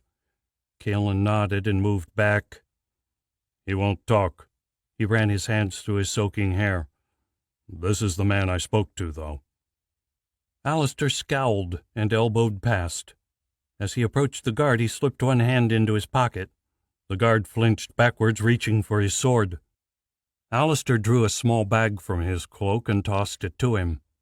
The surprised guard fumbled the parcel, and Eric heard the chink of coins from within. The man's eyes widened when he looked inside. Thank you, sir. I remember now. There was a girl. She left by the north gate a few hours ago. Pretty little thing. I was on gate duty then. Shouldn't have been complaining. Commander put me up here when he heard. Alistair nodded impatiently. Yes, things can always get worse, can't they? Now the girl, what did she look like? Did she follow the road? Afraid I can't tell you much. Rain's great and all, but makes keeping watch a right chore. Her hair was soaked and hooded, but it was blonde, I guess. Small face, small nose, small girl. Her cloak hid everything else. They kept north as far as I could tell. They? Alistair interrupted. Yeah, she was with some guy. Didn't get a good look at him either. He had a sword, though. Can't have been much older than her, I'd say. Strange business, two young folk venturing out in this. Yes, quite. Well, thank you, sir. I'd appreciate it even more if you told no one else about the girl. The man clutched his money to his chest and grinned. Don't think I need to, sir. A good day to you. Alistair led them a few steps down the wall. They huddled close to hear his whispers. This girl may or may not be an Allah. The rogues at the house said nothing about a boy, but it's the only lead we have. Eric and I will go after them. Kalen, you find Ballastor and head back to the inn. Bring the horses and catch up with us. Eric, are you listening? Eric was not. He stared into the distance, eyes searching the darkness. The movement had come again with the last flash of lightning. It was closer now and seemed to be moving faster. He sucked in a breath.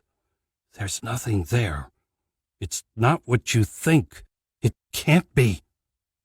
Lightning tore across the sky. Its glow fell across the mountain slopes, revealing stark rock and stone. And mud. Mud rushing down the slope towards them. A wall of earth snapped free from the mountain. As he watched, its dim rumble finally struck them. Landslide! He screamed. They all turned. The sky lit up with his voice, and they all saw it. Tumbling earth, an entire mountainside rushing towards them. The wall shook beneath their feet. Run for your lives! The guards sprinted past them. Gods! Kalen cursed. It'll bury half the city. No, no, no, not again. Eric sank to his knees, hands tearing at his hair. He watched the destruction approach, all his hopes disintegrating. He felt no fear or anger, only resignation. A sick sense of inevitability gripped him. It's over, he whispered. Alistair stepped up to the ramparts. The wind ripped around him, trying to cast him to the rocks below. He stood against the storm's fury, watching the landslide come with cool eyes. With slow determination, he raised his arms over his head. What are you doing? Eric shouted above the roaring earth. What I must. Alistair faced the mountain. Eric's head pounded. The rush as Alistair unleashed his power was like nothing he had felt before. Red burned across his vision, blinding him for a moment. The earth shook harder, knocking him from his feet. On hands and knees, he crawled to the ramparts and looked out on a nightmare. The mudslide rushed on, but now the ground before the wall was rising into the air. Boulders and stones and soil and water hovered before them. The air shimmered with magic. Alistair's arms began to shake. The tendons on his neck strained to breaking point. His lips drew back in a manic grin, his teeth grinding as though he held the city on his shoulders. The tremors quickly spread to the rest of the old man's body. Alistair dropped to one knee, arms still stretched out before him, his fingers bent to claws. Still more debris rose to join the conflagration before them. The landslide drew ever closer. Eric closed his eyes, still on his knees. This task must be beyond even Alistair's power. He could not imagine how Alistair could draw on such energy. Surely he had spent his strength by now, yet still the air burned with magic. The old magicier would never give up. He would die first. Alistair's back bent, the pressure forcing him down. It could not be long now. The old man's lips moved. His teeth glinted in the storm's light. If Alistair spoke, Eric did not hear. Then Alistair threw down his hands. Eric felt another surge of energy, and suddenly there was a second landslide, racing uphill to meet the first. Mud sprayed 40 feet in the air as the two mammoths of earth met. A high-pitched screech split the air. Rock exploded on rock as boulders clashed with the force of galloping horses. Eric and Caelan ducked for cover while rock rained down around them. The grumbling of moving earth echoed off the walls. Mud swirled on the plain before the wall and began to settle. Alistair crumpled to the ramparts. Eric crawled to where he lay. The old man's face was deathly pale. His eyes were closed and he did not respond when Eric shook him. He felt his wrist for a pulse and found the faintest beat. Cold sweat beaded Alistair's pale skin. "Is he alive?" Caelan whispered. "Barely," Eric responded. Caelan shook his head. "I don't believe it. He did it." Eric nodded, looking out at the mess below them. He couldn't believe it either. Chapter 17. Ellenbrigg opened his eyes. A cool breeze blew through the open window. Every breath was an effort now, each exhalation leaving him gasping. The blood flowed sluggishly through his veins, and his chest ached with the pain of his laboring heart. With each beat, he drew closer to death. Summoning his strength, he called out, "Michael! Michael, I need you!" It did not take long for the priest to appear. He frowned when he saw Ellenbrigg and knelt beside him. "Are you okay? You're pale as a ghost." Guilt bored a hole in Ellenbrigg's chest. What he was about to ask would change the doctor forever. He closed his eyes and thought of the sacrifices he had made over the centuries. Now he must ask another soul to take his place. "I am old, Michael, that is all. But my health is not your concern now. There are others who need your help." Michael frowned. He rocked back on his haunches, studying the old priest. "Why do they need me? I'm only a doctor. Surely you would serve them better?" "Perhaps, but I am weak and cannot travel. These folk will not be coming here. You must go to them." He described the path Michael must take to the inn. As he spoke, the doctor watched him with his amber eyes. Behind them, Ellenbrigg could sense the courage Michael had hid beneath the years of prayer and study. This man would not falter when he looked into the face of evil. His old friend would need such a man. "Why do these people need me? Who are they?" "Your doom," Ellenbrigg thought. He could not say it, though, but he could at least offer a choice. "They are the ones who brought the girl to us. They will need a doctor before the night is done, and they will not be staying in Joel much longer. If you go to them, you must leave with them." "Why?" "If you return here, their enemies will seek you out. They will take you and torture you until they break you, and they will burn this temple to the ground." Michael's expression did not change, but Ellenbrigg could taste his anger on the air. He had offered an impossible choice. To follow his calling and aid those in need, he would have to give up everything he knew and loved. Time was trickling away, though, and death was fast approaching. He gave Michael a final push. "You should know, these people are servants of Antonia, and I believe if you go to them, you will meet her." Michael exhaled sharply. "The goddess herself?" Ellenbrigg almost wished he could take back the words. Who would turn down the opportunity to meet the goddess face to face? Instead, he only nodded. Michael smiled. Ellenbrigg felt the joy flooding Michael's soul. It made him sick to his stomach. "I would give my life to serve the goddess. I will go to them." "You might yet," Ellenbrigg thought. "Then go to them. There is no time to spare. Good luck, my friend. May Antonia watch over you." Michael fled the room. The old priest gathered his thoughts and sent a prayer for Michael's soul.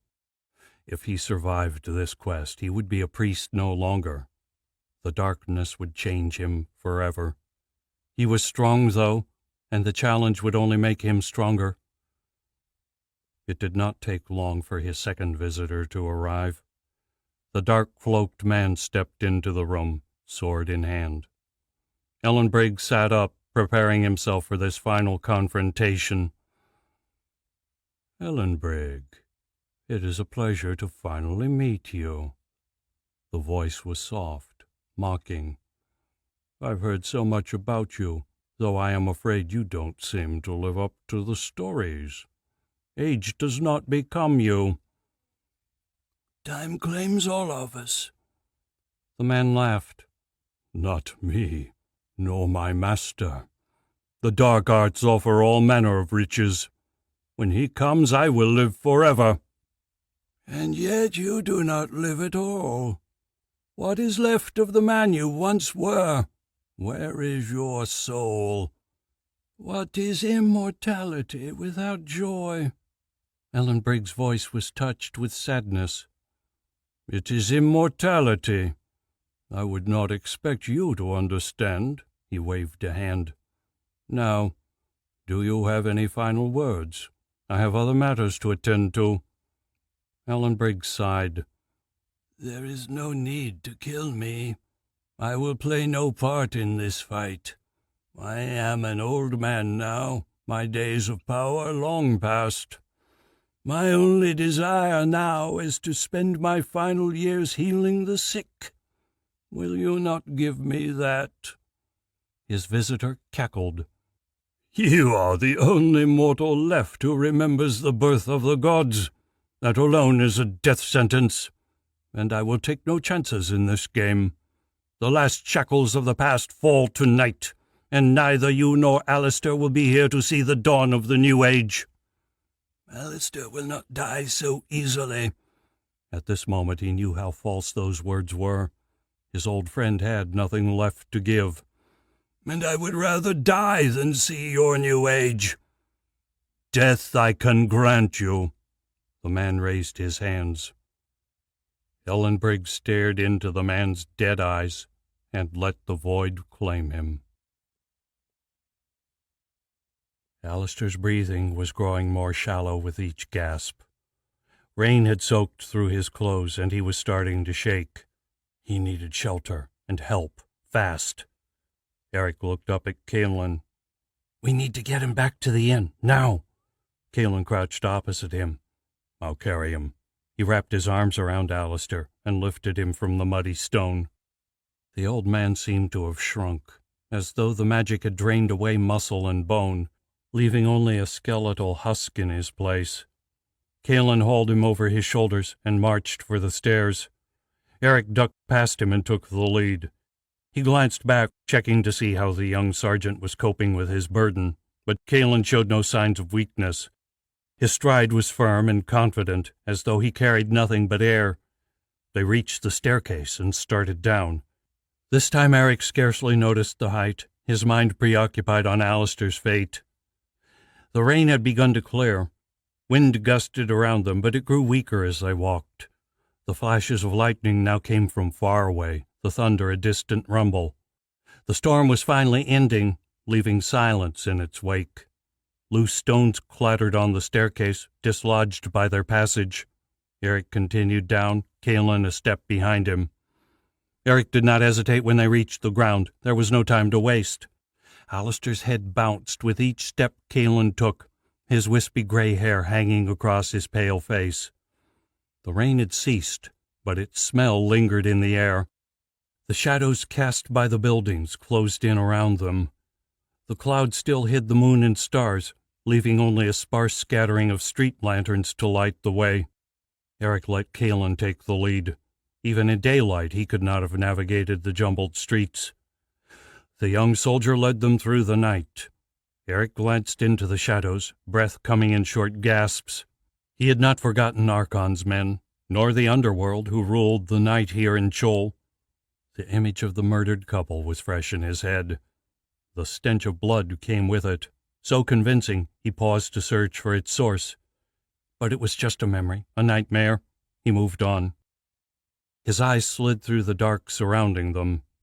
Anything could be hiding in the gloom. He searched for movement, strained to catch the faintest sound. He shivered. There was nothing. He hurried after Kaelin.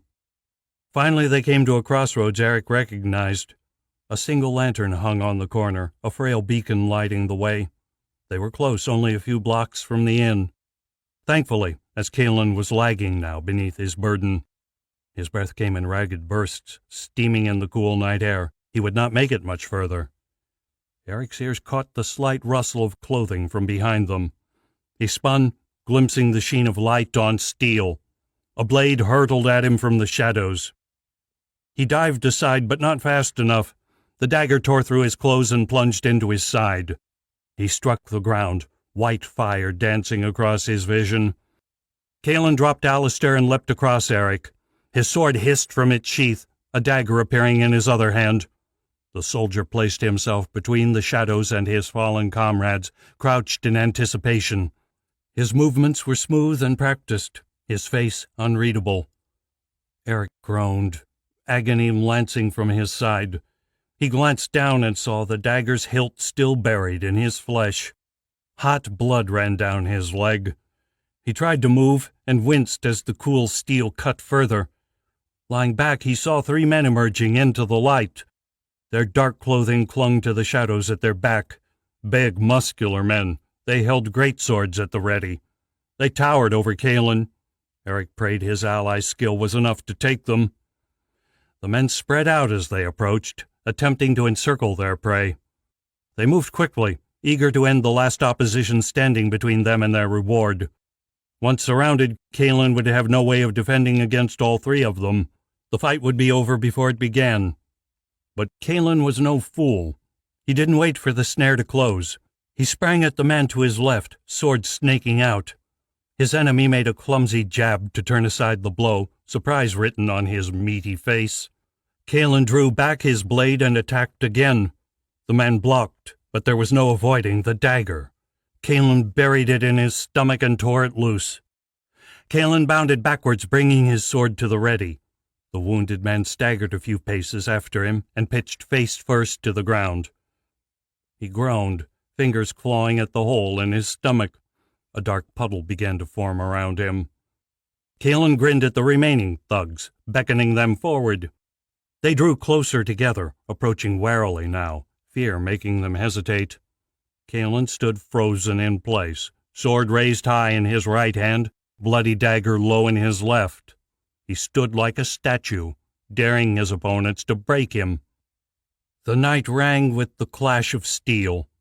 These men were no novices, and the death of their comrade did not move them. Their swords buzzed like wasps, stingers seeking out flesh. It was not enough. Wherever they struck, Kaelin's blades were there to meet them. For a while the young soldier seemed untouchable. Then Kaelin grunted and staggered backwards, and Eric saw a trail of blood streaming from a cut across his forehead, dripping in his eyes. His foes closed on him, swords poised to strike. The first man drew ahead, crossing the other's path. His sword lanced for Kaelin's throat. Kaelin straightened to brush the blow aside. The man came on, intent on the kill. He grasped his great sword in both hands and swung it at Kaelin's head. Sparks flew as their blades met. Kaelin stepped back, bending beneath the force of the two-handed blow. The thug swung again and again, forcing him back. He gasped for air, fighting for the strength to brave the onslaught. The second man struggled to join the fight, but Kaelin was retreating too fast. Suddenly the two-handed attacker froze, sword raised above his head. Then he toppled backwards, his comrade leaping from his path.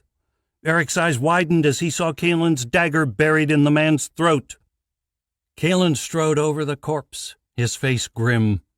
He held only his sword, its tip streaked with blood. The final man backed away, dropping his blade in surrender. Kaelin continued towards him until the man fled. He turned to Eric, exhaustion washing across his face. He smiled anyway. "Are you telling me I have to carry both of you now?" Eric would have laughed if it weren't for the pain. He felt dizzy and could not seem to get enough air. His stomach roiled. They were lucky the end was not far. Gritting his teeth, he reached down to grasp the hilt of the dagger. "I'd leave that if I were you. You'll do more damage if you pull it out. And you'd likely bleed to death before we got 2 blocks. Best leave it for a professional." What do we do? "We get to the inn. When we're safe, I'll send for someone. Then we go after the girl." The cloaked man watched from the shadows. The men's failure angered him, but he was not surprised at the outcome.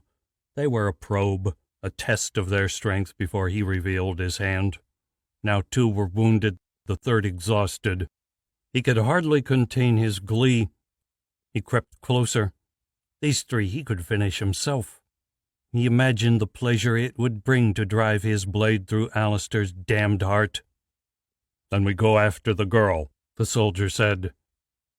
He froze. What had they discovered? Had Inala emerged from hiding? If so, it would not take long to track her down himself. Yet his master would not be forgiving if she slipped through his fingers a second time. He retreated into the shadows and slipped away. If he beat them back to the inn, he could delay the ambush for an hour.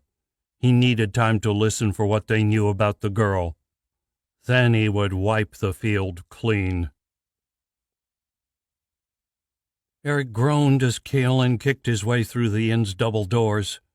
A wave of warm air spilled over them, and every eye in the dining room turned to stare. Kaelin stumbled inside. Eric slung over one shoulder, Alistair the other. His body shook beneath their weight, overwhelmed by the cold and exhaustion. A voice called from the back of the busy room. "Are you okay?" "A doctor," Kaelin croaked, sinking to the floor. "Here," a man shouted, threading his way through the crowd. Eric looked up at the voice. "That's Michael, the priest from the temple. What is he doing here?" Michael overheard.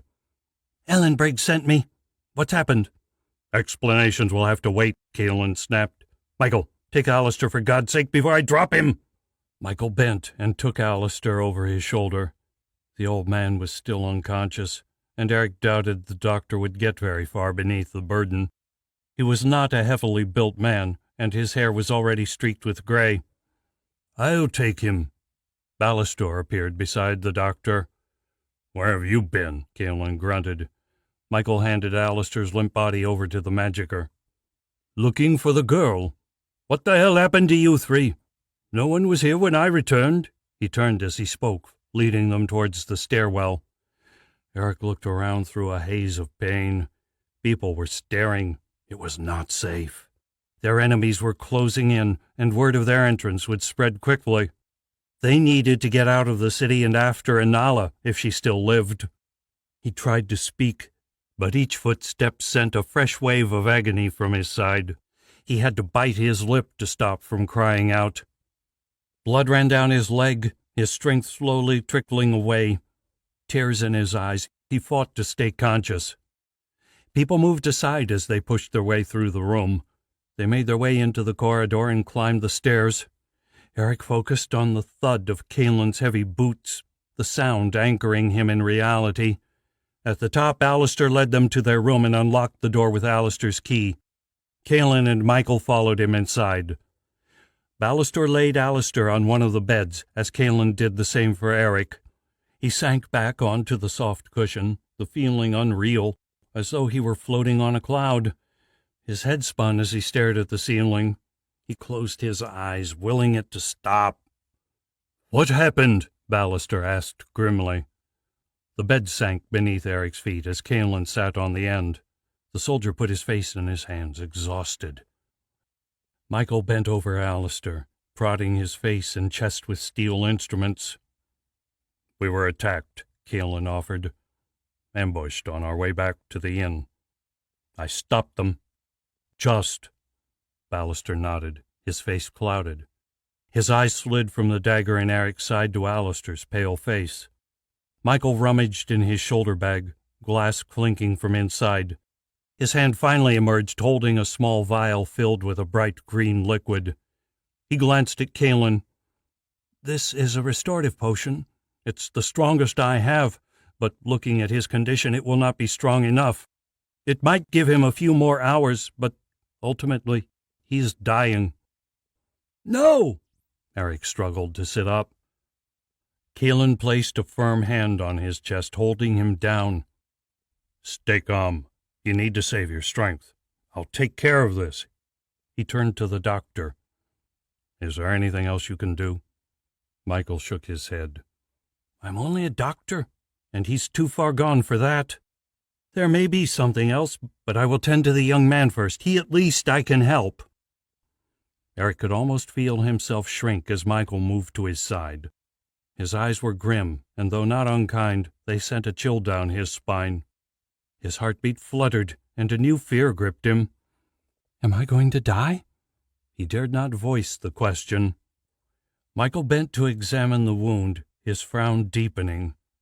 Eric struggled to calm himself, while the doctor reached down and gave the skin around the dagger a tender push. Eric shrieked as wire ripped through his side. He swore, flinching away from the doctor's touch. His hand snaked out, grabbing Michael by his tunic, fury swamping him. He bared his teeth, a silent threat in his lightning blue eyes. Michael tisked, brushing off Eric's hand. He dived into his bag again, coming up with a bottle of clear liquid.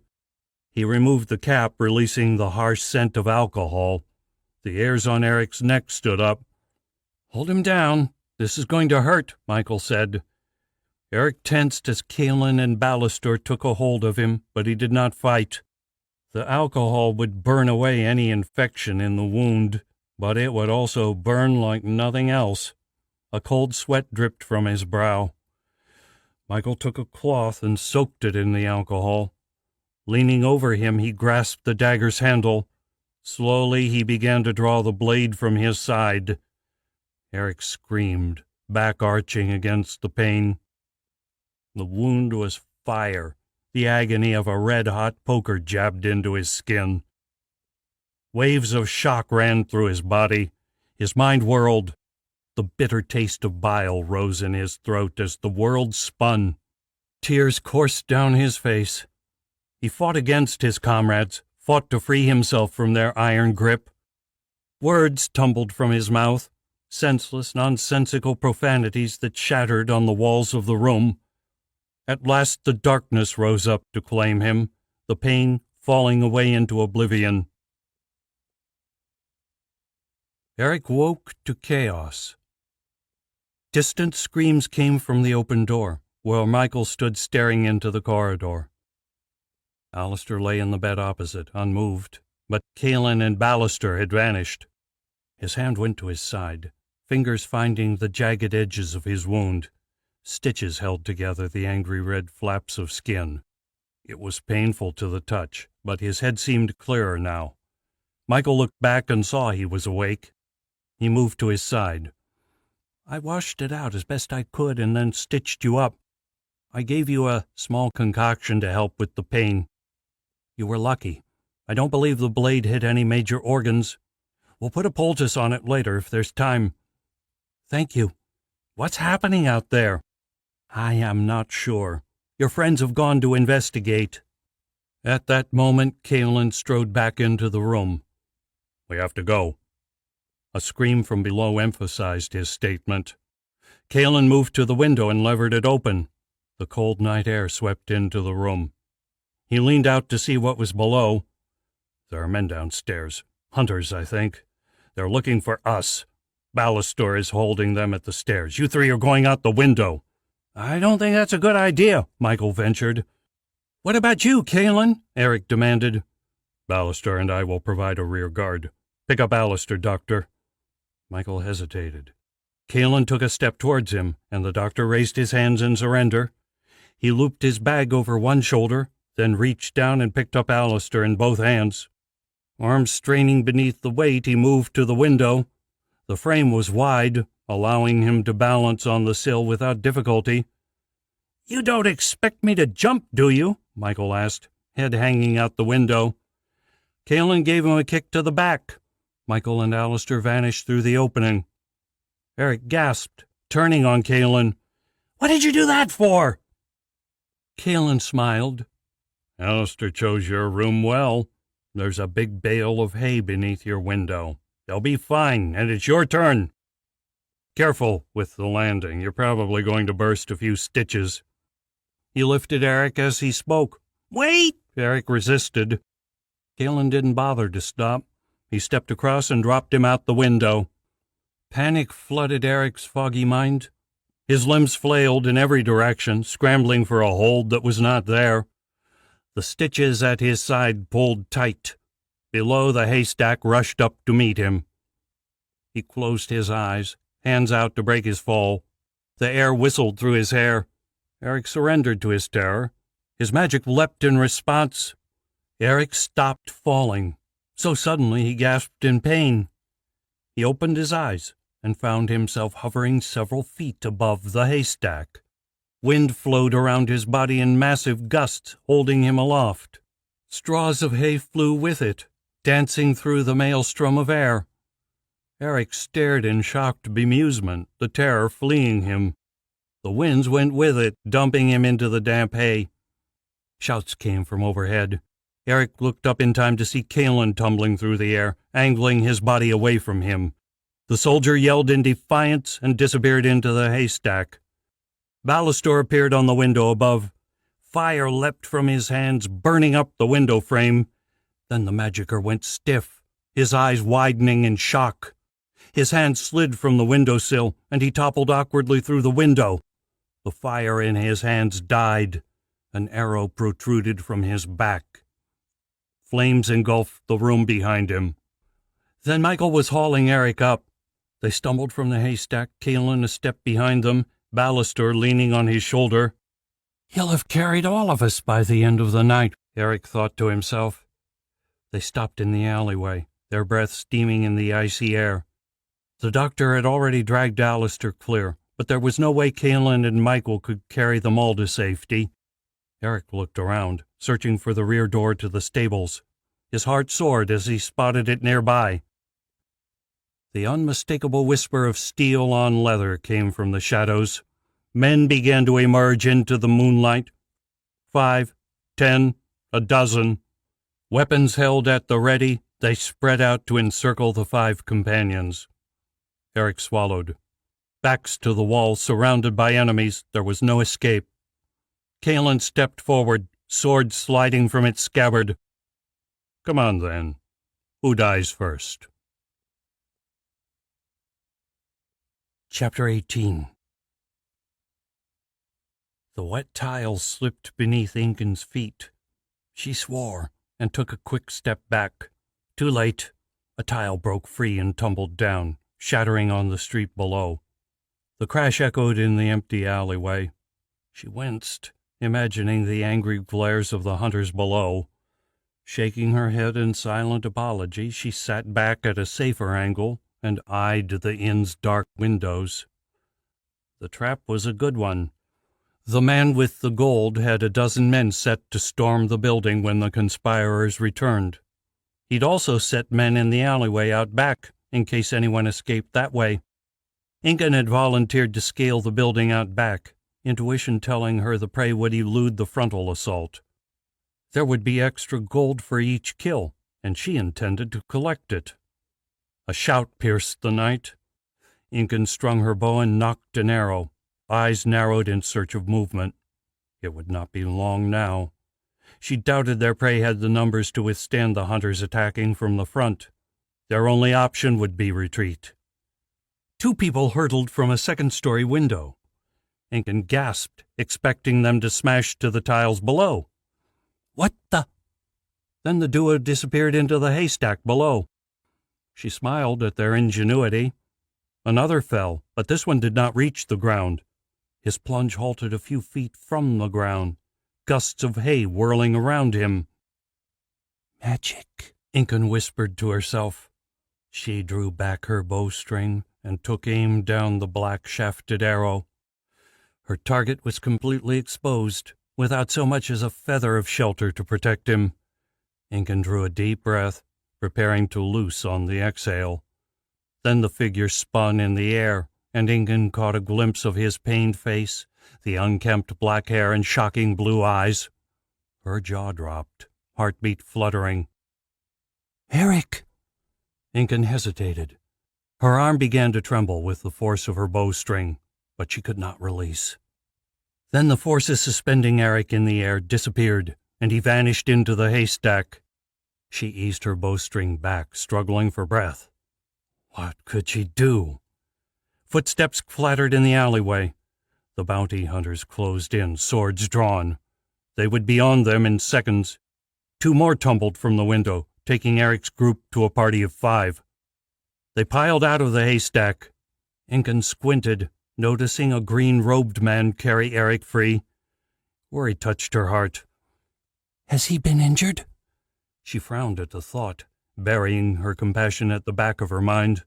It was her job to put an end to these men before someone else claimed the reward. She knocked her arrow again. The hunters below had arrived now, spreading out to surround their quarry. The group had been backed against the alley wall. She imagined their despair. There would be no escaping this trap. A shiver ran through her body. She took sight, drawing in a breath to steady her aim. Her heart was racing. "Can I do it?" Incan asked herself. The hunter exhaled and loosed her arrow. The largest of the men raised his sword and grinned.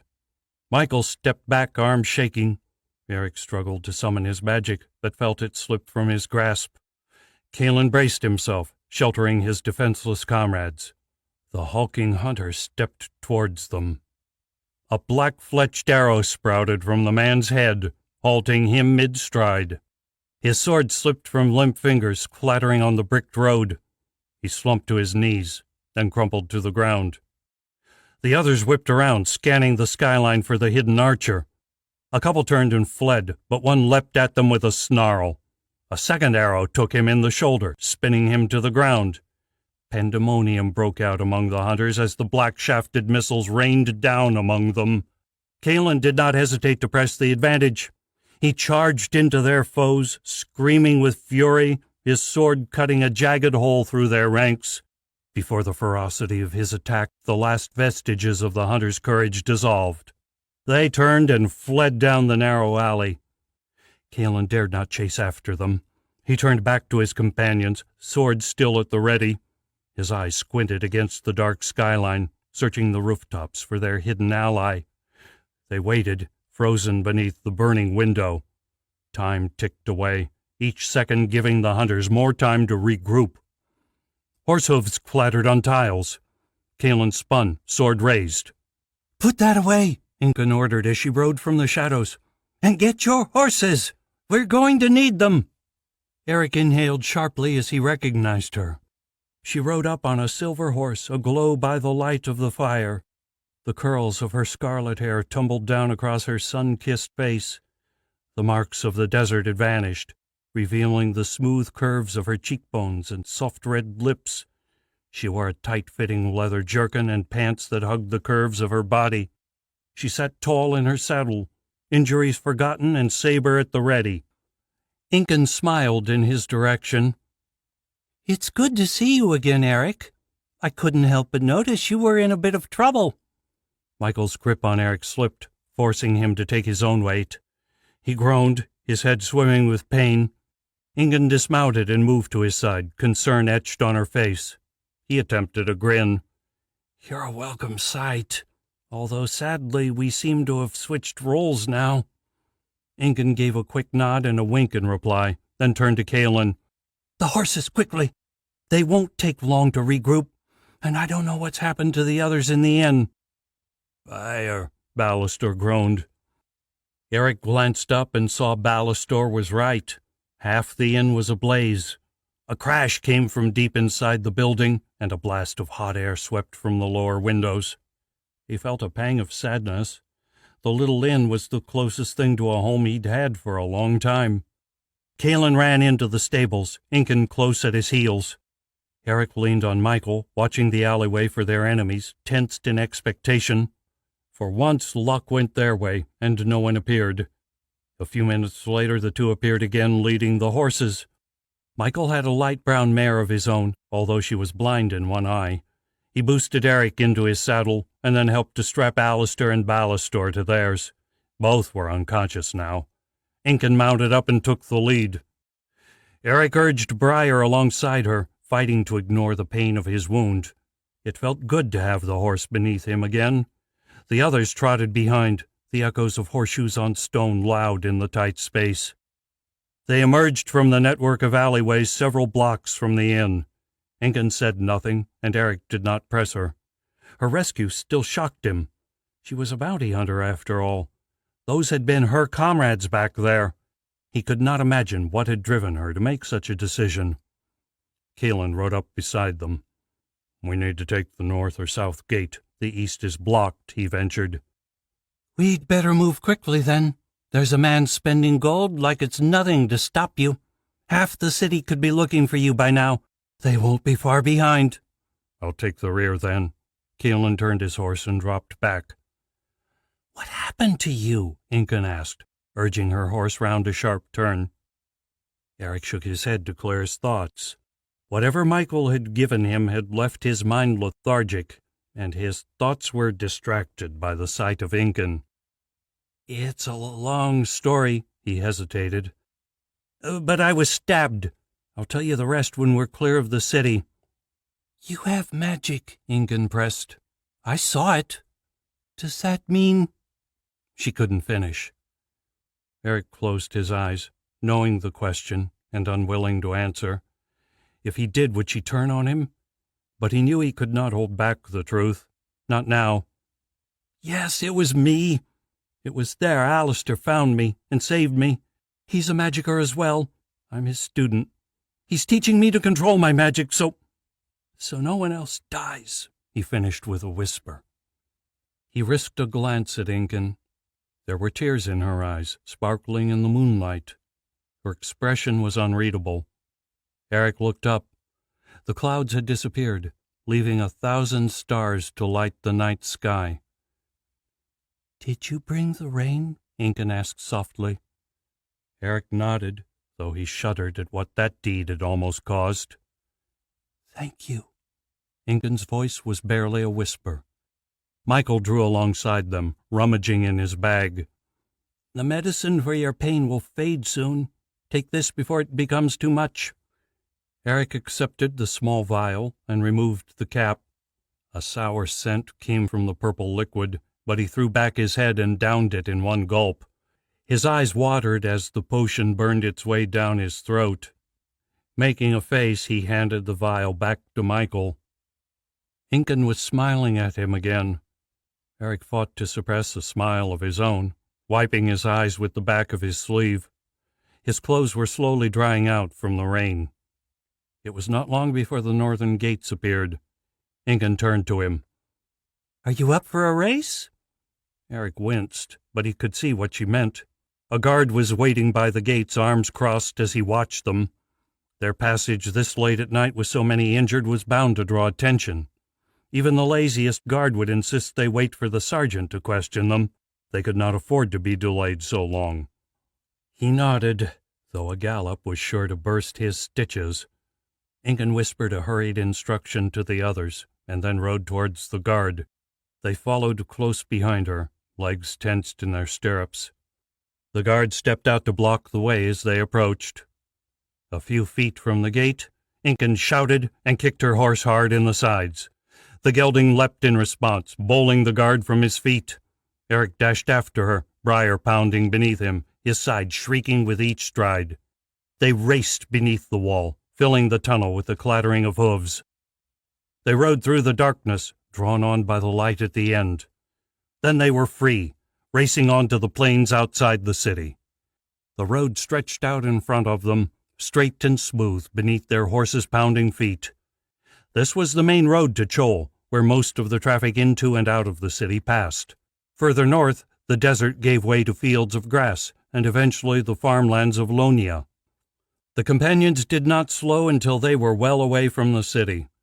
Finally, Incan drew rein, looked around to check they were all still with her, and then pushed on at an easier pace. Eric took a deep, shuddering breath. His shirt was sticky with blood. He lifted his shirt to check his wound. Most of the stitches had burst, the flaps of skin pulled apart by the wild ride. It made him dizzy just to look at it, but the potion had taken hold, and he felt almost no pain. Michael rode alongside him, drawing Alistair's horse with him. Eric's eyes slid to his mentor's face. The slight flutter of his eyelids was the only hint of life. "He doesn't have long, Eric," Michael spoke gently. Eric shook his head. "He can't die. We need him." He hesitated. "What was the something else you mentioned before?" Michael slapped his arm, chasing an insect of the night. "I'm afraid I don't know much about magic, Eric. However, I have heard tales of magicers transferring energies between themselves. Alistair has expended too much of his own life force to recover naturally, but a jolt of energy may just bring him back from the brink." He glanced at the unconscious Ballastor. "But it seems we are running short of those with power." Eric took a deep breath. "I'm a magicer." The doctor gave him a long look before he replied. "No, you're injured as well. We would risk losing the both of you. I can't just watch him die, Michael. I have to try it." Michael sighed. "I can't stop you, Eric, but we don't even know how such a feat is accomplished." "I know." Eric closed his eyes and shut out the world. He sank into the trance, physical sensation falling away easily with the aid of Michael's medicine. The magic rose in response, setting alight the darkness of his inner mind with its soft glow.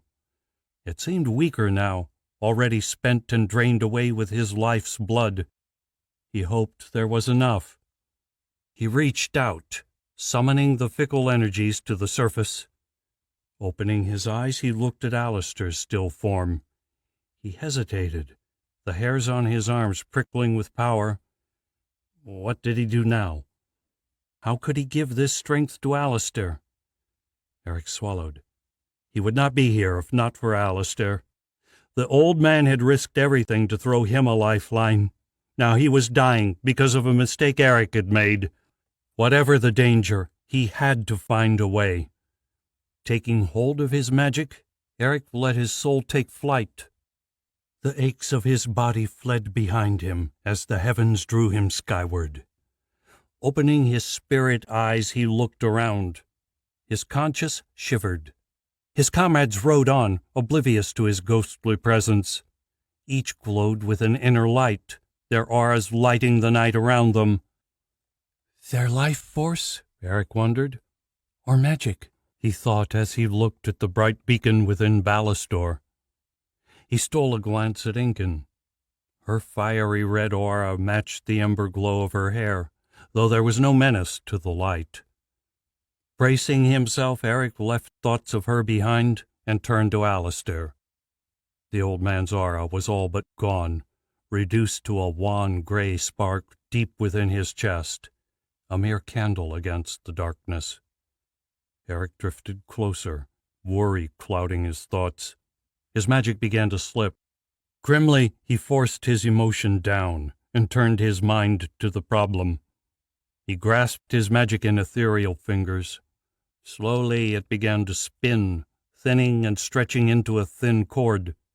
It stretched out into the night, a thin blue tendril reaching for Alistair. Eric concentrated, forcing it on towards his mentor. The thread leapt forward, sinking into Alistair and wrapping about the dying gray spark. As they met, a flash of light erupted across Eric's vision. With a violent jerk, his soul hurtled back into the physical realm. He whimpered as the pain returned and exhaustion swept through his body. A dull ache began in his head. Beside him, Alistair sat up on his horse. Michael jumped in shock and almost fell from his saddle. He recovered on the brink of tumbling to the ground. He opened his mouth, but could not find the words to speak. Alistair gave him a curious look. "What are you doing here, priest?" he asked in a gravelly voice. I... Ellenbrigg sent me," Michael stammered. Alistair nodded, eyes sweeping their other companions. "Incan, happy to see you have recovered. Did my old friend send you as well?"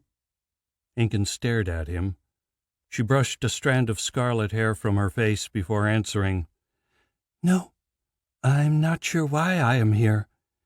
Maybe I will leave you in the morning." She looked at Eric. "Maybe not." Alistair nodded. "Good enough." He drew back on Elkanah's reins and dropped back beside Eric. Eric smiled in greeting, warmth flooding his chest. Alistair looked like living death, his skin gray and eyes bloodshot, but the spark of life had returned. "Thank you, Eric, for saving my life." His face darkened. He leaned across his saddle. His hand struck out and slapped Eric hard across the face. Eric lurched back and toppled from his horse. Agony lanced through his side as he struck the ground. He screamed. He looked up at Alistair through blurry eyes, mind reeling. "Why?" he yelled from the dusty ground. "Never do that again, Eric." His voice shook with fear. "What you just did is forbidden to all but the greatest adepts. A little more energy and you would have burnt me to a crisp. Or worse, you could have spent too much of your own power and died yourself." Eric gaped, speechless. His head ached, and not even Michael's medicine could stop the pain from his wound. "I was just trying to help," he wanted to say, but the words would not come. Alistair closed his eyes. "I'm sorry I hit you." He turned his horse and rode past their stunned companions. "We'll make camp here. Morning's not far off, and we must be gone by the time the sun rises. Michael, it looks like Ballastor needs your attention." The others dismounted and began to set up camp. Eric remained where he had fallen, too shocked to move. The blow had robbed him of his senses. He closed his eyes, fighting off tears. Stones crunched as Incan sat down next to him. She carried a bag from which she drew a needle and thread. Eric's sluggish mind quickly realized what it was for. "I think your wound needs attention, Eric," Incan offered in a kind voice. "I'm sorry about the gallop. It couldn't have been easy." By the moonlight, Eric saw his shirt was damp with blood. He wondered what Incan was thinking, whether she was laughing at his embarrassment. Gritting his teeth, he pushed the thought down. "Michael's potions must be strong. I didn't even feel them tear." "Then I guess you won't mind this," Incan teased, lifting up his shirt to look at his side. Eric scowled, not wanting to watch the procedure, but drawn by a morbid curiosity. Incan's hands moved with practiced ease, taking a gentle grip of the inflamed skin. The thread trailed over her wrist, keeping it from the dirt. Carefully, she pushed the needle through. Eric blinked, realizing he felt no pain. He watched as Incan weaved the needle through his skin, drawing the black thread tight with each stitch. Yet he felt nothing. It was the strangest sensation. He shouldn't have hit you, Ingen ventured as she worked. You were only trying to help him, and it worked, too. Eric did not offer a reply. He didn't want to think about it. It was another 10 minutes before Incan finished the last of the stitches. She looked up, offering Eric a smile. All done, she whispered. Eric smiled back, noticing how close her lips were. Strands of her hair stirred as he exhaled sharply. The scent of her filled his nostrils. Her eyes caught his stare, trapping him in their hazel depths. He was suddenly very aware of the hard pounding in his chest, the surge of excitement in his blood. It was intoxicating, though he could no longer tell whether that was the potion or the closeness of her body. "Why did you save us, Incan?" he whispered. So close his lips grazed her cheek. "For you, Eric." And she kissed him. Chapter 19. Anala crouched in the damp grass, staring into shadows of the forest. The first rays of the morning sun peeked above the treetops, casting the undergrowth in green silhouettes. Puffs of steam rose from the rain-soaked earth. The stark slopes of the volcanic peaks towered above, the tree line beginning where the earth began to flatten out. A shiver ran through Anala, not of cold, but exhaustion. They had walked for 2 nights and a day, putting as many miles as they could between themselves and Chol. They had crossed the mountains last night, the desert turning to forest as they marched in darkness. Her legs burned from the effort, and her shoulders ached from the heavy pack. Gabriel had filled their bags with enough supplies for a week's travel. If all went well, it would be all they needed. She took a swig from her water skin, glad they had made it into the forest before sunrise. With the sun shining, the mountain walk would have become unbearably hot. They had crossed the northern slopes during the night. That had been hard enough. Anala breathed in the crisp mountain air, savoring the scent. It had been years since her parents last brought her this way, though it had once been an annual trip. The trail was nearly indiscernible now, but she remembered it well. It was a treacherous path, edging along cliffs and loose boulders. She hoped it would prove fatal to any who followed them. The way would be slightly easier now they had reached the trees. They were thin here at the base of the mountains, but would soon change to dense rainforest on the floodplains of the Onyx River. She doubted anyone would follow them once they crossed the river. It didn't matter how determined they were. Few had the courage to brave dragon country. A shadow fell across her heart when she thought of the monsters who chased her. Shaking her head, Anala turned her attention to Gabriel. They had said little in the 3 days they'd spent hidden in the abandoned house. They had listened to the pounding rain, occasionally making clumsy attempts at conversation. Anala had slowly risen from her chasm of grief, enough to think again, enough to plan. Yet a terrible distance still stood between the two of them, one she could not bring herself to cross. The wounds were too raw, the pain so strong her eyes watered. His presence was welcome, though, better than being alone, when her thoughts would turn inwards, drawn down by an unending cycle of self-interrogation and blame. The darkness of the basement clung to her still, and at night she would wake screaming and thrashing, desperate to escape her sweat-soaked blanket. Faceless men stalked her dreams until she was terrified to close her eyes. She flicked the copper lock from her eyes, forcing the black thoughts away. Gabriel was an enigma. He had appeared from nowhere with a wolf and plucked her from the darkness. Then he had saved her from his own beast, and she still had no idea who he was. That alone unnerved her. "How are your legs?" Gabriel asked, breaking across her trail of thought. "Fine," she replied. An awkward silence followed. Anala frowned, unable to find the words. Thoughts of Gabriel inevitably summoned pictures of the wolf or the blank horror of her parents' faces. Anala, it's been 5 days. I've had enough of silence. Listen, I know what you've gone through. You know nothing of what I've been through. Anala cut him off. Tears sprang to her eyes. Terrible images rose from the depths of her mind. Bile rose in her throat, but it was too late to banish the thoughts now. She turned on Gabriel. How dare you tell me you know what this is like? The words tumbled from her in a torrent. My parents were murdered right above my head. Anala broke off, refusing to look at the man. She ran her hands through her filthy hair, gasping for air between half-choked sobs. I listened to them for hours, she continued softly, her voice cracking. For hours, as their tormentors made them scream. I listened to their voices, the endless questions about children, about relatives. In the end, I prayed for their deaths, just so the nightmare might end. The words were out before she could take them back. She had not even admitted those last thoughts to herself. Gabriel reeled back before the fury of her words. I'm sorry. Sorry? What does that do for me? Her words dripped with acid. My parents are gone. Dead.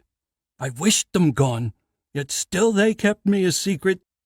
That didn't last long, though, and now there are people hunting me. I can never go back to my life. What does 1 or 100 or 1,000 sorries matter to me? I have no life to go back to either, Gabriel ventured. Anala blinked, thrown off track by his words. What? Gabriel's eyes never left the ground. My home was destroyed by a storm.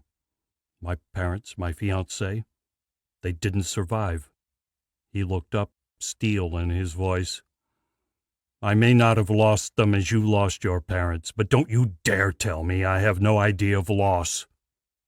Anala watched a tear run down Gabriel's cheek. Burdened by her own grief, she had not stopped to think of him. She remembered the basement, remembered Gabriel's tears as they held each other. For the first time, she felt a connection to him, a slender bridge spanning the chasm between them. I'm sorry. The words came out without thought. Gabriel laughed. Aye, sorries we both seem to have in plenty.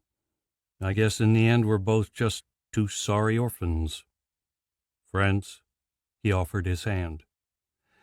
Anala found herself smiling. Gabriel had a personality after all. For a brief moment the day seemed a little brighter. She took his hand. Friends, she agreed. It seems a long time since I've had one. It is a lonely life without them. Yes, but not quite so lonely with my parents. Aye, we will have to make do with each other now, though. Shall we press on? Inala glanced at the sun, her anxiety returning. They had been sitting there for close to an hour. Her body ached from the march, but her inner voice reminded her of the danger. The hunters were coming. They would catch them if they stayed still. Yes, I lost track of the time. We still have a long way to go. She stood as she spoke, swinging her pack onto her shoulders. Where are we going? Gabriel asked as they moved off. Somewhere safe. They made their way deeper into the trees, leaving the morning sun behind. The stunted canopy hung low over their heads, prickly leaves brushing against their clothing. They caught in Anala's hair, forcing her to pull up her hood to protect herself. It was worse for Gabriel. The low branches meant he had to walk in half-crouch. Gabriel's fitness did not measure up to her own, and he was soon puffing along behind her. He was also no forester, his heavy footsteps announcing their presence to the forest creatures long before they appeared. The trees rustled in the morning breeze, and they heard the soft call of monkeys in the distance. Tiny insects flew at their faces and bit wherever their clothes did not cover. You know, somewhere safe doesn't really tell me much. I thought we were friends now. We are, Aren't friends meant to trust each other? Anala grinned, although Gabriel could not see it. Trust me when I say it's better you don't know. Gabriel fell silent. Anala could almost picture his frustration. She wondered how long it would take for him to try again. He broke the silence a few hours later. Can you at least tell me how far off we are? This is not an easy trek. Anala laughed. The canopy had risen high above their heads now, making passage through the undergrowth far easier. They had reached the floodplains, though they stretched for miles in every direction. It's a good day's walk through this forest, and it will grow denser again towards the river. We should get there late tomorrow morning, I think. She brushed a leafy branch away from her face and ducked beneath it. When she released it, the branch swung back and struck Gabriel square in the face. He fell backwards in surprise. Anala looked back and chuckled. Sorry, my fault. But you shouldn't walk so close. Gabriel brushed the dirt and water from his clothing. Standing, he shot her a cheeky grin. I'll get you back for that one. And I don't want to lose you in this forest. I'm a smith, not a woodsman. I'm not used to all these trees. I prefer roads. Just wait until tomorrow. The trees by the river are younger, and the seedlings grow thick beneath them. I doubt the path still exists either, so we'll be fighting our way through. Gabriel groaned. As they continued deeper into the forest, Anala felt the tension falling from her shoulders. She embraced the music of the bush, feeling its magic all around her. This was her home. Let them follow her here if they dared. Soon the light began to fade, and Anala found herself battling to keep her eyes open. They had hardly slept in the last 2 days, nor during their time spent hiding in the city. In her dreams she found herself running, fleeing pale-faced demons with knives dripping blood. Each time she slept they gained more substance. Even so, Anala refused to stop until night had fallen. By then the forest was thick around them. There was no way to see the mountains through the canopy, but Anala knew they would be far behind them now. They were closing in on their goal. It would only take a few more hours in the morning to reach the river. They could not risk a fire, so they sat in the darkness and feasted on cold beef jerky. The air had grown humid as they dropped into the riverlands, leaving them sticky with sweat and their clothes clinging to their skin. Anala almost found herself wishing for the dry heat of the desert. Tomorrow she would savor the chance to bathe in the river. Anala, I want to thank you. You saved me back there in the city. Anala looked up with a frown. What do you mean? You saved me. The wolf would have killed me if you hadn't injured it. I wasn't talking about that. But I will add my thanks for the chair as well. No, you saved my soul. What do you mean? The wolf. It was given to me by a demon. Anala's breath hissed between her teeth. Her nightmares leapt into reality. She saw again Gabriel drawing his sword on her. She reached for her knife. Easy! Gabriel raised his hands in surrender. Let me explain. I think I've earned that much. Anala hesitated before offering a short nod. Gabriel sighed. The demon corrupted me. It placed me under some kind of spell, made me something else. My memories were stolen. I'm only just starting to remember. That's horrible. Anala could not relax, but the story called to her. This has something to do with me, she realized. It was my own fault. The demon offered me aid, and I was foolish enough to take it. It gave me the wolf. I cannot remember why. It wanted you dead, though, ordered me to kill you. But I couldn't do it. Something about you broke its spell. You saved me. Anala frowned. Who was this demon? I don't know. Gabriel shivered, though the air was still thick with heat. I have never felt such an evil. I cannot think why I was so blind to accept its offer. It was not long after I lost my family. That time is all still a haze. And all I watched the shadows. Who am I to these demons? In a whisper she asked, what did it want? Why did it want me dead? I don't know. I think you were an unexpected opportunity, though. I was meant to kill an old man and a young one. Their faces are the clearest images I have left. I wonder who they are. They are in mortal peril. Like me, Anala thought. Maybe they are just as terrified, as confused as I am. There was nothing they could do for them now. Your parents were incredibly brave. Gabriel changed the subject. Anala sighed. Yes, they gave their lives to save me, hid me seconds before the assassins found them. Somehow they withstood torture to protect me. I doubt I could have done the same. The leaf litter crunched. Gabriel eased himself down beside her and put an arm around her shoulders. You were brave, too. No, I wasn't. All I wanted to do was race up the ladder and save them. But I was frozen, too scared to move. It would have broken their hearts if you had. They died in the knowledge they had protected their daughter, that you were safe. There was nothing you could have done for them. The night pressed in on them. Anala closed her eyes, leaning into Gabriel's shoulder. She found some comfort in his words, though doubt still plagued her. They had raised her to be strong, to never run from an enemy. Yet here she was, fleeing for her life. You have no choice, she reasoned. Your enemies are ghosts, their motives a mystery. They are stronger and have the advantage of knowledge.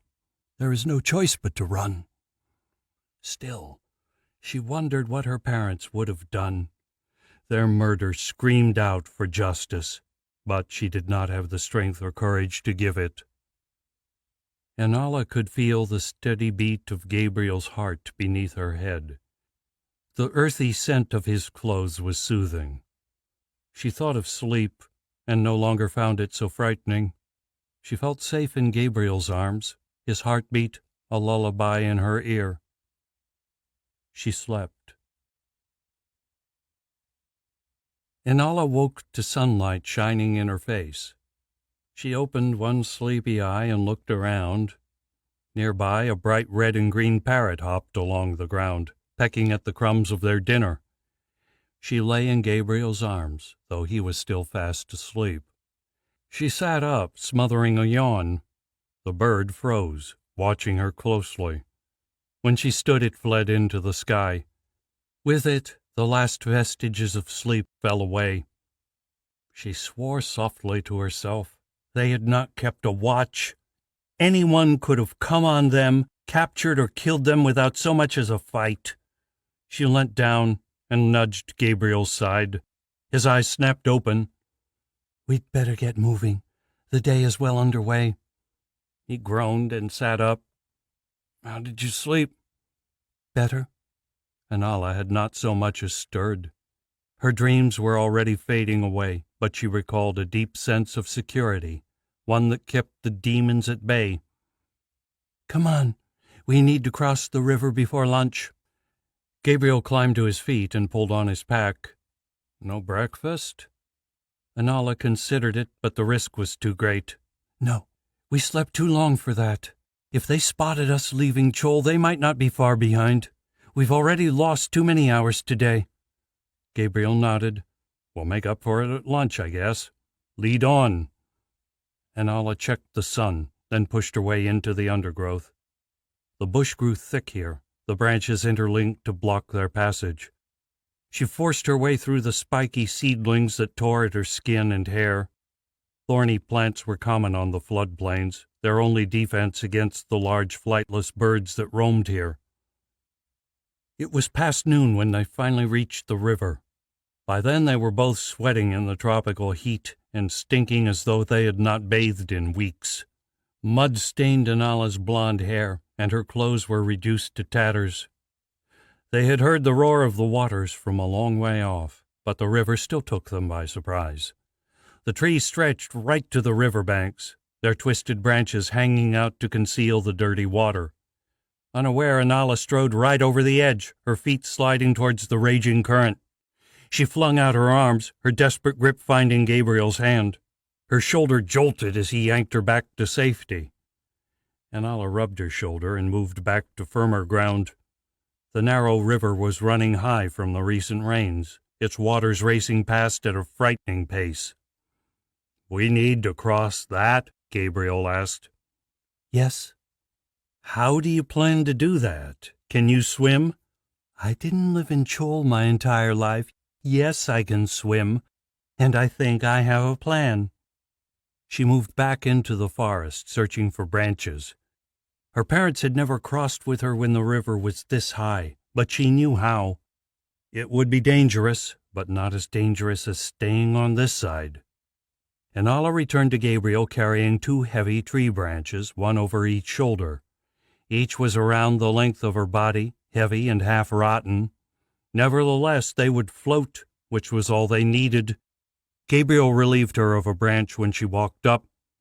"What are these for?" Think of them as lifesavers.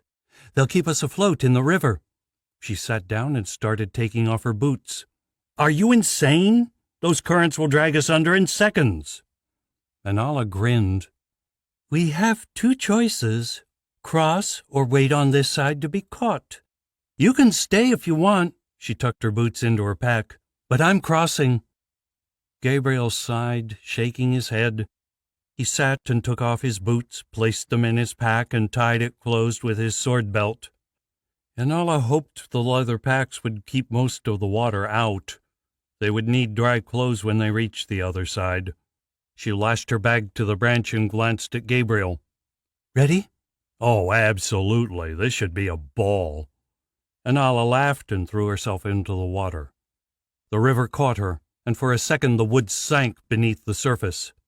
She started to panic as the muddy water closed over her head, closing off the world above. Then the wood rose beneath her, hauling her back to the surface. Taking a deep breath, she looked around and kicked for the opposite bank. A splash from behind told her Gabriel was following. The river raced around her, dragging her downstream. Trees rushed past on either bank. The water swirled around her clothes, icy from its mountain source. Her arms grew numb, and the currents threatened to pull her from the log. She took a stronger grip and kicked harder. Anala had traveled a long way downstream by the time she washed up on the far shore. She clambered up the bank, gasping from the cold, and dumped her pack to the muddy ground. Turning back, she looked for Gabriel. He was still some distance upstream, struggling with the current to reach her side. He held his branch out in front of him like a kickboard, feet churning the water behind him. However, his progress was slow. He looked exhausted. An ear-splitting roar came from above. The hackles rose on the back of Anala's neck. She shrank against a tree, peering up through the leaves of the canopy. Red scales glittered in the sunlight as the dragon dropped from the sky. The earth shook when it landed, shattering trees like toothpicks. Slitted nostrils widened as it sniffed the air. The great yellow globes of its eyes searched the trees. Anala slid around a tree trunk, still watching the water. Gabriel had stopped kicking, caught in the depths of the current. Their eyes met. "Go," he mouthed. Anala shook her head. She would not abandon her friend.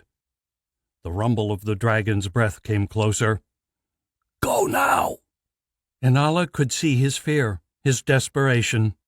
Ignoring him, she started to slip back into the water, prepared to follow him further downstream. "No!" Gabriel shouted. He started to thrash, sending up a spray of foam. Anala shrank into the shadows, her eyes drawn to the dragon. Its head had whipped around, eyes locked on Gabriel's floundering figure. He was still in the middle of the river, the open water offering no cover from the dragon's glare. Trapped in the currents, he had nowhere to go. Tears ran from Anala's eyes. This could not be happening, not again. She stood paralyzed, powerless to help. Her hands clenched to fists, her mouth hung open. Cracks spread through her fragile mind, madness threatening. She could not take her eyes from Gabriel. The dragon took to the air, broad wings carrying it towards her friend. Gabriel watched it come, eyes grim, silent now. With a scream that made her blood freeze, the dragon dove. Its bulk smashed the water, sending a wave rolling across the river. The dragon thrashed in the murky waters, jaws gnashing, claws slashing. Then its great wings began to claw at the air. It climbed above the river, circling still, before it finally disappeared behind the treetops. Its roar slowly faded away. Inala watched the roiling waters for a long time, but there was no sign of Gabriel. She sank to her knees. The cracks grew, spreading, and something within her shattered. Darkness swallowed her. Inala opened her arms to embrace it. Chapter 20. Eric watched the river race by. Leaves floated in the current, while larger objects slid by beneath the murky surface. A cool wind blew off the water, a welcome respite from the humid valley air. Silt and dead leaves hung suspended from the trees on the river banks, left behind by the high waters of the past few days. He shifted in his saddle, aching from the hard ride. The sun was behind them, fading into the afternoon. The stitches pulled tight against his side. His wound was healing well, but Michael insisted they stay in place for another week yet. Incan had done a good job stitching him back up. He glanced across to where she sat on her horse, eyeing the water. He felt a familiar fluttering in his stomach. The last few days had passed in a daze, leaving him wondering at times whether he was dreaming. Memories sprang into his mind, too vivid for fantasy. The taste of her mouth, the soft caress of her lips against his, her hair tickling his cheek, filling his nostrils with her fragrant scent, her hand on his chest, his own behind her head as he kissed her harder. When they finally separated, he felt as though the earth had shifted on its axis. Incan had smiled at him and winked, and moved away. When the sun rose, Incan had led their weary party across the desert.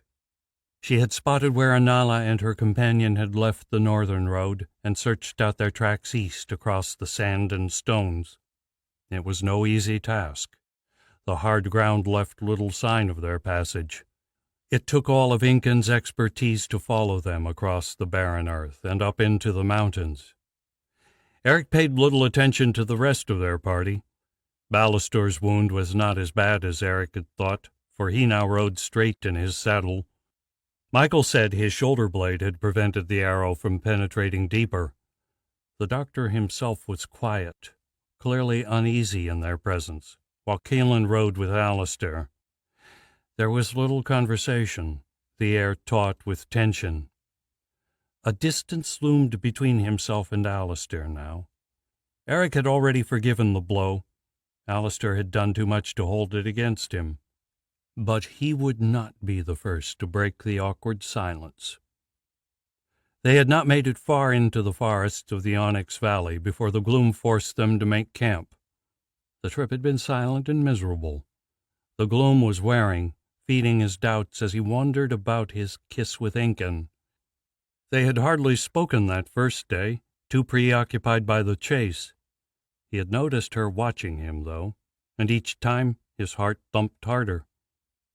When their camp was set, Alistair had come and offered to join him in meditation. The darkness masked his face, but Eric had read the apology in the soft-spoken words. He was eager to accept the truce. Though too exhausted to touch their magic, the meditation gave them both a chance to regain their composure. They moved away from the others, leaving them to themselves. Ballastor sat with his back to a tree, eyes closed. The other three sat speaking in soft tones. Eric crossed his legs and closed his eyes. Slowly he sank into the familiar trance. His tension began to fade away, as he attempted to set aside the shock and hurt of Alistair's blow. He soon found other thoughts struggling for his attention. Incan's smuggled glances, the soft caress of her lips, what she was thinking now. He heard Alistair move away, but remained, struggling to reach an inner calm. It continued to elude him, until at last he opened his eyes, defeated. Incan sat across from him, her hazel eyes watching him with interest. She shot him a mischievous grin when she saw his eyes open. The sight sent his mind spinning, lost in the fiery tangles of her hair. "What are you doing?" she asked. Eric stretched his neck, loosening his shoulders in a transparent attempt to appear relaxed. "It's called meditation. Alistair is teaching me to use it to reach my magic, to control it." Incan leaned in closer. "Can a normal person do it?" Eric pulled back. "Aren't I normal?" She gave a wry grin. "Hardly. Most people don't control the weather." She reached across and pulled his head to hers. Their lips met, and he could scarcely believe they were kissing again. Her touch was gentle, her lips yielding against his. The sweet tang of orange lingered on her tongue. "And I don't do that with most people either," she whispered as she drew back. Eric laughed, his heart still pounding from the kiss. His doubts dissolved, and summoning his courage, he leaned across and kissed her back. When they finally drew apart, he furrowed his brow, thinking of her question. "I'm sure there's nothing stopping a normal person from meditating. Come on, I'll show you." For the next hour they sat together in the peace of the forest. The exercises were light-hearted and playful at first, the two of them sitting close, embracing one another's quirks. Eric forgot about their companions, the past, his quest. Sitting with Incan, he did feel almost normal. As the night grew later, they quieted, each slipping into a more serious trance. Incan had closed her eyes, her breathing slowing. Smiling, Eric did the same, seeking the inner calm that had eluded him earlier. This time, with his doubts crushed, the task was easy. They sat in silence, together, but each in their own private sanctuary, beneath the forest roof. When Eric finally slipped from the trance, Incan was staring at him again. There was a softness to her eyes. "You were so peaceful. The sadness on your face was gone." Eric shifted, uneasy with her stare. "You should have roused me. How long was I out?" "Long enough, but it's okay. It was relaxing to watch." She paused. "Eric, I have a question." "What?" "Who is it we are tracking? Why does Alistair want to find her so much?" "That's two questions," Eric teased. "I'm serious." Eric sighed. "I know, but I can't give you the answers. It is Alistair's secret to tell, though I can tell you he means her no harm." Incan frowned at him. He noticed a leaf had caught in her hair and reached across to pick it out before continuing. "I swore to keep this secret. I cannot break that promise, not even for you. But without you, we would never have gotten this far. You deserve to know. I'll make Alistair tell you if necessary." "Now?" He nodded. They moved back through the forest to where the others sat.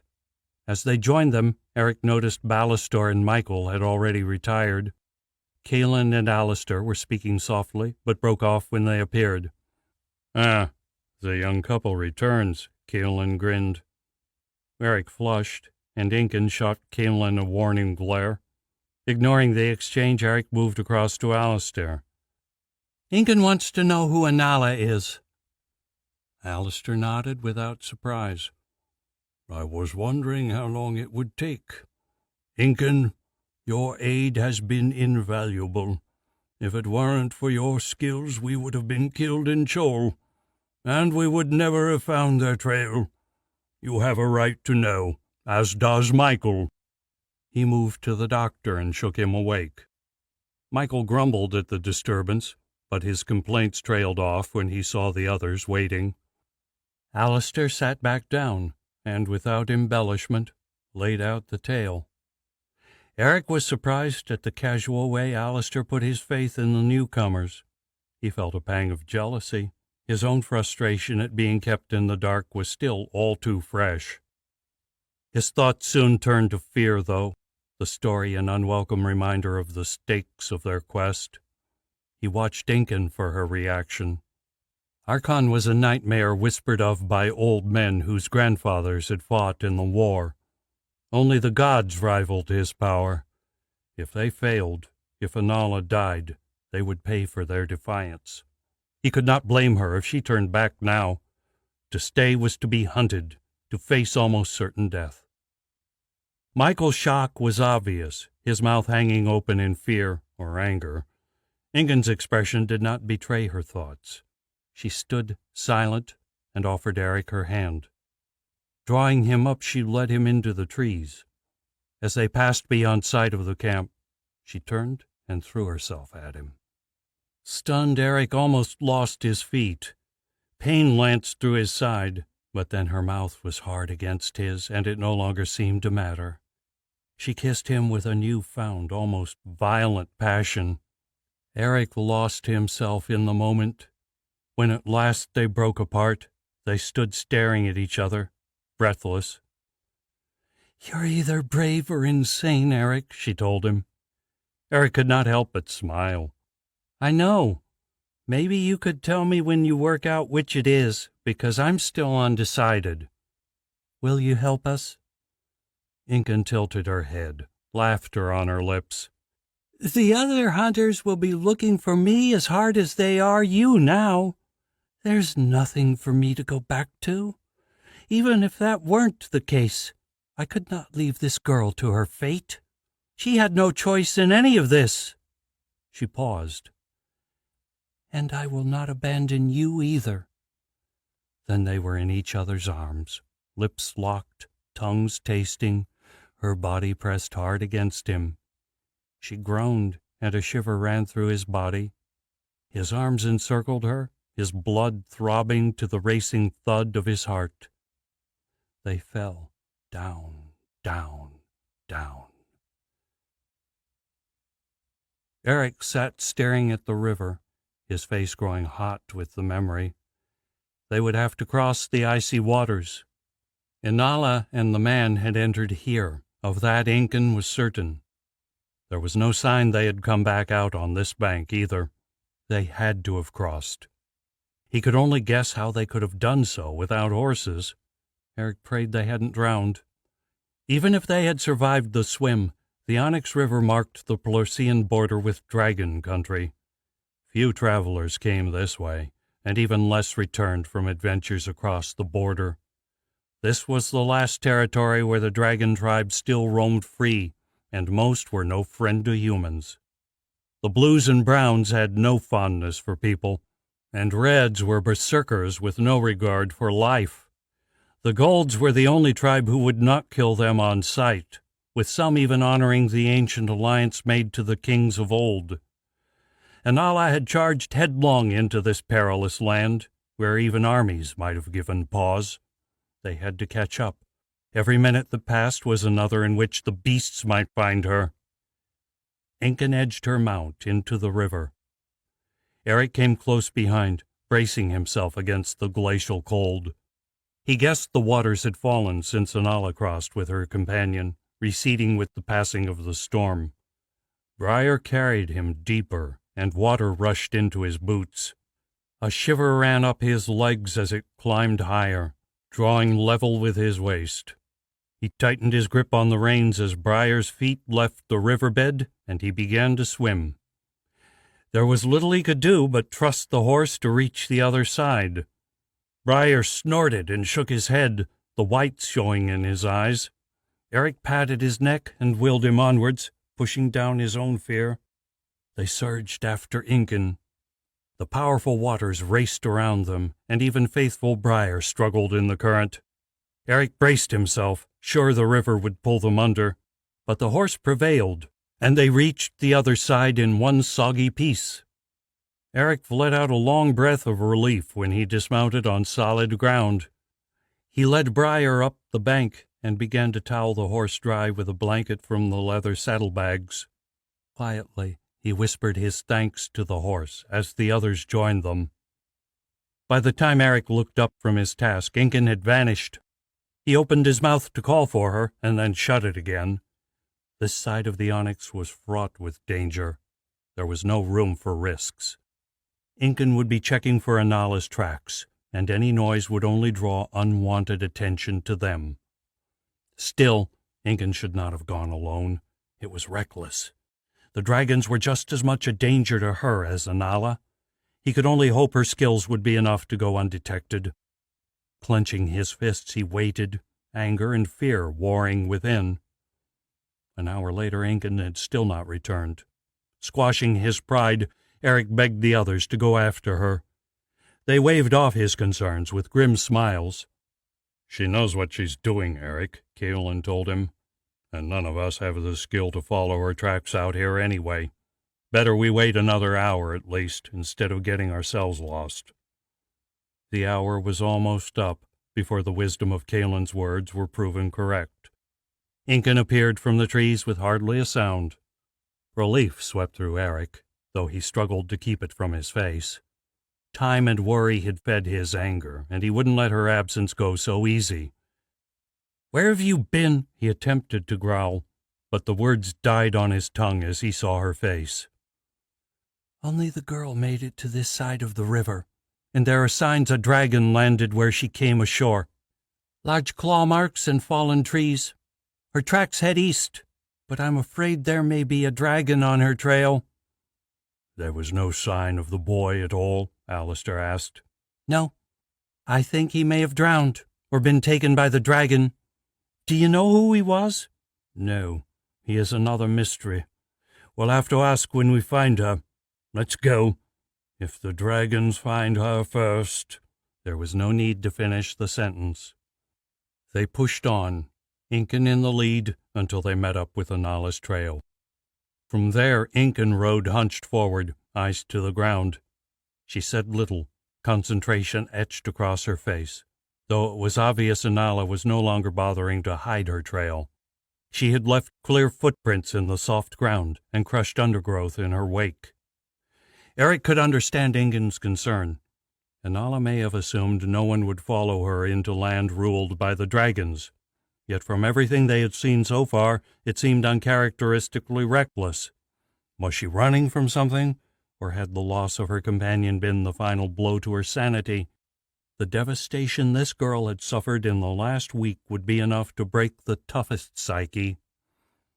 His eyes swept the forest as they rode, his hands tense on the reins.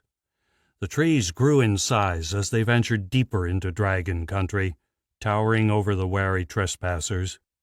Massive tree trunks dominated the forest this side of the river, untouched by the axes of man. The canopy grew higher and higher, blotting out the sun and stunting the undergrowth beneath. The temperatures fell as they climbed from the river valley. They made good time, following Anala's weaving path through the giant trunks.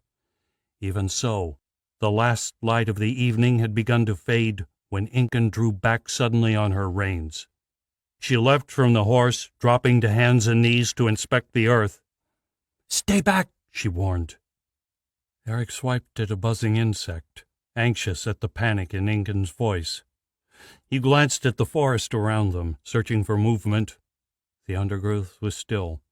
There was not even a breeze to stir the leaves beneath the canopy. Then he noticed the first signs of disturbance. A crushed fern close to the trail, bark scraped from nearby trees, broken branches and claw marks in the soft earth. Something big had crossed Anala's path.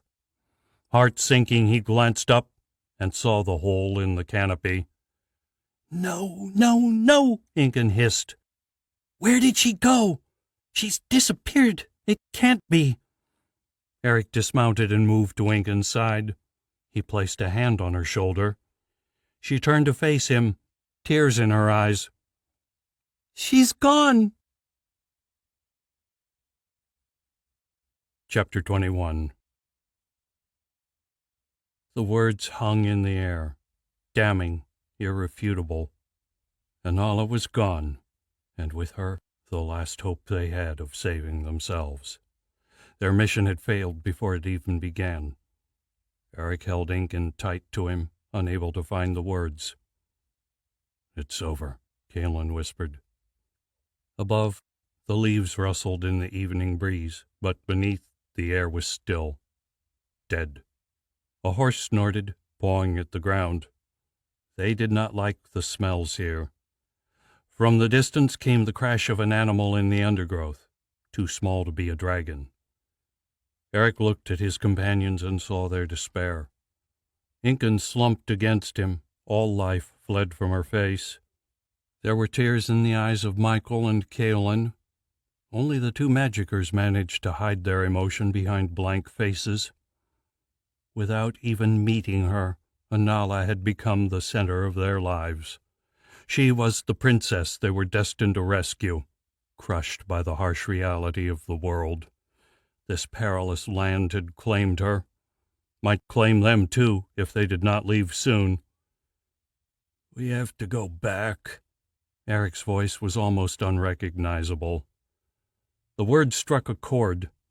Incan winced in his arms, and a cloud swept over Kaelin's face. Were they truly willing to admit defeat? "No," Alistair resolved. "We can't give up. Not all the tribes are violent, and one may even remain loyal to the kings of men. We must try asking for their help." No one replied, though Eric wondered whether Alistair had cracked himself. He could not muster any hope from the idea, but he did not have the strength to argue with the old man. "What do you want us to do?" he asked. "The gold's nest on the coast. They would not have been in this area. The red or blues would have found her first." Incan's reply was laced with misery. "No matter the chances, we have to try. There is no future without Inala," Alistair pressed. "Not for us or anyone else." Incan shivered. "You know the tales of the coast?" Alistair nodded. "I lived them. That was where the old King Thomas was lost. In Malevolent Cove." "We would not have to go there, though?" Kaelin asked. "It would be the closest point," Incan answered. "To go around it would take an extra day." "The place is cursed. No good will come from there," Michael offered.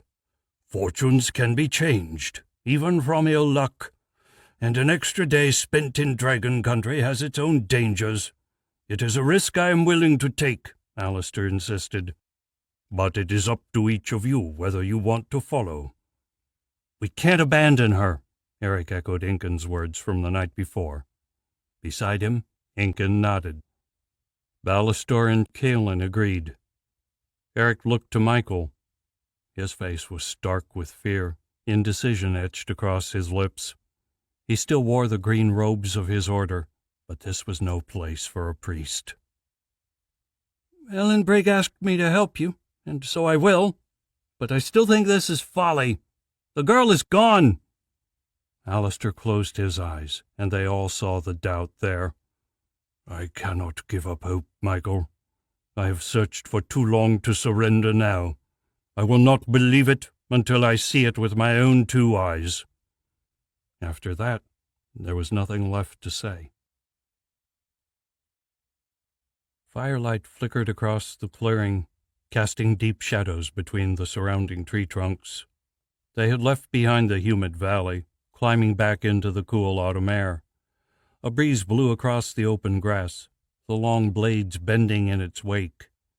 The fire barely kept the chill at bay. A pot sat over the flames, a thick stew bubbling inside.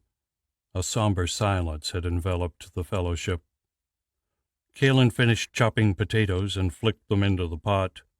Eric sat watching, stomach growling as he breathed in the rich fumes. A hot meal would be a welcome change. Ballastor had lit the fire when they finally stopped for the night. No one bothered to disagree with the decision. They were all sick of caution. Eric glanced at the stars glistening in a rich tapestry above. He hoped dragons were not creatures of the night. Darkness had fallen soon after they started out again. No one wanted to risk injuring their horses out here, so they had been forced to make camp in a clearing Ballastor had discovered nearby. "Here, Eric." He looked up as Caelan offered him a bowl. "And one for you too, my lady." He grinned at Incan. They accepted the offering with a word of thanks. Eric took a slow sip, enjoying the heat of the spices Caelan had added. A satisfying warmth spread through his stomach, bracing him against the night air. When they finished, he handed back the bowl and glanced at Incan. She sat staring into the trees, thoughts hidden by a grim mask. Her bowl was still half full, the spoon dangling loosely from her fingers. Eric put an arm around her waist. "What are you thinking?" Incan blinked and looked at him. "Sorry? I was lost in my thoughts." Eric kissed her.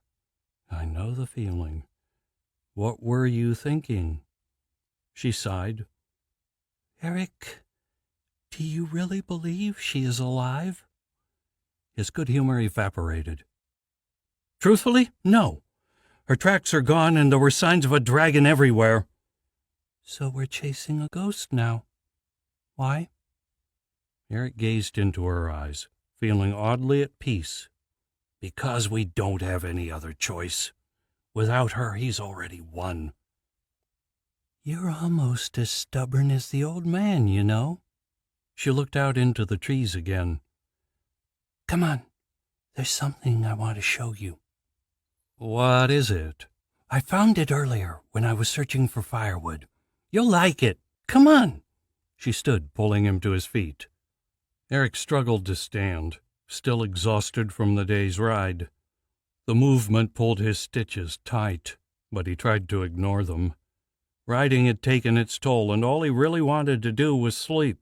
But Incan was tugging at his hand, and there was no choice but to follow. She led him into the trees, away from the others. They watched them go, grins on their faces. "There goes the cute couple again," Caelan teased. Eric blushed, glad his back was turned to them. When they entered the trees, he hesitated, pulling her back. "What are you doing?" she asked. He gave a sad smile. "It's not safe out here. We shouldn't be going off alone." Incan's breath hissed between her teeth. He thought she would argue. Instead, she stalked past him and back towards the fire. Eric winced and made to follow. Incan glanced back. "Stay there. I'll be back in a second." She jogged into the camp, gathered her gear, and ran back. Now she carried her bow strung over her shoulder and wore her cavalry saber at her side. "Happy now?" she teased. Eric gave a quick nod, knowing this was the best he would get. It seemed they were going into the woods, whether he liked it or not. Incan shot him a mischievous smirk. She took his hand again and dragged him into the darkness. He stumbled after her, tripping over the root-riddled earth in the pitch black beneath the trees. He could just make out the dim outline of Incan in front of him. The rest of the forest was invisible. The warmth of her hand in his own was reassuring. She glanced back occasionally, her teeth flashing as she smiled. Twice Eric almost fell, kept on his feet only by Incan's quick hands. The forest was hazardous in the dark, though Incan managed it far better than him. He kept his ears open, listening for the first signs of trouble. Only the soft hoot of an owl was audible above their own racket. When they finally emerged from the trees, Eric was puffing and holding his injured side. The pain vanished when he saw where Incan had brought him. His mouth dropped, a gasp escaping him. The giant trees opened up onto a patch of low-lying ferns. A soft glow spread across the clearing, lit by fern leaves shining in the dark, their gentle luminance banishing the night. Tiny insects buzzed between them, and these too radiated with light. A creek threaded its way through the clearing, the currents playing a warm melody against the coarse pebble bed. Steam rose from the running water, leaving a thin fog hovering at eye level. A sweet, rosy scent carried on the air. There was only a faint glow when I found it. I thought you might like it. Incan spoke in a voice hushed with wonder. It's beautiful. He had no other words. Incan turned to him, the scarlet curls of her hair ablaze in the light. She took his hand and drew him further into the ferns.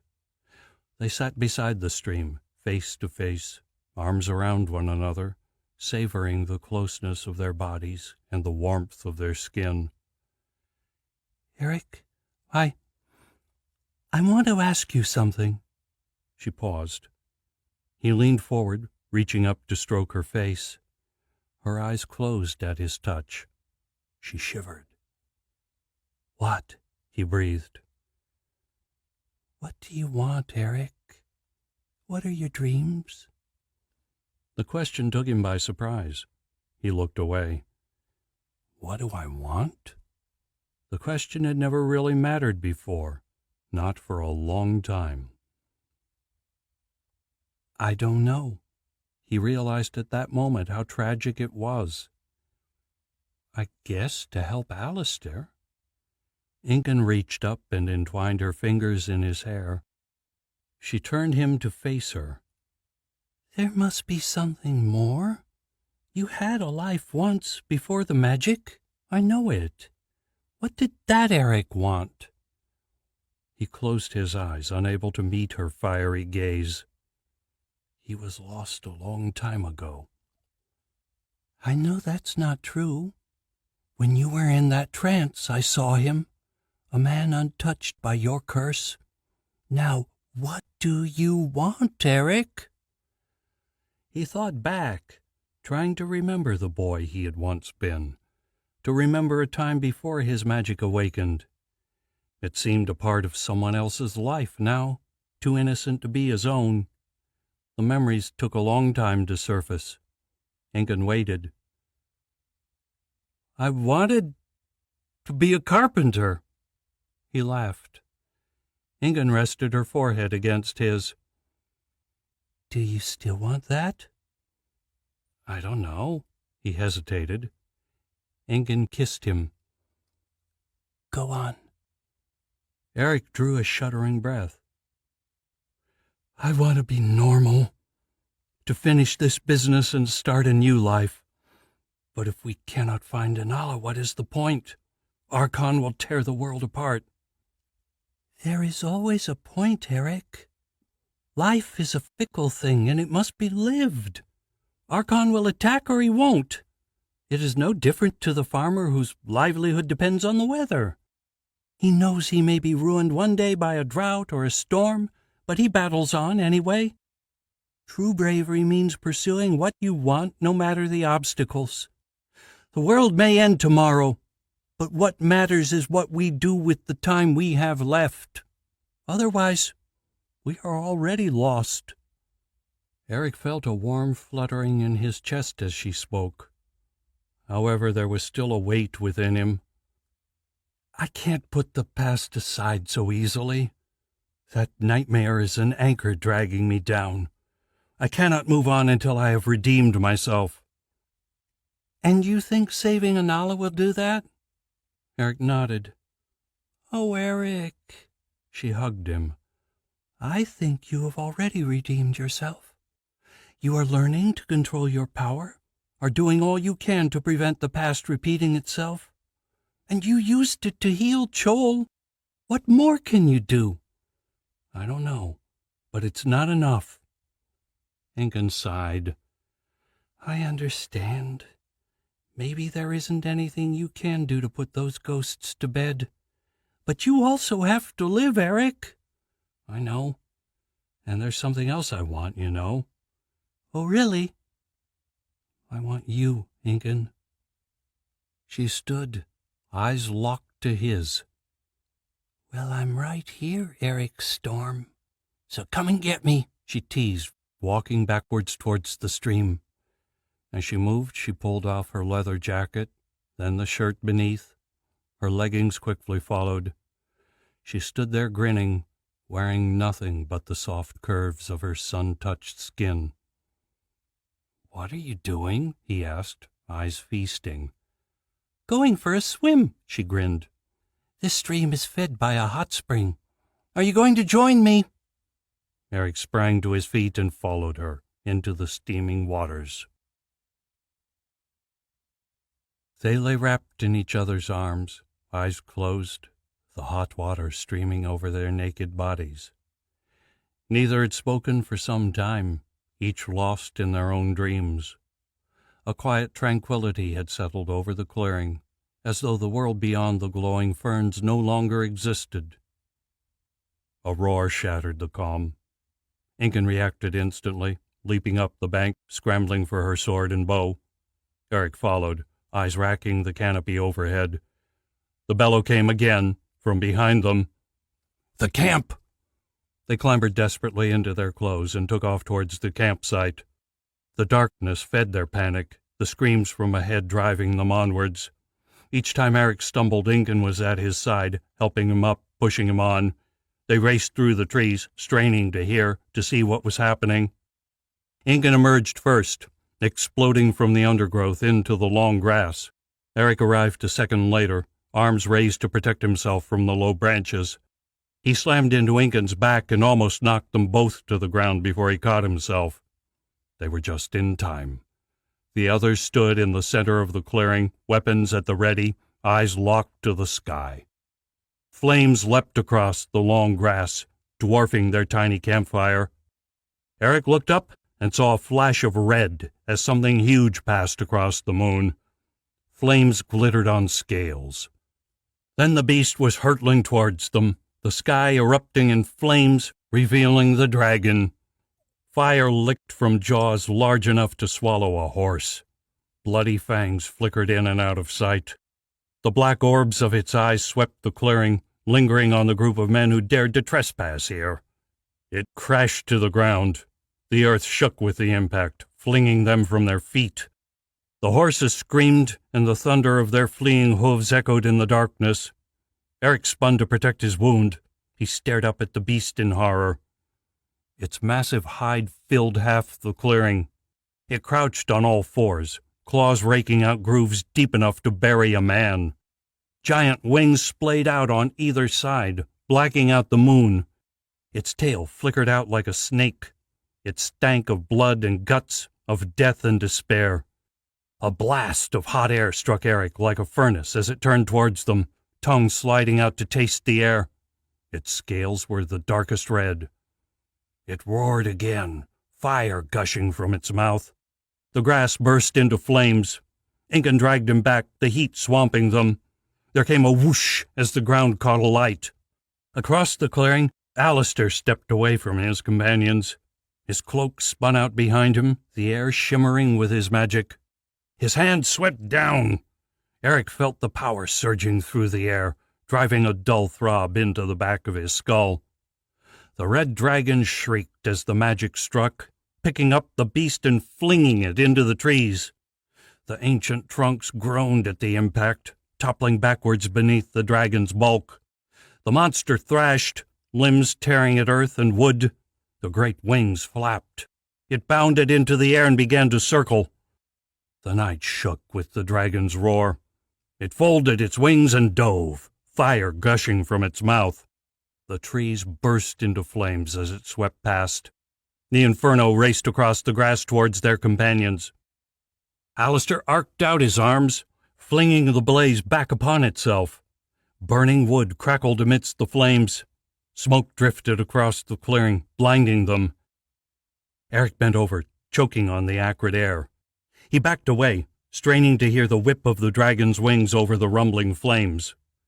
The beast appeared suddenly from the smoke, catching Alistair unawares. He raised a hand in defiance, but too slow. The dragon slammed into the ground, knocking the old man from his feet. A column of fire swallowed him. Eric's heart stopped. "No!" he screamed. His magic boiled up from the depths of his body. He did not attempt to stop it. He let it grow, feeding on his rage. The wind stirred. Gusts swirled into the clearing, whipping up the flames. They gathered around him, converging into a thunderous gale. His hair thrashed in its grasp, clothes cracking against his skin. His vision narrowed until all he saw was the red of the dragon. The stream of fire from its mouth ceased. Somehow Alistair still stood defiant, his face black with soot. The dragon raised its claws over his head and struck. Alistair held out his hand, and the monstrous talons stopped a foot above him. There came a dull thud, as though they had struck wood. The old man's arm began to shake. Eric unleashed the gale. The air raged around him, and then cascaded into the beast. The dragon stumbled back beneath the onslaught. The wind caught in its wings, hurling it towards the trees. The great wings beat down, carrying it within a hair's breadth of the treetops. The dragon began to turn, but Eric's rage was not finished yet. The winds encircled the creature, crashing against its scaly hide. The power of each blow forced it lower in the sky. Eric gritted his teeth and pressed down with everything he had. Its wings folded, and the beast toppled into the forest. The crash echoed through the night. Eric released a long breath and released his power. He slumped to the ground, knees quivering, an empty feeling in the pit of his stomach. The brief exertion had drained his weakened body. Incan grasped him around the shoulders and shook him. "Eric, stop it!" "What?" he shouted over the whistling wind. Incan pointed. Eric looked up. The gales had not dissipated. The wind roared around the clearing, sucking the flames into the air. A column of fire took shape, whirring around with the circling currents. The trees groaned and saplings were ripped from the ground up into the tornado. They glowed orange as their leaves sprouted flames. He gaped, frozen by the sight. Incan shook him again, wrenching him from his shock. There was nothing he could do. His strength was gone. He had nothing left to take control of the twister. "I can't. My magic, not strong enough." The wind tore the words from Eric's mouth. Incan's eyes grew wide with fear. Her knuckles tightened on her bow. She grasped him by the shirt and hauled him to his feet. "Then we've got to go." "Run!" she yelled, trying to signal the others. "Run for the cove!"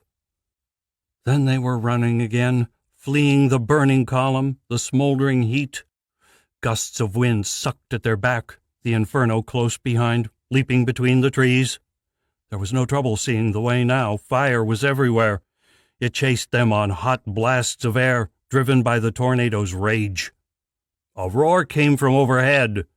The canopy exploded as the dragon came crashing down, all tooth and claws. Its wings shredded the bark from trees, its tail whipping out behind it. It landed with a thud, halting their desperate flight. Eric dug in his heels. His hand lashed out to grab Incan's collar, hauling her back. The dragon stood across their path. Its eyes glowed with hatred. The fire raced along either side of them. The tornado howled at their back. The dragon clawed its way forwards, tongue flicking out in rapid succession. Then it paused, hesitant to attack. It had been hurt in the battle. A thick branch had impaled one leg, and the thin skin of its wings was shredded. Thick blood ran down its scales. It did not need to attack to finish them. The tornado was closing, its rumbling growing louder. Flames flooded the forest floor around them, taking light amidst the leaf litter. Their skin was already burning in the heat. Through the dragon was the only way out. Incan knocked an arrow and loosed it at the beast. It hissed through the air, bouncing off the hardened scales. The dragon roared and took another step toward them, its confidence growing. Eric watched with a sinking heart as Incan drew another arrow. He searched inside himself for a trace of magic, but found nothing. Around them the fire roared higher. Only minutes remained to them now. He prayed the others had made it clear. Incan squinted through the smoky light. This time it took long seconds for her to take aim. Releasing a long breath, she loosed. The shaft arched up towards the dragon's face, plunging into its amber eye. The beast screamed, staggering back. Ingun did not pause, another arrow all ready to hand. She drew back, took sight, and shot again. The dragon screeched with pain as the second arrow stabbed through its other eye. Eric gaped at the shot, but there was no time to pause. The beast had had enough. It dropped its head and charged. Its claws scrambled in the dirt, ripping roots from the earth. Ingun drew another arrow, but Eric saw their opportunity. He tackled her to the ground. They struck and rolled, carrying them from the path of the dragon's rage. The blinded beast charged past into the heart of the inferno. They sat up. Ingun shot him a glare, but he smiled back. They did not speak, but climbed to their feet and ran on. The forest around them was alive with flames, leaving them just one way to flee. If they paused, the inferno would overtake them. The roar of the tornado behind them fed strength to their exhausted limbs. At last, they left the flames behind, the growl of the twister dying away as it drifted from their path. The sounds of destruction fell off into the distance. The forest grew dark again, until all that remained was the flickering of shadows from far-off fires.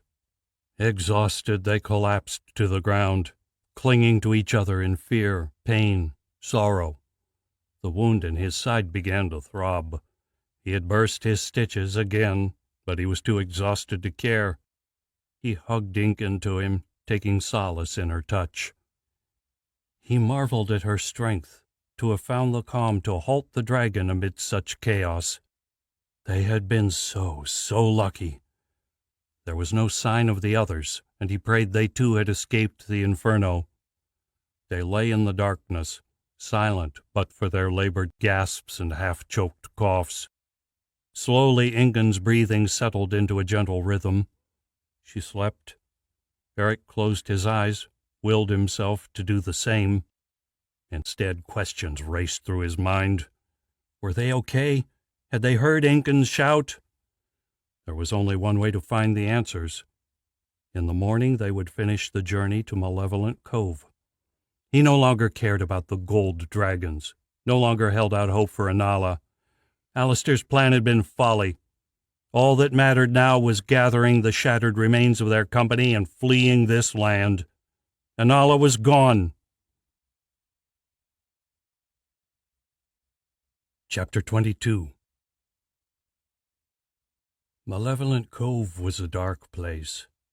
Sheer cliffs ringed the bay, their fragile faces crumbling away into the sea below. Waves slammed into the rocks, white caps churning the murky waters. A maze of reefs lurked below, silent graveyard to many a ship. They stood on the black sanded beach, braced against the storm. Rocky spires spotted the dark sands, their jagged tips like the claws of some buried giant. The air stank of rotten fish and the tang of salt. They had been waiting for over an hour, searching the forest for sign of their companions. The trees stretched out over the sand, twisted, misshapen things, utterly unlike their towering siblings further inland. Their branches shook in the violent wind, fingers reaching for them. Eric shivered. The temperature had plummeted as they approached the rugged coast, the humid valley air long behind them. His burning skin stung in the salty air. He was desperately weary. Just the thought of the return journey filled him with dread. At least the tornado had driven them east towards Malevolent Cove. Everything else had gone wrong. Now they were stranded here, without horses, food, or water. He glanced at Ingun. The corners of her lips curled in worry, and her hand lingered on her sword hilt. Fear stared from her eyes, searching the trees. A crash came from the forest. Ingun drew her blade. Eric tensed, cursing his lack of weapon. Kalen emerged first, stumbling from the trees like a dead man. The others followed, one by one, a trail of burnt and bloodied bodies. Alistair appeared last, hobbling and leaning heavily on a branch fashioned into a staff. His grim face lit when he saw them. Eric, Incan. Thank the gods. We thought the worst. He limped up to them and embraced them each in a warm hug. Eric grinned, the worry that had burrowed deep into his heart falling away. He felt a wave of relief. We thought the same for you. It was a close thing, but we made it. Kalen's face was etched with exhaustion. They sat together on the rough sand and looked out over the dark waters. Eric could scarcely believe they had all survived. He thought of the firestorm lighting up the night and the dragons stalking them from above. How had any of them survived? Antonia's cheeky grin leapt to mind, and he sent a silent call of thanks to the little goddess. Yet even so, the 6 of them were a sorry sight. The others had not saved any supplies either, although Michael still carried his medical bag. Without food or horses, escape from Dragon Country would be nearly impossible. Eric struggled to keep the despair from his face. "What is that?" Incan asked. He looked up to see where Incan was pointing. He followed her finger out to sea, to beyond the waves crashing on the reef. Squinting, he spotted a dark shape moving through the surging waters, drawing closer. "It's a skiff," Incan said, glancing at him. "Who would be sailing in these waters?" Eric did not have an answer. They sat and watched the boat grow closer. It raced towards the cove, blackened hull slicing through the waves, wind filling its sails. A figure stood in the bow, wrapped in a thick black cloak. "What do you think, Alistair?" Kalen asked. "Nothing good. Prepare yourselves," he answered. The skiff entered the churned waters of the cove, threading its way between the treacherous reefs. It was clear the man was an accomplished sailor. With the tide high, it would be almost impossible to spot where the water was safe to pass. Still, it came on. They spread out, eyes locked to the dark craft. Incan strung her bow as Alistair and Kalen drew swords. Ballastor stood stock still, hands clamped into fists. Eric could feel the man's magic building, but there was terror written on the magicker's face. Eric shivered. He had never seen Ballastor so unsettled. Closing his eyes, he searched for his own power. Only a drop remained of the ocean he had first glimpsed all those nights ago. He backed up behind the others. Unarmed, he could only be a liability. The skiff rode a wave up onto the beach.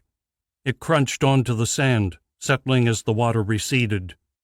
The dark figure stepped off, heavy cloak alive in the wind. Eric glimpsed 2 swords poking out from beneath its folds, a black gem glittering on each pommel. His face was hidden beneath the thick hood. He reached up with deathly white hands to pull it back. Eric sucked in a sharp breath of air. Stark white hair whipped around a smooth gray face. Jet black eyes stared at them, burning with hate. He had no eyebrows or beard, but Eric still recognized the man from his vision. "Thomas!" Alistair hissed. He seemed to shrink as the wind whipped the name away.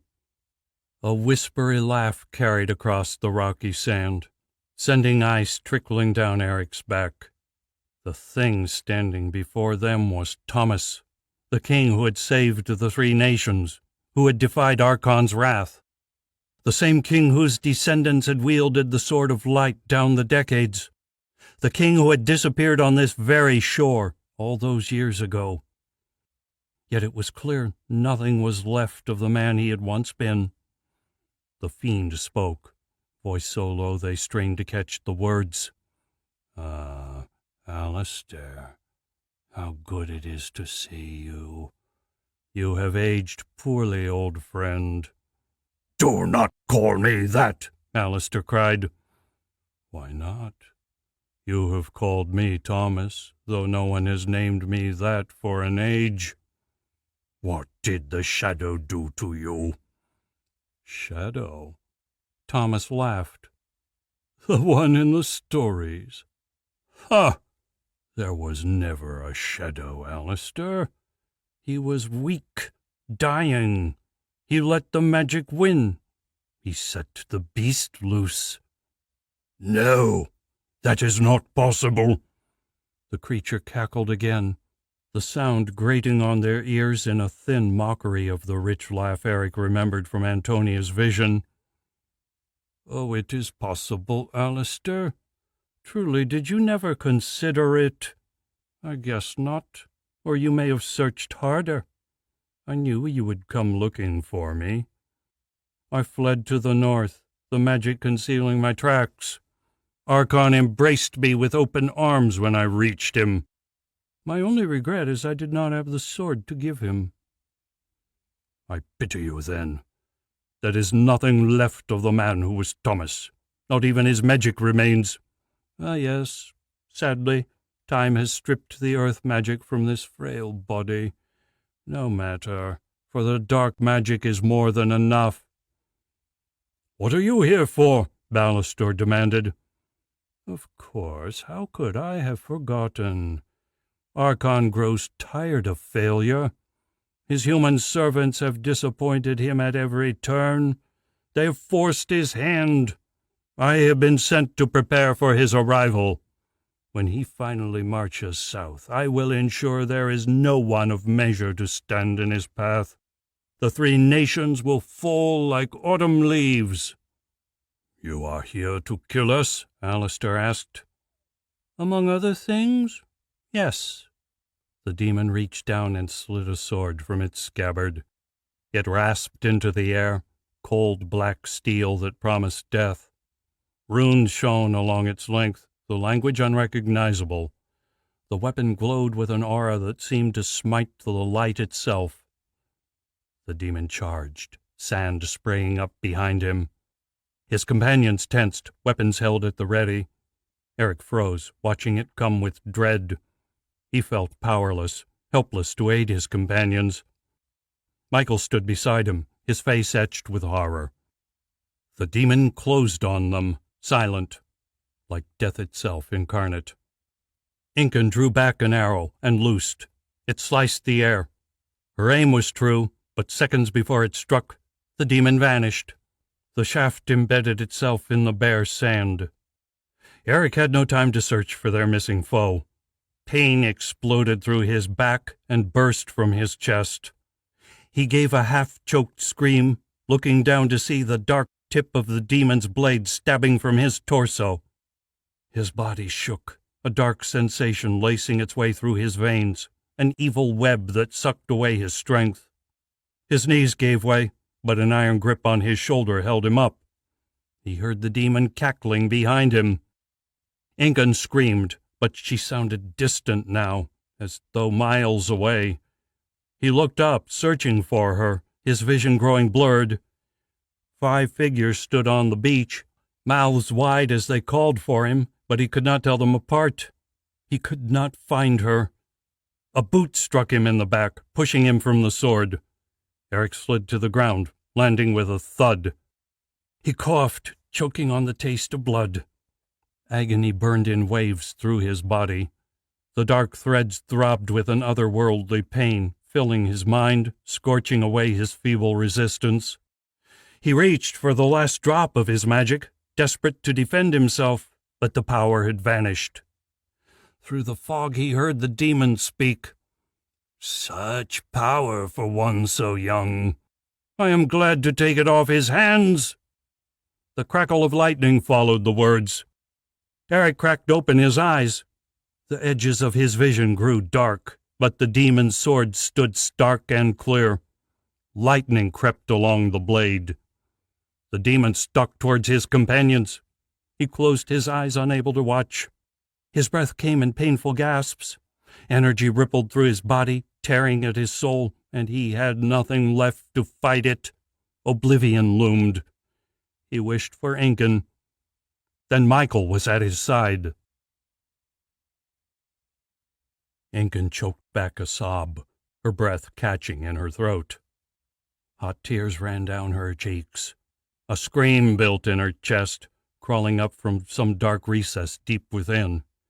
Her knees shook, the strength fleeing her legs. Instinct was shouting for her to run to Eric, to save him, but the demon stood between them, laughing. Hands trembling, vision blurred by tears, she struggled to nock another arrow. She could not find the string, and the arrow tumbled to the sand. Incan shrieked with rage, throwing the bow to the ground. Her chest ached as though a hand of ice had taken hold of her heart. Summoning the last shred of her being, she drew her saber. The demon stepped towards them. Alistair leapt, sword lashing out at his foe. The demon's blade swept down to meet it.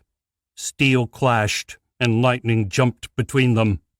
Electricity raced along Alistair's blade and vanished into the sleek metal. Alistair sneered and lashed out again. Caelan raced in from the right. The demon turned aside a decapitating blow from Alistair and lashed out with its boot, catching Alistair in the chest and flinging him backwards. He crashed into a rocky spire and slid to the sand. The demon spun in time to avoid Caelan's wild slash. The demon turned its sword on the young soldier. Lightning leapt from the blade, but Caelan was already moving, and the bolt struck empty beach. The air erupted, the sand boiling where he had stood. Caelan rolled with a smooth grace, his sword striking for the demon's face. The fiend pulled back, the blade biting empty air. Caelan pressed the attack, but the demon caught the blade with its own. Lightning danced between the weapons. There came a terrifying boom, and Caelan's sword shattered like crystal. The blast sent Caelan bouncing across the beach like a rag doll. Incan threw herself at the demon, grief boiling in her veins. Ballister charged with her, snarling with rage. The demon turned to meet them, leaving Alistair and Caelan to recover, or so she prayed. Black steel flashed for her face. Incan hurled herself aside. The blade sliced through the air, its razor-sharp edge shearing off a few fiery strands of hair. The fiend raised its blade again, but a ball of flame smashed into its chest. Embers exploded through the air, flying in the raging wind. The demon shrugged off the attack and turned to grin at Ballister. Ingan struggled to regain her balance. Ballister launched another fireball, but the fiend's cloak was already aflame and it did not seem to care. Ballister retreated as it advanced on him. Incan saw her chance as the demon turned its back. She sprinted forward and brought her saber down on the demon's neck. The blade struck home and stopped dead. The steel jarred in her hand, and a bone-numbing shock ran up her arm. The sword slipped from her numb fingers. It was as though she'd struck solid rock, but the blade did not even pierce the demon's skin. The demon turned on her, flames leaping from its cloak. It lashed out with a fist, striking her in the chest. The blow flung her to the sand. She tumbled across the beach and crashed into a stone pillar. Groaning, she placed a knee beneath her and fought to sit up. A sharp pain lanced through her chest. She gritted her teeth against the pain, the broken rib cutting and grinding. Lurching to her feet, she drew a hunting knife and stumbled towards the fight. Alistair was back on his feet, wielding his sword two-handed with all the power he could bear. Each time the demon blade was there, turning aside his blows with ease. The demon was too fast, too powerful. Not even Ballister's attacks could faze it. Incan dove in, feet unsteady, searching for an opening. The hunting knife had no reach, but she hoped she might distract it enough to aid Alistair. The demon began to laugh again, its rasping cackle ringing with the clash of blades.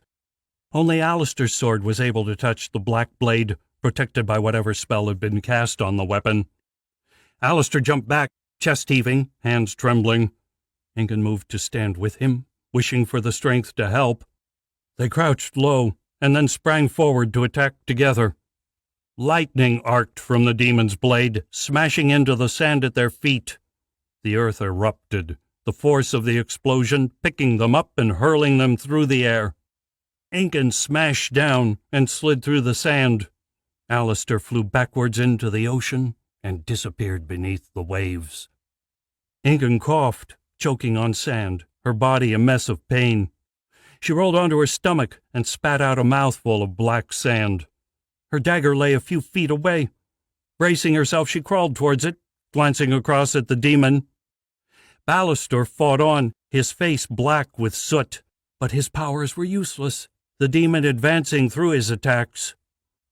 Over the roar of the waves and flames she heard Ballister shout, "Leave them! They're mine!" Ingun closed her eyes, willing strength to her muscles. Her fingers found the blade and clasped desperately at the hilt. It felt better to have a weapon in her grasp, although it was of little use in her state. The demon raised its sword to the sky, dismissing Ballister with a contemptuous turn of its back. The sky grew dark, and flashes lit the underbelly of the clouds. Lightning lanced down with a boom of thunder, spearing the black sword. Another bolt followed, and another, gathering around the weapon as a great ball of energy.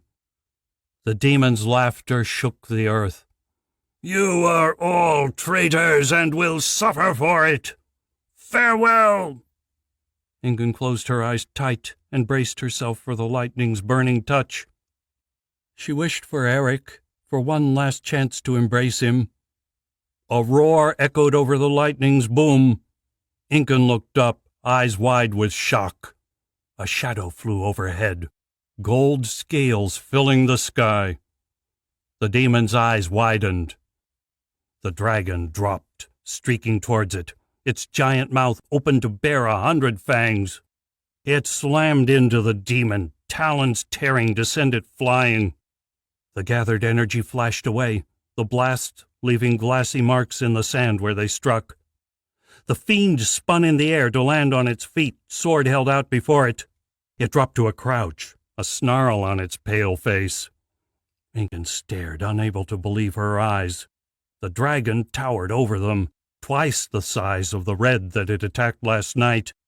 Its wings spread wide as it prepared to take flight, casting the beach in shadow. The massive tail lashed out, shattering rocky spires like toothpicks.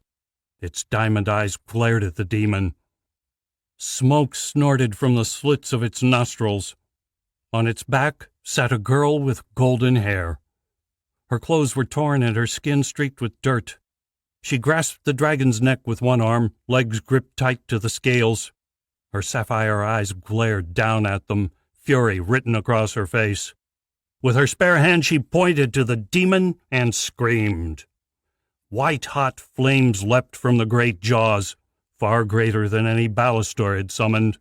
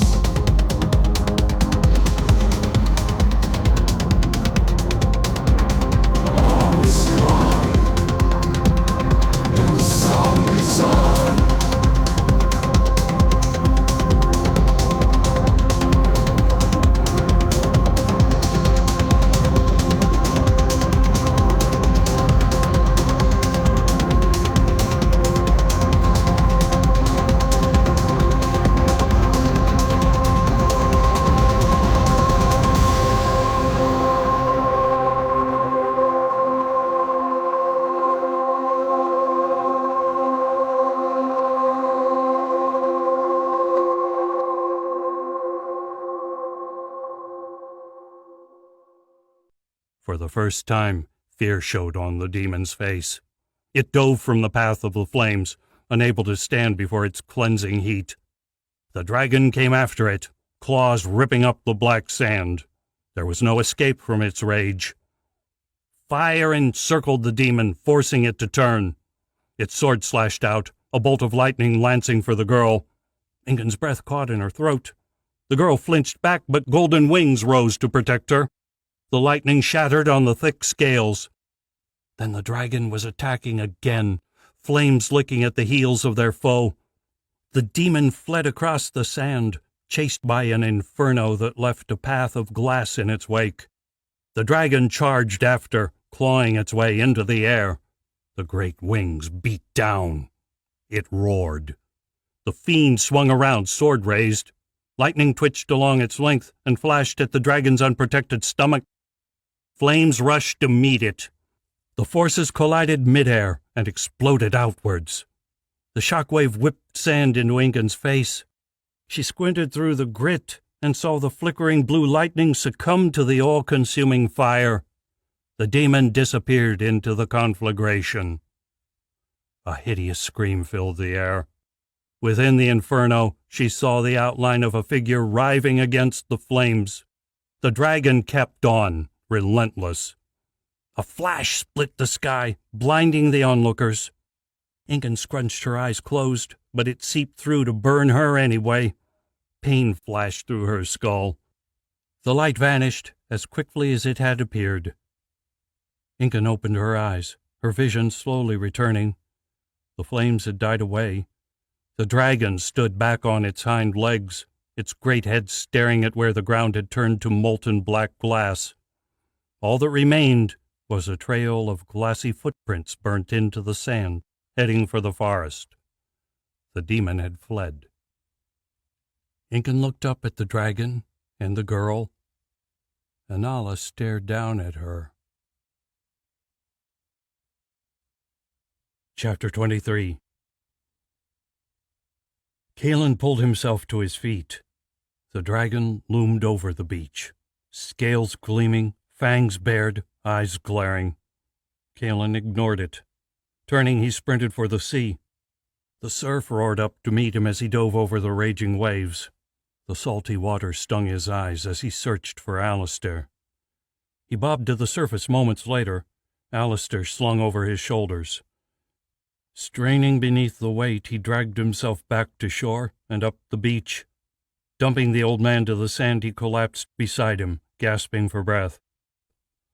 Alistair gave a hacking cough as he fell, water gushing from his mouth.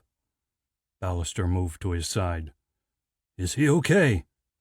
Kalen nodded, shivering in the brisk sea breeze.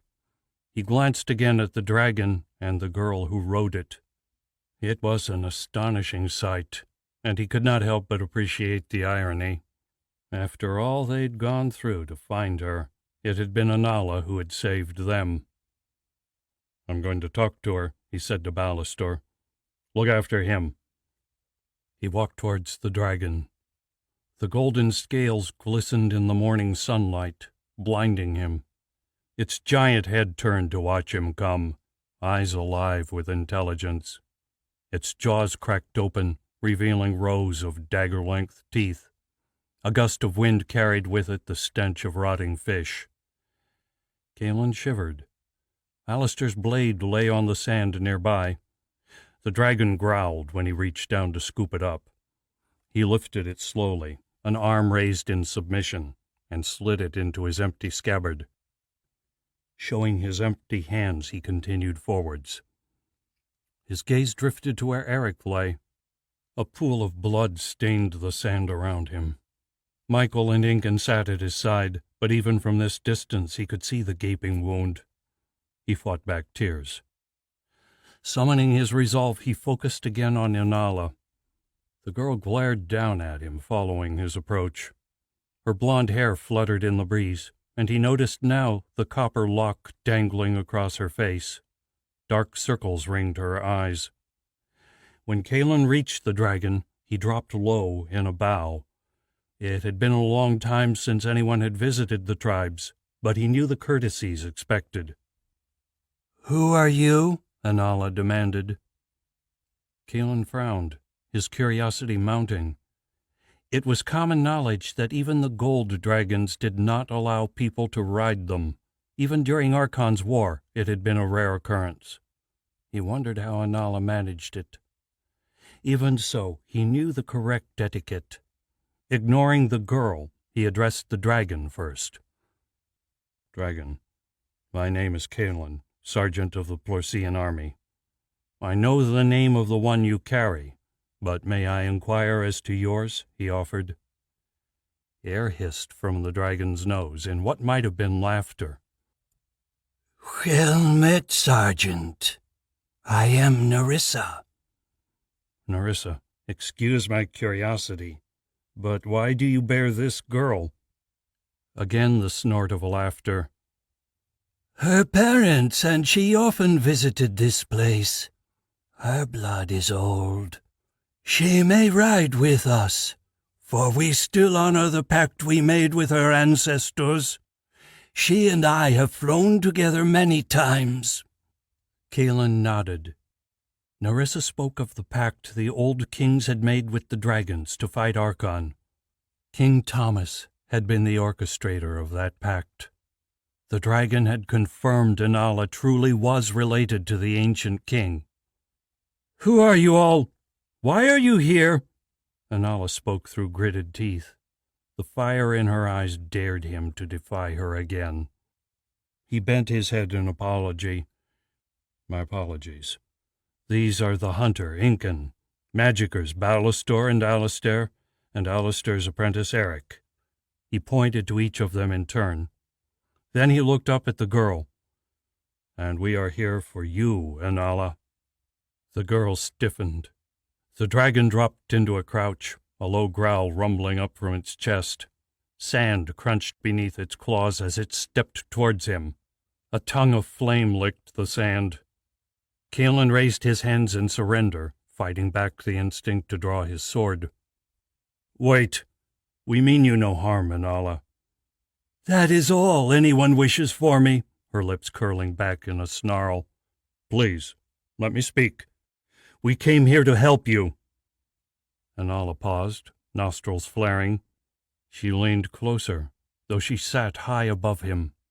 Her gaze seemed to look right to his soul. How did you plan to help me, Kalen, when you cannot even save yourselves? She gave a cruel laugh.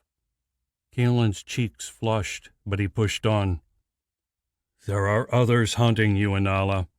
Archon wants you dead. The laughter died. Archon?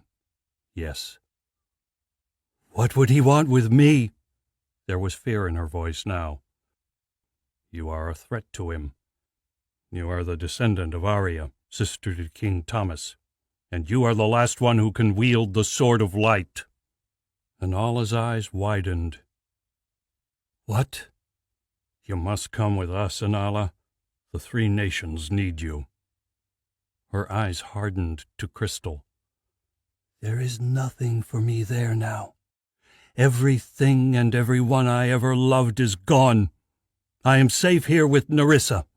So, Kalen, why should I care?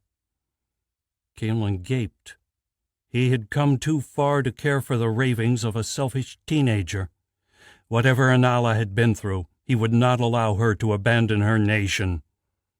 Why should you care? He shouted. Because people will die.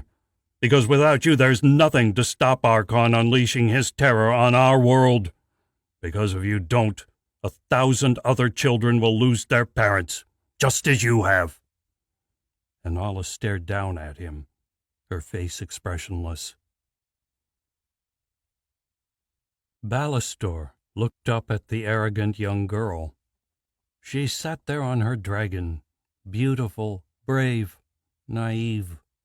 Did she really believe she would be safe from Archon here? Archon had the power to turn a dragon to dust if he chose. There would be no escaping him once he came, and so long as Anala lived, she was a threat to his plans. Balastor smiled. So she had to die. He felt a surge of pleasure looking at the girl. They had finally found her. Her death would redeem him in the eyes of his master. The only obstacle left to surmount now was the dragon. Fortunately, he had a piece of dark magic that might just have the power he needed.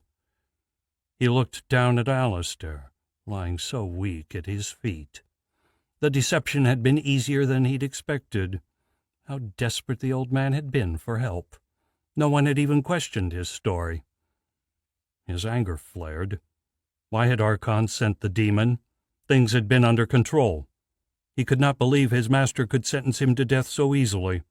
There was no treachery and caution. Besides, it was not his fault things at the end had gone so wrong. Two people had been responsible for that. The first was whichever foolish hunter had shot him in the back. A small wound, but it had prevented him from burning the lot of them alive in the haystack. By the time he had recovered, they were a long way from his hired help. There had been no choice but to go along with the fools. The second was Incan, and he would ensure she endured a long death as punishment for her betrayal. He smiled, pausing to appreciate her heartbroken sobs. It was a satisfying sound. "She's the one." Alistair coughed, a smile on his lips. He closed his eyes and drifted into unconsciousness. Ballister's thoughts returned to his present problem. Two threats remained to his plans. The dragon he was sure he could best. Then there was Alistair. The old man's strength was phenomenal, and he did not think it would take long for him to recover. It seemed whatever he faced, Alistair found a way to triumph. "Not this time," he decided with a smirk. "The girl's sweet throat will have to wait." Ballister drew his sword. Incan's eyes burned. Her throat was hoarse from crying, her shirt soaked with tears.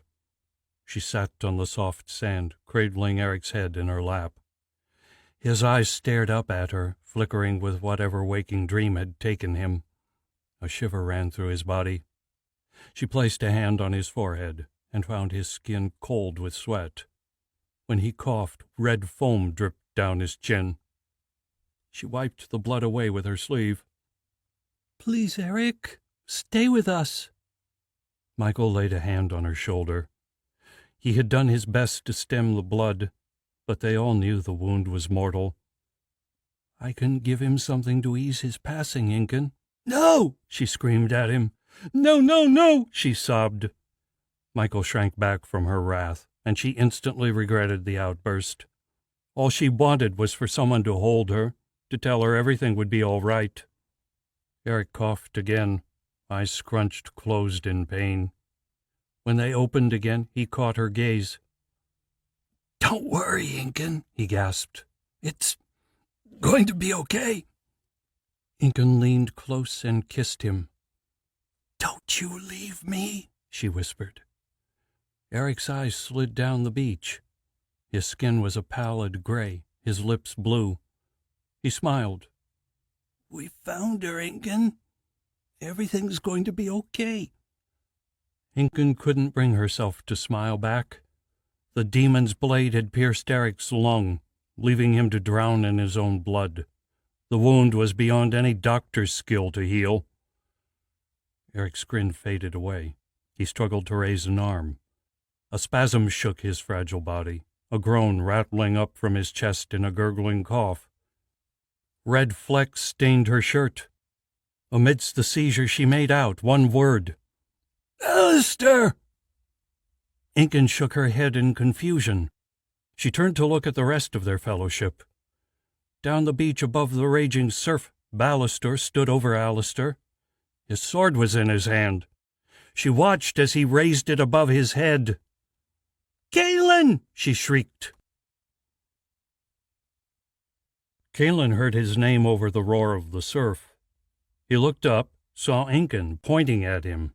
No, not at him. Behind him. He spun, fueled by the terror on her face. Ballister loomed over Alistair, sword poised above the fallen magicka. He had frozen at Incan's cry, a look of hesitation on his face. Their eyes met. Ballister grinned. The sword lanced down. Time seemed to stand still, freezing the scene in Kaelin's mind.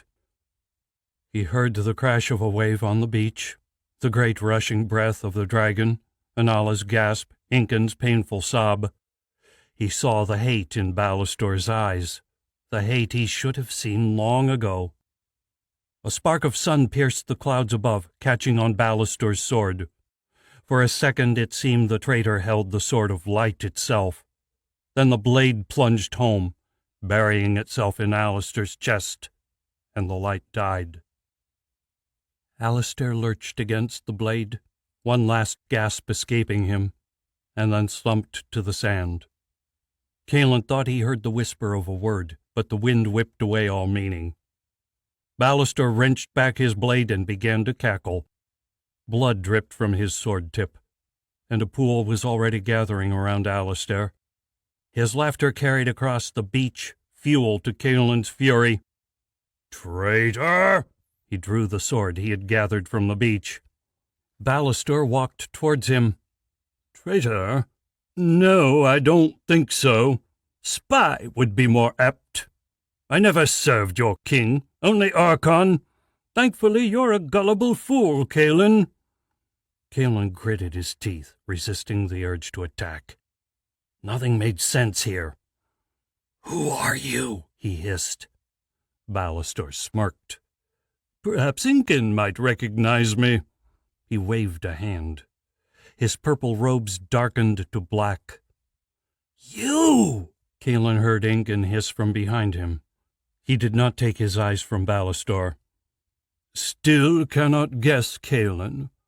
I am the one who hired Incan and her hunter friends, the one who has been hunting you, and this time you won't escape." The pieces began to click together. "All this time," he choked. Ballastor continued his march up the beach, growing ever closer. "Yes, although I had intended to be done with you all at the inn. An unfortunate series of events messed up my plan. Incan's interference most of all." His eyes swept across to where Incan crouched. "And believe me, Incan, you will scream for mercy before you die." Incan growled. "Not if I kill you first." Ballastor laughed, ignoring her threat. "Still, things have worked out quite well. You have helped to shame a rival of mine and led me straight to the girl." "And do you think this girl is going to die so easily?" Anala growled at him. Nerissa's jaws stretched wide, showing row upon row of teeth to emphasize her words. Ballastor only grinned. With his free hand he reached into his cloak. Kaelin stepped towards him, but Ballastor's hand hissed back out, flames licking from his fingertips and rushing for him. Kaelin threw himself back. The sand exploded at his feet, sending sand sizzling through the air. "Stay back, Kaelin. Your turn will come." His hand disappeared into the cloak again, drawing out a glass sphere. Kaelin stared at the alien object. Dark mist rolled within, clawing at the glass with smoky fingers. A sickly green glow seeped from within, and a dreadful humming rang in his ears. "I've been waiting to use this for a long time. Here, Anala, a gift from Archon." He tossed the ball in her direction. The globe tumbled through the air. Nerissa reared back, the globe shattering against her head. A muffled explosion rang out.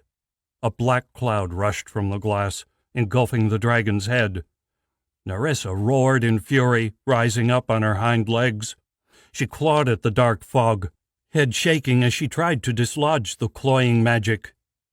Anala lost her grip amidst the dragon's struggle. She screamed as she tumbled from Nerissa's back, hitting the sand with a bone-rattling thud. Winded and gasping for air, she struggled to find her feet. Above, the darkness writhed about the dragon's head. Nerissa's claws slashed and tore at it, but the cloud was like a living thing, reforming with each attempt. It clung to the dragon's face, robbing her of sight, of smell, of air. Her movements grew more violent and distressed. The great head shook, jaws opening to bellow her defiance. The greasy poison poured down her throat, cutting off the sound. She stumbled across the sand, wings clawing, struggles growing ever weaker. Kaelin could only watch in helpless terror. Inala sat frozen beneath the beast, staring in despair at her dying dragon. A sudden stillness took the dragon, the last of her strength fading away. She began to sway. Then she was falling straight towards Inala. Kaelin was already moving, sand slipping beneath his feet, a desperate sprint to reach the girl in time. Inala did not move, did not seem bothered by her impending death. She looked up at the dragon on her knees and watched the massive body descend. He leapt beneath Nerissa's shadow, bounded to Inala, and tackled her from the path of the dragon's fall. The ground shook as the beast struck, sending up a wave of coarse black sand. Kaelin shielded the girl against the dragon's dying throes, the razor-sharp claws coming within inches of them. As the dragon stilled, Kaelin picked himself up, leaving Inala where she lay. Nerissa had fallen a couple of feet from where they had landed. The great beast lay like a statue, still as stone. The evil smoke had vanished. The glassy globes of the dragon's eyes stared up at him, blank and devoid of life. Inala opened her eyes and saw Nerissa lying there. He watched a wave sweep through her tiny body, a great shuddering jolt, as though something within had shattered into 1,000 pieces. Inala rolled into a ball and began to sob, the quiet whispers mere hints of her sorrow. Kaelin had no time to worry about her. He picked up Alistair's sword and stood over the helpless girl, waiting for Ballastor to come. The traitor walked up onto Nerissa's stomach, grinning as he gave them a mocking clap. Kaelin gripped the sword tighter, swallowing his rage. The magicka looked down at them, his smile dismissing Kaelin as a spider would a fly. Yet Kaelin would not back down. He would fight to his dying breath to protect the girl. Well done, Kaelin. For a second I thought I had dealt with a few birds with a single stone. As ever, you do not fail to impress. Sadly, though, it is time for this mockery to end. Flames raced along his arms. Kaelin braced himself and brought up Alistair's sword. Fire filled the air, racing towards him too fast to avoid. He flinched back, the sword raised before him. The flames struck Alistair's weapon and vanished. Kaelin blinked to clear his eyes, staring at the sword. He ran a finger along the steel and found it cool to the touch. Ballastor's breath hissed between his teeth. Alistair's sword. It will be a nice souvenir. Come and get it, Kaelin grinned. He slipped into a fighting stance. A swordsman he could deal with. Ballastor drew his own blade and touched a hand to it. Fire leapt down its length and spread along his arm, then to his chest, until it covered his body in a blazing suit of armor. Heat radiated off him in waves, forcing Kaelin back.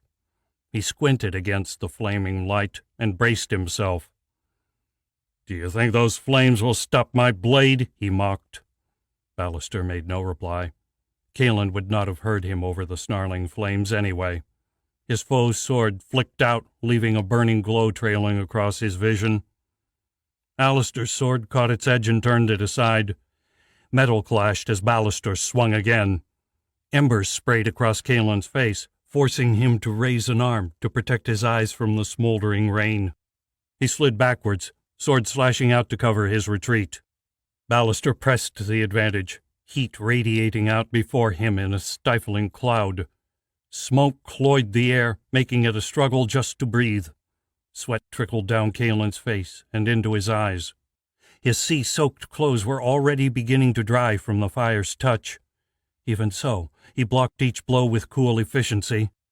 His mind focused, driven by thoughts of what failure would mean for all of them. Yet Ballastor was gaining ground. The heat sapped Kaelin's strength, his attacks already becoming more and more feeble. Alistair's sword protected him from direct attacks, but it could not be everywhere. Each time the blades met, flames erupted between them, the cinders leaving scorch marks on his skin. Embers had set his shirt aglow in several places, and his body screamed with exhaustion. Between the attack last night and the demon, he had nothing left to give. Incan appeared from nowhere, arrow knocked to her bow. Before either could react, she loosed. The arrow came within a foot of Ballastor, before a tongue of flame lashed out to catch it. The shaft fell to the ground as ash. Ballastor lashed out with his blade, forcing Kaelin back, then spun and hurled a wave of flame at Incan. It struck her in the chest, throwing her to the ground. She spun through the sand, fighting to beat out the fire catching on her shirt. When the flames finally died, she collapsed to the beach, overtaken by the pain. Kaelin turned in time to block a decapitating blow. Heat swamped him, driving him back. It was like fighting in a furnace. The flames sucked all moisture from the air, leaving his skin burned and lips cracking with each gasp of breath. The burning sword tore through the air. Kaelin leaped back, the blade tearing through the space he'd just occupied. He spun on his heel as it passed, his own weapon seeking flesh. Ballastor wrenched back, but not fast enough. Alistair's blade streaked through the flaming armor, catching flesh. The stench of burning blood quickly followed. The wound only drove Ballastor harder. His blade ripped at him, faster now, leaving Kaelin defending desperately for his life. Pain rippled down his arm as each blow struck. Then Ballastor's blade caught on his own, sweeping beneath his guard. The burning sword tore across his chest, burning as it went. Kaelin screamed as pain seared through his body, forcing him to his knees. Ballastor raised his weapon to finish him. Kaelin rolled backwards, coming to his feet outside his opponent's reach. Ballastor laughed. And now the mighty Kaelin flees. Did I not tell you how useless a sword is amongst magicers? Kaelin staggered, heat burning deeper into his chest. He gritted his teeth, fighting to keep his feet. I cannot fail, he yelled within the confines of his mind, but nor could he stand. His legs crumpled, and he fell to his knees. Ballastor laughed down at him. Ah, the great swordsman humbled. I am glad to see the day. He placed his sword against Kaelin's neck. Flame licked at his flesh. He flinched back, hands reaching down to scoop up a fistful of sand. Ballastor raised his sword, and Kaelin hurled the sand at his foe's face. It disappeared through the mask of fire. Ballastor reared back with a scream of agony. His sword fell to the beach, and his hands reached for his face. Another nightmarish shriek echoed off the cliffs, and he toppled to the ground. His fingers clawed at his face as though his eyes were afire. Kaelin did not stop to question the turn of luck. He stepped close and put an end to the traitor's cries. The flames died as he wrenched back his sword. He gasped at the sight of what lay beneath, reeling back in shock. The sand he'd thrown had liquefied in the flames, covering Ballastor's face with molten glass. It had congealed in his mouth and eyes, the skin beneath blistering, his eyes blood red. Kaelin's stomach lurched at the smell of burning flesh and hair. He turned away in horror. He looked around at the bloody battleground the beach had become. The dragon's body loomed large in his eyes, Anala still catatonic beside it. Beyond, Alistair lay alone on the red sand. Further up the beach, Incan had managed to crawl back to Eric's side. The breeze blew across the black sands, carrying with it the stench of ash, the reek of their ruin. His eyes drifted back to Anala. She was the one they had sought, the one who would save them all. Yet in saving her, they had paid a toll beyond what anyone had expected. Who was Anala but a young, inexperienced girl? How was she to stand against the powers of Archon? Was she really worth this? Chapter 24. Waves crashed down on the black shores.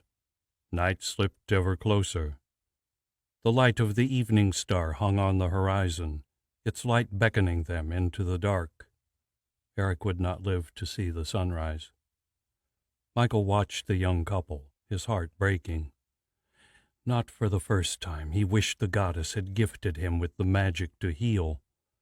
All his adult life he had studied the art of healing, but his skills were next to useless when compared to those with magic. He could do nothing for Eric. It amazed him the boy still lived. Through sheer courage he fought on, eyes locked with Incan's. The girl would not leave his side. Young love, if anything, was fierce. Even so, it would not be long now. He closed his eyes, fighting back tears. "I told them," he raged to himself. "I told them it was folly, but I never imagined." Michael looked back at them. Eric had to fight for every breath now. Liquid rattled in his chest, blood drowning his lungs. He had patched up the wound, but the bleeding continued within. He did not have the skill to repair such damage. "Michael, help!" Incan cried, desperate. The girl's voice tore him from his despair. He moved to their side, and together they shifted Eric onto his side. His breathing eased, but a moment later he began to cough again. Michael saw the terror in Eric's eyes. He glanced across at Incan. Her eyes were red from crying, but there were no more tears. Her face showed the burns and bruises of battle. Her eyes pleaded with him for help. There was no hope he could give her. "I'm sorry, Incan. I don't think it will be long now." "No," she whispered. Michael moved away, unable to bear her grief. He saw the accusation in her eyes. "Why?" He looked over at Anala, the girl who had drawn them across all these miles. She sat stone-faced, hands around her knees, rocking back and forth. She had not spoken for hours, only stared at the dead dragon. No one could break her from the trance, and Michael was not game to try again. He moved into the trees and sat down. A cloud of insects rose to greet him. He ignored their tiny bites, struggling to immerse himself in the sound and smell of the earth and forest, to reconnect with his element. It seemed an eon since he had left the temple. He missed the simplicity of his life there, the rareness of death. Today's slaughter made no sense to him. "Why, Antonia? Why did this happen?" he asked the forest. "Because I failed," a tiny voice spoke from behind him, heavy with sorrow. He turned his head. A young girl walked forwards, bathed in a faint green light. Her feet crunched on the hard leaves, her violet eyes staring at him from beneath a fringe of silky brown hair. Faint freckles spotted her cheeks, and her lips were twisted in sadness. She looked nothing like the paintings in the temple, but there could be no mistaking her. This could only be Antonia, goddess of Plorcia. Michael fell to his knees, head bowed and arms out before him. His heart raced. Helen Brigg told the truth. He could not believe it. To his surprise, Antonia began to sob. "Get up, you fool! Please, no more." He looked up. There were tears on the goddess's cheeks. He noticed now the rips and scorch marks on her blue dress. Exhaustion hung beneath her eyes. She staggered towards him and started to fall. Michael leaned forward and caught her before she hit the ground.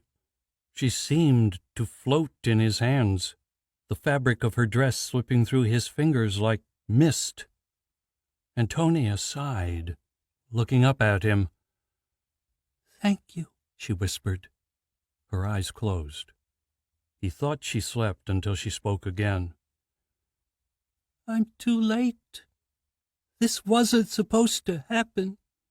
Damn you, Archon!" She ran her hands through her hair, fingers twisting the long strands in frustration. Her voice was weary. He attacked, testing what remains of the banishment we cast. He was only probing, toying with us. But his strength! We could hardly hold him back. And while we fought him, his demon stuck through our net. He knew, he planned it all. Her voice cracked, but whether from rage or grief he could not tell. Michael sat speechless. He held her as though she were the greatest of treasures. It felt like blasphemy even to touch her. He shivered, taking in every aspect of her features. Then he remembered Eric, lying in such pain, so close to death. Yet Antonia was exhausted, at the end of her strength. Dare he ask? He summoned his courage. "Antonia, there's a boy, Eric. He is dying. Can you save him?" Antonia drew herself up, pulling from Michael's arms. "Yes, of course. It's not over yet. Take me to Eric, Michael. He I can save." His heart skipped a beat. "Truly?" Antonia stalked past, dismissing the question. Her movements were steady now. She had shrugged off her fatigue, new purpose feeding her.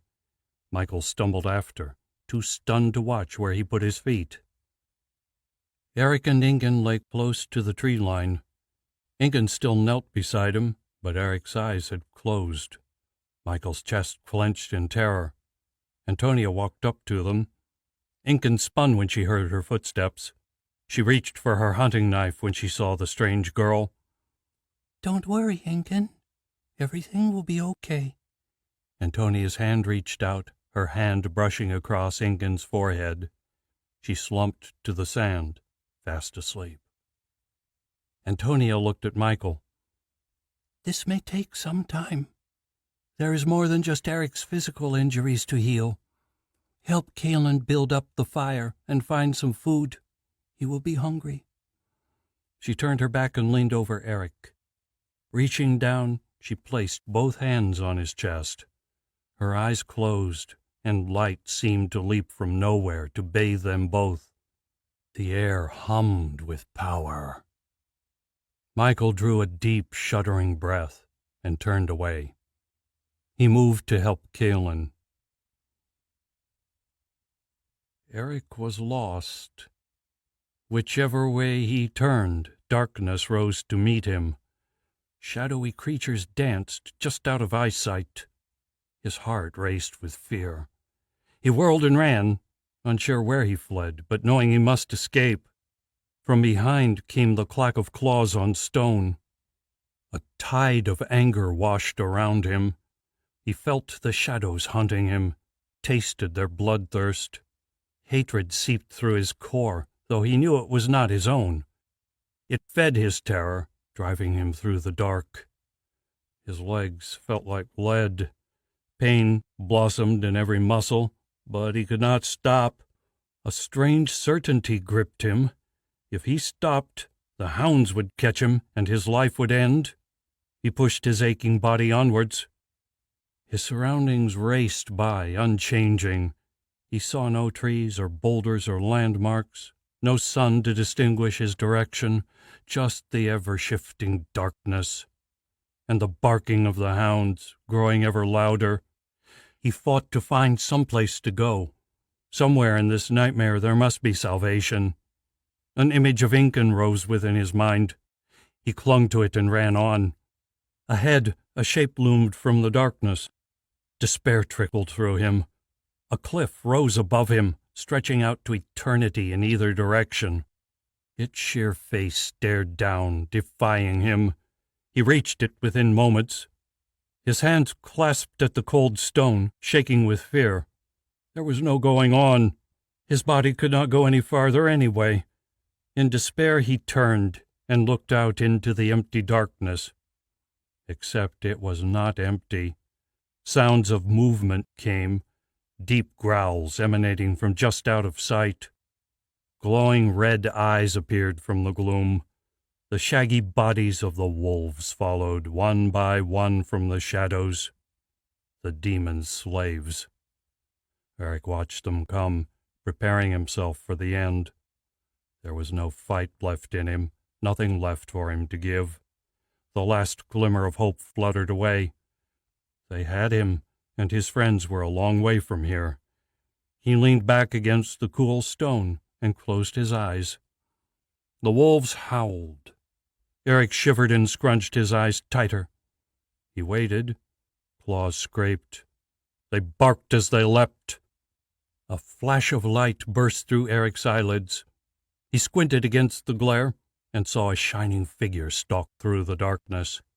Tall and shimmering with power, robes of pure white spilling out around him. By the light the man cast, Eric saw one wolf already lay dead. The other shrank back, growling. Eric's stomach clenched as the figure turned towards him. Alistair smiled, his face filled with warmth. The lines of age vanished. Their eyes locked. Alistair looked back to the wolves and raised a hand. Light shone out. The wolves leapt back, but too slowly. As the light touched them, they collapsed without sound.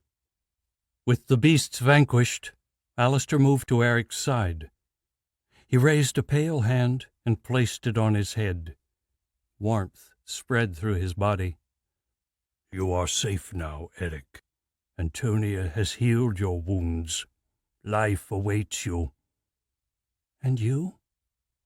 Alistair's smile faded. "My time is over, but yours is only just beginning. Enjoy it. Fill it with love and family and friendship. Do not repeat my mistakes. I wish you well." He began to fade away. "Alistair, wait!" Eric cried out, desperate. "Yes?" "Thank you." Alistair smiled and vanished. Antonia walked from the gloom. She offered him a pale white hand. "Life beckons, Eric." Eric sucked in a breath of sea air. His hands went to his chest and found the tear in his shirt, but the skin beneath was whole. He looked up. Around him was a dome of light, shutting off the outside world. Beside him sat Antonia, dried tears on her cheeks. She forced a smile. "You saved me." It was not a question. "Thank you." "I wasn't the only one there, Eric. I would have been too late." "Is he still there?" She shook her head, voice breaking. "No, he's gone now." Eric nodded. The dome faded, slowly revealing the world without. He could barely bear the thought of returning to it without Alistair. "I'm going to miss him, Antonia." "We all will," she whispered. She wore her fatigue like a cloak. "You're tired." Antonia sighed. "Archon is mustering an army. It is taking all our strength to keep his magic from the three nations. Soon the last of our protections will fail, and his demons will be free to wreak havoc on us." Eric shot up. "The demon!" She laid a hand on his shoulder. "It has fled." "Why did it come here?" "I believe Ballastor had a way to inform his master about your plans. Archon attacked us, creating a distraction for his demon to sneak through and come for the girl."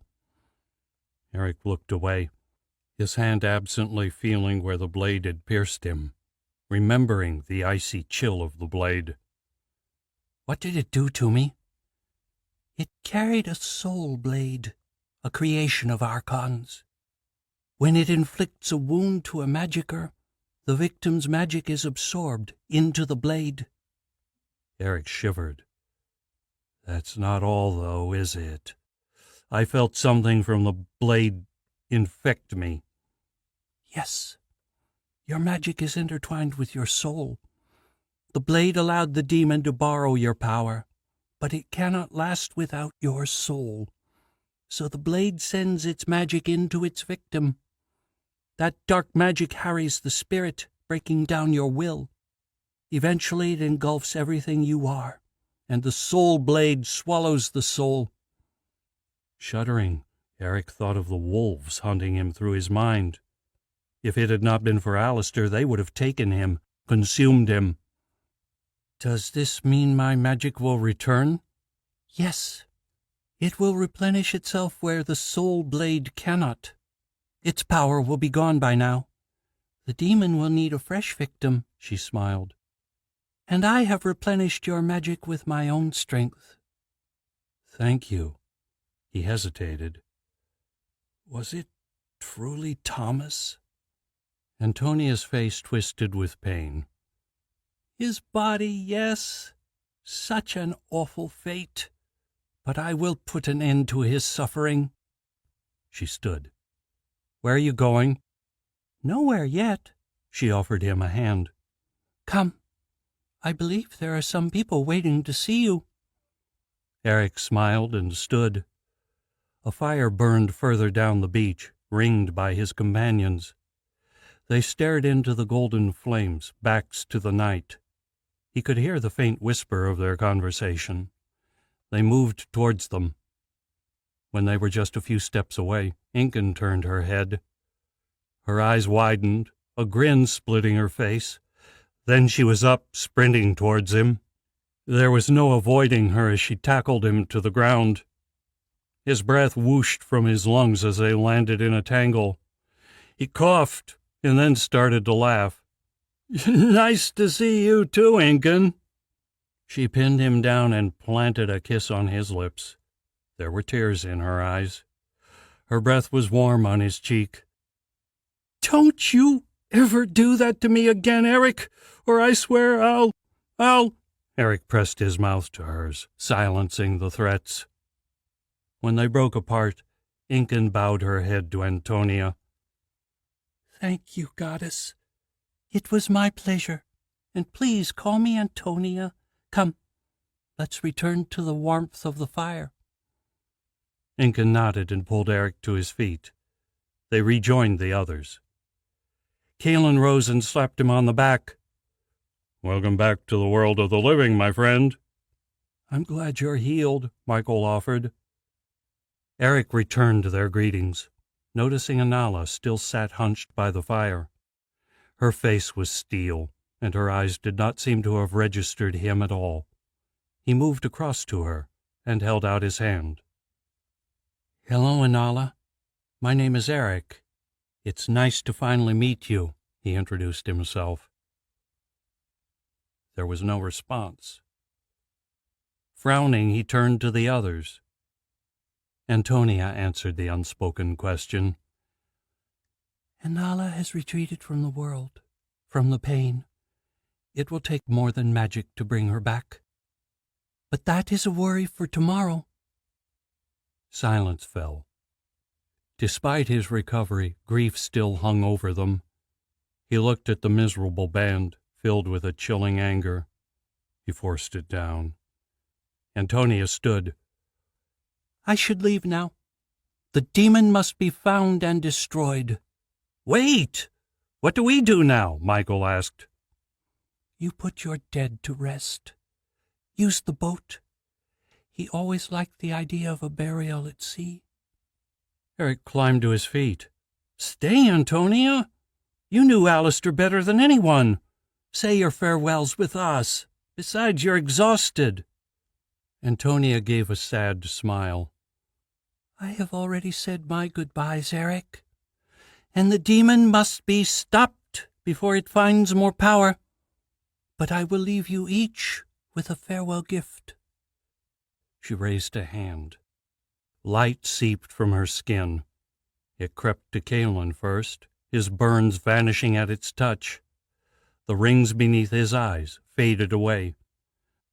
Then the light spread to Michael and Incan, and finally Anala. Only the girl did not seem to notice her bruises healing. They raised their hands in farewell. Antonia vanished into the forest.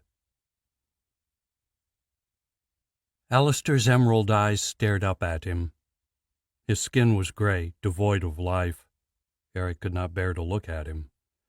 His thoughts turned inwards to remember the man Alistair had been, the man who had laughed with him, who had offered silent comfort against his despair, the man who had told him of his magic and protected him from its darkness. Most of all, he remembered the man who had been his friend. The wisps of his gray hair and beard blew on the gentle ocean breeze. The wrinkles of his face had receded, restoring his lost youth. He looked to be at peace. Yet Eric's heart was breaking. Incan stood beside him, offering her silent comfort. The others ringed the black skiff in which they had placed Alistair's body. Caelan, who had killed the traitor, and Michael, who had helped Eric save his mentor just a few days ago. Eric's eyes burned. He reached down and squeezed Alistair's cold hand. His heart ached. It was hard to convince himself this was not still some horrible nightmare. Alistair was dead. During the short time they had known each other, the man had carried him through so much. He had bestowed on Eric the gift of knowledge, the ability to control his magic. Not once had he asked for anything in return. He felt the debt all the same. Alistair had given his life in the fight against Archon. It was up to them to carry on that fight. He would not rest until the three nations were safe again. For now, though, it was time to say goodbye. Eric stepped up to the black skiff. His eyes brimmed as he placed his hands on the hard wood. The tears spilt, running in torrents down his face. Inside he was breaking, but he had a job to do, final words to say. He looked down at his mentor. "Thank you, Alistair, for all you have given us. Farewell." His grief broke free, and he began to sob.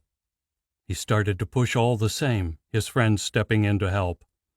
The skiff crunched on the sand and into the ocean. There the fierce currents took hold. There were no waves tonight, but the water lapped at the sides. It drifted out into the bay. Inca knocked an arrow to her bow and lit it in the fire. Her hand shook, but they steadied as she drew back the bowstring. Firelight sparkled in her damp eyes. She loosed. The arrow arced out across the waters, a tiny shooting star. It fell, striking Alistair's final resting place. The wood and tinder they had stacked the boat with blazed into light. Flames reflected off water and heaven. No one spoke. Eric felt an arm around his waist. He looked to Incan, saw his grief reflected in her eyes. They stood and watched, offering one last silent farewell to the great man. "What now?" Incan whispered. "We live." Epilogue. Antonia yawned, her eyelids beginning to droop. She shook her head, fighting the fatigue. She walked on with hands outstretched to brush against the vegetation as she passed. The trees leaned towards her, branches and vines reaching out like arms to embrace her. The thick tree trunks groaned. Their voices whispered in her head, told her their story of the demon's passage. It would not escape. Her pace slowed as the chase stretched on. The day had taken its toll, and all she wanted now was to rest. The call of sleep beckoned. The thought scared her. She had not needed to sleep in decades. She could not afford to now. Antonia pressed deeper into the forest. Feeling her weakness, the trees offered their own strength. She took a drop, but with winter coming she knew they had little to spare. The demon had not stopped to recover from its battle. She had already covered miles, and her prey still showed no sign of stopping. The forest was broken and battered from its passing. The trees whispered of the demon's pain. The dragon had hurt it badly. That would make her task easier. Her bare feet caught on a rock, sending her tumbling to the ground. Cursing, Antonia sat up.